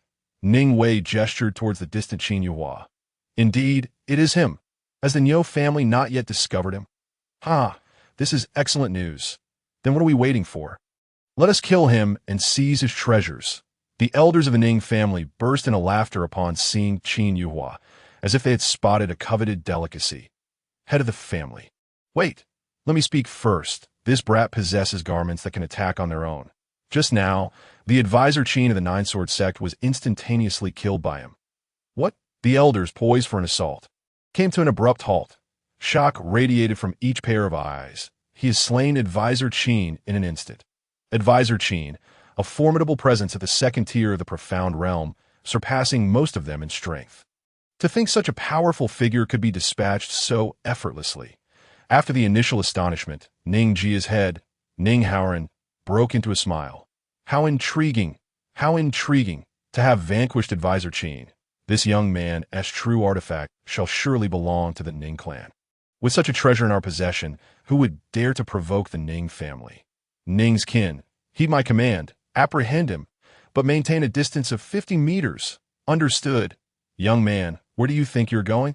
The members of the Ning family rushed toward Qin Yuhua like rabid hounds. From a distance, Li Han narrowed his eyes in fury, murmuring, the Ning family has arrived so swiftly, I anticipated they would not let this matter rest easily. Where are my own people? Li Han felt a twinge of urgency. His reason for staying was also to support Qin Yuhua. Although Qin Yuhua was powerful, he stood alone if the clansmen who entered the ruins converged upon him. How many could he possibly slay? He did not believe that Qin Yuhua's attire could produce endless attacks. Moreover, he had observed that after Qin Yuhua's previous assault, the Qiao Wu on him had darkened significantly. As a strong individual, he possessed a keen sense of observation. The Ning family had arrived first.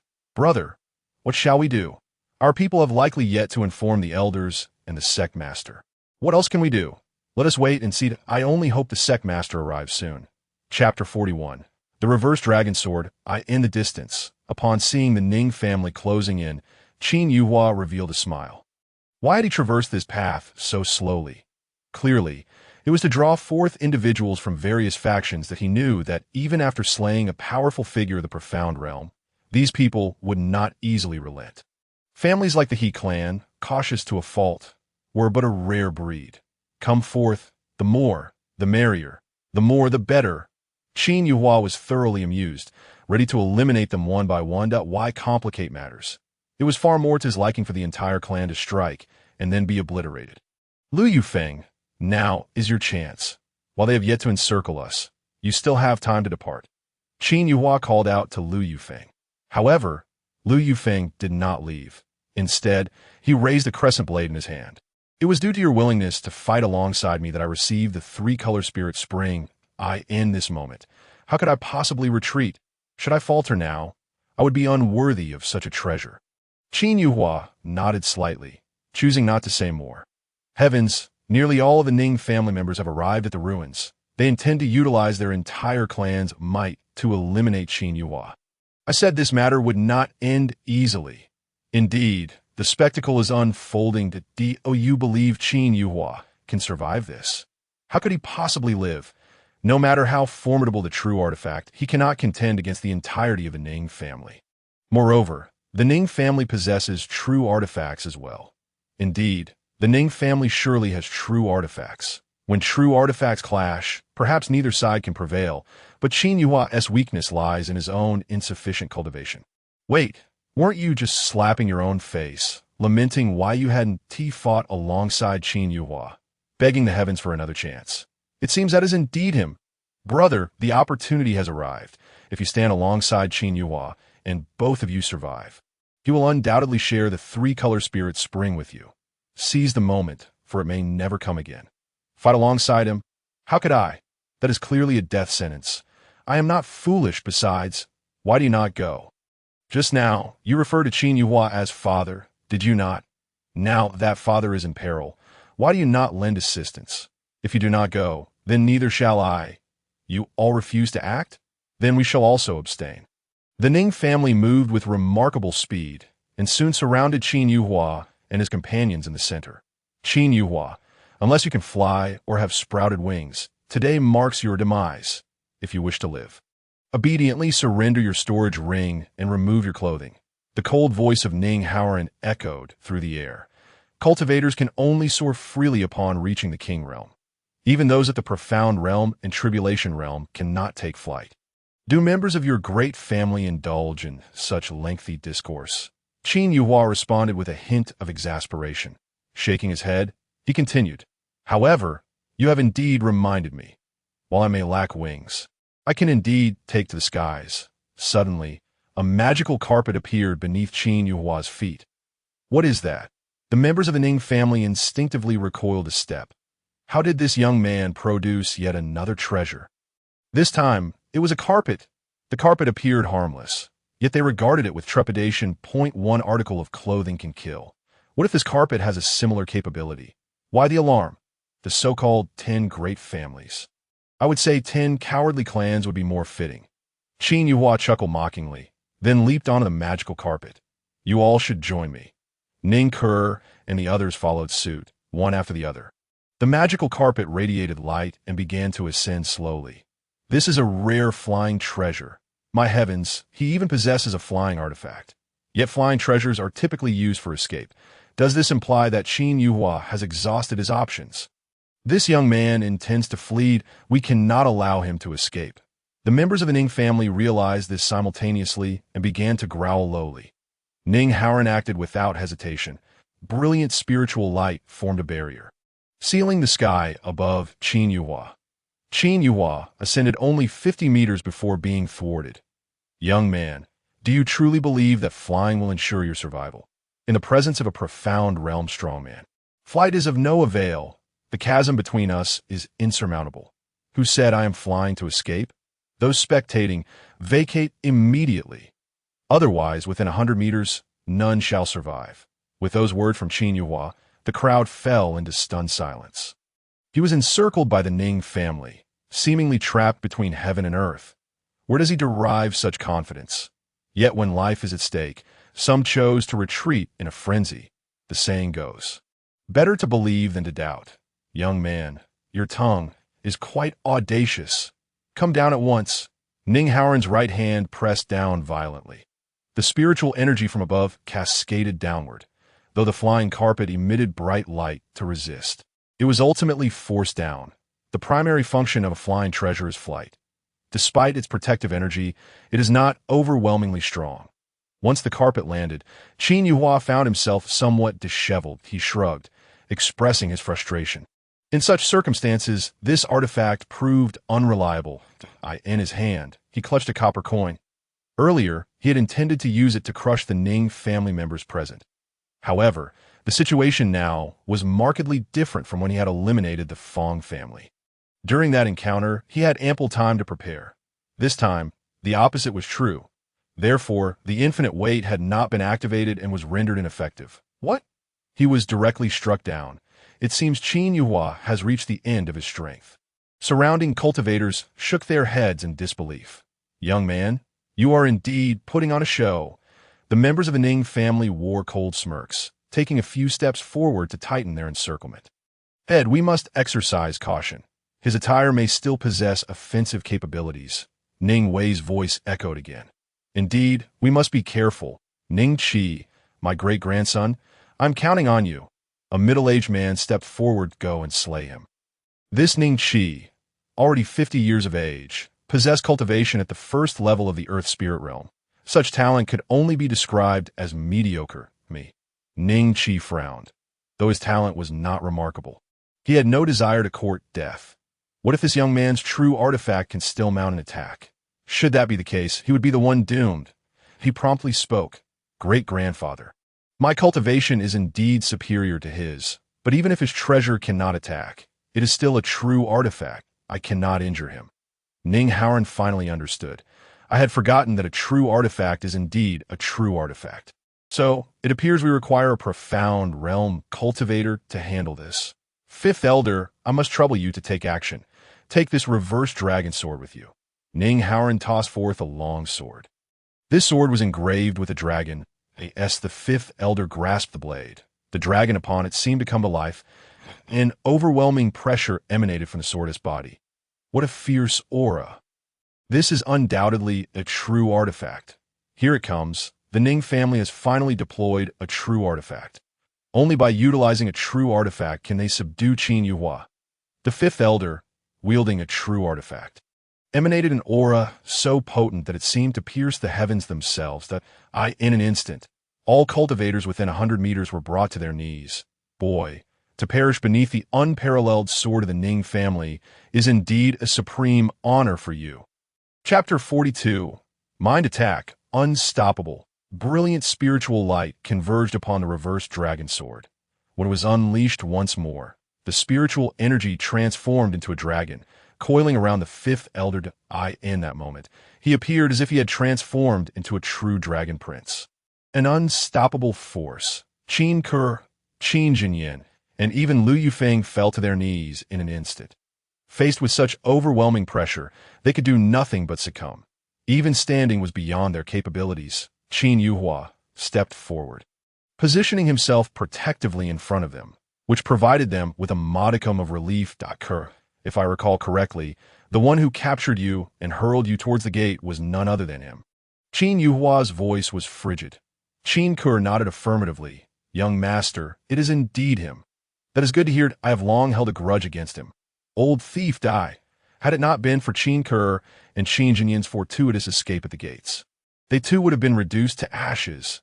Though Qin Yuhua did not voice it, that grievance had long been etched in his heart. Boy, your arrogance will be your undoing. The fifth elder raised his sword high. Reverse dragon, shatter the void.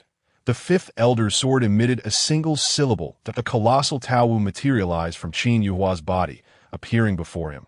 This Taowu was far larger than the azure dragon, its eyes resembling bronze bells. Colder than those of any dragon that moment. The Taowu opened its mouth that a low growl emanated, yet no sound reached the air. Ning Wei suddenly exclaimed, Fifth Elder, the disciples of the Nine-Sword sect fell to this very attack. You must defend yourself. But how could one defend against a mind attack? It was a mystical art, inescapable and insurmountable. The azure dragon above the fifth elder vanished in an instant. He maintained his stance with the sword raised. Yet that blade, once held aloft, would never descend again, and a chilling wind swept through.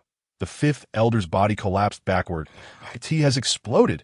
It has exploded. The onlookers gasped in shock. Dead, he is dead. Qin Yuhua's garments were capable of assault. He had first slain the elder of the Nine-Sword sect, and now he had killed an elder of the Ning family. He had actually dispatched two profound realm powerhouses, and this occurred while the opponent wielded a true artifact. What in the world was happening? The Ning family's experts were also holding true artifacts, yet the might of those artifacts had not counterbalanced one another. Was that azure dragon, which appeared capable of annihilating the heavens, less formidable than a mere Tao Wu? Could it be a mind attack? No. Ning Haoran's voice arrived belatedly. The demise of the profound realm elder was undoubtedly a significant blow to the Ning family. The death of any individual would be a tremendous setback. It was a mind attack. At this moment, Ning Haoran comprehended the situation, that a mind attack was utterly indefensible. But how could this be? Even if a true artifact possessed offensive capabilities, it would only be spiritual energy attacks. How could it encompass a mind attack? This was simply unheard of. Upon this realization, Ning Haoran seized Ning Wei, reprimanding him angrily. The opponent employs a mind attack. Why did you not inform me? Ning Wei, filled with indignation, retorted, I couldn't discern it at the time. All I knew was that he had effortlessly slain the sixth elder of the Nine-Sword sect. Fool! You failed to see that. Do you not realize that only protective true artifacts can withstand a mind attack? Most weapons in this world are designed for offense. Protective weapons are exceedingly rare, as no one wishes to squander fine materials crafting a weapon solely for defense. Only genuine prominent families possess protective weapons. Master, what shall we do? Our Ning family happens to lack a protective true artifact. Are we to retreat? Before Ning Haoran could respond, someone shouted, Not good. That boy is seizing our true artifact. Ning Haoran turned to see Qin Yuhua, taking advantage of their shock, releasing spiritual energy to grasp the reverse dragon sword. You seek death. Ning Haoran was immediately filled with rage.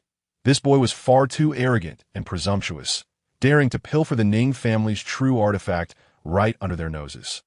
Ning Haoran swung his hand, and spiritual energy sliced through the air. With a thunderous crash, Qin Yuhua's spiritual energy dissipated. He murmured, Indeed, unless all of them are killed, I shall not obtain my spoils. As Qin Yuhua spoke, Ning Haoran had already seized the reverse dragon sword in his grip, his gaze toward Qin Yuhua brimming with murderous intent, nearly losing both his wife and soldiers. Master, what shall we do now? With the fifth elder dead, we cannot simply retreat. Retreat? How is that possible? Unless this boy is slain, I shall not rest. Master, let us first eliminate those few youngsters beside him to vent our frustrations. If we all unleash our pressure, this boy can only protect himself and will be unable to shield everyone. Yes, let us vent our anger first. The Ning family's experts collectively shouted coldly. The dust on the ground was suddenly lifted as if propelled by a counterforce. Then fell heavily. A terrifying pressure descended like a mountain. The yellow earth within a 300-meter radius caved in.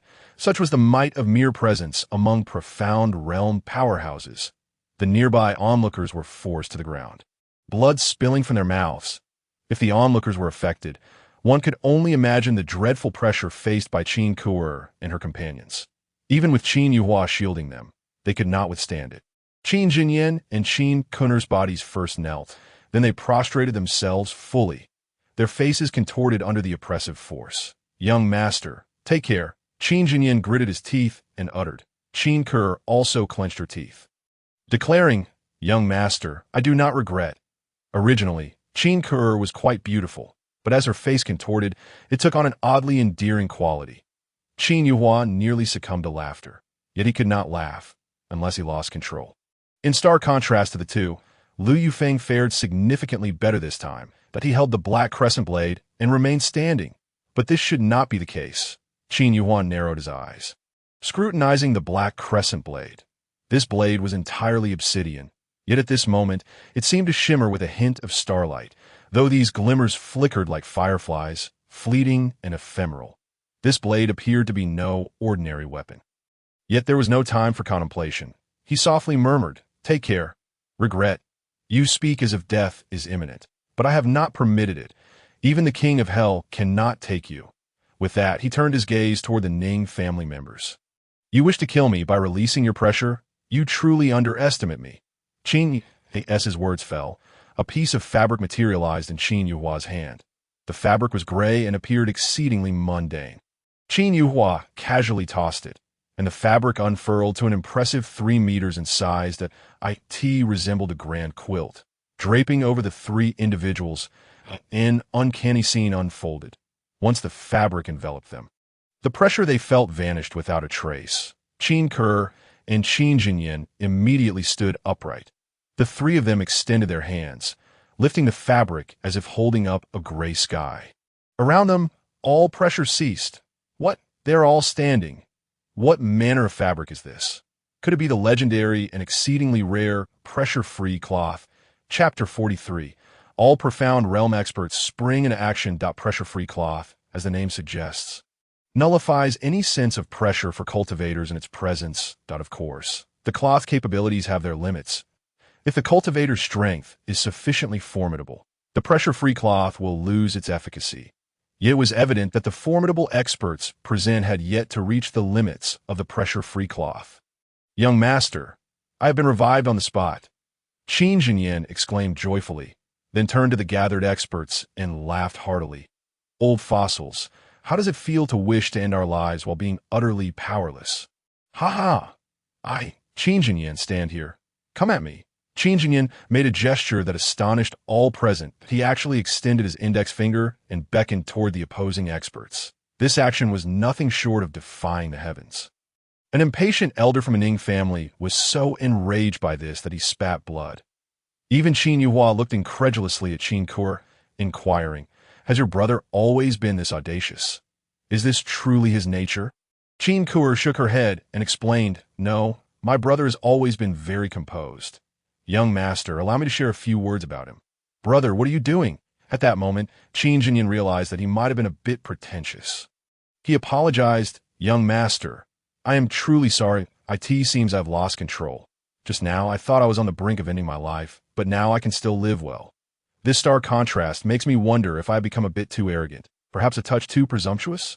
I assure you, young master, I will amend my ways. It is indeed a bit presumptuous, but there is no need for change. Occasionally letting loose can be beneficial for both body and mind," Qin Yuhua remarked. Glancing at the enraged members of the Ning family, you still intend to make a move against me? If so, make it quick. No dilly-dallying, like a bunch of old women. The members of the Ning family seethed with rage, their teeth grinding in frustration. Yet they dared not act recklessly.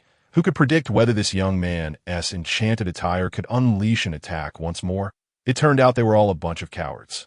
Qin Yuhua sighed softly, "Oh dear, I can't take it anymore. I shall claim the head of this young man." An elder from the Ning family had completely lost his composure. He was the 4th elder of the Ning family, a formidable figure in the realm of Xian. "I refuse to believe that your attire can unleash infinite attacks. 4th elder, do not act impulsively. What if it truly can attack? Leave me be. Today, it is either his demise or mine." With that, the 4th elder launched his attack, and the heavens seemed to change color. A colossal fiery lion materialized, coalescing in the atmosphere. The temperature around surged rapidly, and the earth crackled under the heat. Such a ferocious aura. This martial technique must surpass the heavenly level. Could it truly be a true-level martial technique? True-level martial techniques are reserved for those of the Xian realm. The 10 great families indeed deserve their reputation. Moreover, this was a fire attribute technique, rich in elemental properties, doubling its might. As the 2nd largest family, the Ning family certainly possessed some powered, true-level martial technique. Qin Yuhua observed the lion in the sky, sensing its fierce aura. Even clad in the golden Lin Yao attire, he felt a hint of pressure, but he understood that he could not allow the opponent's attack to land. The golden Lin Yao reappeared in that instant. The crowd erupted once more. The onlookers could hardly contain their excitement. My heavens, can it still launch an attack? Is this enchanted attire truly boundless in its offensive capabilities? What kind of terrifying artifact exists in this world? In stark contrast to the astonishment of the spectators, the Ning family members were engulfed in panic. Fourth Elder, retreat. But how could they possibly retreat? The golden Lin Yao opened its mouth and let out a roar. At that moment, silence spoke louder than words. With a final roar, the Lin Yao's form vanished, along with the fiery line above. Thud. The sound of the Fourth Elder collapsing echoed through the air. Ah no. Fourth Elder. The Ning family members' eyes blazed with fury. The death of two Xian realm experts dealt a devastating blow to the Ning family. Their status as the second family would surely plummet a few ranks to end their grief and anger. The Ning family members turned their gaze toward Qin Yuhua. They did not focus on his face, but rather on the attire he wore. Qin Yuhua instinctively lowered his hands and turned slightly, as if trying to conceal something. Yet the Ning family members still discerned that the Lin Yao's golden patterns had mostly turned black, with little gold remaining. The gold was nearly gone. Master, what should we do now? Should we attack or retreat? A Ning family expert glanced at Ning Haoran. Retreat? How could that be an option? What shall we do then? What if this young man can attack again? We cannot afford to lose any more elders. Ning Haoran remained silent, seemingly deep in thought. Suddenly, his eyes lit up as he coldly declared, "It seems that his attire can only launch one-on-one attacks. Elders 3, 2, and the Grand Elder, join me and attack from 4 directions. Even if he kills, he can only slay one." Ning Haoran's word awakened the Ning family members. Indeed, why should we fear this young man? He has only demonstrated the ability to kill one at a time. The Ning family need not sacrifice ourselves one by one. Moreover, judging by his earlier attempt to conceal something, the energy of that enchanted attire must be nearing its limit. Even if his attire can still strike, it can only do so once more. While taking down this young man will cost us another Xian realm expert, acquiring his enchanted attire will still be a gain for the Ning family. This attire can eliminate Xian realm experts as easily as squashing an ant. Gaining this enchanted attire would be more exhilarating than having 10 additional Xian realm experts in our family. And now, with 2 of our Xian experts dead, how could we possibly back down? We are now gamblers, and we must turn this game around. All right, let us strike together and ensure this young man's demise. In that moment, 4 Xian realm experts surrounded Qin Yuhua. Their combined auras intertwined, creating a massive whirlwind between heaven and earth that seemed poised to tear the sky asunder. This scene left the disciples of the Nine-Sword sect in a state of anxious anticipation. Have the sect master and the elders not arrived yet? If they delay any longer, we may lose our chance. Among the 4 Xian realm experts, 2 were unarmed while the other 2 wielded genuine attack artifacts. Those holding the artifacts were undoubtedly prepared for a desperate fight. If Qin Yuhua could indeed unleash another attack, he would surely target the ones bearing the true weapons first. Young mastered, I could see that moment. Qin Ke and Qin Jinyan instinctively turned to glance at Qin Yuhua. Upon seeing the clarity and tranquility within his azure eyes, they both breathed a sigh of relief. Their young master remained unflustered, his gaze as calm as an ancient well. This indicated that he harbored no fear whatsoever at this moment. A faint smile graced Qin Yuhua's lips. This group had fallen into his trap. It was merely unfortunate that, at such a critical juncture, no other major forces had arrived. He had initially hoped to ensnare them all in one fell swoop. Chapter 44. The Annihilation of the Ning Family Young Man. Perish! The Ning family experts bellowed in unison, their voices booming and deafening in the next instant. They unleashed their true-level martial techniques. The overwhelming pressure stirred a sandstorm around them. Yet as the sandstorm began to swirl, a gigantic Lin Yao appeared in the sky. The golden Lin Yao attire worn by Qin Yuhua emitted a final burst of radiance. Could this enchanted attire still launch an attack? It seemed to be its last strike. After this, he would surely meet his end. Indeed, he could only slay one in the end. The onlookers shook their heads in disbelief. They clearly saw that after the radiance was released, the golden Lin Yao attire had turned entirely black. That blackness was as profound as a starry night. Once the Lin Yao manifested, it did not charge at anyone. It merely let out a thunderous roar. This time, it was not silent. This time, it resonated with sound. The sound transformed into shock waves, radiating outward from the center of Qin Yuhua and his companions. Boom, boom, boomed as the sound waves passed. Every Ning family member encircling Qin Yuhua fell to the ground one after another. In the blink of an eye, only about 20 Ning family members remained standing. Even the 3 Xian realm elders of the Ning family lay defeated on the ground. Their previously fearsome aura dissipated in an instant. At that moment, a gust of cold wind swept through. The remaining 20 or so Ning family members also collapsed to the ground.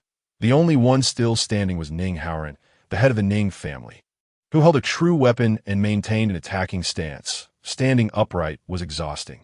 It was better to fall. Qin Yuhua's body somehow found his way to Ning Haoran's side. He gently tapped Ning Haoran's forehead. The head of the Ning family, Ning Haoran, fell to the ground with a resounding thud. Clearly, he too had met his demise. Gasp. The crowd of onlookers inhaled sharply. In that moment, silence enveloped the surroundings once more. Every person stared wide-eyed, mouths agape, feeling their blood surge and their breaths quicken. The events unfolding before them were too astonishing to comprehend if they had not witnessed it with their own eyes. No one would have believed such a tale.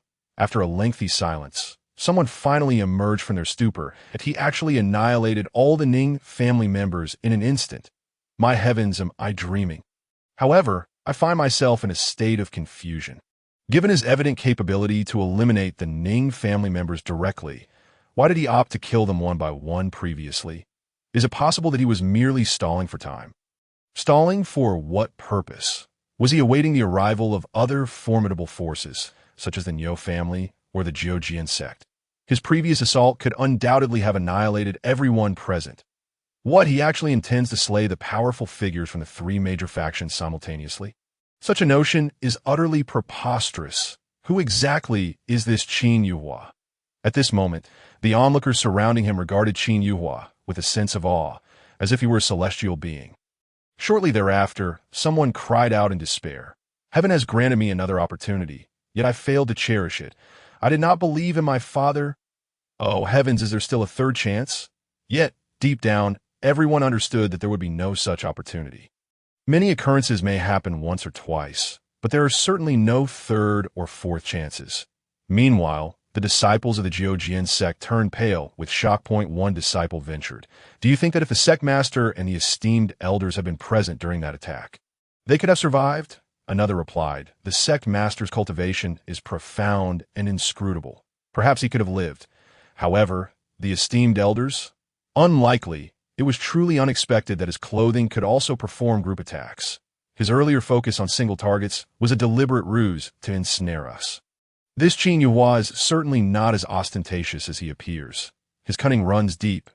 Thankfully, the sect master and the others did not arrive. Otherwise, the consequences would have been unimaginable.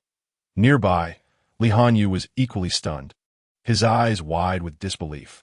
This youth is not someone to be trifled with. Fortunately, my Li family does not hold any animosity towards him that I must urgently inform my family to steer clear of Qin Yuhua. No, they must keep a distance of 30 leagues. In that moment, Li Hanyu realized just how sagacious He Hongyan truly was. Indeed, exercising caution is never a misstep. The He family is undoubtedly the most ancient clan in the Lulan kingdom. Without hesitation, Li Hanyu turned and departed. Leaving no room for lingering thoughts, he did not even contemplate whether Qin Yuhua's attire still possessed any attack capabilities. Logically speaking, if the golden garment had transformed entirely to black, it would indicate that its energy was completely depleted. This garment should no longer possess any offensive power. Yet Li Hanyu was genuinely frightened. In his eyes, Qin Yuhua, clad in black, appeared even more terrifying. He resembled a reaper descending upon the mortal realm. Let us depart swiftly. We cannot linger. What are you all dawdling for? Shouldn't you be collecting the spoils of war? Qin Yuhua's voice suddenly echoed. After taking lives, it is only natural to gather the spoils. Indeed, we must collect the spoils. Qin Ke and Qin Jinyan were the first to react, beginning to gather the storage rings scattered on the ground. In no time, everything was collected. Qin Ke and Qin Jinyan presented all the rings to Qin Yuhua. And even Lu Yufeng handed over the spoils that a person, even when regarded with favor by others, must possess self-awareness. Young master, all the rings are here. Good. Qin Yuhua nodded, then suddenly asked with a smile, have you two ever used genuine artifacts? Ah, the tone of Qin Kuer and Qin Jinyan instantly turned sharp. Could it be that the young master is implying? Heavens, I cannot even fathom. Qin Jinyan attempted to speak, but found himself utterly speechless. What do you mean, I'm asking you a question. You should respond. Young master, we lack the qualifications to wield genuine artifacts. Indeed, our Qin family does not possess a single genuine artifact. Well, fortuitously, there are two genuine artifacts here, a sword and a dagger. You may divide them amongst yourselves. Upon hearing Qin Yuhua's words, the onlookers in the distance were so envious that they spat out a mouthful of blood. Heavens, he is giving away genuine artifacts. Why do I feel as if I've been struck by an arrow in the chest? Me too. It feels as if I have missed a tremendous opportunity. Qin Yuhua, gifting the three-colored spirit spring was one thing. But to give away genuine artifacts as well. Are genuine artifacts as common as cabbages? The spectators, despite not participating in the battle, were all left prostrate on the ground. Qin Yuhua's extravagance rendered everyone present weak, as if they could barely stand. Now, they truly understood what it meant to possess an aura of grandeur. Even the wealthiest among them could not compare to Qin Yuhua's magnificence, having encountered many stingy cultivators. Such a generous figure was indeed a rarity that moment. Hidden in the shadows, the two ancestors who had been silently guarding Qin Yuhua could not help but feel a twinge of disbelief. This lad truly is hard to describe, that he has no appreciation for things that are not earned through his own toil. Indeed, the treasures bestowed upon him by the ancestors are used without a flicker of his eyelids. Yet, for some reason, his demeanor and spirit compel even me to admire him. This the magnanimity of the seven-colored emperor. Compared to him, we are but mere mortals. Alas, how can mortals comprehend the aspirations of the seven-colored emperor? Chapter 45. To slay Qin Yuhua, the Jiujian sect is confident that by the way. Do you think the younger members of the Lu family will dare to intervene? They likely will not, given that they have no idea how many treasures Yuhua possesses. And what about those two old geezers? They would be even more hesitant that to defy the words of a half-step great emperor would mean the annihilation of their clan. You mean we can use genuine artifacts? Young master, is what you said true? Qin Jinyan and Qin Kuer stammered as they spoke. What? Have I ever made promises I did not keep? No, that is not it. It's just that, young master, our cultivation is too weak. Though we desire genuine artifacts, we understand the principle that a mere commoner with treasures invites calamity. Yes. Without the capability, we cannot protect these treasures, that we are not like you, young master. Ultimately, the two did not accept the genuine artifacts. Even though they longed for them, they understood that they could not accept them. Qin Yuhua did not press the matter further. After careful consideration, he also felt it would be inappropriate to present them with genuine artifacts in front of so many people. Let us proceed. Qin Yuhua did not inspect the spoils. He would organize them slowly after exiting the ruins. Young master, where are we headed now? Let us continue eastward. About 20 minutes after Qin Yuhua and his companions departed, the sect master and the elders of the Jiujian sect finally arrived. Where is everyone? Where are they? Damn it, they actually dared to kill the sixth elder. I shall flay him alive. One disciple stepped forward, respectfully stating, esteemed elders, sect master, the young man has already left. An elder, his face contorted with rage, exclaimed, left? Which direction did he go? Why did you not follow him? The disciple hurriedly bowed and respectfully replied, Elder, please do not be angry. Look around you. Around? Are you referring to these corpses? The Jiujian sect members had already noticed the bodies but had not paid them much heed. Upon the disciple's remark, they finally took a closer look. Upon doing so, all their pupils dilated in shock. Ning Haoran, Ning Qiji, Ning Dashan. These are all members of the Ning family. They are all dead. How could this be possible? Is there still danger within these ruins? Does it harbor an unparalleled killing intent? In the eyes of the Jiujian sect's powerful members, A force capable of annihilating the Ning family so effortlessly could not possibly exist. Even if the Jian sect sought to eradicate the Ning family, it would require a fierce battle. It would never happen so silently. The disciple replied, "Elders, there is no killing intent here. They were all slain by Qin Yuhua."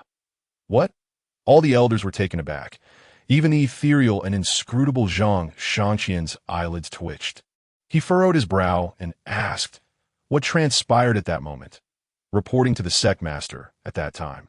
After hearing the disciple's account, one elder chuckled, "A single garment that can not only perform mental attacks, but also execute group mental assaults. This is simply unheard of. Such a treasure our Jian sect does not possess. Since he has killed the sixth elder, that unparalleled garment belongs to our Jian sect." The disciple was taken aback. "Elder, are you planning to kill him for his treasure? But all the Ning family members are dead." Indeed, the previous scene was too shocking. The elder chuckled coldly. The Ning family members are all dead due to the mental attacks. They had no protective genuine artifacts to defend against it. However, while they lack protective artifacts, our Jian sect possesses them. Tell me, which direction did he go? We should be able to catch up. Indeed, without protective artifacts, how could they withstand mental attacks? But what do we have to fear in the Jian sect? The disciple felt foolish for being frightened by him, since the elders are so confident. "I implore you to ensure that my master is avenged." The disciples of the Nine Swords sect have regained their confidence, which is only natural. "Quickly, tell me, in which direction did he head?" "It seems to be towards the east." "The east? Fellow elders, follow me as we pursue him." The Grand Elder led the other elders swiftly towards the east. However, Zhang Shangqian remained rooted in place, a slight frown creasing his brow as the sect leader. He naturally had more to consider. That young man named Qin Yuhua possesses such a mysterious identity. Could it be that he wields but a single treasure capable of effortlessly slaying profound realm experts? The disciple had just made it abundantly clear that Qin Yuhua had also employed a flying artifact and a pressure-resistant cloth. Did he acquire these items through mere chance? Or does he have a formidable force backing him? If it is the former, then slaying him could lead to great fortune. If it is the latter, then to kill him would spell disaster. A thought of prosperity, a thought of destruction, asked the sect leader. How should he choose? In that moment, the struggle between reason and greed raged within him. Even as the forms of the elders faded from view, he still had not reached a decision. The strong members of the Nine Swords sect have departed. Should we not follow to see? Follow. Can you keep up? Indeed, we cannot possibly match their pace. Let us depart. Rather than spectate, we would do better to seek our own fortunes. That I have come to realize that watching from the sidelines leads to no future. Only sorrow. Alas, I still feel a pang of regret in my heart. The onlookers lamented, regretting why they had not fought alongside Qin Yuhua from the very beginning like Liu Yufeng. But in this world, there exists no remedy for regret. With a sigh, the spectators dispersed, acknowledging that having seen enough commotion, they must seek their own opportunities. Young master, the forest. As Qin Yuhua and his companions journeyed eastward, a vast forest came into view. Compared to the desolate desert, the forest appeared magnificent.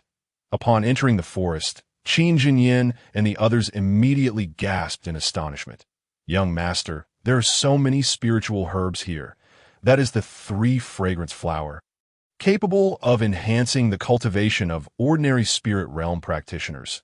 And that is the blue-purple vine, which can elevate the strength of those in the strong spirit realm. This is iron spirit grass, beneficial for those in the mad spirit realm.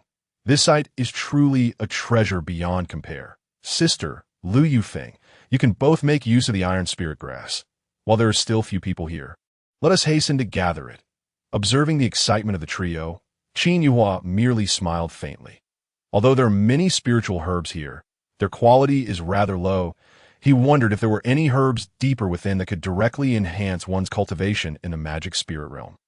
Qin Yuhua ventured further in, though not too in case Qin Jinyin and the others encountered any danger. He needed to be able to rush to their aid. The further in he went, the scarcer the herbs became. After searching for a while, Qin Yuhua's gaze fell upon a mushroom. This is the smiley mushroom, which can improve the cultivation of magic spirit realm practitioners. Unfortunately, it is merely a low-grade spiritual herb, capable of enhancing the cultivation of those below the third layer of the magic spirit realm by only one layer. He could save it for Qin Kur when she enters the magic spirit realm. As Qin Yuhua plucked the smiling mushroom, he was about to venture a bit further when a cry rang out behind him. "What are you doing? Let him go." Qin Yuhua spun around sharply to see Qin Kur being yanked by her collar by a woman not far away. No matter how much Qin Kur struggled, it was futile. The low growl came from Qin Jinyan. Chapter 46. The Beauty of the He Family, Hishina. Qin Yuhua initially thought a powerful foe was pursuing them, but upon closer inspection, he realized that the one holding Qin Kur was a woman. Her complexion was as fair as jade, her features floral-like, with a prominent nose and pearly teeth. She was undoubtedly a beauty. Most captivating was her figure. Clad in a flowing green gown, her bosom rose high, akin to a towering mountain, aptly described as explosive. "Let her go." "Certainly, but she must apologize to me." The woman spoke coldly. "Why should she apologize to you?" Qin Jinyan interjected, utterly bewildered by the situation. While gathering iron spirit grass, indeed, many had arrived, yet they had not disturbed one another nor engaged in conflict. "She trampled on my treasure." With her words, a mouse limped out from nearby. This was no ordinary mouse, but a treasure-seeking mouse. Those who possess a treasure-seeking mouse are certainly not of common status. "This mouse belongs to you?" "I did not even see it. It suddenly ran past me," Qin Kur explained. The woman scoffed. "You think saying you didn't see it suffices?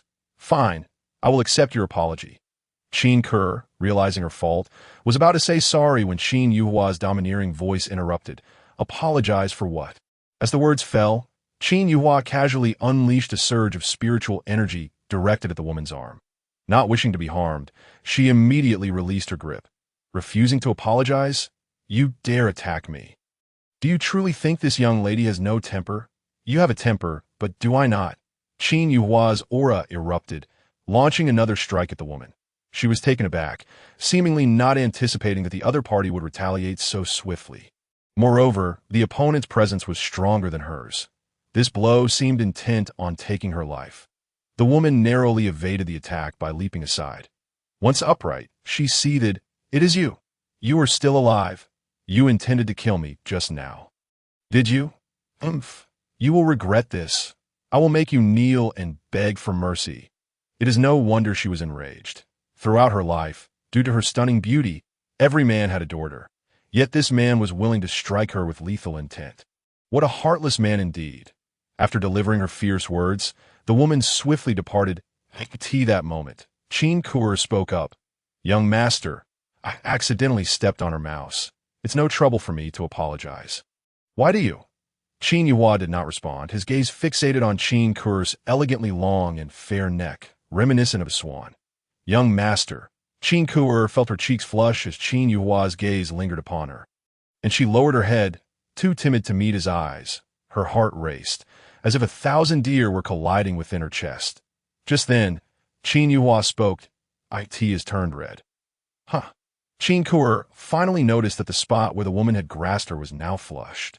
Is this the reason for the young master's anger? Why does it feel warm inside? This sensation was foreign to her. Soon, she calmed herself. The young master held a noble status. She felt unworthy of such fantasies. "Young master, it seems I have caused you trouble." Qin Yuhua smiled faintly. "A trifling matter. Remember, as long as I am present, no one can bully you, even if you make mistakes." "Young master." Qin Kur looked up at Qin Yuhua, her eyes trembling and slightly reddened. Did the young master not realize that such domineering words could easily stir a young girl's heart? "By the way, have you gathered enough iron spirit grass?" Qin Yuhua inquired once more. Qin Kur adjusted her emotions and replied, "I have already gathered enough, but I wish to collect a bit more to share with the clan, for this is a rare treasure." "Then let us gather a bit more, but do not stray too far from me." Simultaneously, about 5 miles away, a number of elders had gathered. They radiated spiritual light, standing guard before a blood tree, which was blooming and bearing fruit. Among them was one whom Qin Yuhua recognized. He Hingyan, the patriarch of the He family. I could see that moment. The woman returned, sobbing that an elder immediately approached, frowning as he asked, Shina, where have you been? Why are you crying? Grandfather, someone almost killed me. What? Who is so audacious? Shinua, tell cousin, and he will avenge you. Cousin will kill him. Before the elder could speak, the surrounding young men could no longer contain themselves. Shinua was not only a member of the He family, but also their most beautiful gem. Who would dare to harm her? The entire family cherished her as a treasure. Gritting her teeth, Shinua said, I did not even have the chance to reveal my identity, and he attacked me directly.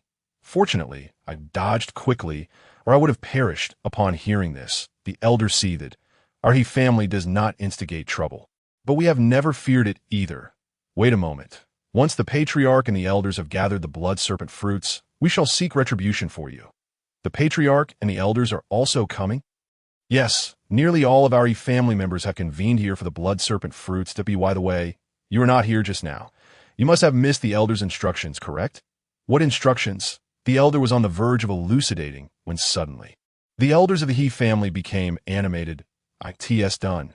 It's done. And there are 3 fruits, they exclaimed. Quickly, let us gather them while no one is watching. The blood serpent fruit, a top-tier spiritual fruit of heavenly grade, capable of enhancing the cultivation of those at the celestial spirit realm, is exceedingly rare. This is precisely why the He family had surrounded this area so heavily. 3 blood serpent fruits could elevate an elder's cultivation to the pinnacle of the celestial spirit realm. The He family was likely to gain another formidable expert in the profound realm. With the acquisition of the blood serpent fruits, the spirits of the He family members soared. Witnessing this scene, Shinua rushed over, exclaiming, Great-grandfather, someone nearly killed me. You must avenge me. Her great-grandfather was the 3rd elder of the He family. Upon hearing this, the smiles faded from the faces of the He family elders. The 3rd elder of the He family coldly inquired, Who was it? Was it someone from the Nine Swords sect? In the eyes of the He family, the only ones bold enough to harm their kin were indeed the Nine Swords sect. Great-grandfather, if you go, you'll see it. And their essay surprise, a tremendous surprise. Shinua replied with a smile, teasing them with intrigue, a tremendous surprise. Huh. Then let us go see. Shinua, you need not worry. Your great-grandfather will back you up. Depending on the attitude of the other party, we shall decide whether to spare their life or not. Great-grandfather, you are the best. Shinua exclaimed as she ran to the side of the 3rd elder. The 3rd elder affectionately ruffled Shinua's hair and then turned to the family head, Hongfu, saying, Family head, you all should proceed first. I will catch up with you shortly. We should stick together. It's better that way. This remark prompted Hongyin to nod in agreement. That I share this sentiment. We cannot afford to be careless. Caution is paramount. Let us first address the matter concerning Shinua. Shinua, alongside the elders, led the way toward the location of Chinyuhua. The group marched forward, brimming with righteous indignation and an imposing aura. Although the He family was prudent, they were not to be trifled with. Meanwhile, at the boundary between the forest and the desert, the elders of the Nine Swords sect had caught up a vast forest in the midst of the desert. It will be quite challenging to locate someone here. They noted, Let us enter. Hopefully, that brat is just ahead. Chinyuhua ventured deeper into the forest, having collected a few spiritual herbs, albeit not in abundance. That moment, he sensed a menacing aura approaching from behind. Before he could turn around, a woman's voice reached his ears. Grandfather, great-grandfather, the one who nearly killed me is right ahead. You must avenge me and make him kneel and beg for mercy. Is he right ahead? I shall see who possesses the audacity to provoke a member of the He family. Chapter 47. An apology from the entire clan before the He family arrived. A terrifying surge of spiritual energy erupted, forming a tempest. The towering trees around them were uprooted in an instant. Previously, the trees had obscured the line of sight between the He family and Chinyuhua. But within mere moments, an expanse of open ground emerged, devoid of trees and underbrush. Such a powerful aura. There is someone fighting over there. Could it be that brat? The eyes of the Nine Swords sect members brightened with realization. Their pursuit had veered slightly off course from Chinyuhua's position, but the sudden emergence of this powerful aura provided them with a new direction that if it truly was that brat, it would be troublesome. It was likely that members of other major factions had discovered him. Quickly, accelerate to full speed to avoid being outpaced. The members of the Nine Swords sect surged forward, moving with the speed of lightning. How fast they are coming! Qin Yuhua, without needing to turn around, already knew who was seeking trouble. It must be that woman. It seemed she had a substantial background. Otherwise, she wouldn't be accompanied by such a formidable aura. However, he felt no fear. Instead, a smile crept across his face. These major factions must have stumbled upon a fair share of treasures themselves. Searching for opportunities alone was akin to finding a needle in a haystack. Reliant solely on luck, that it would be far more advantageous for everyone to discover treasures and then present them to him. The more generous the benefactor, the better. Is it you? You dare to lay a hand on a member of the He family? Have you grown weary of life? Old man, turning around, he confronted them, eager to reveal the audacity of their faction. The members of the He family recognized Qin Yuhua, but at that moment, he stood with his back to them. Moreover, his golden-threaded garment had depleted its energy and turned black, causing them to fail to recognize him at first glance. His cold voice echoed. They were now merely 20 meters away. The oppressive aura stirred up dust and debris around them. The He family? Qin Yuhua was taken aback. He harbored a rather vivid impression of He Hongyan, the He family's esteemed elder. Previously, the elder had withdrawn voluntarily, granting him a measure of respect and saving his face. What now? Is the He family here to trouble me again? Shaking his head slightly, he turned to face them. That is I. Do you wish to kill me? The moment the He family members laid eyes on Qin Yuhua's visage, they were momentarily stunned. This was the very youth who had opposed the Nyo family.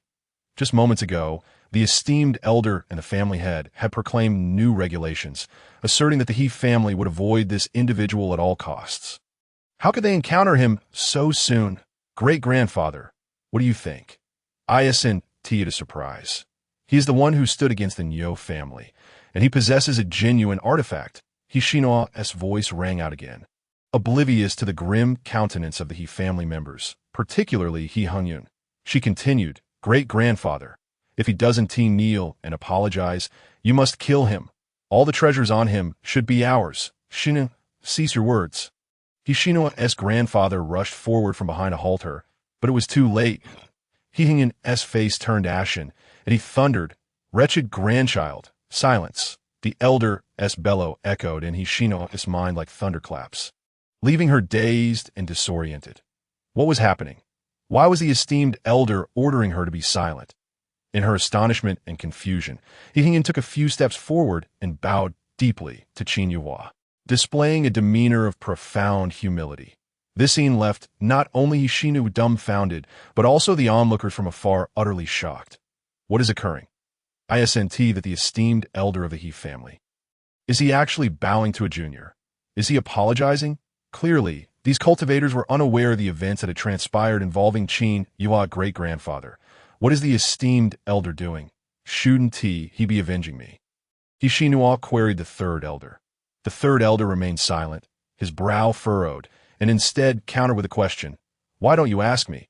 Hishinua felt a mix of grievance and confusion. What was happening? Why had the great-grandfather's attitude shifted so drastically? Wasn't he agreed that they would seek vengeance for her?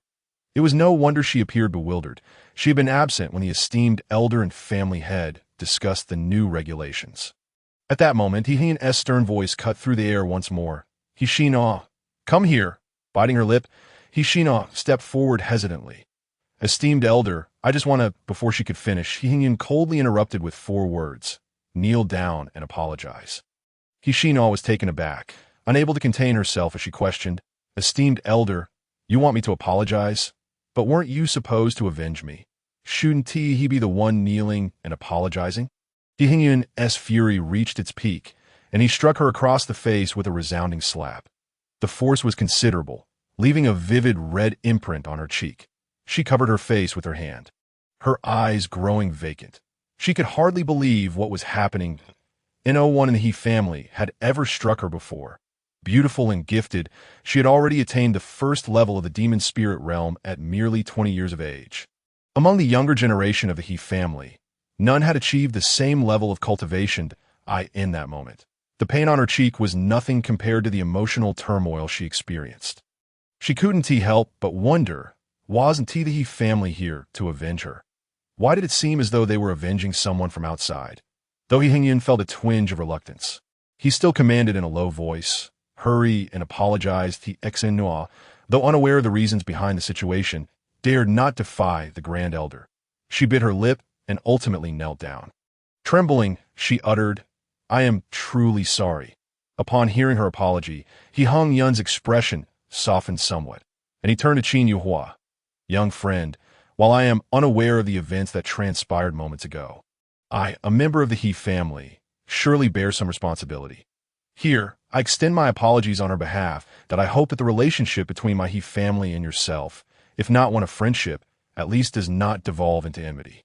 As he finished speaking, Qin Yuhua remained silent. The head of the He family, He Hung Fu, stepped forward. "As the patriarch of the He family, I am deeply ashamed for not having properly guided my kin. All members of the He family, bow with me and apologize to our young friend." "What?" "The He family intends to apologize as a clan. They're the foremost family. After all, should other families witness this act, they would surely find it laughable. Indeed, if I were a member of the He family, I would feel utterly humiliated. The onlooking cultivators were rendered speechless. A collective apology from the entire clan was simply unprecedented. Even Qin Yuhua found himself somewhat taken aback. He had encountered those who came to kill him with their entire clan, but this was the first time he had witnessed an entire family come to offer apologies. Moreover, it was the foremost family of the Lulan kingdom that it seemed almost unbelievable. The He family was even more unconventional than he had anticipated. Just as Qin Yuhua was about to speak, a series of loud shouts echoed from a distance. "Members of the He family, cease this. This boy has a blood feud with my Nine-Sword sect. His life belongs solely to my sect. If you dare to interfere, do not blame my Nine-Sword sect for turning hostile." Everyone turned to see, in the distance, sword energy swirling like a dragon, turning all that it touched into dust. In the blink of an eye, the dragon-like sword energy reached the He family members. Once it dissipated, the elders of the Nine-Sword sect appeared before all. Leading them was the Grand Elder of the Nine-Sword sect. Finally, the formidable members of the Nine-Sword sect had arrived. This was as it should be. This exemplified the demeanor of true strength. However, upon the arrival of the Nine-Sword sect's powerful figures, the expressions of the majority of the He family changed dramatically. A younger member whispered, "Why are the Nine-Sword sect members here? Surely we aren't going to apologize to this boy in front of them. That would be an utter disgrace. Sigh, sometimes I truly do not understand what our elders are thinking. In such circumstances, they surely wouldn't apologize, would they? Otherwise, all the major powers would learn of this. And how embarrassing that would be. Your He family strong ones are nearly all present. Yet I reiterate, this boy's life is destined for the Nine-Sword sect. If you wish to save face for the Nine-Sword sect, please stand down. Otherwise, the Grand Elder's voice rang out again. Clearly, he assumed that the He family was here to encircle and kill Qin Yuhua. However, He Hung Fu seemed to ignore his words. Turning back to his kin and softly urging, "Bow down, apologize." "What?" "They're still going to apologize," sighed out in the next moment to the astonished gazes of the Nine-Sword sect members. The entire He family deeply bowed to Qin Yuhua. This scene left the powerful figures of the Nine-Sword sect utterly petrified. What on earth is happening? Bowing and apologizing. What game is the He family playing? Truly, strange occurrences abound this year. After the bowing, He Hingyan spoke again. "I will reiterate, any member of the He family who encounters Qin Yuhua must keep their distance. Now, retreat." The He family members swiftly retreated, distancing themselves from Qin Yuhua. Once they had moved away, a young member of the He family could no longer contain himself. "Elders, I know our He family has always been cautious, but he is merely a young boy. Must we, the entire He family, apologize to him? Is that not humiliating? Moreover, we did so in front of the Nine-Sword sect." "Indeed, and what of Exinua? You did not even inquire before demanding her to kneel and apologize. Is that fair to her? For the first time, I feel utterly stifled as a member of the He family." In reality, it was not only the younger members who felt stifled. Even some elders shared the same sentiment. At this moment, He Hingyan's voice rang out. I understand that everyone feels uncomfortable and is questioning why. However, I believe the answer will soon reveal itself. As he spoke, he hung and glanced at the Nine-Sword Sect. The Nine-Sword Sect was filled with fury and murderous intent. There must have been matters concerning Qin Yuhua that the He family was unaware of. Whether the decision to avoid provoking Qin Yuhua was a miscalculation or a legitimate concern. He believed the answer would be forthcoming soon. The He family retreated. What was happening? The powerful members of the Nine-Sword Sect furrowed their brows slightly. The He family withdrawing like this was truly unexpected. Grand Elder, does the He family know who this boy truly is? What background does he have? Someone inquired of the Grand Elder. The Grand Elder remained silent, snorting in anger instead. What does his background matter? Killing the sixth elder demands a price. Everyone, follow me. We shall slay him. As the Grand Elder's words fell, the distant He family finally understood why the Nine-Sword Sect was so enraged. This Qin Yuhua had actually slain the sixth elder of the Nine-Sword Sect. How could a mere weakling kill a profound realm expert? At that moment, the He family's spirits lifted slightly. Xi Nua felt her own humiliation lessen. This Qin Yuhua could kill a profound realm expert. Surely killing her would be a simple task. Thus, it could be said that he did not truly wish to kill her. If he had, how could she have escaped? Had she truly been mistaken? Boy, I am aware of the formidable power of your true artifact, the treasure garment.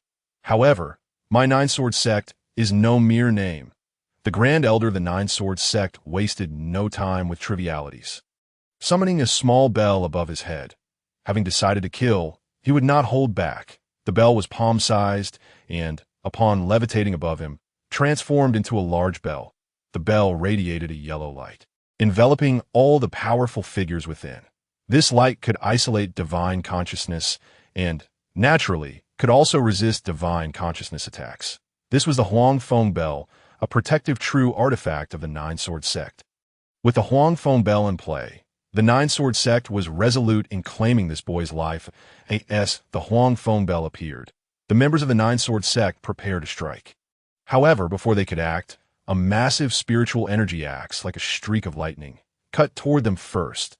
The speed was astonishing, akin to a flash of aurora. Boom!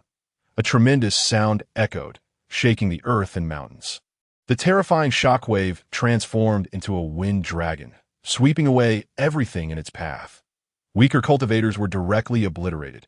Most individuals were forced to retreat rapidly due to the tempest. Qin Yuhua was among those retreating. The attack just now had not originated from him. Beside Qin Yuhua, Qin Ku'er and the others held up a fabric of no might, shielding him.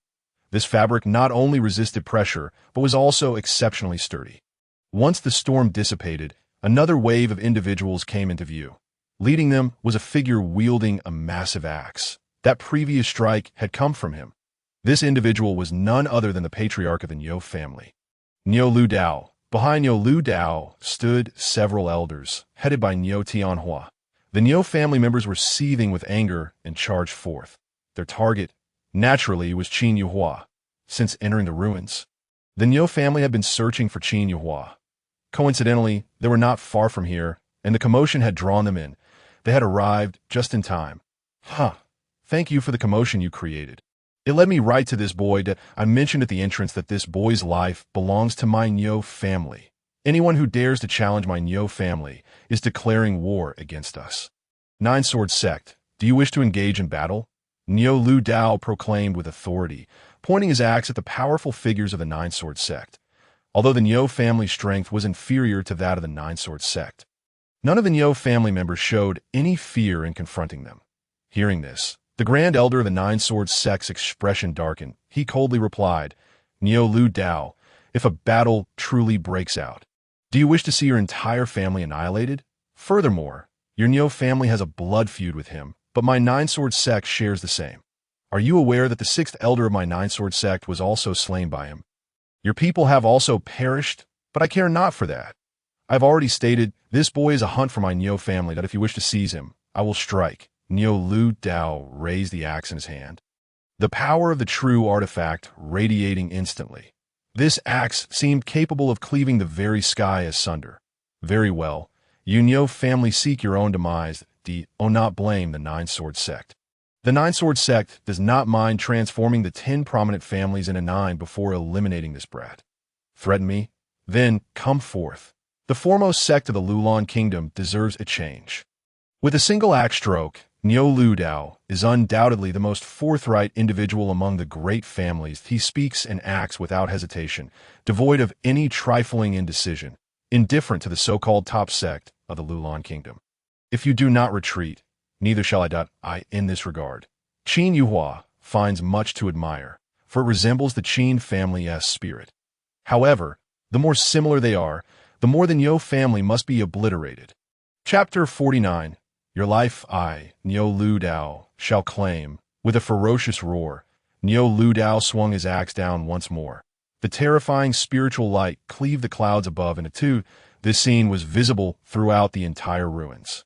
Those unaware might think a peerless treasure had emerged in this place. The various powerful factions and wandering cultivators nearby rushed towards the spectacle.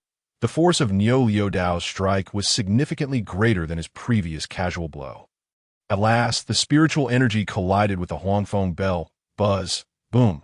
The immense power swiftly annihilated everything in the vicinity, the ground fracturing inch by inch. The fissure spread like a spider's web, endlessly expanding. Akati must be said that only those of the profound realm can unleash the true might of a genuine artifact. Slash! As the spiritual energy descended, Niu Liu Dao's body radiated golden light, charging like a fierce bull towards the elders of the Nine-Sword sect. He understood that the wave of spiritual energy alone could not breach the defenses of the protective artifact. Only through close combat could the true clash with the artifact occur. He swore not to relent until he shattered the Nine-Sword sect's defenses. Young master, why do I feel like we have become mere spectators? In the distance, the voice of Qin Jinyan echoed, followed by a suggestion. Young master, shall we take our leave now? Brother, if we leave now, their focus will surely shift to us. Qin Ke immediately objected. Indeed, then let us quietly observe the unfolding drama, and see which side meets their demise. Young master, shall we indulge in some wine? I have some in my storage ring. Qin Yuhua replied with a smile. Wine? A splendid suggestion. Let us drink while attentively watching the spectacle. You two young masters, aren't you at all concerned? Qin Ke couldn't help but inquire. Before Qin Yuhua could respond, Qin Jinyan chuckled. Silly sister, just look at how composed the young master is. It is clear he has everything under control. However, young master, I feel we should keep our distance. The momentum is too overwhelming, and the shock waves are akin to a tempest. If we inadvertently get swept away, you may be fine, but the three of us would be in dire straits. Very well, let us maintain our distance. The four of them moved further away, sitting down to watch the two factions battle while sipping wine. Yet, before the wine could touch their lips, Niu Lu Dao was already sent flying. Even as he planted the heaven-cleaving axe into the ground, retreating a full 30 meters. Though Niu Lu Dao wielded an offensive artifact, he was ultimately just one man. How could his solitary strength compete against the united might of the Nine-Sword sect as cultivators? Patriarch, we shall come to your aid. Seeing Niu Lu Dao being repelled, the elders stood resolutely behind him, their bodies exuding golden, domineering true energy. This energy remarkably fused with Niu Liu Dao's own. After condensing, a colossal golden bull materialized in the sky. Lowering its head in a posture of charge, its might seemed capable of shattering a mountain. What? The domineering, true energy of the Niu family can actually merge. The younger members of the He family watching from afar were astonished. The elders of the He family, however, spoke in measured tones. This is the reason the Niu family is so united. Only through solidarity can their domineering, true energy merge. Once fused, its power is astonishing. This is also why, even when the Niu family's tempers flare, no one dares to confront them head-dash as the golden bull appeared. Niu Lu Dao launched another attack, with a heaven-cleaving axe and terrifying domineering true energy. He seemed like the king among men, unstoppable. This strike caused the Huangfeng bell of the Nine-Sword sect to tremble incessantly. Its radiance appeared on the verge of shattering. The protective artifact seemed unable to withstand the assault. The Niu family possesses remarkable capabilities. Just as the power of the Huangfeng bell seemed destined to shatter, before the elders of the Nine Sword sect could retaliate, Zhang Shangqian, who had been absent until now, made his appearance. He hurled an unassuming sword towards the massive golden bull. The sword and the golden bull engaged in a brief stalemate before piercing through the bull with a single stroke. The golden bull disintegrated. Niu Liudao's aura diminished instantly, and his body was once again sent flying by the combined might of the elders. Zhang Shangqian. Niu Liudao's face turned ashen. The sect master of the Nine Sword sect was indeed formidable, truly worthy of being one of the 10 masters of the Lulan kingdom. Niu Liudao, I have some connections with your grandfather. Out of respect for your deceased grandfather, I shall spare your life. Depart swiftly. Yet Niu Liudao stubbornly retorted, I have declared, he is the prey of the Niu family. Whoever dares to interfere, I shall confront them. Do you truly wish for death? Zhang Shangqian extended his hand, a small sword appearing in his palm. I am aware that my Niu family may not rival your Nine Sword sect, but it is not so simple to bully us. Zhao family, since you have arrived, why not lend your assistance? Following Niu Liudao's roar, a group of powerful figures emerged from beneath a distant tree. Leading them was Zhao Quanglong, the patriarch of the Zhao family. Old Niu, your temper remains as fiery as ever. Are we not here now? Zhao Quanglong appeared aged, holding an umbrella that, though unopened, emanated an air of danger. After the Zhao family arrived, they stood beside the Niu family. You two families have formed an alliance? Zhang Shangqian inquired blandly. Yet, even united, you may find it difficult to contend with us. That so? Then what if we add ourselves to the mix? Old Niu, my arrival is quite timely. Wouldn't you agree?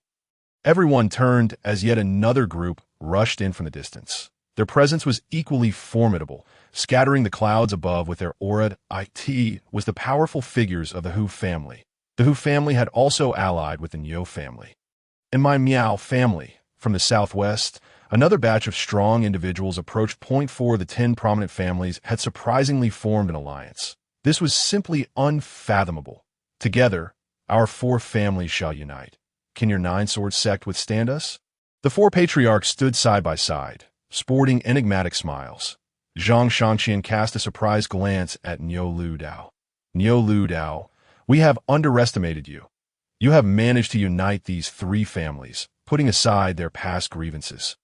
However, do you comprehend the severe repercussions of provoking my Nine Sword sect? Zhang Shangqian abruptly flicked the small sword in his hand. The tiny sword, akin to a needle, expanded instantaneously, looming like a mountain in the sky after a mere breath. 3 families? Who claimed that my Niu family's alliance consists solely of 3 families? As his words fell, a signal flare soared into the sky. With this signal flare, the Li family, the Han family, the Ning family, and the Zhou family shall all come. The commotion we caused was not insignificant. They are likely already en route. What does this imply? It signifies that our 8 families are united in alliance, standing against you Nine Sword sect and the He family. Families like the Niu family know full well that if there are truly treasures within the ruins, they are unlikely to outpace the He family and the Nine Sword sect. Hence, an alliance is imperative. After the signal flare appeared, the 2 opposing forces surprisingly became harmonious once more, no one daring to strike. The Nine Sword sect seemed to weigh the pros and cons. At this moment, Niu Liudao glanced at Qin Yuhua, who was still indulging in wine. Indeed, if not now, when would he have the chance to drink again? Your life I, Niu Liudao, shall claim. Chapter 50. Whoever seeks my life shall perish. If you desire my life, come forth directly and take it. Do not make such a clamor. Your voice resembles a pig's squeal, so unpleasant to hear. From the distance, Qin Yuhua's calm voice resonated, in the face of such formidable factions. He remained unfazed, exuding a unique aura in his black attire. You brat, when I tear your mouth apart, you shall realize the dire consequences of being so obstinate. Niu Liudao sneered, his gaze once again fixed upon the Nine Sword sect. I can no longer suppress my inner turmoil. I yearn to shred this brat to pieces. Nine Sword sect. I ask you, will you continue to fight? If not, I shall strike. As Niu Liudao's words fell, the positions of Zhao Qinhua and the others drew closer by several steps. Master, what is your opinion? inquired Elder Zhang Shangqian of the Jujin sect. Zhang Shangqian remained silent, gazing intently, lost in thought, witnessing Niu Lu Dao approaching Zhao Qinhua. The Grand Elder could no longer restrain himself. Master, could it be that he has truly frightened you? The alliance of the 8 great families is indeed formidable, but who knows if it is merely bluster. Regardless, we must avenge Elder Lu. Indeed, the Grand Elder speaks wisely that if you do not act, we shall, echoed the other elders of the Jutian sect, unleashing their sword aura. The sword energy surged forth like dragons, obstructing Niu Liu Dao's path. Jujian sect, do you dare to intervene? Do you truly believe our alliance to be a fa ade? Niu Lu Dao snorted in anger. Indeed, that is precisely what we believe. Even if what you say is true and the 8 great families have truly united, only 4 families are present today. With just our sect master, I can contend with 2 families. The remaining 2 families can be dealt with by us. It is more than sufficient. With that statement, the Grand Elder of the Jujin sect unleashed his spiritual energy with all his might.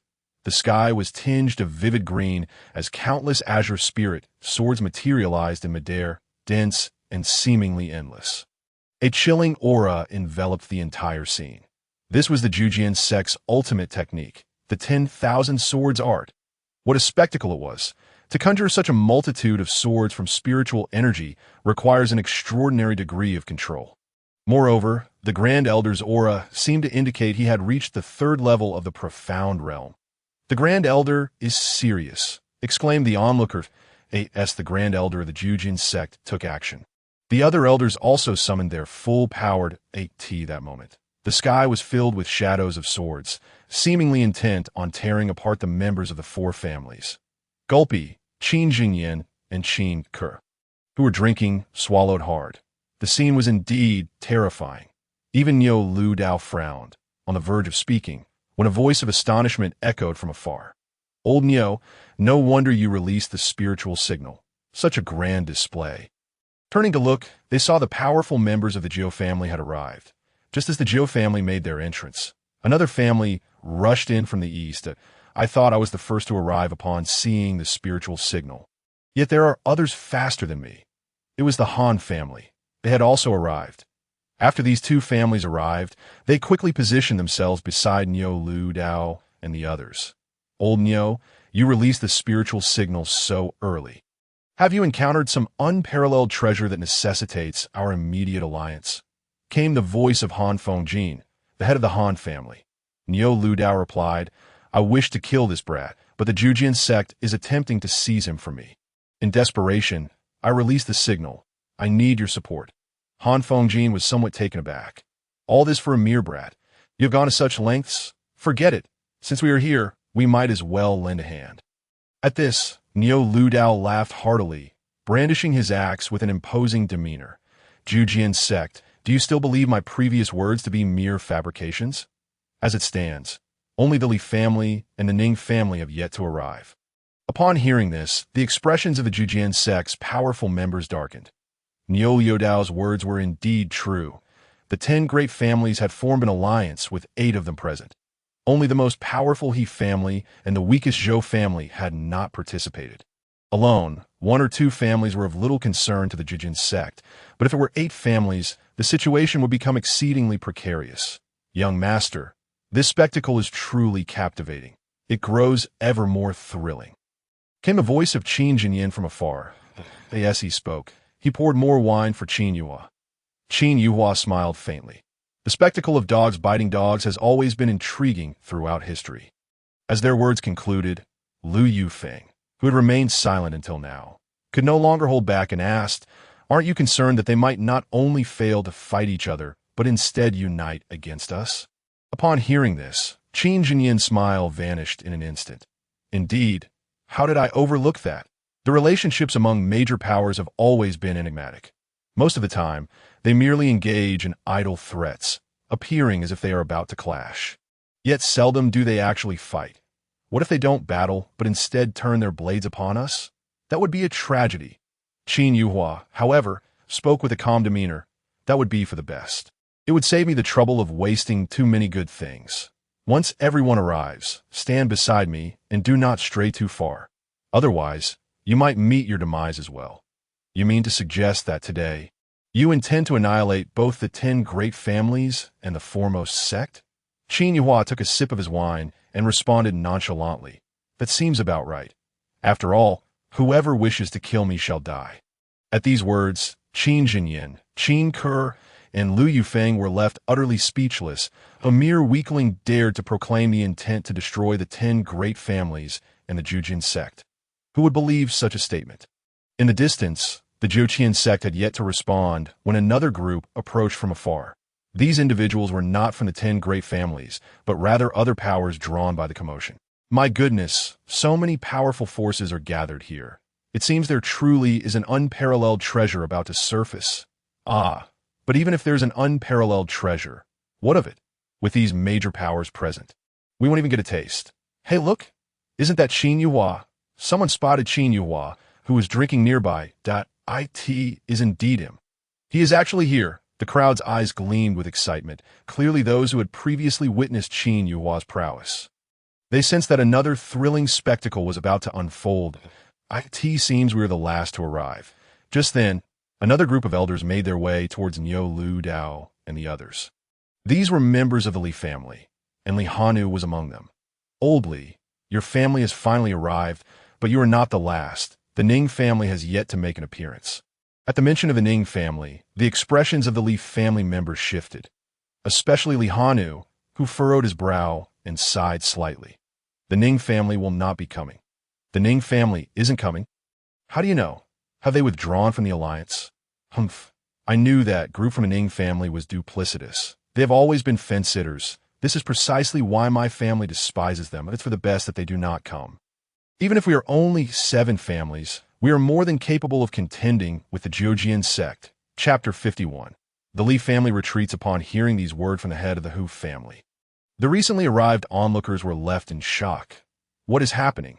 Why are the 10 great families uniting against the Jojian sect? Is there some incredible treasure here? But where is the treasure? Where is it? Why can't we see it? The onlookers, of course, remained unaware that the treasure they spoke of was Qin Yi Lihanu. Still sighing, was preparing to explain why the Ning family had not arrived when the impatient Niu Lu Dao spoke again. If the Ning family is not coming, then so be it. I did not wish to wait any longer. Jujin sect, I ask you once more, do you still wish to compete with me? Even with our 7 families united, it is not certain that Zhang Shanqian can protect your lives.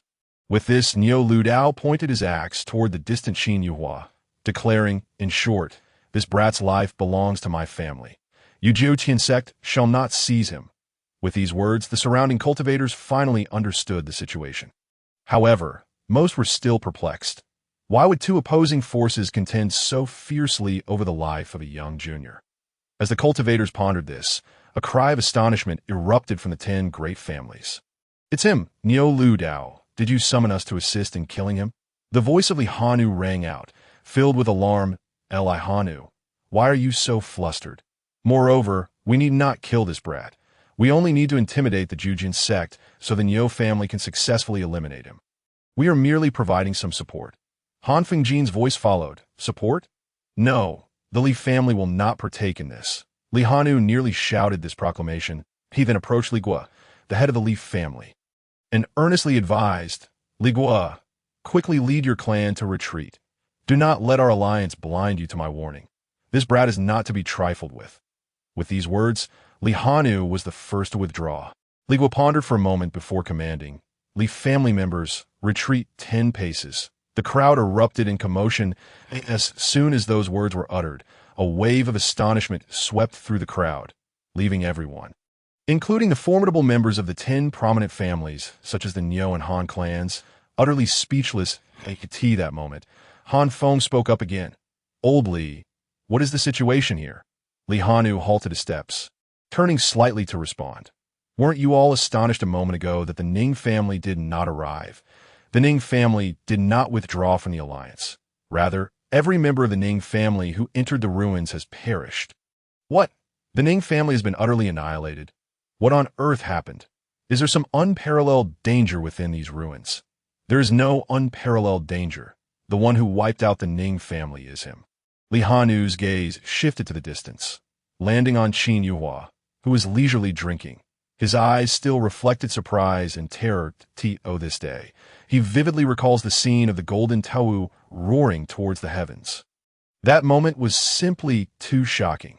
Who knows if that young man can unleash another group mental attack? The Li family has no protective artifacts. Hence, the Li family has chosen to back down. What? This is unbelievable. At this moment, the atmosphere in the entire venue became electrified. All eyes were now fixed upon Qin Yuhua, who had supposedly annihilated every member of the Ning family. Is this a mere bluff? How could a weakling like him possibly kill members of the Ning family, let alone eradicate them completely? Old Li, clarify this matter for me. Li Hanu shook his head and replied, believe it or not. It is up to you. My words have been spoken. He and the members of the Li family then retreated, positioning themselves beside the He family. This moment, the He family members were equally taken aback. An elder from He clan inquired, Li Hanu, are you speaking the truth? Of course, I am speaking the truth that I was present at the scene and witnessed it with my own eyes. It is thanks to the members of the Ning family that they arrived before my Li family, or else it would have been my Li family facing annihilation, not the Ning family. As he spoke, Li Hanu cast a glance at He Hengyun. Old He, your foresight is commendable at that time. You left without looking back.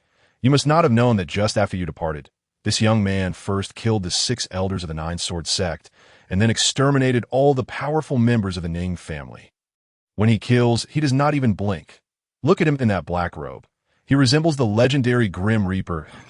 Ihanu looked at Qin Yuhua once more, his eyes filled with wariness.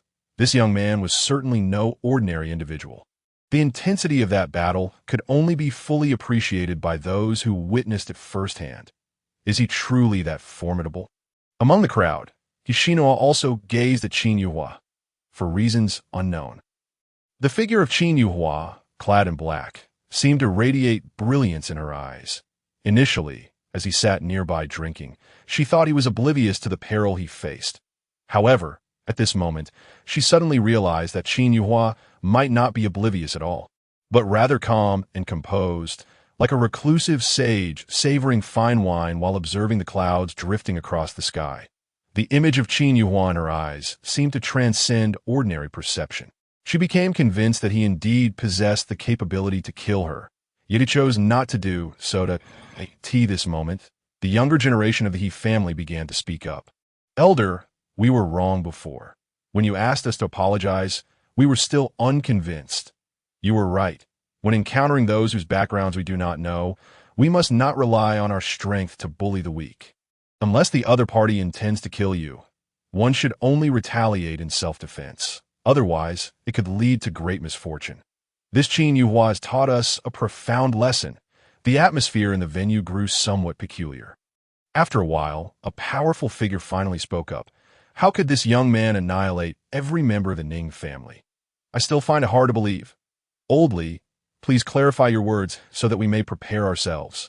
Li Hanu did not respond directly, but instead turned to the Nine-Sword sect. The people of the Nine-Sword sect should know. Why don't you ask them? Since they had resolved not to offend this young man. The Li family would naturally refrain from providing any information detrimental to Qin Yuhua. What was the situation back then at the Nine-Sword sect? The powerful figures present inquired of the Nine-Sword sect. The Grand Elder of the Nine-Sword sect let out a cold laugh. Do you think we would answer you? If you are afraid, then let my Nine-Sword sect take care of this young man. Laughter echoed through the crowd. The strongmen all frowned and began to converse among themselves. This young man must have employed some treasure to annihilate the Ning family. Indeed, the members of the Nine-Sword sect are fully aware that he possesses a treasure, yet still dare to engage, indicating they know how to deal with that treasure. No wonder they are competing with the Nyo family to kill. They aim to seize that treasure. Yes, that seems highly probable. We are at a disadvantage. In the absence of knowledge on how to counter that treasure, if he could annihilate the Ning family, he could just as easily do the same to us. This moment, the members of the esteemed families began to retreat. In the distance, Qin Yuhua, still drinking, suddenly spoke up. Stop speculating. The reason I can annihilate the Ning family is that the treasure on my person allows me to unleash a group mental attack. And thus, they all perished. What the hell? He just revealed his card. How could one disclose their trump cards so openly? Is he drunk? The onlookers gasped in astonishment. Chapter 52. To kill Qin Yuhua, first group mental attack.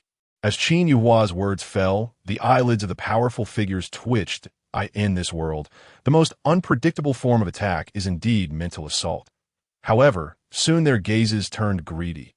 Mental attacks can be countered with protective artifacts. The Han family possesses such artifacts, and oh wonder the Nine-Sword sect employed the Huangfeng Bell upon their arrival. It was to counter this young man's mental assaults. Old Han, temporarily lend me the true artifact of the Ning family. I will go and take this young man's life right now. The voice of Niu Lu Dao resonated through the A.I.R.S. Soon as his words fell, Qin Yuhua spoke again. If you wish to kill me, do not rush. Allow me to ask one more question first. Standing up, he looked at the various family heads. You families have no blood feud with me. Are you certain you wish to assist the Niu family? Although you are merely restraining the Nine-Sword sect, in essence, you are aiding Niu Lu Dao in killing me. For those who wish to harm me, I have never been merciful thus so. Are you certain? With his calm words, he left the 5 family heads momentarily bewildered.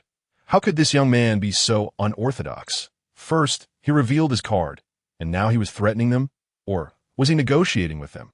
If you do not respond, I shall take it as an acknowledgement that you understand the risks of such actions. Then let us not dally. Do not oppose one another. You 6 families, along with the Nine-Sword sect, should come at me together. Come at me together. Qin Yuhua's voice resounded, echoing throughout the surroundings. That it was a powerful and resonant call. Everyone present was left in a state of shock. And no one had anticipated that this young man would dare to utter such arrogant words before so many powerful figures. Very well, I, old Niu, have lived for over 200 years and have never encountered such an audacious young man. Qin Yuhua took a sip of his drink and replied nonchalantly. Yai, today you have indeed met one. Niu Lu Dao was livid, flames of fury igniting within him. Nine-Sword sect, I can understand your desire to kill this young man. Today I, old Niu, will make an exception. Let us join forces to take his life.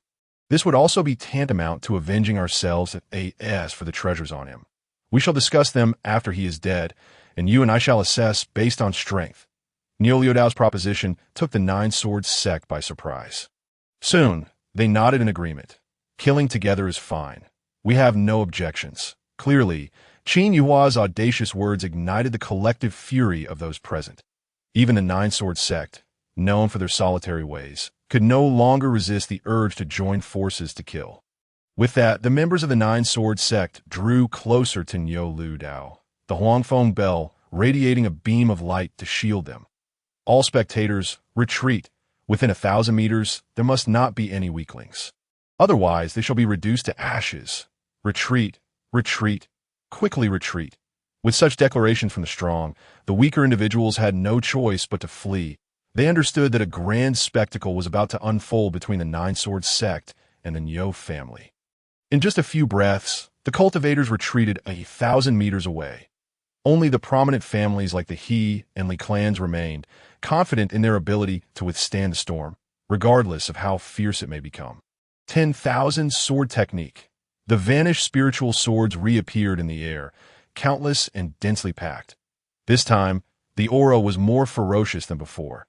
The piercing sword chi shredded everything in its vicinity, within 1,000 meters. What was once a lush forest transformed into ruins. Before the elders of the Nine-Sword sect even launched their attacks, the terrifying pressure had already left the ground riddled with wounds. Have they gone all out? Then my Niu family shall not lag behind. Come forth, dominant Kuei Niu. Niu Lu Dao bellowed. The elders of the Niu family, one by one, channeled their formidable energy into Niu Lu Dao. In the heavens above, a bovine figure reemerged. Yet, this was no ordinary cow. It took the majestic form of the divine beast Kuei Niu. The pressure it exuded was unmatched, far surpassing that of the previous golden bull. As Kuei Niu manifested, its hooves struck the air with a series of resounding thuds. Boom! Boom! Boom! An invisible force seemed to trample the earth, causing numerous craters to appear instantaneously. What? The Niu family possesses such capabilities. This was undoubtedly a hidden prowess to it appear that our intervention would not be necessary. The impending strike would surely be earth-shattering, evoking terror in both mortals and spirits alike. At that moment, witnessing the formation of the attack, Zhang Shangqian, the leader of the Nine-Sword sect, furrowed his brow. Why did he feel a twinge of panic? Instinctively, he glanced at Qin Yuhua. This young man stood tall and proud, his eyes gleaming with determination. Such a demeanor was not one of a man resigned to death. Could it be that he truly believed he could slay all the powerful beings present?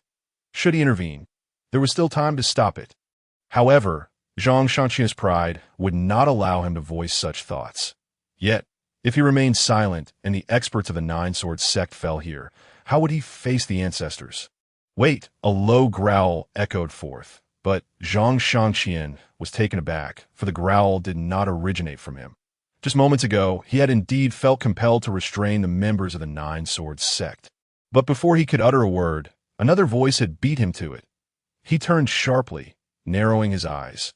The source of the growl was a young man in his 30s, stepping forth from the distant crowd, seemingly not one of the 10 great families. Accompanying him were 2 others.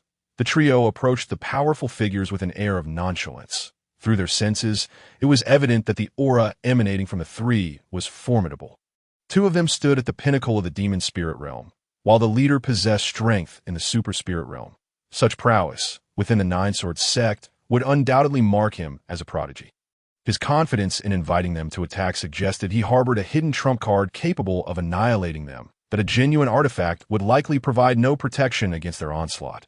The 3 young men exuded an air of composure and confidence in the face of the formidable experts, their demeanor akin to that of rulers addressing subordinates. This poise mirrored that of Qin Yuhua. Before Zhang Shangqian could speak, Niu Lu Dao growled angrily. "You young ones, who do you think you are? This is not a place for you to speak." The leader among them replied with an icy arrogance. "If I do not speak, you may all perish." As they neared Niu Lu Dao, their eyes flicked toward Qin Yuhua, revealing a predatory smile. "Qin Yuhua, if our assumptions are correct, you possess a magical artifact, do you not?" Upon hearing this, the pupils of Zhang Shangqian and the others contracted. A magical artifact. Such a thing transcended genuine artifacts. In the country of Lulan, no one possessed a single magical artifact. For the energy contained within one was far too potent, capable of tearing apart the unstable space of Lulan. Should a rift in the void open, all would dissolve into nothingness. This young man possesses a magical artifact. Why so silent? Are you astonished by our presence? Are you gripped by fear, believing you may truly meet your demise? The young man spoke again, a cold smile gracing his lips. Chapter 53. The Lu family unleashes a magical artifact in response. Qin Yuhua smiled and said, "You have finally revealed yourselves. I thought you would remain hidden, like turtles retreating into their shells." These individuals were undoubtedly from the Lu family. He had long suspected that they were tailing him. Finally, it seemed they could no longer contain themselves. "Qin Yuhua, how can you still smile? Why should I not smile? Are you truly planning to kill me?" "No, with so many powerful beings, there is no need for us to act. We merely require a little assistance in acquiring their weapons." As he spoke, the leader of the Lu family waved his hand, summoning a long sword into his grasp. "Zhang Shangqian, you are the strongest here. Take this sword and ensure you eliminate this young man." The long sword was tossed toward Zhang Shangqian. Instinctively, he caught the sword, which offered no resistance. Gently probing it with his spiritual energy, an overwhelming pressure erupted. The myriad spiritual swords released by the elders of the Nine-Sword sect trembled violently before rapidly disintegrating. The golden bull enveloping Niu Lu Dao vanished into thin air. The Xianjing experts present felt their legs weaken, and for the first time, cold sweat broke out on their brows. A magical artifact. This was indeed a magical artifact. Who were they? How could they possess such a treasure? In that moment, no one dared to underestimate the suddenly emerged trio of young men. These 3 were bold enough to wield magical artifacts, surpassing even Qin Yuhua in audacity. "Qin Yuhua, are you feeling a bit frightened? If all goes as expected, your strongest weapon will also be a magical artifact." An attack from a Xianjing cultivator wielding a magical artifact would surely place you in dire straits. They laughed heartily, believing Qin Yuhua to be of lowly talent. This time, even if the Qin family granted him numerous treasures, the highest level would merely be a magical artifact. The Qin family would never part with a king-level weapon. Given Qin Yuhua's talent, he did not deserve the protection of such a powerful weapon. Zhang Shangqian, take action. Do not disappoint us, the young man urged again. Across from him, Zhang Shangqian, initially hesitant, found renewed vigor in the presence of the Liu family members, especially now that he held a magical artifact. He was filled with confidence. With his sword in hand, the world was his to command. He laughed heartily. I, Zhang Shangqian, never imagined I would one day wield a magical artifact. As his laughter echoed, the brilliance radiating from him grew increasingly blinding. His ethereal presence suggested he was on the verge of ascending to the realm of legends. As the radiance intensified, the magical artifact began to tremble. With the artifact stirring, the earth itself began to quake. As if it could no longer bear the artifact's might, Zhang Shangqian swung the sword casually, unleashing a beam of sword light that shot forth like divine retribution. The ground ahead split open, revealing a massive chasm. This strike seemed to cleave the earth in twain. An exquisite sword. An exquisite sword indeed. Zhang Shangqian became somewhat unhinged. Oh, this is not good. Qin Yuhua's pupils constricted. This sword strike seemed to be reaching its limit. Would it disturb that entity? Are you afraid, Qin Yuhua? Ha ha, enough, Zhang Shangqian. Cease your sword testing and quickly eliminate him. Very well. Zhang Shangqian raised the sword once more, and even more resplendent light erupted from the magical artifact. Thankfully, they were within the ruins. Otherwise, this sword would have already torn apart the very fabric of Lolan space. However, just as Zhang Shangqian lifted the sword, before he could unleash his assault, the earth began to tremble violently. Everyone felt unsteady on their feet. Initially, they attributed it to the overwhelming power of the magical artifact, but soon they realized their bodies were tilting. We have indeed disturbed it, Qin Yuhua sighed softly. Only he seemed to grasp the true nature of the situation. The dragon had stirred. He had refrained from summoning the dragon suppression cauldron, hoping to seek some opportunity within. However, it appeared that could no longer continue. As his gentle sigh faded, the angle of tilt escalated from 10 degrees to 45, and then to 60 degrees. That moment, all the powerful beings began to slide downward.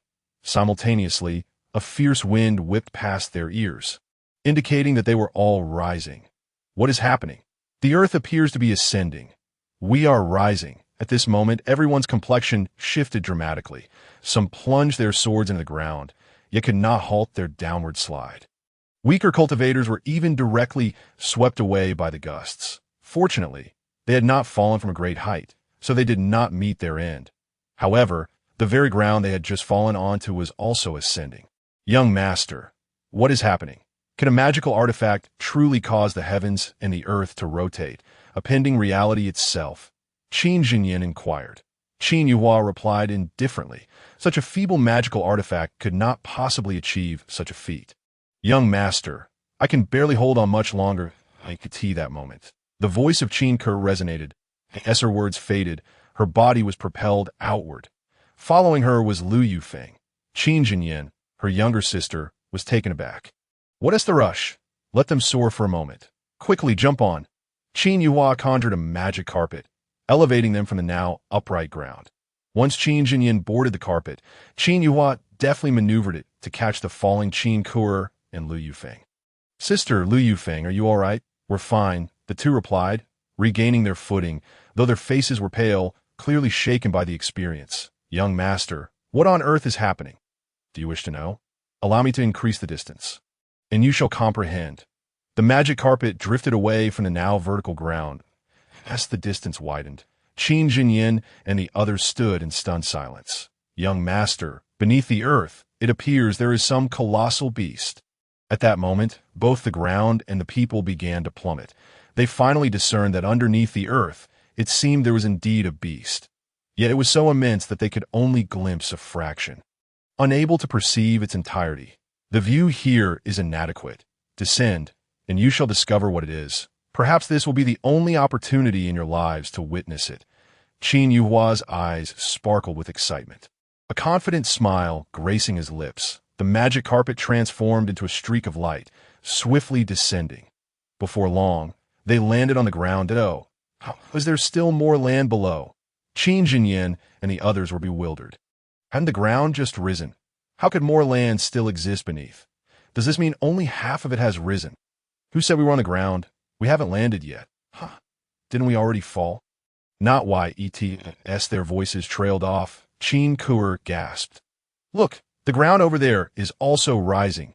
Qin Jinyin glanced to the left, where the ground began to ascend as well. The spectacle was breathtaking. The boundless earth surged forth, an overwhelming sense of pressure enveloping them. The cultivators on the slanted terrain realized they could not maintain their balance and released their spiritual energy, sliding down as if on a slide. The group of profound realm experts slid the fastest. They had no idea how long they had been sliding. Suddenly, the ground beneath them vanished. They fell from a height. Only upon reaching the bottom did they realize there was another layer of land beneath them. At that moment, those still above began to leap down, for if they did not jump now, they would only rise higher. Qin Yuhua and the others, seated upon the magic carpet, gradually floated down to the ground. Qin Jinyin Ke, look up, Qin Yuhua's voice rang out. Only then did Qin Jinyin and the others lift their heads, immediately witnessing a scene they would never forget. Chapter 54. The dragon emerges. Above, clouds of dust billowed, resembling blooming mushroom clouds. Yet through the gaps in the smoke, they could faintly discern a yellow serpent ascending into the sky. The reason they had been falling was that this serpent was taking flight.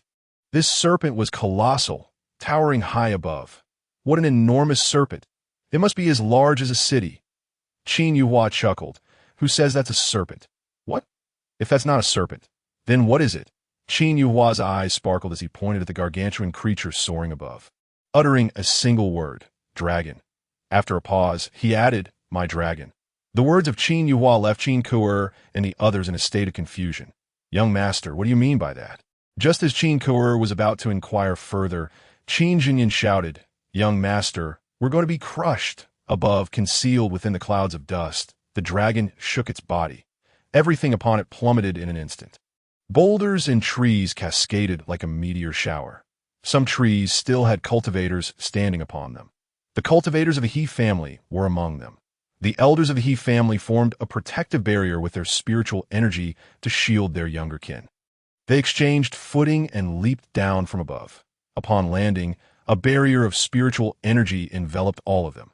The stones collided against the barrier, instantly transforming into a cloud of dust. These stones were not particularly hard and could not shatter the barrier. In fact, the He family even sheltered many weaker individuals. The thunderous sounds persisted for several minutes. Finally, the earth returned to tranquility like that moment. No one paid heed to Qin Yuhua. They all lifted their heads. Was the ground beneath them truly the earth? Had they been standing on the body of this colossal beast? No wonder much of the surface was desert. It was all accumulated dust, dust piled into deserts, soil gathered into forests. How long had this creature been slumbering here? What kind of fearsome beast was it? The dust in the sky still lingered, as the dust gradually dispersed. A colossal figure emerged within everyone's view. Hidden among the clouds, they could only see its sinuous body. Its scales were a dusty yellow. Was there even a creature of such size as a yellow serpent? No. Perhaps it was not a serpent? Look, are those claws? The head of the Han family suddenly exclaimed. His eyes widened, as if he had witnessed something unbelievable. Everyone turned to look as the distant clouds suddenly dispersed, as if something was about to emerge from within. At last, a gigantic claw stretched out from the clouds. The sharp claws gleamed like unparalleled weapons, glinting coldly in the sunlight. Indeed, those are claws. How could a serpent have claws? Could it be a dragon? At that moment, Zhang Shangqian seemed to realize something, his expression a mix of delight and terror. No, how could a dragon be this large? This is a true dragon. A true dragon. Are you saying this is a dragon?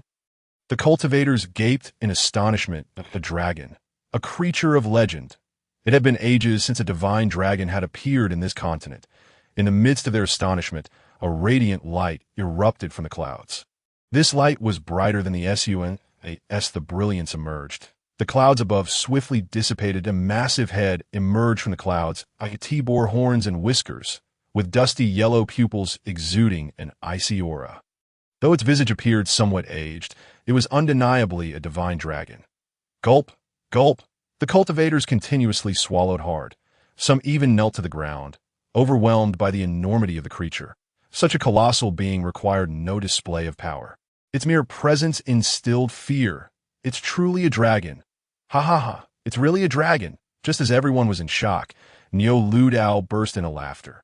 Dragons are indeed fearsome, but if someone could slay a dragon and obtain its blood, they would undoubtedly become a great force. Today I, Niu Lu Dao, shall slay the dragon. The Nine-Sword sect, the 10 great families, and all the profound realm experts present. Let us unite. Such a grand dragon is surely enough to share. It must be said, Niu Lu Dao indeed possessed a certain audacity at such a moment. He was daring enough to proclaim the intent to slay a dragon. Yet his words ignited the desires within everyone's hearts. Who wouldn't want dragon blood? Who wouldn't covet the power of a dragon's soul? In that instant, Qin Yuhua was cast aside in their minds. The treasures upon Qin Yuhua could not compare to even a fraction of the divine dragoness worth. All right, let us slay the dragon, obtain dragon blood, and gain dragon souls. And from this day forth, become heirs of the dragon. At that moment, all the powerful cultivators felt as if they had been injected with adrenaline. Their true weapons soared into the sky. Even Zhang Shangxian raised his sword. You wish to slay a dragon? But the power of the divine dragon is not something you are worthy of claiming. The entire dragon belongs to my Qing family. Just then, an elder cast a flying artifact and ascended into the sky. The elder wore ornate robes embroidered with a great ROC in the kingdom of Lulan. Only the members of the Qing family dared to wear such attire. It was none other than the 9th prince. Upon seeing the elder, the formidable figures present bowed in respect. The 9th prince, brother of the king, one of the top 10 experts in the kingdom of Lulan, ranked 3rd. Meanwhile, Zhang Shangxian barely ranked 10th. If the 9th prince wished to eliminate Zhang Shangxian, it would pose no challenge at all. He was a member of the royal family. The commotion at the ruins had indeed attracted the attention of the royal family. After all, rumors spoke of a king's inheritance hidden here. How could the royal family refrain from sending someone? At this moment, the 9th prince turned to Zhang Shangxian and the others. With an imposing demeanor, he proclaimed, "In the name of the royal family, I command you to assist me in slaying this dragon. Should you exhibit commendable performance, I shall bestow upon you dragon's blood and dragon meat." As the words of the 9th prince echoed in the air, the formidable beings remained silent. Suddenly, the celestial dragon above shifted its gaze, unleashing an overwhelming pressure that descended upon them. Thud, thud, thud. Just moments ago, filled with bravado and eager to slay the dragon, the powerful figures instantly fell prostrate. The invisible weight seemed to take on a tangible form, causing their bodies to grow heavier, leaving shallow imprints upon the earth. As for the 9th prince, he bore the brunt of this force, plummeting to the ground like a cannonball. Upon impact, he was reduced to a mere puddle of flesh. The 9th prince was dead. Truly, the higher one soars, the more tragic the fall. Silence enveloped the surroundings. A profound stillness prevailed. Everyone was drenched in sweat. Although the dragon's pressure was not directed at them, it instilled a sense of dread akin to a thorn in their backs and a lump in their throats. That moment, a mocking laughter echoed about a bunch of insignificant ants daring to challenge a dragon. You are courting death. As the voice faded, 2 figures soared into the sky, radiating an ethereal brilliance as if they were twin suns. They ascended without any magical artifacts. They were indeed flying. Could they be the legendary human kings? The onlookers, including the powerful figures of great factions, gazed at these two with reverence. This moment, one figure in the sky scoffed, "Human kings. The people of small nations are truly short-sighted. We are the sages of this era." What? Sages of the current age? They were unparalleled powerhouses of the sacred realm. Heaven above, when did the kingdom of Lulan ever have sages? Just as the crowd was engulfed in astonishment, the voices of the 3 youths from the Lu family rang out. Ancestor, how have you revealed yourselves? Chapter 55. Even sages cannot withstand the dragon's might. These two individuals were indeed the ancestors of the Lu family, among the 9 sages of the Lu family. They were 2 of them. The Lu family sages raised their heads with excitement, exclaiming, "We can no longer contain the fervor within us. Allow us to take on the task of slaying the dragon." It is said that the dragon clan possesses extraordinary abilities, and upon reaching maturity, they hold the power of an emperor. We shall see if the rumors hold true. If we can vanquish this divine dragon and obtain its blood, we may ascend to the imperial realm. The 2 Lu family ancestors trembled with anticipation, their eyes gleaming with fervor as their declaration echoed. A shocking spectacle unfolded before everyone. The dragon opened its mouth and uttered human words. "Slay the dragon? Ah, though I am old, do you insignificant ants believe you are worthy of coveting me?" Upon utterance, the 2 ancestors plummeted like shooting stars, crashing into the ground with a thunderous boom. They became engulfed in an unfathomable pit. The fate of the 2 sages remained uncertain. What could a sage possibly mean in the presence of a divine dragon? Were the sages indeed struck down? Could it be that even sages could not withstand the dragon's might? All cultivators felt their hearts constrict and their breaths quicken. Their eyes widened in disbelief. How could sacred realm powerhouses appear so insignificant before a dragon? Had the sages truly met their demise? The crowd fixated on the deep pit, holding their breaths in trepidation. They all yearned for the 2 sages to rise again. Perhaps their hopes bore fruit as the ground began to tremble and a chilling pressure emanated from beneath. Boom! The earth shook violently. A blinding radiance erupted from the pit. Clearly, the sages of the Lu family had not perished. Their bodies were not as fragile as that of the 9th prince, as the light radiated. The 2 sages ascended into the air. A long spear hovered between them, radiating a blue light even more brilliant than the sun. They simultaneously channeled their spiritual energy into the spear, which soared upwards, rapidly enlarging. In the blink of an eye, it resembled a great mountain. An unparalleled pressure was unleashed. What level of weapon is this? I feel as light as a feather, like an insignificant insect. Fortunately, we are in the sky. If we were on the ground, this pressure would surely crush us. The gathered powerhouses turned pale, trembling in fear. In the sky. The 2 Lu ancestors roared again, with the sacred weapon in hand today. "We shall drink the dragon's blood and feast upon its flesh." This was indeed the legendary sacred artifact. Everyone stood agape, unable to fathom they were witnessing the power of a divine weapon. "Old dragon, meet your end." The spear, suspended in midair, surged forward with incredible speed. The once mountain-sized weapon shrank in an instant, darting through the sky for tens of thousands of miles. The spear, like a shard of cold light, aimed for the neck of the yellow dragon. The sages of this era dared to strike down a dragon. Even before the blow landed, the surrounding heavens and earth became tumultuous. But was a dragon so easily slain? The divine dragon finally stirred. With a swift swipe of its claw, it created a tempest of overwhelming force, even from a distance of 100,000 meters above the ground. The gale it generated was cataclysmic.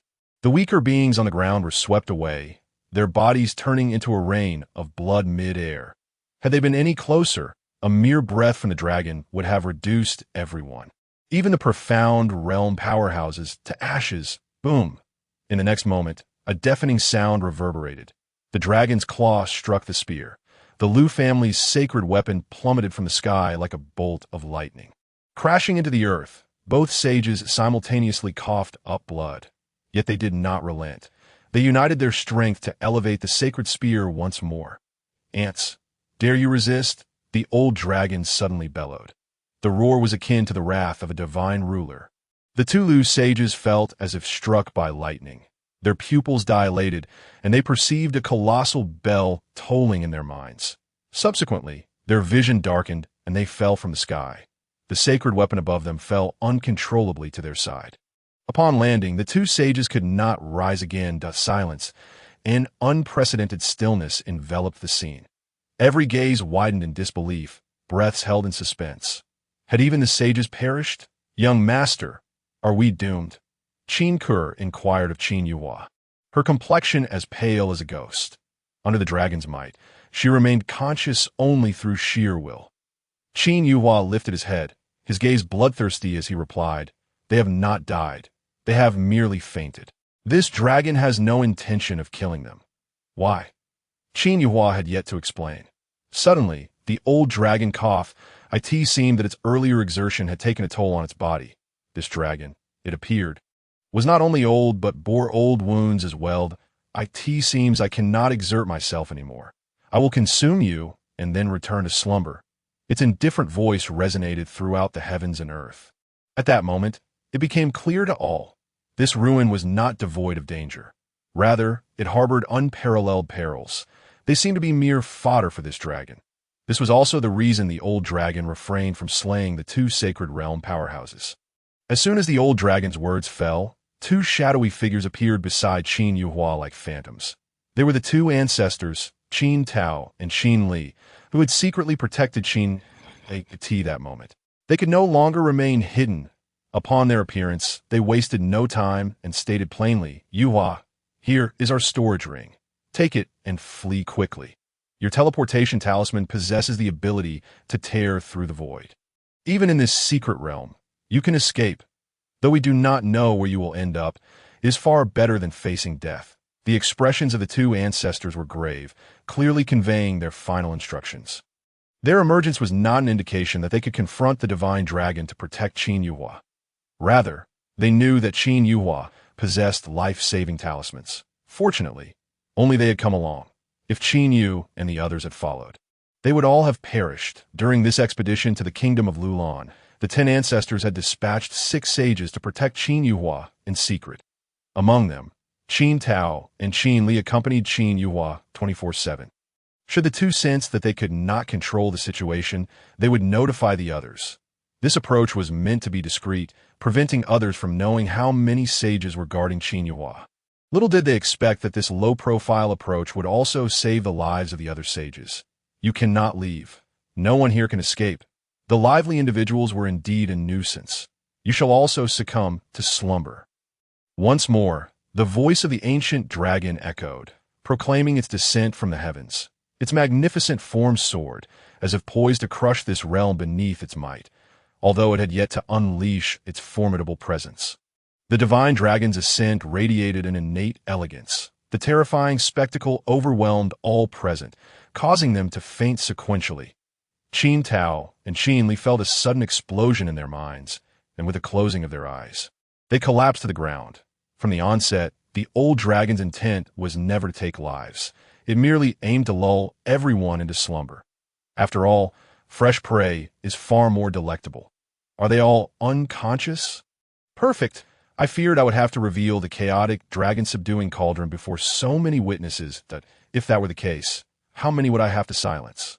The voice of Qin Yuhua resounded. All present had succumbed, including the powerful beings of the sacred realm. Only he remained standing. Chapter 56. The Power of the Dragon. A surge in cultivation at this moment. A crimson glow emanated from Qin Yuhua's body. The radiance coalesced, transforming into a blood dragon that circled around him. Within him resided a blood dragon from the start. Even without invoking the chaotic dragon-subduing cauldron, the might of the ancient dragon could not subdue him. Now that everyone else had fallen asleep, it was his turn to strike. He intended to subdue the dragon. A mere mortal still stands? No, there's a dragon's might emanating from you. The old dragon widened its eyes. Incredulous, a common mortal possessing dragon power was beyond its comprehension, and this pressure instilled a sense of fear within it. A suppression of bloodline. Quite intriguing. Your blood must be exceptionally sweet, that I shall consume you first. The old dragon did not dwell on it further. It opened its mouth, generating a powerful suction. This force instantly affected the surroundings of Qin Yuhua. His body was rapidly drawn into the sky. Not just him, but also Qin Jinyin and the 2 elders of the Qin clan were caught in the pull that as their bodies drew closer to the dragon's gaping maw. A cauldron materialized above Qin Yuhua's head. The moment the cauldron appeared, the suction vanished. The once towering and imperious dragon suddenly became fearful. Its massive form trembled. Indeed, it was effective. Qin Yuhua's eyes sparkled with realization. Initially, he had harbored doubts about whether the chaotic, dragon-subduing cauldron was truly as formidable as the ancestor had claimed. Now, he was assured that the ancestor had not misled him. This cauldron was indeed the nemesis of the dragon clan. Without hesitation, Qin Yuhua channeled his spiritual energy into the dragon-subduing cauldron. This seemingly ordinary cauldron instantly came to life. The intricate patterns on its surface glowed and began to swirl autonomously. However, these patterns were too profound for Qin Yuhua to comprehend. As they flowed, it appeared as if majestic divine dragons were being formed upon the cauldron's body. The gazes of these dragons were as cold as if they sought to annihilate the world. What is this? Why do I feel my power being suppressed? No, the old dragon screamed in alarm. After the chaotic, dragon-subduing cauldron emitted its light, its form began to shrink rapidly. In mere breaths, it had diminished 100-fold. Although it still resembled a great mountain, it no longer obscured the sky as before. The old dragon understood that this was a remarkable treasure and wished to flee immediately. Yet the chaotic, dragon-subduing cauldron unleashed an invisible force of suction. And no matter how hard it struggled, it could only flail in place. Under the vast, clear sky, a dragon was in distress. The sight was utterly astonishing. "Kid, what on earth is this?" the old dragon roared, experiencing fear for the first time. Qin Yuhua, standing upon a magic carpet, grinned and replied, "The chaotic, dragon-subduing cauldron. The chaotic, dragon-subduing cauldron? So it's this." The old dragon's shrieks grew increasingly desperate as its body continued to shrink, ultimately reducing to a mere 3 meters in size, resembling a serpent more than a dragon. With the release of a chaotic light from the cauldron, the old dragon was drawn into it. Its voice abruptly ceased. With the disappearance of the old dragon, the world regained its clarity. The oppressive aura dissipated into nothingness. "How was that? Did I not tell you the truth, ancestor? If the chaotic dragon-subduing cauldron seeks to subdue a dragon, it is a matter of mere moments." The ancestor's voice resonated again. "Ancestor, I truly did not expect it to be so effortless. It hardly required my involvement. By the way, who created this cauldron? It is utterly terrifying. I do not know who crafted it. When I acquired it, I too had similar questions like yours. Perhaps there are many mysteries in this world yet to be uncovered. Now absorb the power of this dragon into your body." "Understood, ancestor. Where should I position this dragon within my body? Perhaps in my right hand. In the future, when I wield the power of the dragon, my right hand strength will greatly increase. Not to mention slaying those beyond my level. Even those of higher realms would not pose a challenge for me." Qin Yuhua's first dragon was intended to protect his spine. Even if his body were to be shattered, it would gradually heal. The second dragon he wished to use for offense. Placing in his hands and feet seemed most fitting as his words fell. Qin Tian pondered briefly before stating, "In my era, there were numerous divine dragons, and we never had to consider such matters. After all, the 10,000 dragons annihilation body can harbor the power of myriad dragons. There was no need to deliberate about where to place them. However, now, the number of divine dragons is even scarcer than I imagined. Acquiring a single dragon is no easy feat. You must think carefully about where to position each dragon for maximum benefit. By the way, let me remind you, this is a rock dragon. The rock dragon's greatest strength lies in its defense." Qin Tian's words sent a chill through Qin Yuhua. If the greatest strength of the rock dragon is its defense, then it would not be suitable for offense. "Ancestor, then let us place it in my head. Did you not mention that as long as I'm not obliterated, the power of the ancient blood dragon can allow my body to gradually recover? Then let us first protect my head." Qin Tian chuckled and asked, "Don't you feel regretful for not utilizing it for offense?" "There is a tinge of regret. I still wish to shatter a mountain with a single punch. However, above all else, life is the most important. Thus, I shall begin the absorption process." The chaotic dragon-subduing cauldron vanished from the sky and returned to Qin Yuhua's sea of consciousness. Upon entering, a yellow dragon burst forth from the cauldron. The yellow dragon soared freely in the sea of consciousness, its appearance devoid of age. The old yellow dragon had already been refined by the cauldron. Soaring through the sky, it was the essence of the dragon's soul. The yellow dragon circled around before diving toward Qin Yuhua's consciousness. The essence of the dragon's soul was rapidly absorbed by him. His sea of consciousness became increasingly clear and expansive. The sea of consciousness manifested as a vast, black ocean shrouded in mist. This ocean represented the spirit of the cultivator. As the spirit grew stronger, the fog upon the surface would dissipate. In other words, the clearer the sea of consciousness became, the more potent and resilient the cultivator's spirit. With the absorption of 2 divine dragons, the clarity of Qin Yuhua's sea of consciousness was magnitudes greater than that of his peers. Even so, this space remained infinitely expansive, aside from the widening of the sea of consciousness. The power of the divine dragon began to coalesce within Qin Yuhua's mind. The crown of his head, his forehead, and the back of his head were all enveloped in this power from within. A yellow radiance swirled around his head. This yellow glow signified a dormant power. Simultaneously, within Qin Yuhua's body, new hidden meridians were successively opened. The essence of the dragon's soul was immensely vast, naturally radiating energy throughout his entire body. Qin Yuhua harnessed this energy to continually impact the hidden meridians within him. His cultivation surged rapidly. 7th layer of the demon spirit realm. 8th layer of the demon spirit realm. 9th layer of the demon spirit realm. Chapter 57. Slaying the saint of the Lu family before long. Qin Yuhua's cultivation reached the pinnacle of the demon spirit realm. Originally, he would have required 100,000 top-tier demon spirit pills to elevate his cultivation to this level. However, the dissipating essence of the dragon's soul had directly propelled him to the peak. Despite this, Qin Yuhua felt quite dissatisfied and inquired of the ancestor, why has my cultivation only increased by a few levels? When the ancestor transformed his body and bestowed upon him the ancient blood dragon, he had directly ascended 3 realms. Qin Tian replied, somewhat speechless. What? Do you expect a single dragon to elevate you by several major realms? With 3 or 5 dragons, wouldn't you ascend to emperor status? You are lost in a dream. Initially, you were able to elevate your cultivation to 3 higher realms because I infused you with a remnant of power after transforming your body with the dragon subduing cauldron. I bestowed that power upon you to... that's how it is. I thought that merely possessing a dragon could elevate one's cultivation by 2 or 3 great realms. You should be content. My friend, each strand of dragon power within you is akin to a second energy center for a human. In the future, once you weave the dragon power within you, you will be able to summon it at will. The power of a single dragon can significantly enhance your strength.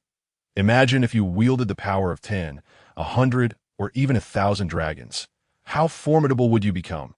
Even upon reaching the king and saint realms, you would possess the qualification to slay foes across realms. As one progresses, the disparity between levels becomes increasingly pronounced. Slaying those above your level grows ever more arduous. However, those who cultivate the 10,000 dragons annihilation body are unbound by such constraints. As long as they harness the dragon power within, they can effortlessly slay those across realms, regardless of whether their opponent is a prodigy or a peerless monster, before the 10,000 dragons annihilation body. All are mere mortals, I understand. Ancestor. Very well. I shall not disturb your rest. Qin Yuhua manipulated the magic carpet and descended from the heavens. He cast a glance at the surrounding cultivators who had succumbed to unconsciousness. A wicked smile crept across his lips. These are all mere prey, especially the 2 saints from the Lu family. Now, while everyone remains oblivious, he can easily eliminate them. Surely, the storage rings of the saints would contain numerous treasures? Even if not, a single sacred artifact would be enough to incite envy. Coincidentally, the ancestors of the Qin family, in their efforts to protect him, had sacrificed their own sacred artifacts. He had always felt a sense of shame. Now, with the saints of the Lu family presenting sacred artifacts to him, he would be foolish to refuse. That Akati must be said that Qin Yuhua's thoughts were indeed quite audacious. Others might hesitate, but he would not. What if they awaken in the process? Qin Yuhua first approached the 9th prince, seizing the storage ring and flying artifact, before swiftly making his way to the 2 saints of the Lu family. The Lu family's sacred spear stood embedded in the ground. Qin Yuhua reached out and grasped the spear's handle. Buzz! The spear trembled violently. An invisible force instantaneously sent Qin Yuhua flying. Sacred artifacts have their masters. Without the owner's permission, Outsiders cannot wield them. Qin Yuhua smiled faintly.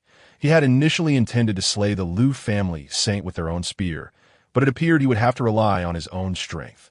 Qin Yuhua surveyed the surroundings, confirming that no one had awakened. In his hand, a sacred sword named Listening to the Rain appeared. To go slay a saint, one must depend on sacred artifacts. Otherwise, even if the opponent lay unconscious, he would be unable to penetrate their defenses. That he never anticipated that the sacred artifact bestowed by the ancestor would come into play so swiftly. Qin Yuhua grinned, raising the sword to strike at the Lu family elder's head. Clanged out a soft sound echoed as sparks flew. Even with the sacred artifact in hand, Qin Yuhua found it no easy task to breach the elder's defenses.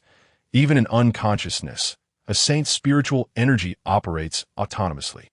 Yet, Qin Yuhua remained undeterred, wielding the sacred sword to continue his assault.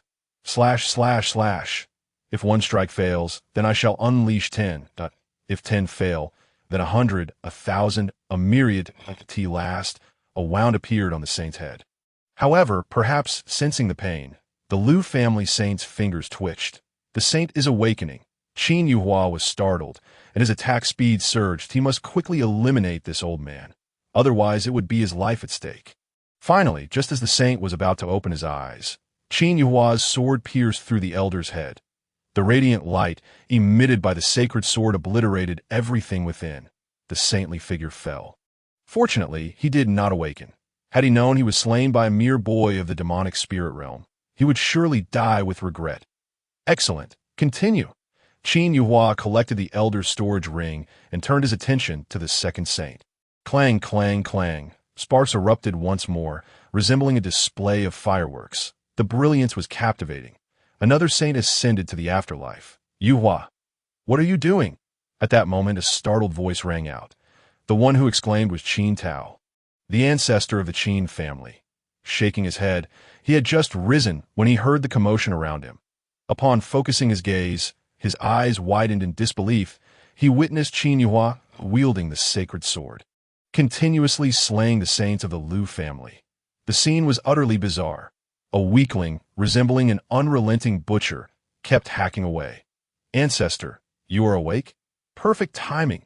Slaying saints is quite exhausting. I fear I may wake him before finishing. Please, come help me kill him. Qin Yuhua straightened, raising the sacred sword in his hand. Qin Tao's form flickered, appearing beside Qin Yuhua in an instant. His eyes widened in astonishment. You have already slain one? Indeed, you truly possess unparalleled audacity. Qin Tao was left speechless. Then, with a hint of confusion, he inquired, by the way, why did you not leave? And what of the dragon? The dragon departed on its own. Ancestor, let us not dwell on that. We must eliminate him, for he seems to be on the verge of awakening. This is a once-in-a-lifetime opportunity. We must not let it slip away. Qin Yuhua keenly observed the elder of the Lu family.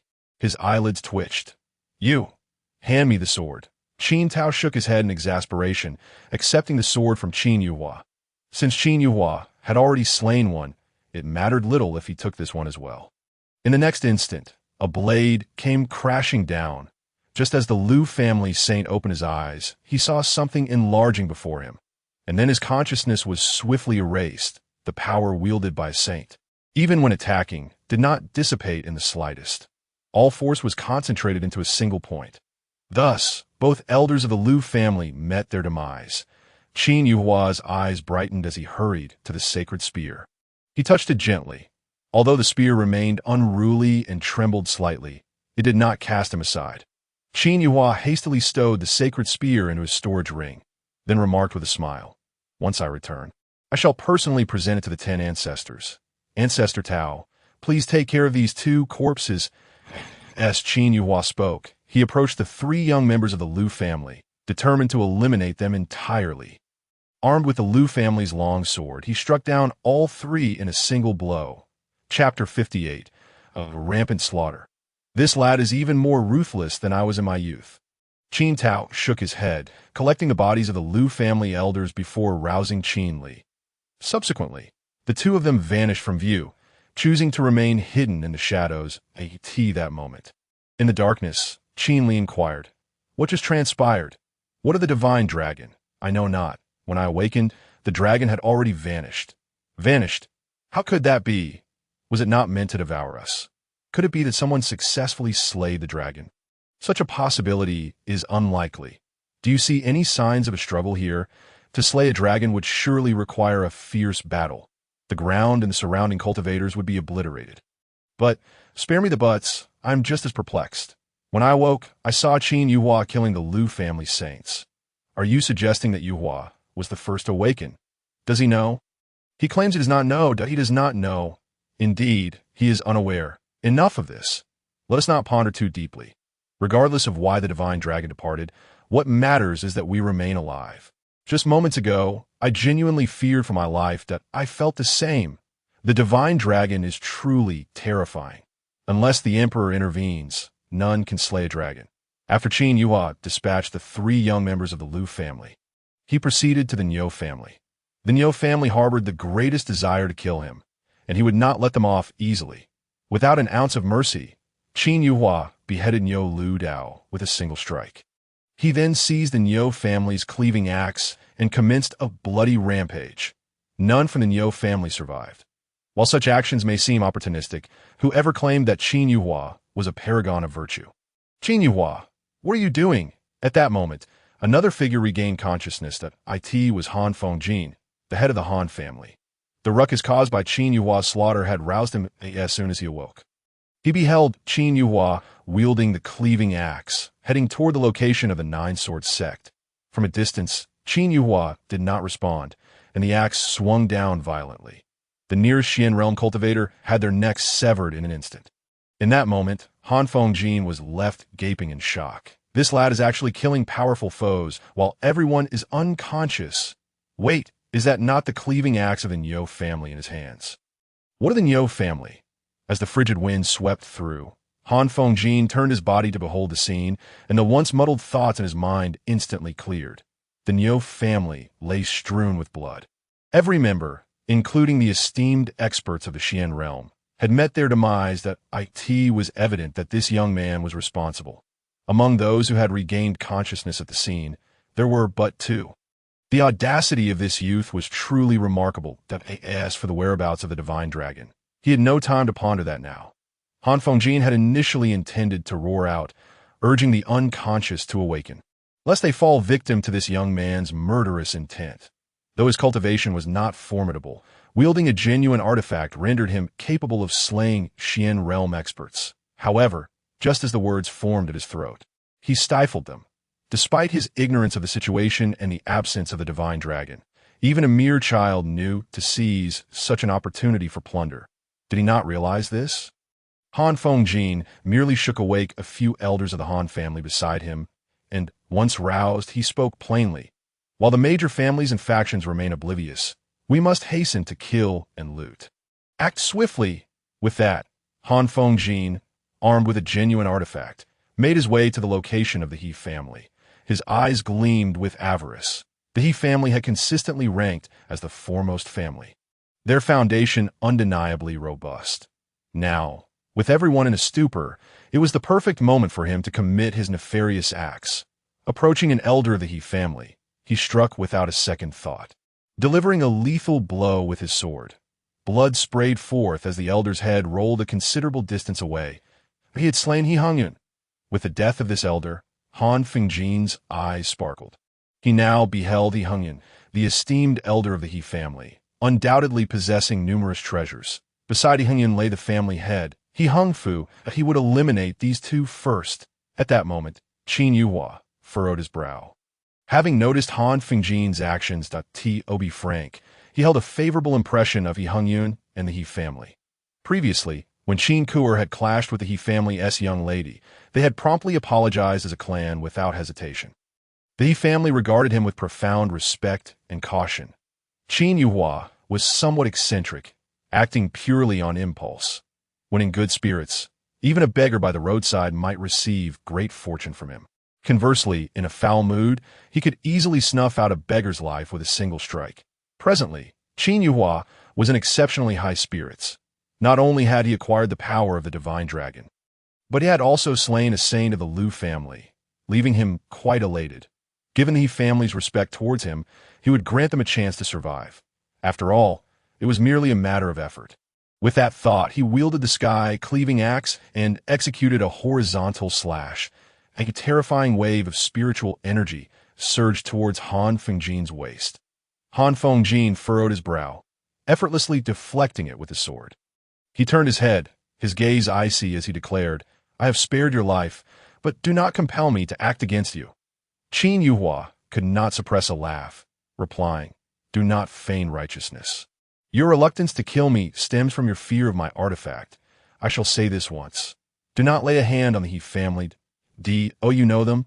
No, yet I am in a good mood and wish to protect them. What of it? Do you have an issue with that? Now be gone, and do not impede my plundering." Qin Yuhua's voice was undeniably domineering. Despite being a weaker individual, he dared to speak thus to a stronger opponent. Under normal circumstances, Han Fengjin would have already struck him down. Yet this young man was someone he truly dared not provoke lightly. Ew. Han Fengjin weighed the pros and cons and ultimately turned away. Qin Yuhua was preparing to continue hunting down the members of the Jujin sect when he heard the voice of a woman. "Thank you. Thank you." Turning, he saw that it was He Xinhua expressing her gratitude. Though her cultivation was not strong, she had awakened before many of the powerful. This surprised Qin Yuhua, prompting him to frown and ask, "When did you wake?" He Xinhua gritted her teeth and replied, "I awoke when he killed the fourth elder. I was simply too frightened to make a sound." Her beautiful face was marked by terror and a hint of guilt. Just as her words fell, a terrifying killing intent surged from nearby. The source was none other than Han Fengjin. If a member of the He family witnessed his murderous actions, it would be disastrous. The Han family lacked the strength to confront the He family. This awakened member of the He family must die. Did you take my words as mere whispers in the wind? Han Fengjin's actions thoroughly enraged Qin Yuhua. He had already stated not to harm the He family. Yet Han Fengjin dared to act nonetheless. Was this not a slap in his face? A talisman appeared in Qin Yuhua's hand. Upon activating it with spiritual energy, he hurled it towards Han Fengjin. A gust of frigid wind materialized, instantly enveloping him. Han Fengjin's body visibly crystallized into ice. This scene left Xinhua and the surrounding Han family experts dumbfounded. What kind of talisman was this? To be capable of instantly freezing a Xian realm expert. Could it be an 8th level frost talisman? The Han family experts gazed at Qin Yuhua with trepidation, and for a moment, none dared to act against him. Just how many treasures did this young man possess? Did he have an endless supply of trump cards? Chapter 59. Zhang Shanqian personally slays the Grand Elder. Are you not in a hurry to awaken your kin? What are you dawdling for? Qin Yuhua's calm voice rang out. This was naturally directed at Xinhua. She snapped back to reality and hurriedly called to the nearest third elder. "Great ancestor, awaken! Everyone awaken!" Xinhua gathered her spiritual energy in her throat and bellowed. Many members of the He family stirred awake. In fact, not only the He family members awakened, but numerous cultivators in the vicinity slowly opened their eyes. Upon awakening, they first looked up in terror at the sky. Realizing that there was no dragon in sight, they finally breathed a sigh of relief. "Elders, you are awake. This is wonderful." Xinhua's voice rang out first. "The head of the Han family has killed the 9th elder. He even attempted to slay you while you were in a stupor." Upon hearing this, the faces of the Han family experts changed dramatically. Angering the He family was undoubtedly a grave mistake. "What? That scoundrel Han Wujin, where is he? Does he truly believe my He family is easy to bully? No, if he intends to kill us, how could you possibly stop him? It was Qin Yuhua who saved us." Xinhua pointed at Qin Yuhua. Her gaze towards him was devoid of any lingering hatred. It was he. The members of the He family were taken aback. They had never anticipated that Qin Yuhua would protect them. He Hengyun and He Hongfu even bowed deeply in gratitude. "Benefactor, we are indebted to you for saving our lives. Please allow us to pay our respects." Qin Yuhua replied in a flat tone. "No need for such formality. I was merely in a good mood. Had I been in a foul one, you might have been slain before another could even lay a hand on you." He Hengyun and He Hongfu exchanged glances, their eyelids twitching, and He Hengyun spoke again. "We must still express our gratitude. At the very least, you did not kill us." The two bowed once more to Qin Yuhua, and upon rising, their expressions turned icy. Han family, you are courting death. With that declaration, the frozen Han Wujin was obliterated, his body shattered into pieces, leaving no remains. The He family members responded to the order. Annihilate the Han family. The 10 great families needed a fresh infusion of blood. The He family, too, possessed their own temperament. With familiar families, there was no need for excessive caution. Slaying was the answer, as the He family erupted in fury. Everyone realized just how terrifying the first family truly was. The Han family experts stood no chance against them, especially with the Hung Yun and the Hung Fu taking action. Within 3 moves, a Xian realm expert was guaranteed to perish. Before long, all the Han family experts lay dead. The He family was astonishingly powerful. They had swiftly eradicated the Han family's experts. The strength of the foremost family was akin to a sheer cliff. What is the situation, young master? At that moment, the voices of Qin Kuer and Qin Jinyan reached them. The 3 of them had finally awakened. After regaining consciousness, they immediately returned to Qin Yuhua's side. He did not speak, but instead gazed towards the Jujin sect.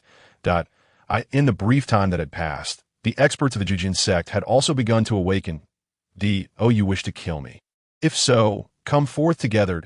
As this statement fell, the members of the Jujin sect had yet to respond. The voices of Yi Hung Yun and Yi Hung Fu rang out. Benefactor, do you wish to annihilate the Jujin sect?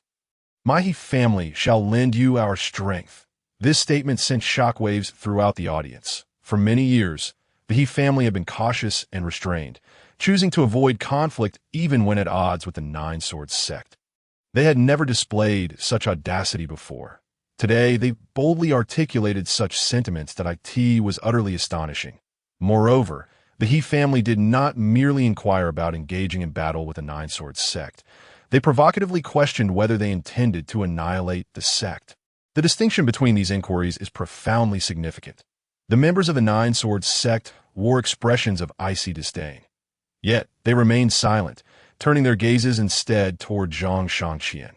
Zhang Shangqian's fists were tightly clenched as he glanced at the distant corpses of the Niu family, then at the 3 young members of the Lu family. After a long pause, he finally spoke. From this moment forth, anyone from the Nine Swords sect who encounters this individual must retreat. No one shall provoke him again. These words. A collective gasp echoed through the crowd. The Nine Swords sect had, astonishingly, chosen to concede. This was the first time in many years that they had shown such weakness. In contrast, the He family seemed to have turned the tables. The sect's master, the 6th elder, had met his demise through his own folly. Henceforth, the Nine Swords sect shall bury this incident. Anyone who dares to mention it again shall face my blade and lose their head. Master, you are actually afraid? But while you tremble, I shall not. The voice of the Grand Elder thundered with fury. Once more, the 10,000 sword technique surged forth under his command, filling the sky with ethereal swords. Young man, I fear neither heaven nor earth. Why would I fear you? Today, it is either your death or mine. Before the Grand Elder could launch his attack, Zhang Shangqian's small sword shot forth, slicing through the air. In the astonished gazes of all present, the small sword severed the Grand Elder's neck. The celestial energies dissipated with a resounding crash. The Grand Elder's head slowly fell to the ground with a thud. In that moment, the entire venue fell into stunned silence. All, including the formidable members of the Nine Swords sect, were utterly bewildered. The master of the Nine Swords sect had just slain the Grand Elder. This was simply beyond belief. Some rubbed their eyes, convinced they were hallucinating. I warned you. Anyone who dares to speak of this again will meet a grim fate. Without exception, you take my words for mere whispers in the wind? Zhang Shangqian's voice pierced through the stillness that he then closed his eyes and inhaled deeply. Killing the Grand Elder pained him, but it was a necessary act to establish authority. Without such a display, dissent within the Nine Swords sect could easily arise, inviting further conflict. Master, we would not dare. The members of the Nine Swords sect spoke in succession, retreating a step. Zhang Shangqian opened his eyes, gazing at the Grand Elder's lifeless body, murmuring, "In my lifetime, I have made numerous choices, some of which were errors. Yet, I believe this choice was not misguided. It may well be my final opportunity to choose Nine Swords sect, retreat." Upon uttering these words, Zhang Shangqian led the members of the Nine Swords sect back 100 paces. As the Nine Swords sect withdrew, the other prominent families followed suit, each family perplexed by the unfolding events. Hadn't a divine dragon appeared moments ago? Where had it vanished to? As the crowd pondered, a fissure appeared in the sky, revealing a black vortex no larger than a fist. Its emergence distorted the surrounding space instantaneously.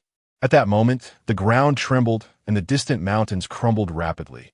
Everything here was dissolving into nothingness. What is happening? Is the divine dragon returning?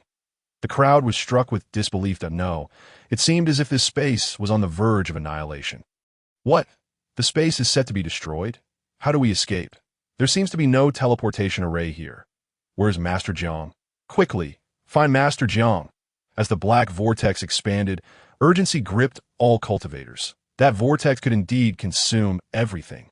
Is the space truly collapsing? Will we all perish at this moment? Qin Jinyan and his companions were taken aback. Yet, Qin Yuhua calmly responded, "Do not worry. We shall not die. Young master, do you have a way to escape?" Qin Yuhua did not answer, but instead flew eastward on a magical carpet. After traveling 1,000 meters, he halted. The ancestor indicated that this is the location. Which family can lend me a genuine artifact? He called out boldly. The members of the prominent families exchanged puzzled glances at a genuine artifact. Do you not possess one? Qin Yuhua, looking down from above, replied, "Do not waste words that do you wish to die here or to escape? You can help us leave?" The cultivators were astonished at that moment. He spoke up, "Young friend, my family offers you a genuine artifact." Qin Yuhua shook his head. "Keep it for yourself." He then turned to Zhang Shangqian. Zhang Shangqian furrowed his brow, grasping Qin Yuhua's intent. After a moment of contemplation, he tossed the sword. Qin Yuhua took the sword and plunged it into the ground, where a hole conveniently awaited as the genuine artifact struck the earth. It emitted a brilliant glow, and a grand door materialized out of thin air. This door resembled the entrance to the grand hall. Was this the exit? The cultivators' faces lit up with excitement at this moment. Qin Yuhua glanced at Qin Ku'er and her companions, saying, "If you do not leave now, are you waiting to be consumed?" With that, Qin Yuhua pushed the door open. Only then did Qin Ku'er and the others react, exerting all their strength to race toward the door. As Qin Yuhua stepped through, they felt a flash before finding themselves back in the ruins. They had truly emerged. Alas, there were undoubtedly many treasures and spiritual herbs still undiscovered in that secret realm. And now they had lost everything. Qin Jinyan sighed. Just as he finished speaking, the members of the Nine Swords sect and the He family also appeared in succession.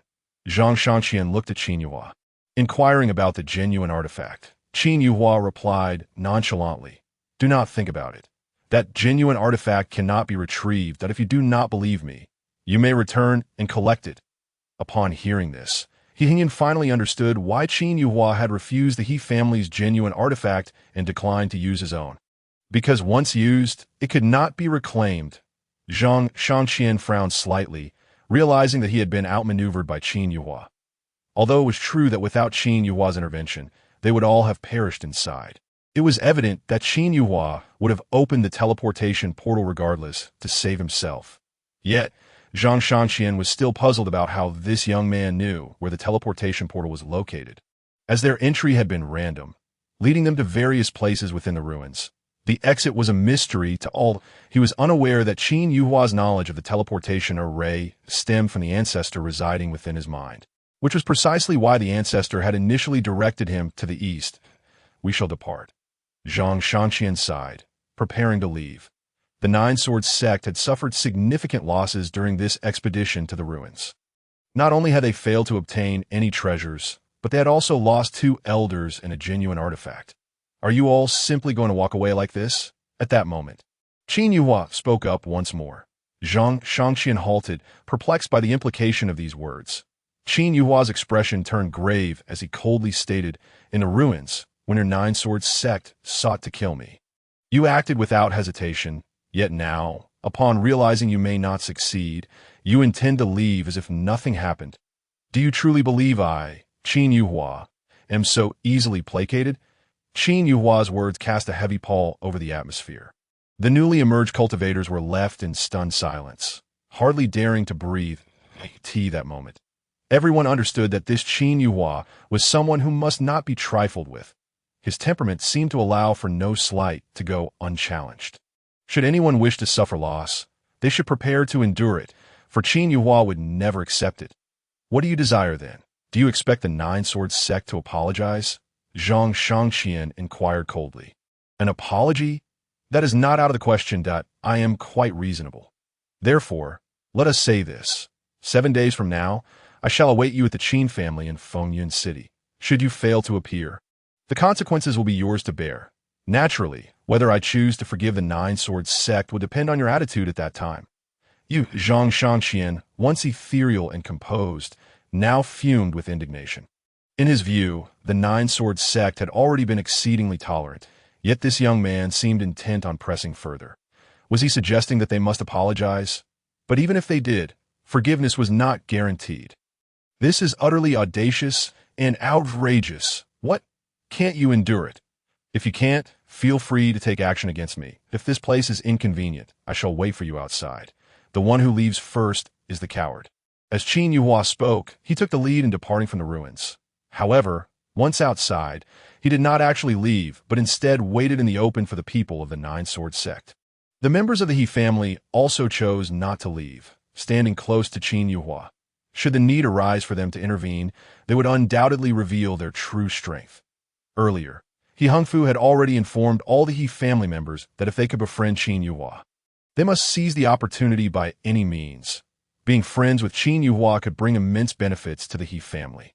Previously, within the ruins, they had merely apologized, and Qin Yuhua had spared their lives. If they were to become friends, the advantages would be unimaginable. Look, it's Qin Yuhua and the Nine Swords sect. They haven't left. Could it be that another confrontation looms? The cultivators emerging from the ruins halted.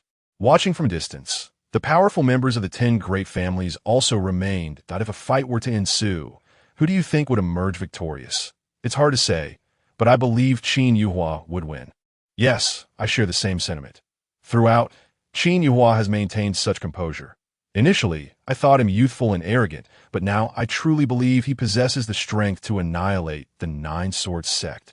Indeed, a person can feign bravado once, but not for a lifetime, unless they genuinely possess extraordinary abilities. Let us not forget, our escape from the secret realm was also due to him. This Qin Yuhua is no ordinary individual. The discussions around them reached the ears of the strong members of the Nine Swords sect, each face wearing a grave expression that in truth.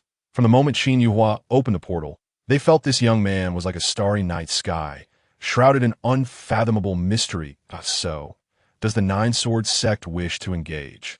If so, let it be done. I must visit the Nyo family shortly, and I have no time to waste here. Otherwise, I shall take the initiative. Qin Yuhua grinned, his smile gentle, yet sending shivers down the spines of the Nine Swords sect members. That smile resembled a weasel greeting a hen, or perhaps the Grim Reaper beckoning you closer. As Qin Yuhua, truly preparing to strike. This would be his first proactive move. Surely, he does not intend to eliminate all the powerful members and the sect leader of the Nine Swords sect. Does he? By the way, what is his business with the Nyo family? It hardly requires asking. He likely intends to eradicate them entirely. This Qin Yuhua is chillingly ruthless, absolutely not to be trifled with. Chapter 61. Become my charioteer in the open space. Qin Yuhua stood tall, facing the formidable members of the Nine Swords sect. Although he was outnumbered, his presence somehow overshadowed them. The experts of the Nine Swords sect even hesitated to meet his gaze. At that moment, a cold wind swept through, intensifying the solemn atmosphere. Zhang Shangqian then spoke up that in 7 days, I shall personally pay you a visit. With that, the Nine Swords sect ultimately chose not to engage in battle. Even though they were filled with anger, they dared not act out, for this young man was far too enigmatic. As Zhang Shangqian's voice faded, he strode away, his speed so swift that surrounding cultivators could only catch fleeting glimpses of him. He had no time to linger. The pride of the Nine Swords sect's leader had been thoroughly diminished by this young man. Once Zhang Shangqian departed, the experts of the Nine Swords sect hastily followed suit. After they had distanced themselves, an elder inquired of Zhang Shangqian, "Leader, Are we truly going to apologize? Zhang Shangxian remained silent, his expression darkening. Leader, shall we request the royal family to assist us in eliminating this young man? Another elder suggested. Indeed, regardless of how powerful he may be, he cannot surpass the royal family. Can he? Silence. Zhang Shangxian suddenly barked, prompting the elder to close his mouth. After a moment of contemplation, Zhang Shangxian continued. He mentioned going to the Niu family. Second elder, do not return to the Nine Sword sect, just travel overnight to the Niu family. Leader, shall I secretly aid the Niu family? No, I want you to ascertain whether he truly possesses that strength. Understood. I shall depart at once. He moved swiftly. Outside the ruins, Qin Yuhua shrugged, preparing to leave when Hung Fu's voice reached him. Young friend, we owe you a great debt of gratitude for your assistance in this secret realm. Should you have the time, I invite you to visit the He family, where you shall be treated with the utmost courtesy. Qin Yuhua replied nonchalantly, No, I lack the time. With that, he turned to Lu Yufeng. I am leaving. What are your plans? If not, why not accompany me? Lu Yufeng was momentarily taken aback, exclaiming in astonishment, Can I truly join you? Qin Yuhua replied, I am in need of a charioteer. You mean? I shall be your charioteer? Yes, very well. I shall do it. Lu Yufeng immediately agreed. Qin Yuhua smiled and asked, Do you not think being a charioteer diminishes your status? Lu Yufeng shook his head. I have never held any status to begin with. What is there to lose? Upon hearing this, Qin Yuhua patted Lu Yufeng on the shoulder with a serious expression. Being my charioteer certainly does not diminish your status. From now on, you shall be the supreme charioteer. At this, Qin Jinyin could not contain his curiosity. Young master, what does it mean to be the supreme charioteer? It sounds quite impressive. Qin Yuhua responded, You are still just a charioteer. Qin Jinyin was momentarily speechless. Yet, Qin Yuhua spoke again, but you shall be the strongest charioteer in this world. The strongest charioteer in this world? Young master, if that's the case, I too wish to be a charioteer. Enough. Let us head to the Niu family. You all know where it is, correct? Yes, yes. With that, Qin Yuhua and his companions turned to leave. They were truly heading to the Niu family. Quickly, let's hurry there and witness the spectacle. In that moment, many rushed towards the Niu family, eager to see how Qin Yuhua would obliterate them. Although the majority of the Niu family's powerful members had perished in the ruins, there were certainly still strong individuals safeguarding the clan. Great ancestor, I too wish to see the Niu family. He suddenly spoke up. For reasons unknown, as she gazed at Qin Yuhua's departing figure, she felt a void within her heart. This was the first time she had ever experienced such a feeling. Let us go together. We all wish to know how he will annihilate the Niu family. On that day, numerous cultivators made their way towards the Niu family.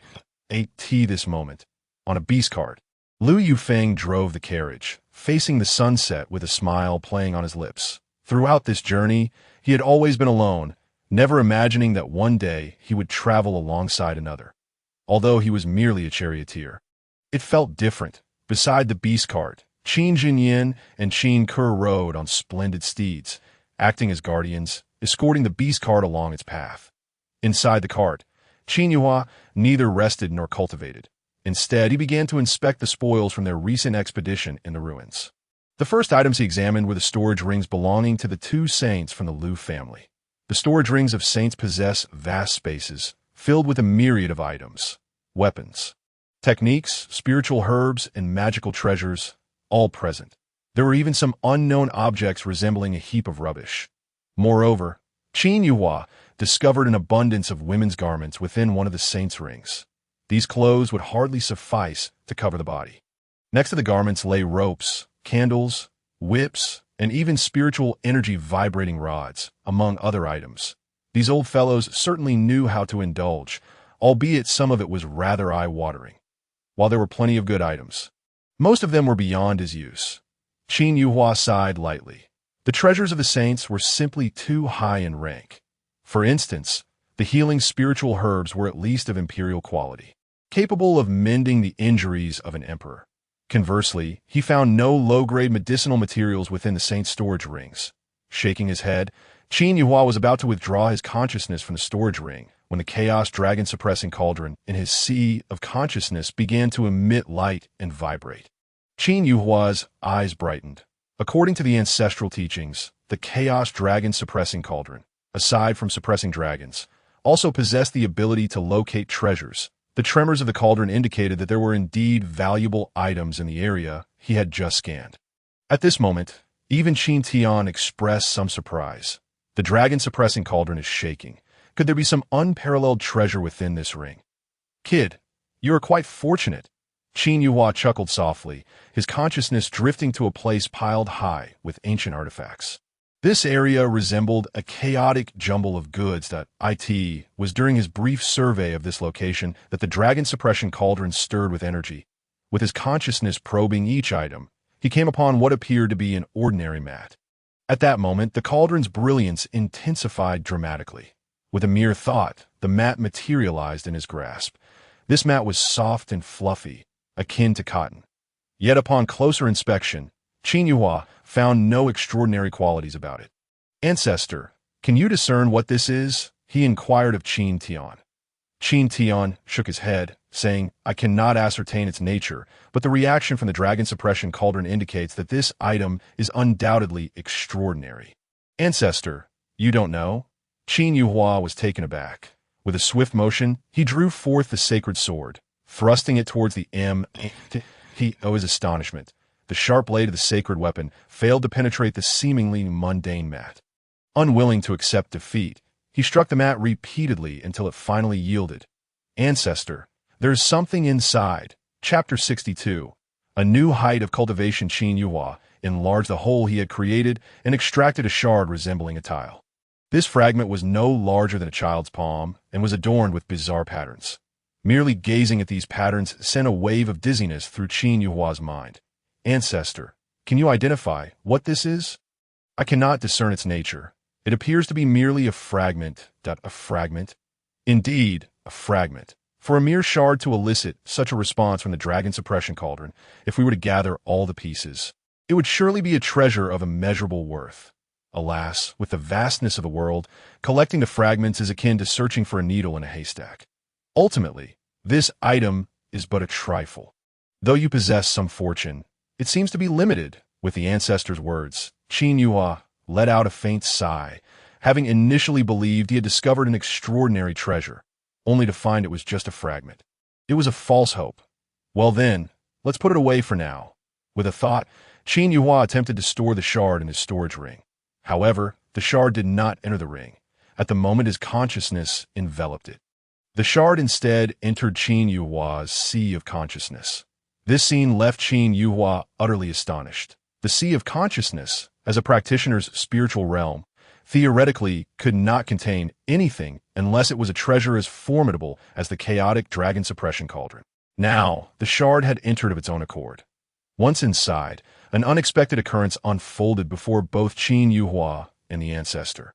The small shard suddenly expanded to a colossal size.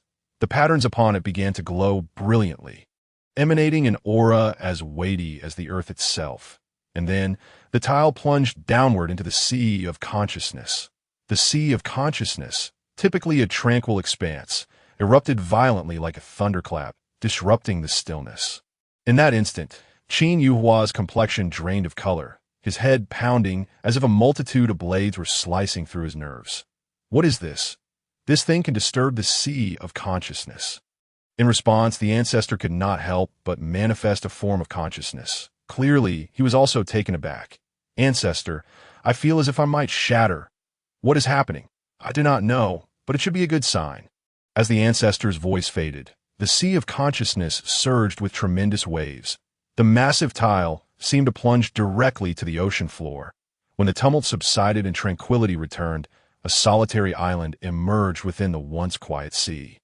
This island was not large, spanning only around 100,000 square meters. Its appearance caused the surrounding mist to swiftly disperse, revealing a clear expanse. Initially plagued by excruciating pain, Qin Yuhua now felt as if he had ascended to a realm of immortality. His mind felt remarkably unburdened. I understand now. This must be the legendary Earth Stone. The ancestor's voice rang out with excitement. The Earth Stone. Qin Yuhua's eyes lit up. He had heard of the Earth Stone before. It contained the essence of the Earth's power, though its uses remained a mystery to think that the Earthstone could enter a person's sea of consciousness. Could it possibly create land within it? Despite its diminutive size, the Earthstone was indeed legendary. However, its limited size meant it could not fully manifest its potential. Nevertheless, it had undoubtedly fortified Qin Yuhua's sea of consciousness, though it is but a small fragment.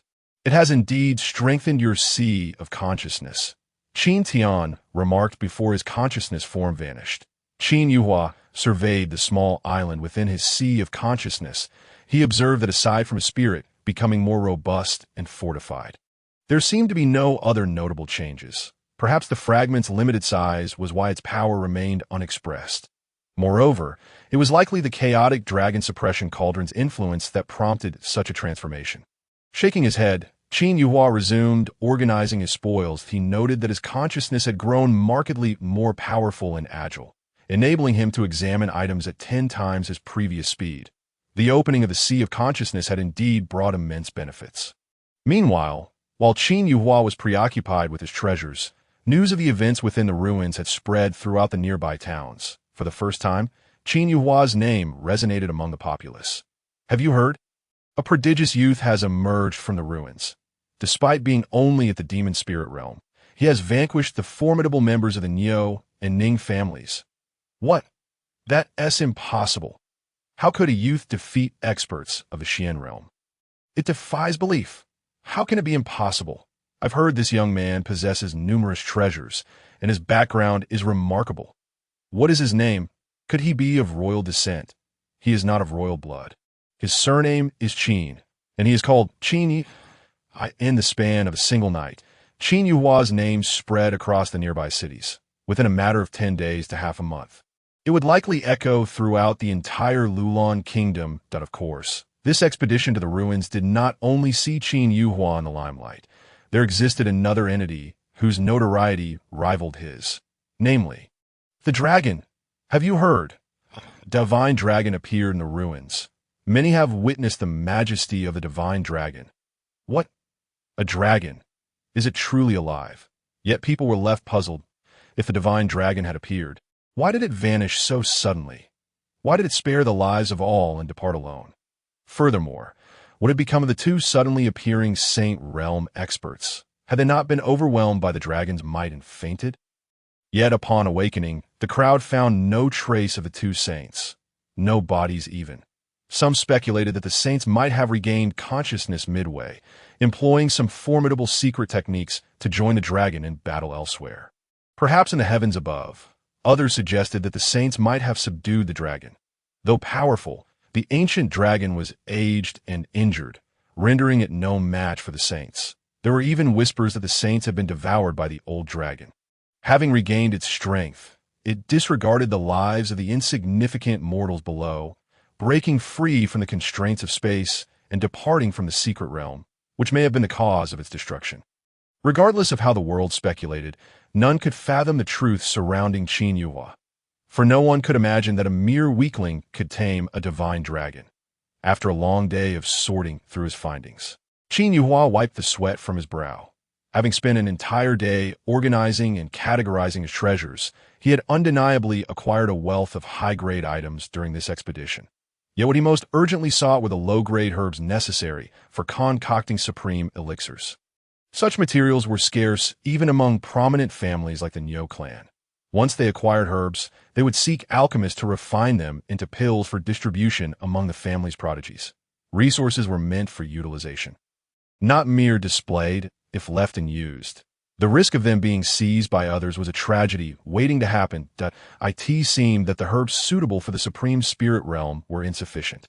The Niu clan's stronghold might still have some available. If that is still insufficient, I must pay a visit to the Ning family once more. Qin Yuhua, amidst the ruins, has extinguished so many masters of the Ning family. This enmity runs deep as the ocean. The Niu family must be eradicated, and naturally, the Ning family cannot be spared either. Shaking his head, Qin Yuhua closed his eyes, attempting to break through to the super-spiritual realm. The transition between major realms, while seemingly simple, is anything but that it requires a moment of profound enlightenment. Some individuals remain trapped at the pinnacle of the demon spirit realm for their entire lives, unable to advance even an inch. With his eyes shut, Qin Yuhua meticulously sensed the hidden veins within his body. The innate talent of the 10,000 dragons' annihilation body manifested at this moment. In just an hour, a glowing super-spiritual vein emerged within Qin Yuhua. The hidden vein that must be unblocked to attain the super-spiritual realm is known as the super-spiritual vein. Once this vein is opened, it flows like a raging river, hence it is also referred to as the river vein. Qin Yuhua has leveled up again, Chapter 63. How can one not kill and plunder? Having reached the first layer of the super-spiritual realm, my rate of cultivation has indeed accelerated remarkably. Qin Yuhua opened his eyes, a smile gracing his lips. It had only been about 20 days since the battle with the Liu family. Yet his cultivation had surged from the frenzied spirit realm to the super-spiritual realm, a leap of 2 realms. This rate of advancement is truly astonishing. Of course, as one progresses further, the pace of advancement will only slow. The materials suitable for the super-spiritual realm are undoubtedly scarcer than those for the demon spirit realm. His consumption is also exceedingly great. How can one avoid killing and plundering? Young master, we are nearing Man Yo City. Just as Qin Yuhua was pondering, the voice of Liu Yufeng reached him. Stepping out of the beast cart, Qin Yuhua indeed saw the outline of a city ahead. He concentrated his spiritual energy in his eyes and was barely able to discern the 3 characters of Man Yo City. Man Yo City, the stronghold of the Nyo family. Qin Yuhua spoke calmly. Stop the beast cart here. The rest of you, get on my magic carpet. A minute later, Qin Yuhua, carrying Qin Ke and 2 others, soared directly into Man Yo City. The moment he appeared, the city erupted into fervor. Look up at the sky. That seems to be Qin Yuhua's flying artifact. Qin Yuhua has arrived. Finally here, I have heard that the Nyo family has already deployed their defensive formation, laid out by a 9th level formation master summoned by their ancestors. Even if Qin Yuhua possesses a magical artifact, if its level is low, it may not necessarily break through. What? There is actually a 9th level formation. Can Qin Yuhua truly annihilate the Nyo family? At this moment, rooftops throughout the city were crowded with cultivators. Among them were the powerful from the 10 great families, as well as onlookers. They all craned their necks, gazing up at Qin Yuhua in the sky. Qin Yuhua and Ishino were among them. Over the past few days, her mind had been filled with images of Qin Yuhua, lingering unshakably. Although Qin Yuhua may not be the strongest Yu she has encountered, he is undoubtedly the most mysterious and imposing one. Qin Yuhua resembled a black hole, effortlessly drawing others in. Elder, I've heard that the old patriarch of the Nyo family has also made an appearance. Could Qin Yuhua be in danger? Hishinua inquired of He Hongyun. He Hongyun replied, the old patriarch of the Nyo family is not dead, which is indeed unexpected. However, since Qin Yuhua dares to come, it indicates he is confident. The Nyo family will undoubtedly be exterminated. I am merely curious how he plans to effortlessly annihilate them all. Elder, do you have such faith in him? Indeed, that I believe Qin Yuhua is certainly not one to seek mere spectacle. Qin Yuhua's magic carpet did not fly quickly. Instead, it moved at a leisurely pace. The slower it went, the more impatient the onlookers became. Everyone present wanted to know the outcome of this battle. After approximately 5 minutes, Qin Yuhua's magic carpet finally hovered above the Nyo family. The Nyo family was easy to recognize, for only they had activated a protective barrier in the entirety of Man Yo City. You are Qin Yuhua. The moment Qin Yuhua arrived, a roar emanated from the rooftop. An old man, with white hair flying wildly, appeared almost mad. This was the old patriarch of the Nyo family, Nyo Tong. Realizing that all the Nyo family's experts had been slain, he was more furious than anyone else. Qin Yuhua responded nonchalantly. It is that is good. You tread where there are no paths to heaven. And now you dare intrude into hell. Today, I and all my kin shall avenge Nyo Lu and the others. Nyo Tong's fury surged like a tempest. Qin Yuhua, somewhat surprised, remarked, do you truly believe you possess the strength to kill me? Outside, we certainly lack the strength. But here, within the Nyo family, all of my kin stand ready. Clang, clang, clang. Doors burst open, and members of the Nyo family poured out of their chambers. In mere moments, The courtyards of the Nyo family were filled to the brim with their kin, old and young alike. All of them raised their heads, glaring fiercely at Qin Yuhua, their gazes brimming with a chilling, murderous intent. They emanated a golden, domineering true energy. It is widely known that the Nyo family's domineering true energy can stack. The power of one or two individuals may not significantly increase, but with the Nyo family members standing shoulder to shoulder, their numbers reached at least 300,000 individuals. United in their animosity, with their domineering true energy stacked, the resultant power is far from a simple this moment. The sky had visibly turned golden. The entire city was enveloped in golden light. Indeed, this is the reason even the Nine-Sword sect fears the Nyo family. The combined strength of so many people is terrifying beyond comprehension. "Kid, feel the wrath of the Nyo family," roared the old patriarch of the Nyo family. The domineering true energy coalesced into a massive Kuei Nyo. The Kuei Nyo's size expanded rapidly. Soon, it appeared outside the barrier. Clearly, the Nyo family's barrier allows attacks from within to strike outward. This is somewhat akin to the magic binding symbol, a formation laid out by a 9th-level formation master. The Kuei Nyo's aura seemed to be growing stronger. As the Kuei Nyo continued to enlarge, the surrounding cultivators were astounded to observe that its aura was surging. Initially, it was merely at the first layer of the profound realm. Yet now, it had risen to the 3rd layer of the profound realm, and it showed no signs of stopping. The 4th layer of the profound realm. The 5th layer of the profound realm. Good heavens, it is still growing. This aura must be approaching the 6th layer of the profound realm. The Nyo family members are risking their lives. They truly are a band of madmen.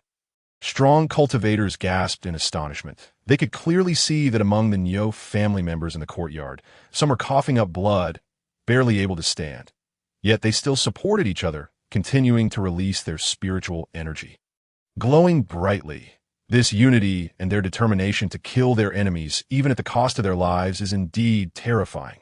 The Nyo family is undeniably the most united family in the Luolan kingdom. To risk their lives, sacrificing the lives of tens of thousands, even 100,000, to kill a single person, the Nyo family is truly ruthless.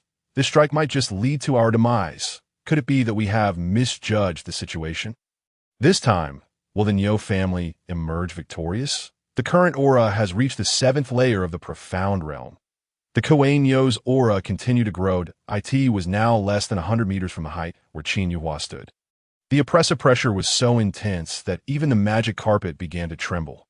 "Young master, quickly attack. We cannot allow this beast to gain momentum. It is becoming stronger by the moment." Qin Ke, wrapped in a protective cloth, urged Qin Yuhua. "Indeed, it cannot be allowed to grow any stronger." Qin Yuhua glanced at the ground, his expression solemn as he spoke. "The timing is just right." Chapter 64. A single strike to annihilate the Nyo family. With that, Qin Yuhua opened his palm that a copper coin manifested in the center of his hand. This coin appeared remarkably familiar. Could it be? Qin Ke and Qin Jinyan felt a surge of excitement. They had both seen this coin before, on the day Qin Yuhua annihilated the Fong family. Such a copper coin had appeared in the sky. However, is this coin not a tad small? The one they had seen that day was enormous. Blocking out the SU and I in their confusion, Qin Yuhua shifted his hand. The small copper coin began to fall. The moment it descended, the coin's body suddenly expanded, like a gray sky. What is this? A copper coin? How can it be so large? Is this yet another new magical artifact? Just how many treasures does Qin Yuhua possess? The strong cultivators at the scene were instantly dumbfounded. But soon, someone shook their head. But what use is size? That Kuei Nyo could easily smash the copper coin into dust. Indeed, the might of the Kuei Nyo is formidable. The words of the cultivators had yet to be fully articulated when the copper coin plummeted swiftly. The term infinite weight glimmered with a cold radiance under the illumination of the Kuei Nyo's golden light. In the blink of an eye, the infinite weight struck the Kuei Nyo's head. The seemingly fierce and wildly aggressive Kuei Nyo's skull was instantly shattered, transforming into a celestial mist that scattered across the heavens and the earth. Following this, a thunderous roar reverberated through the air. In that fleeting moment, the ground trembled violently, fissures erupting in its surface. The terrifying shockwave toppled the surrounding structures as dust billowed like a dragon, swirling upwards. Once the haze dispersed, the presence of the Nyo family had vanished entirely, leaving behind only a massive gray copper coin lying quietly upon the ground. Gulp? This scene caused the nearby cultivators to gulp repeatedly. All eyes widened, jaws agape, clearly still in a state of disbelief. The speed at which the copper coin descended was simply astonishing. In an instant, it obliterated the spiritual Kuei Nyo, shattered the protective barrier, and subsequently crushed all members of the Nyo family beneath it. Originally, the Nyo family occupied the highest ground. Yet now, they had become the lowest point in the city. A full 50 meters lower than their surroundings, silence reigned. The entire city seemed to have been enshrouded in a soundproofing array. For a brief moment, no voices could be heard. It was not until Qin Yuhua retracted the infinite weight and descended from the skies that everyone awoke from their stupor. With a single strike, he had annihilated the Nyo family. What kind of treasure was that copper coin? It emitted no aura, yet effortlessly breached the Nyo family's barrier. Infinite weight? Could it be solely due to its mass? This young man possesses an abundance of treasures. What manner of existence is the Qin family of Wushuang City? Indeed, such an impressive lineage had never been heard of before. Quickly, let us render his portrait and distribute it to every clan member. We must ensure that our kin do not provoke him this moment. Numerous powerful factions designated Qin Yuhua as an individual not to be trifled with in the country of Lulan. His existence was deemed more formidable than that of the royal family. The Grand Elder truly accomplished the impossible. Hishinua's expression was one of exhilaration as she gazed at Qin Yuhua, as though beholding a deity. Indeed, he had achieved the extraordinary. Alas, he family, have yet to forge a friendship with him, came the slightly regretful voice of Henjian. As his words fell, Hongfu suddenly interjected. In a few days, the Nine Sword sect will visit Wushuang City. We, the He family, shall accompany them. Head of the family, what is our purpose? To present a grand gift in gratitude for his life-saving grace. But will our offering even be worthy of his attention? The He family members exchanged wry smiles. With so many treasures at his disposal, would he even consider the He family's gift? Grand Elder, in that case, would you personally venture to Wushuang City to inquire about the Qin family's circumstances? Then we shall determine what gift would be appropriate for our gratitude. Very well. I shall depart at once to the ruins of the Nyo family. Qin Yuhua and Qin Kur began to collect their spoils. Despite its weight, the infinite weight did not crush the storage ring. This was a waste of time. Suddenly, Qin Yuhua spoke up. Qin Jinyin, you and Liu Yufeng stay here to sort through the spoils. Kur, take me to the Ning family first. The Ning family. Certainly. Qin Kur understood that the young master intended to take action against the Ning family. Young master, I will fetch the beast cart. No need. We shall fly directly. Qin Yuhua lifted Qin Kur and soared towards the Ning family. He was heading straight for the Ning family. He had already wiped out the Ning family's strong warriors at the ruins. And now he would not spare even the Ning family's main residence. He was utterly berserk, completely unhinged. The onlookers wished to follow and witness the spectacle, yet they could not match Qin Yuhua's speed. As he soared through the skies in the kingdom of Lulan, there were but a handful of individuals possessing flying artifacts, most of whom belonged to the royal family. At this moment, Qin Yuhua's voice echoed from above. Just indicate the general direction, and do not concern yourself further. In the meantime, consume this. As he spoke, a frosty blue fruit appeared in his hand. The moment the fruit emerged, the air surrounding them grew significantly colder. Young master, is that a frost fruit? Qin Kur inquired in astonishment. Qin Yuhua smiled and replied, Indeed, this is a frost fruit which I discovered within the storage ring of the Nyo family. Young master, do you truly intend to give me such a precious item? Qin Yuhua replied nonchalantly, It is merely a fruit that enriches spiritual energy with ice attributes. What makes it so precious? Moreover, I promised you that I would elevate your cultivation to the demon spirit realm. Thus, consume it quickly. Young master, then I shall indeed partake. Qin Kur licked her lips, clearly unable to resist the allure of the frost fruit. Your question suggests that I might retract my offer. Qin Yuhua tossed the frost fruit to Qin Kuer without hesitation. She did not hesitate, taking it and consuming it immediately. Such a rare treasure. One must seize the opportunity lest it slip away. As the frost fruit was ingested, a layer of frost enveloped Qin Kuer's entire body. Half an hour later, the frost transformed into ice shards, cascading down. Qin Kuer opened her eyes, a chilling aura radiating from her being. She had become even more graceful than before, enhancing her already striking beauty. Her cultivation had reached the 9th level of the frenzied spirit realm. Young master, thank you. However, young master, would it not be better to reserve this fruit for Miss Yummer? Qin Yuhua shot Qin Kuer an incredulous glance. You have consumed the frost fruit, and only now ask this question? But fret not. Yummer is my sister. She will naturally receive something even better. Very well. Let me check if I'm flying in the right direction. Young master, no problem. Fly west for another half hour, and we shall be nearing our destination. Excellent. Just as Qin Yuhua prepared to accelerate, a voice of astonishment rang out. Grandfather, there are people flying over there. They're on flying artifacts. Oh, flying artifacts. The voice lingered as a blood-red stone approached from a distance. A young man and an elder stood atop the stone. Their attire was resplendent, unmistakably distinguishing them as individuals of significance. Embroidered on their left chest was a great rock. Young master, they are from the royal family of Lulan. Qin Kuer warned. Qin Yuhua nodded, recognizing the identities of the two during the ruins incident. The 9th prince had donned attire adorned with a great rock. Knowing we are of royal lineage, why do they not kneel and salute? The young man demanded, his tone menacing. Qin Kuer immediately crouched, preparing to pay her respects, as she had been raised in the kingdom of Lulan, where such customs have been instilled in her from a young age. However, just as she began to move, Qin Yuhua halted her that moment. He placed a hand on his nose, disdain dripping from his voice.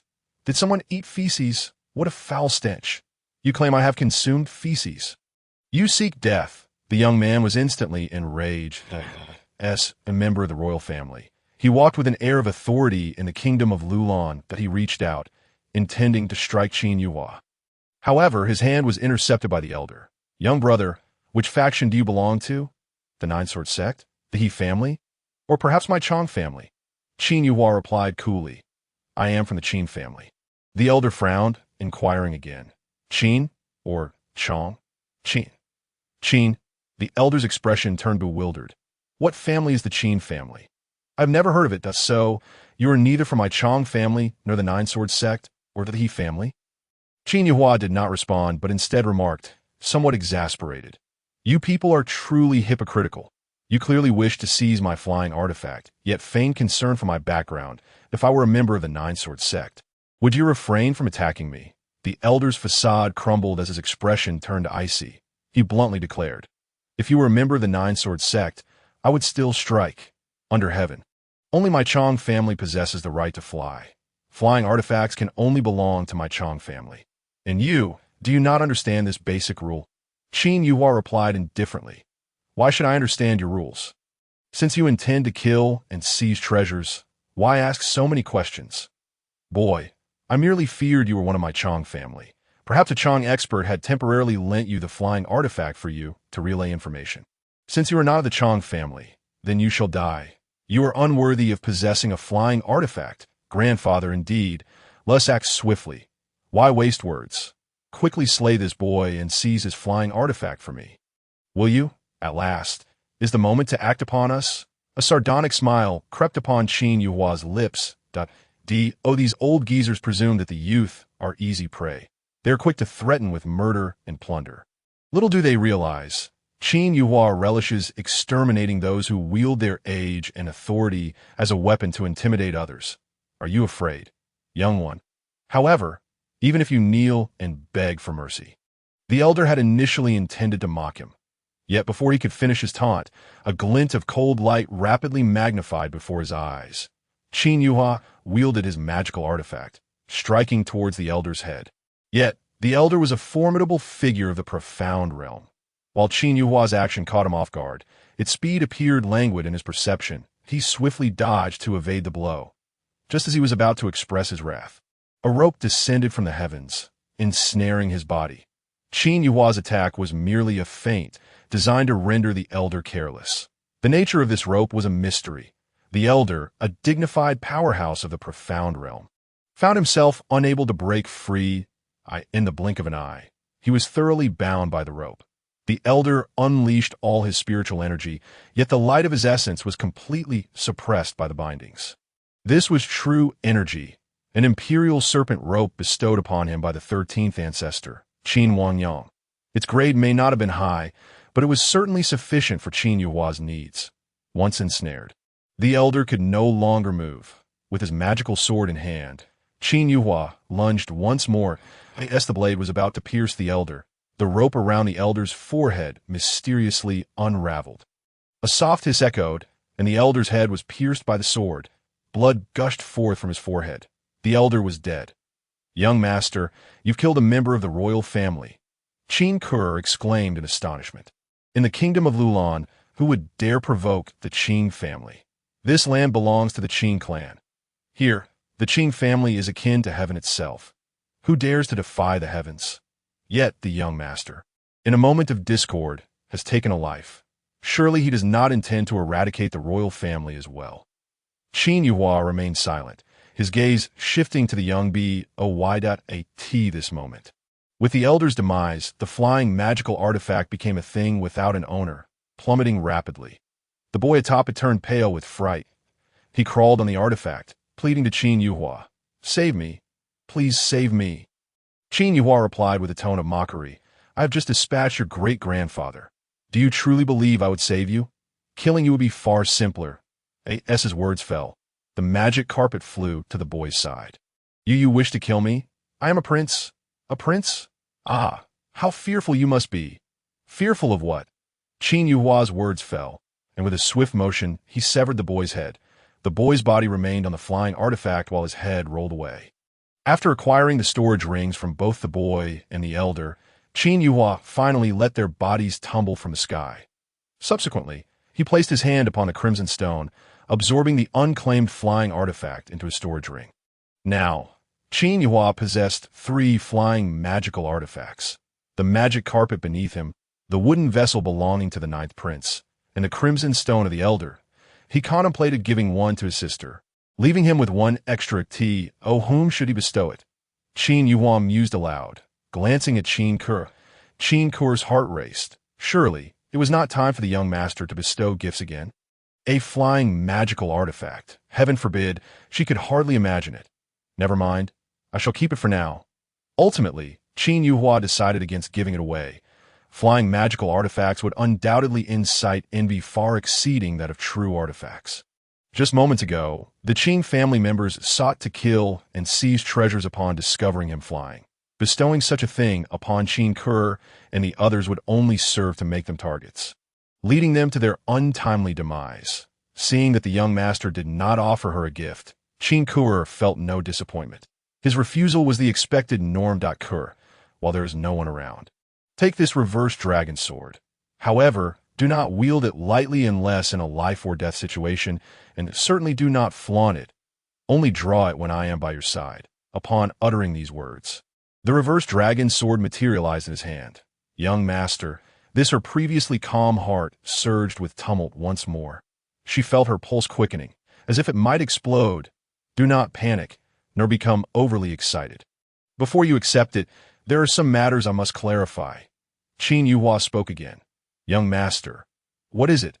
I find myself in need of a servant, that if you accept the sword, you must remain by my side. Do you understand what I mean? Young master, are you suggesting that I must follow you? Indeed, but if you are unwilling, I shall not press you." Qin Yuhua maintained an expression of indifference. After all, he was destined to become the 9-colored emperor. Those who accompanied him, even as mere servants, were not individuals who could be chosen lightly. Given Qin Ke's talent and cultivation, she certainly did not possess such qualifications. Yet, since she bore the surname Qin, he was willing to lend a helping hand. He believed that as long as he remained alive, all who followed him would rise to greatness. "I am willing. Young master, I am willing." Qin Ke immediately knelt upon the ground. Though she had known the young master for but a few days, his noble presence had already imprinted upon her heart. To serve another as a servant would be utterly unacceptable. However, to serve the young master as a servant would be a tremendous honor. Most importantly, as a servant, she would be able to remain by his side. It was splendid indeed. Then take it. From this day forth, you shall be my handmaiden. Qin Ke solemnly accepted the reverse dragon sword. Young master, as long as the sword exists, so shall I. If the sword perishes, so too shall I. Chapter 66. The Nine-Sword Sect approaches Qin Yuhua, shot a glance at Qin Ke, and remarked, Perish. Even if the sword is lost, you must still endure it. Tiomi. The sword is inconsequential. Your lives hold far greater importance. His words. Qin Ke felt a profound stir within her, yet she refrained from explaining. In her heart, this was the first gift the young master had bestowed upon her, and she would cherish it with her life. Well then, let us depart directly to the Ning family. You plan to eradicate the Ning family? Will you then turn your sights on the royal family? Why would I annihilate the royal family? My slaying of these two has gone unnoticed. Once a life is taken, the matter is resolved. If I were to destroy the royal family, would that not incite chaos and suffering across the land? Do you perceive me as one who indiscriminately slaughters entire families? Qin Ke instinctively nodded, but immediately shook her head upon meeting Qin Yuhua's gaze. Her actions left Qin Yuhua somewhat speechless. He turned, standing at the edge of the magic carpet, his presence as transcendent as an ethereal being. After a moment, he murmured, Alas, the world has misconstrued my intentions. Half an hour later, the two arrived at Sangun City, the stronghold of the Ning family. A tremendous explosion erupted. A colossal mushroom cloud ascended as a family that had existed for 6 centuries was reduced to rubble. At that moment, Qin Ke felt her skin crawl, reflecting inwardly, Young master, in what way have the common folk misunderstood you? Is it not the case that you can extinguish a clan at will? On this day, 2 of the 10 great families fell to Qin Yuhua's hand. He was indeed a figure who could kill without a flicker of remorse. His reputation spread swiftly, and all families and powerful factions marked him as the foremost taboo. This young man was not to be trifled with. Absolutely not. After annihilating the Ning family, Qin Yuhua and Qin Ke personally collected their spoils before flying back to Meiyu City to join Qin Jinyan. A day later, Qin Yuhua boarded a beast cart, journeying back to the Qin family in Fengyan City. The reason for choosing the beast cart over flight was that it provided a quiet space to sort through the spoils while also allowing for alchemical refinement. Qin Yuhua first examined the contents of his storage rings. The 2 families had indeed provided him with a wealth of alchemical materials. However, the majority were for crafting demon spirit pills, with a smaller portion for super spirit pills, followed by earth spirit pills and a few sky spirit pills. Additionally, he acquired numerous heavenly grade weapons. Yet, these weapons were of insufficient caliber to pique Qin Yuhua's interest. He deemed them beneath his standards, even for the likes of Lu Yufeng and others for self-defense. When he gifted something, it had to be a true artifact. After inspecting the spoils, Qin Yuhua commenced the alchemical process. However, he did not hasten to create super spirit pills. Instead, he continued crafting demon spirit pills. These pills were intended for Qin Yumuo. Once Qin Ke broke through to the demon spirit realm, she could also benefit from them. In silence. 3 days elapsed, and the group returned to the Qin family in Wushuang City. The elders of the Qin family emerged in droves to welcome them home. Given the proximity of Wushuang City to the ruins, the Qin family was well aware of Qin Yuhua's exploits within the ruins. Additionally, with Qin Yuhua's destruction of the Niu and Ning families, their admiration for this young master had reached an unparalleled zenith. Welcome home, young master. Everyone, please rise. There is no need for such formalities. Why have I not seen my great-uncle? And where is Yuma? Qin Yuhua could not spot Qinja and Qin Yuma amidst the throng. Young master, Miss Yuma has grown bored at home and has gone out for a leisurely excursion. She expressed a desire to see if the kingdom of Lulan truly abounds with handsome men. The head of the family, concerned for her safety, has not only assigned 2 elders to protect her, but has also taken it upon himself to escort her personally. This girl, Qin Yuhua, chuckled softly to himself. With my great-uncle accompanying her, I feel quite at ease. At the very least, her safety is assured. Did they mention when they would return? I suspect it won't be long now. Very well, that I shall wait for my great-uncle's return to give him the items. Qin Yuhua had gathered substantial resources this time. He had no interest in the martial skills, techniques, or low-quality elixirs. They were perfectly suited for the Qin family of Lulan. This was undoubtedly a resource that would evoke envy in others. Qin Jinyin, please arrange a room for Lu Yufeng, and you three should take a good rest. You have all been quite weary these days. Young master, I shall attend to it right away. All right then, I shall also return to rest. Qin Yuhua stretched lazily, returning to his chamber for a brief nap. Just as he was on the verge of slumber, a knock echoed at his door. Young master, came Qin Ker's voice. Kerr, are you not resting? What brings you here? Qin Yuhua raised an eyebrow, thinking to himself that perhaps Qin Kerr had come to warm his bed. If that were the case, he would certainly not refuse, nor would he take responsibility. The affair with Lu Rian had taught him a valuable lesson. It was best for a man to lock away his heart. A little dalliance to satisfy desires was all that was necessary, for otherwise a woman would only hinder a man as swiftness in drawing his sword if he were to bed Qin Ke. It would undoubtedly be her utmost honor as the young master of the Qin family. His mere word could summon countless women eager for his affection. Yet, with Qin Ker's background, it seemed she would never have returned. Young master, the people from the Nine Sword sect have entered the city. Qin Ker's voice came again. Coughing lightly, Qin Yuhua realized that he had been overthinking things. She was not there for that purpose. He had let his wicked thoughts get the better of him. Qin Ke was a pure-hearted girl. Have they arrived so soon? Did they know of my return in time to visit? Young master, it is not just the Qin family members who have arrived.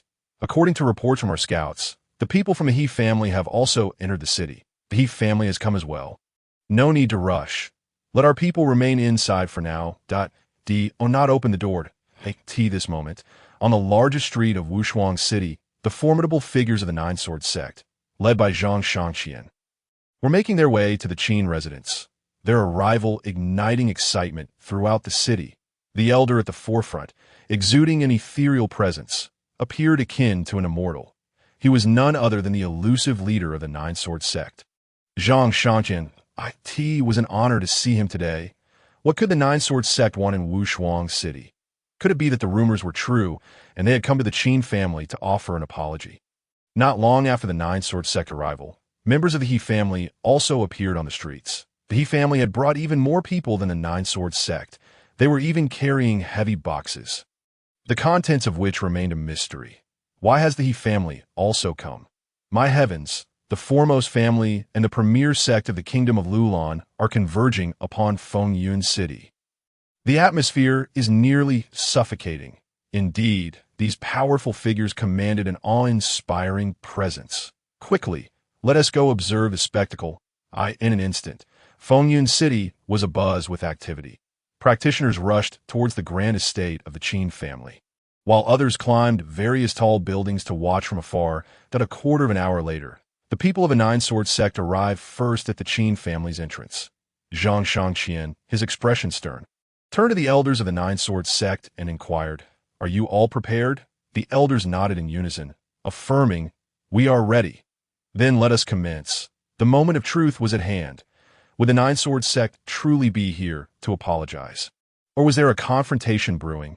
The crowd of onlookers widened their eyes in anticipation. Chapter 67.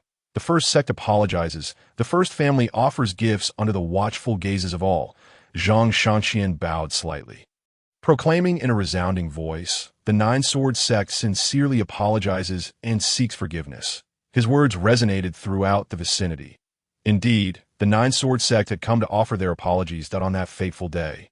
The second elder of the Nine Sword sect had personally witnessed Qin Yuhua's battle against the Niu family. In that moment, he realized just how unfathomable this young man truly was. The Niu family's ultimate techniques had already left him astounded, particularly the sight of tens of thousands unleashing their tyrannical true energy, a scene that continued to shock him to this day. Yet, Qin Yuhua had merely used a copper coin to reduce all the members of the Niu family to a pulp. It was as if this young man possessed an inexhaustible array of treasures. This indicated that he had an extraordinarily powerful force backing him. Otherwise, where would he have acquired such an abundance of remarkable items? This was the very reason why all the elders of the Nine Sword sect had come to apologize. This young man was not to be trifled with. Absolutely not. Anyone who dared to provoke him would meet with utter annihilation. Kneel! With a low growl, Zhang Shangqian took the lead in kneeling. The once ethereal figure of the elder seemed to transform into an ordinary mortal at this moment. As Zhang Shangqian knelt, the other elders followed suit. The tremendous force of their kneeling struck the ground with a resounding thud, yet the Qin family's door remained steadfast, not yielding an inch. Zhang Shangqian furrowed his brow and added, "Bow." His voice now carried a hint of hoarseness. He and the other elders of the Nine Swords sect bowed their heads in reverence towards the Qin family. Thud, thud, thud. Their bows were undeniably sincere. The impact of their heads meeting the earth caused tremors to ripple through the ground. In that instant, clouds of dust billowed into the air. Gulp, gulp. The spectacle left the onlookers utterly dumbfounded. They had anticipated an apology, and they had considered kneeling an apology, but they had never imagined that they would witness the Nine Swords sect bowing their heads in such humility. The Nine Swords sect, after all, had long been regarded as the foremost sect of the kingdom of Lulin, that in the eyes of the world, they were high and mighty, unattainable. Yet now, the once lofty figures of the Nine Swords sect were bowing repeatedly. This moment would undoubtedly be etched into history, both in the annals of the Qin family and the Nine Swords sect. The spectators were not the only ones astonished. The Qin family members gathered in the front courtyard were equally taken aback. Though the doors remained shut, they could hear the distinct sounds of kneeling and bowing from outside, crystal clear and palpable. The booming thuds resonated like a drumbeat against their hearts. Each individual felt their blood quicken and their breath become shallow. The scene was both shocking and exhilarating. They clenched their fists, their bodies trembling, unable to suppress their urge to roar. Yet despite this, Qin Yuhua did not emerge, as long as he remained inside. The Nine Swords sect would continue to kneel. Even though they were formidable practitioners, without the aid of protective energy, their foreheads gradually became bruised from the repeated bows. Just then, members of the He family arrived at the entrance of the Qin residence as well. Observing the Nine Swords sect kneeling in reverence, the He family members sighed in resignation. This was the fate that befell those who dared to provoke the wrong individuals. Fortunately, the He family had been cautious and had been the first to suspect that Qin Yuhua might possess a powerful background, subsequently retreating from the fray. Upon their arrival, the He family remained silent.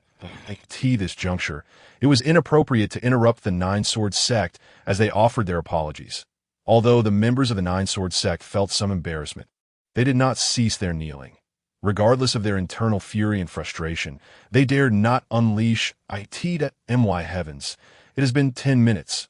They are still bowing. 20 minutes. It has been half an hour. And they have yet to open the door. Was the Qin family insulting the Nine Swords sect? Do you think the Nine Swords sect might explode with rage? If it were me, I would be on the verge of losing my patience. Just as the onlookers began to think the Qin family was being excessive, the door finally creaked open. Qin Yuhua stepped outside, but did not acknowledge the Nine Swords sect. Instead, he turned his gaze toward the He family members and asked coolly, "What brings you here?" He Hingyun and He Hungfu stepped forward, bowing respectfully before speaking in turn. "Benefactor, our He family believes in repaying kindness that we have come to express our gratitude. Please accept the gifts we have brought." He Hingyun clapped his hands, and the family members behind him opened the first row of boxes. Within those boxes were vials of elixirs. "Benefactor, these are the Earth Spirit Pills and Heaven Spirit Pills. The finest offerings our He family can provide." As soon as these words were uttered, the entire venue was shaken. What? The Earth Spirit Pill and the Heavenly Spirit Pill? The grandeur of the He family is truly astonishing. The Earth Spirit Pill is one thing, but to actually part with the Heavenly Spirit Pill as well. The onlookers around were envious to the point of reddening their eyes, especially the powerful beings of the Heavenly Spirit realm present.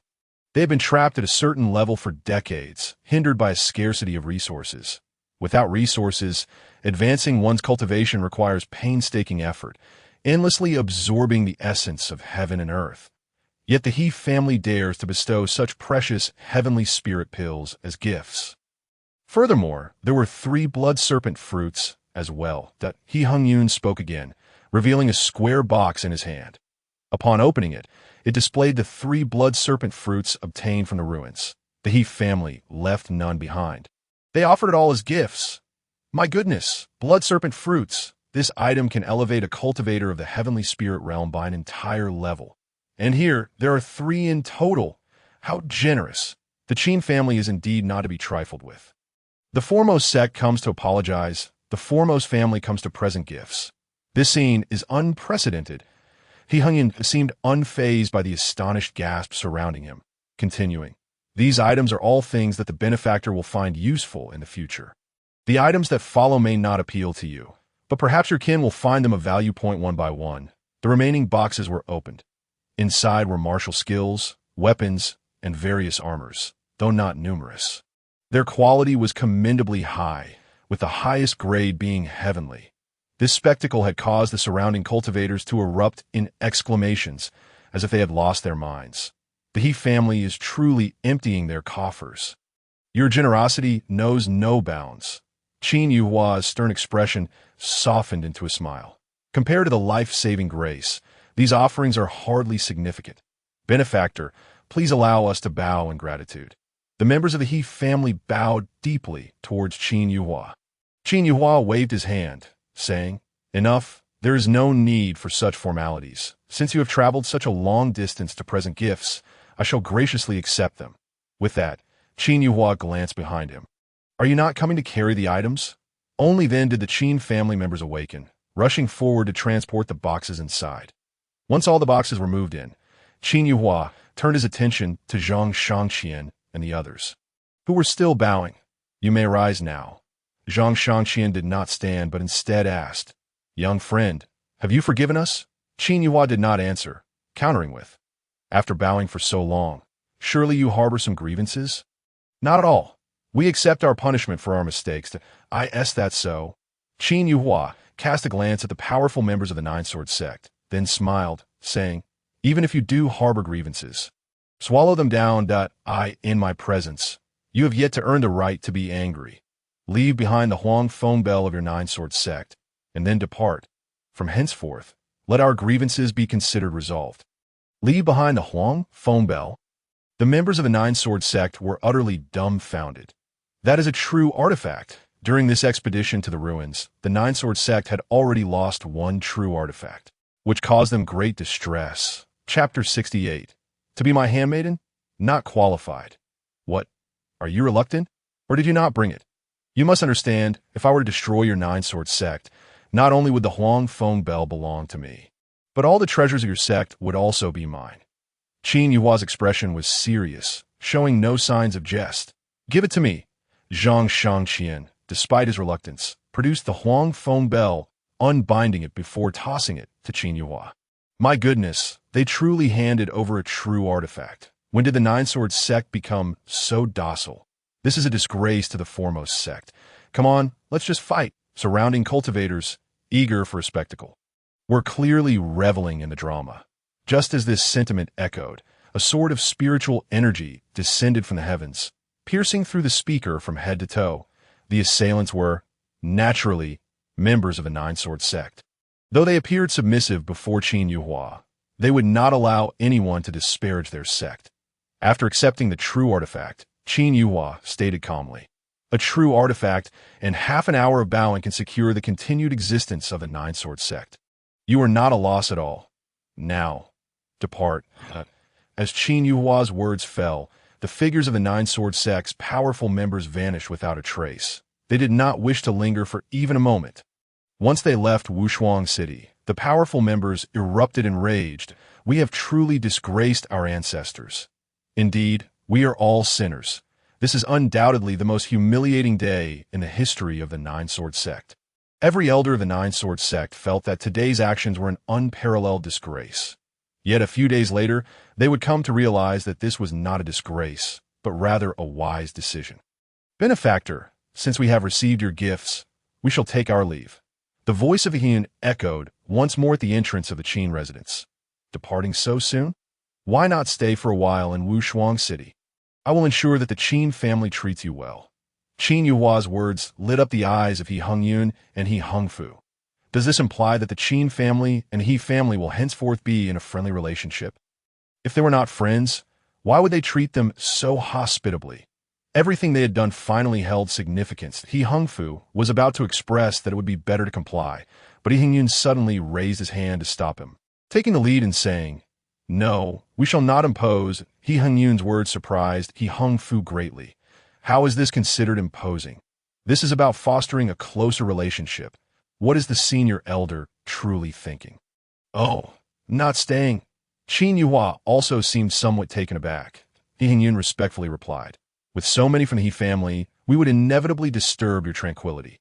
However, I have a humble request that I hope the benefactor will grant." Qin Yuhua glanced at He Hingyun and inquired, "What humble request?" He Hingyun turned to the members of the He family and said, "Xi Nuo, please come forth." With that, Xi Nuo stepped out from the crowd. Upon her appearance, the eyes of the surrounding spectators brightened. The most beautiful woman of the He family, Xi Nuo. Her name had long been heard, and seeing her today, she was indeed as magnificent as rumored. So beautiful, it is truly hard to tear one's gaze away, especially with the breathtaking view before her. It was truly awe-inspiring. I have heard that many princes from the royal family wish to marry Xi Nuo.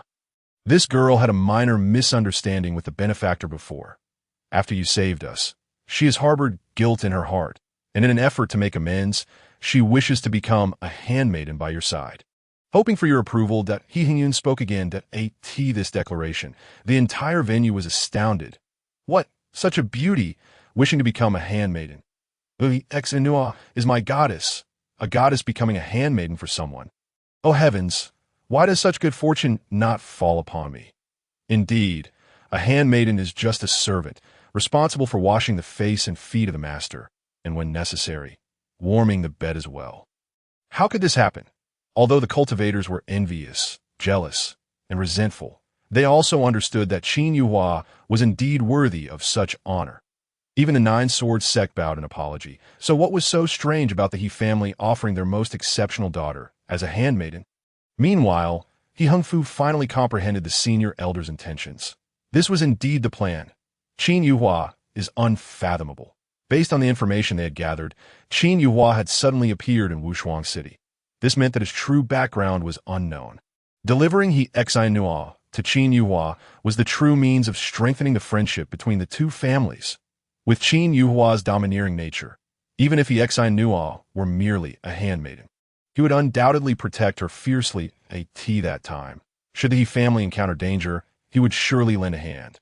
This was infinitely better than merely staying for a few meals. The senior elder is indeed the wisest among the He family. To be a handmaiden, under the eaves, Qin Kuer felt a sudden jolt in her eyelids that a sense of crisis surged within her. If she were to become a handmaiden, what would I be? I too am a handmaiden. A household cannot accommodate two handmaidens. Young master, she alone is sufficient to serve you, of course. These thoughts were merely internal musings. The decision ultimately lay with the young master. Yet this Xi Nuo was slightly more beautiful than her. Most importantly, Xi Nuo's figure was one that any man would find appealing. Qin Kuer glanced down at her own modest bust, devoid of any confidence. She was merely a B cup, while Xi Nuo likely boasted an E cup. No, perhaps an F cup. How could she compete? They were not even in the same league. Such a beauty, becoming a handmaiden. The young master would surely agree, wouldn't he? To be my handmaiden? Qin Yuhua cast a glance at He Hingyun, fully aware of the latter's intentions. However, he shook his head and replied, "Though my maidservants may indeed be insufficient, not everyone is qualified to serve as my maid." Upon uttering these words, the onlookers were left utterly astounded. Had he truly declined her offer? Goodness, a peerless beauty had approached him, and without so much as a blink, he had turned her down. Oh, how he yearned for such an opportunity, yet she was dismissed in an instant. The disparity between people is simply staggering. Look, He Shinu is in tears. Ah, goddess, do not weep. Come into my embrace. He may have rejected you, but I desire you. Outside the Qin residence, He Shinu indeed wept. Her eyes, once bright with spirit, now lacked any glimmer. For days, her mind had been consumed with thoughts of Qin Yuhua. She could not discern whether she had fallen for him, or if it was merely his enigmatic aura that captivated her. All she wished for was to behold Qin Yuhua once more. That He Hingyun, perceptive and astute, recognized this longing within her, which prompted his proposal for He Shinu to become a maid, in his view. Such a request was not unreasonable. Qin Yuhua had no grounds to refuse, yet unexpectedly, he had done just that. The phrase, "Not everyone is qualified to be my maid," continued to echo in Hung Yun's mind. Though seemingly ordinary, it carried an air of authority. Chapter 69. A crisis for my sister. Only upon witnessing He Shinu's tears did Hung Yun come to his senses. Bowing slightly, he said, "I have been too forward. In that case, the He family shall take their leave." With that, Hung Yun turned to depart. At such a moment, it was wise not to dwell on gains or losses. Leaving was the most prudent choice. For the humiliation he suffered was evident to all.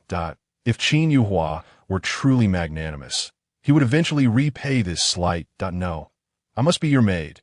If you refuse, I shall kneel here indefinitely, He Shinu suddenly declared. Dropping to her knees, "That I will prove my worthiness to you." Hung Yun did not intervene in her actions. He gently patted her head and led the He family away swiftly. "How dare you impose moral obligations upon me?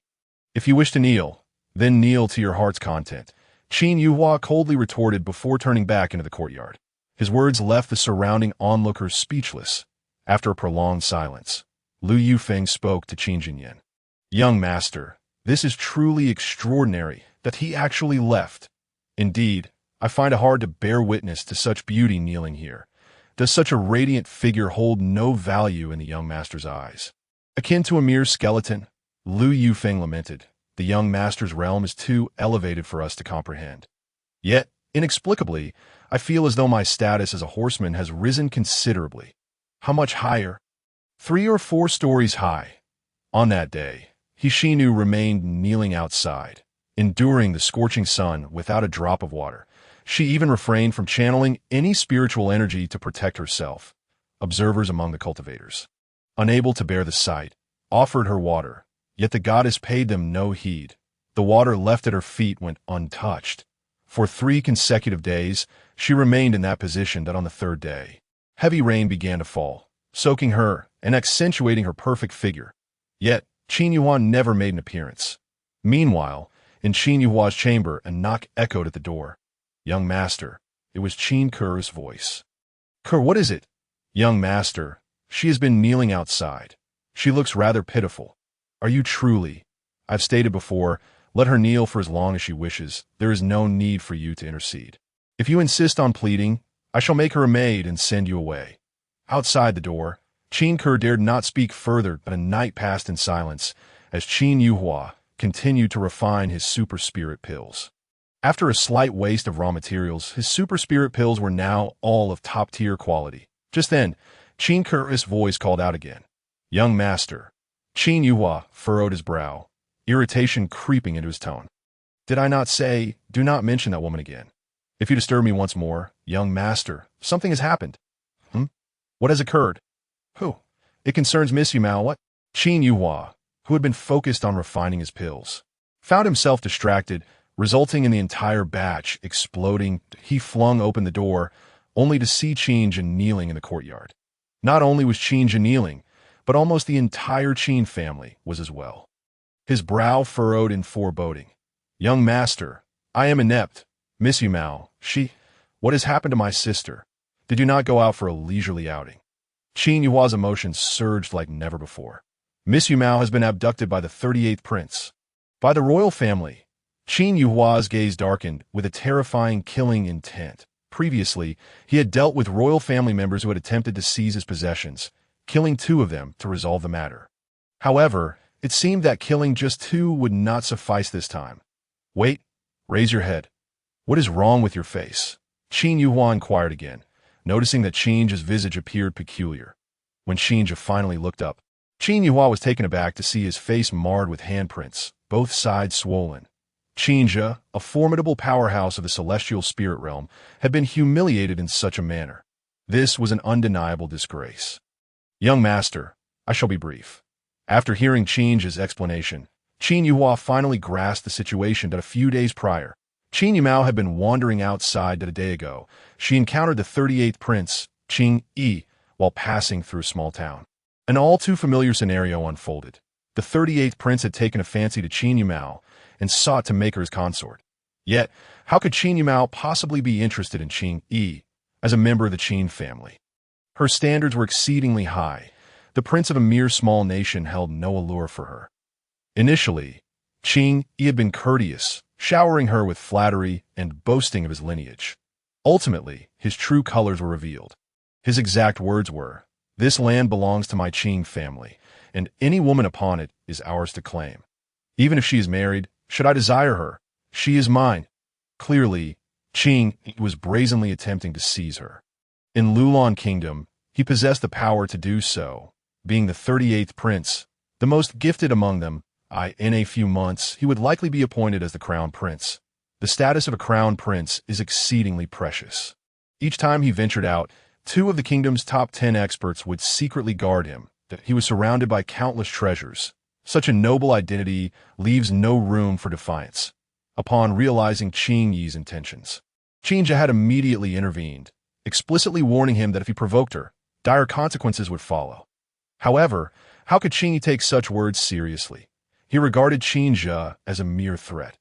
Initially, Qin Yi had contemplated killing Qin Ji, but considering his connection to Qin Yimao, he opted instead to hang Qin Ji at the city gates. With a golden silk glove, he slapped Qin Ji's face, one blow after another, before a multitude of witnesses. This was an unabashed act of humiliation. His exact words were, "To defy the royal family deserves punishment." After striking Qin Ji, Qin Yi abducted Qin Yimao and drove away. So, you merely stood by and watched as they took Yimao. Qin Yuhua's anger flared. Had a 38th prince truly instilled fear in the Qin family? Even if the Lulan Qin family feared the Qing family, Qin Yimao was one of their own. "Young master, if it were merely the 38th prince, we would defy all odds and provoke the royal family to protect Miss Yimao. However, he is accompanied by 2 experts of the profound realm, both among the top 10 in Lulan Kingdom. They killed Elder Si and Elder Wu. Both elders are dead? Yes, how could we sit idly by while the young lady was taken? Yet, the disparity in strength was insurmountable.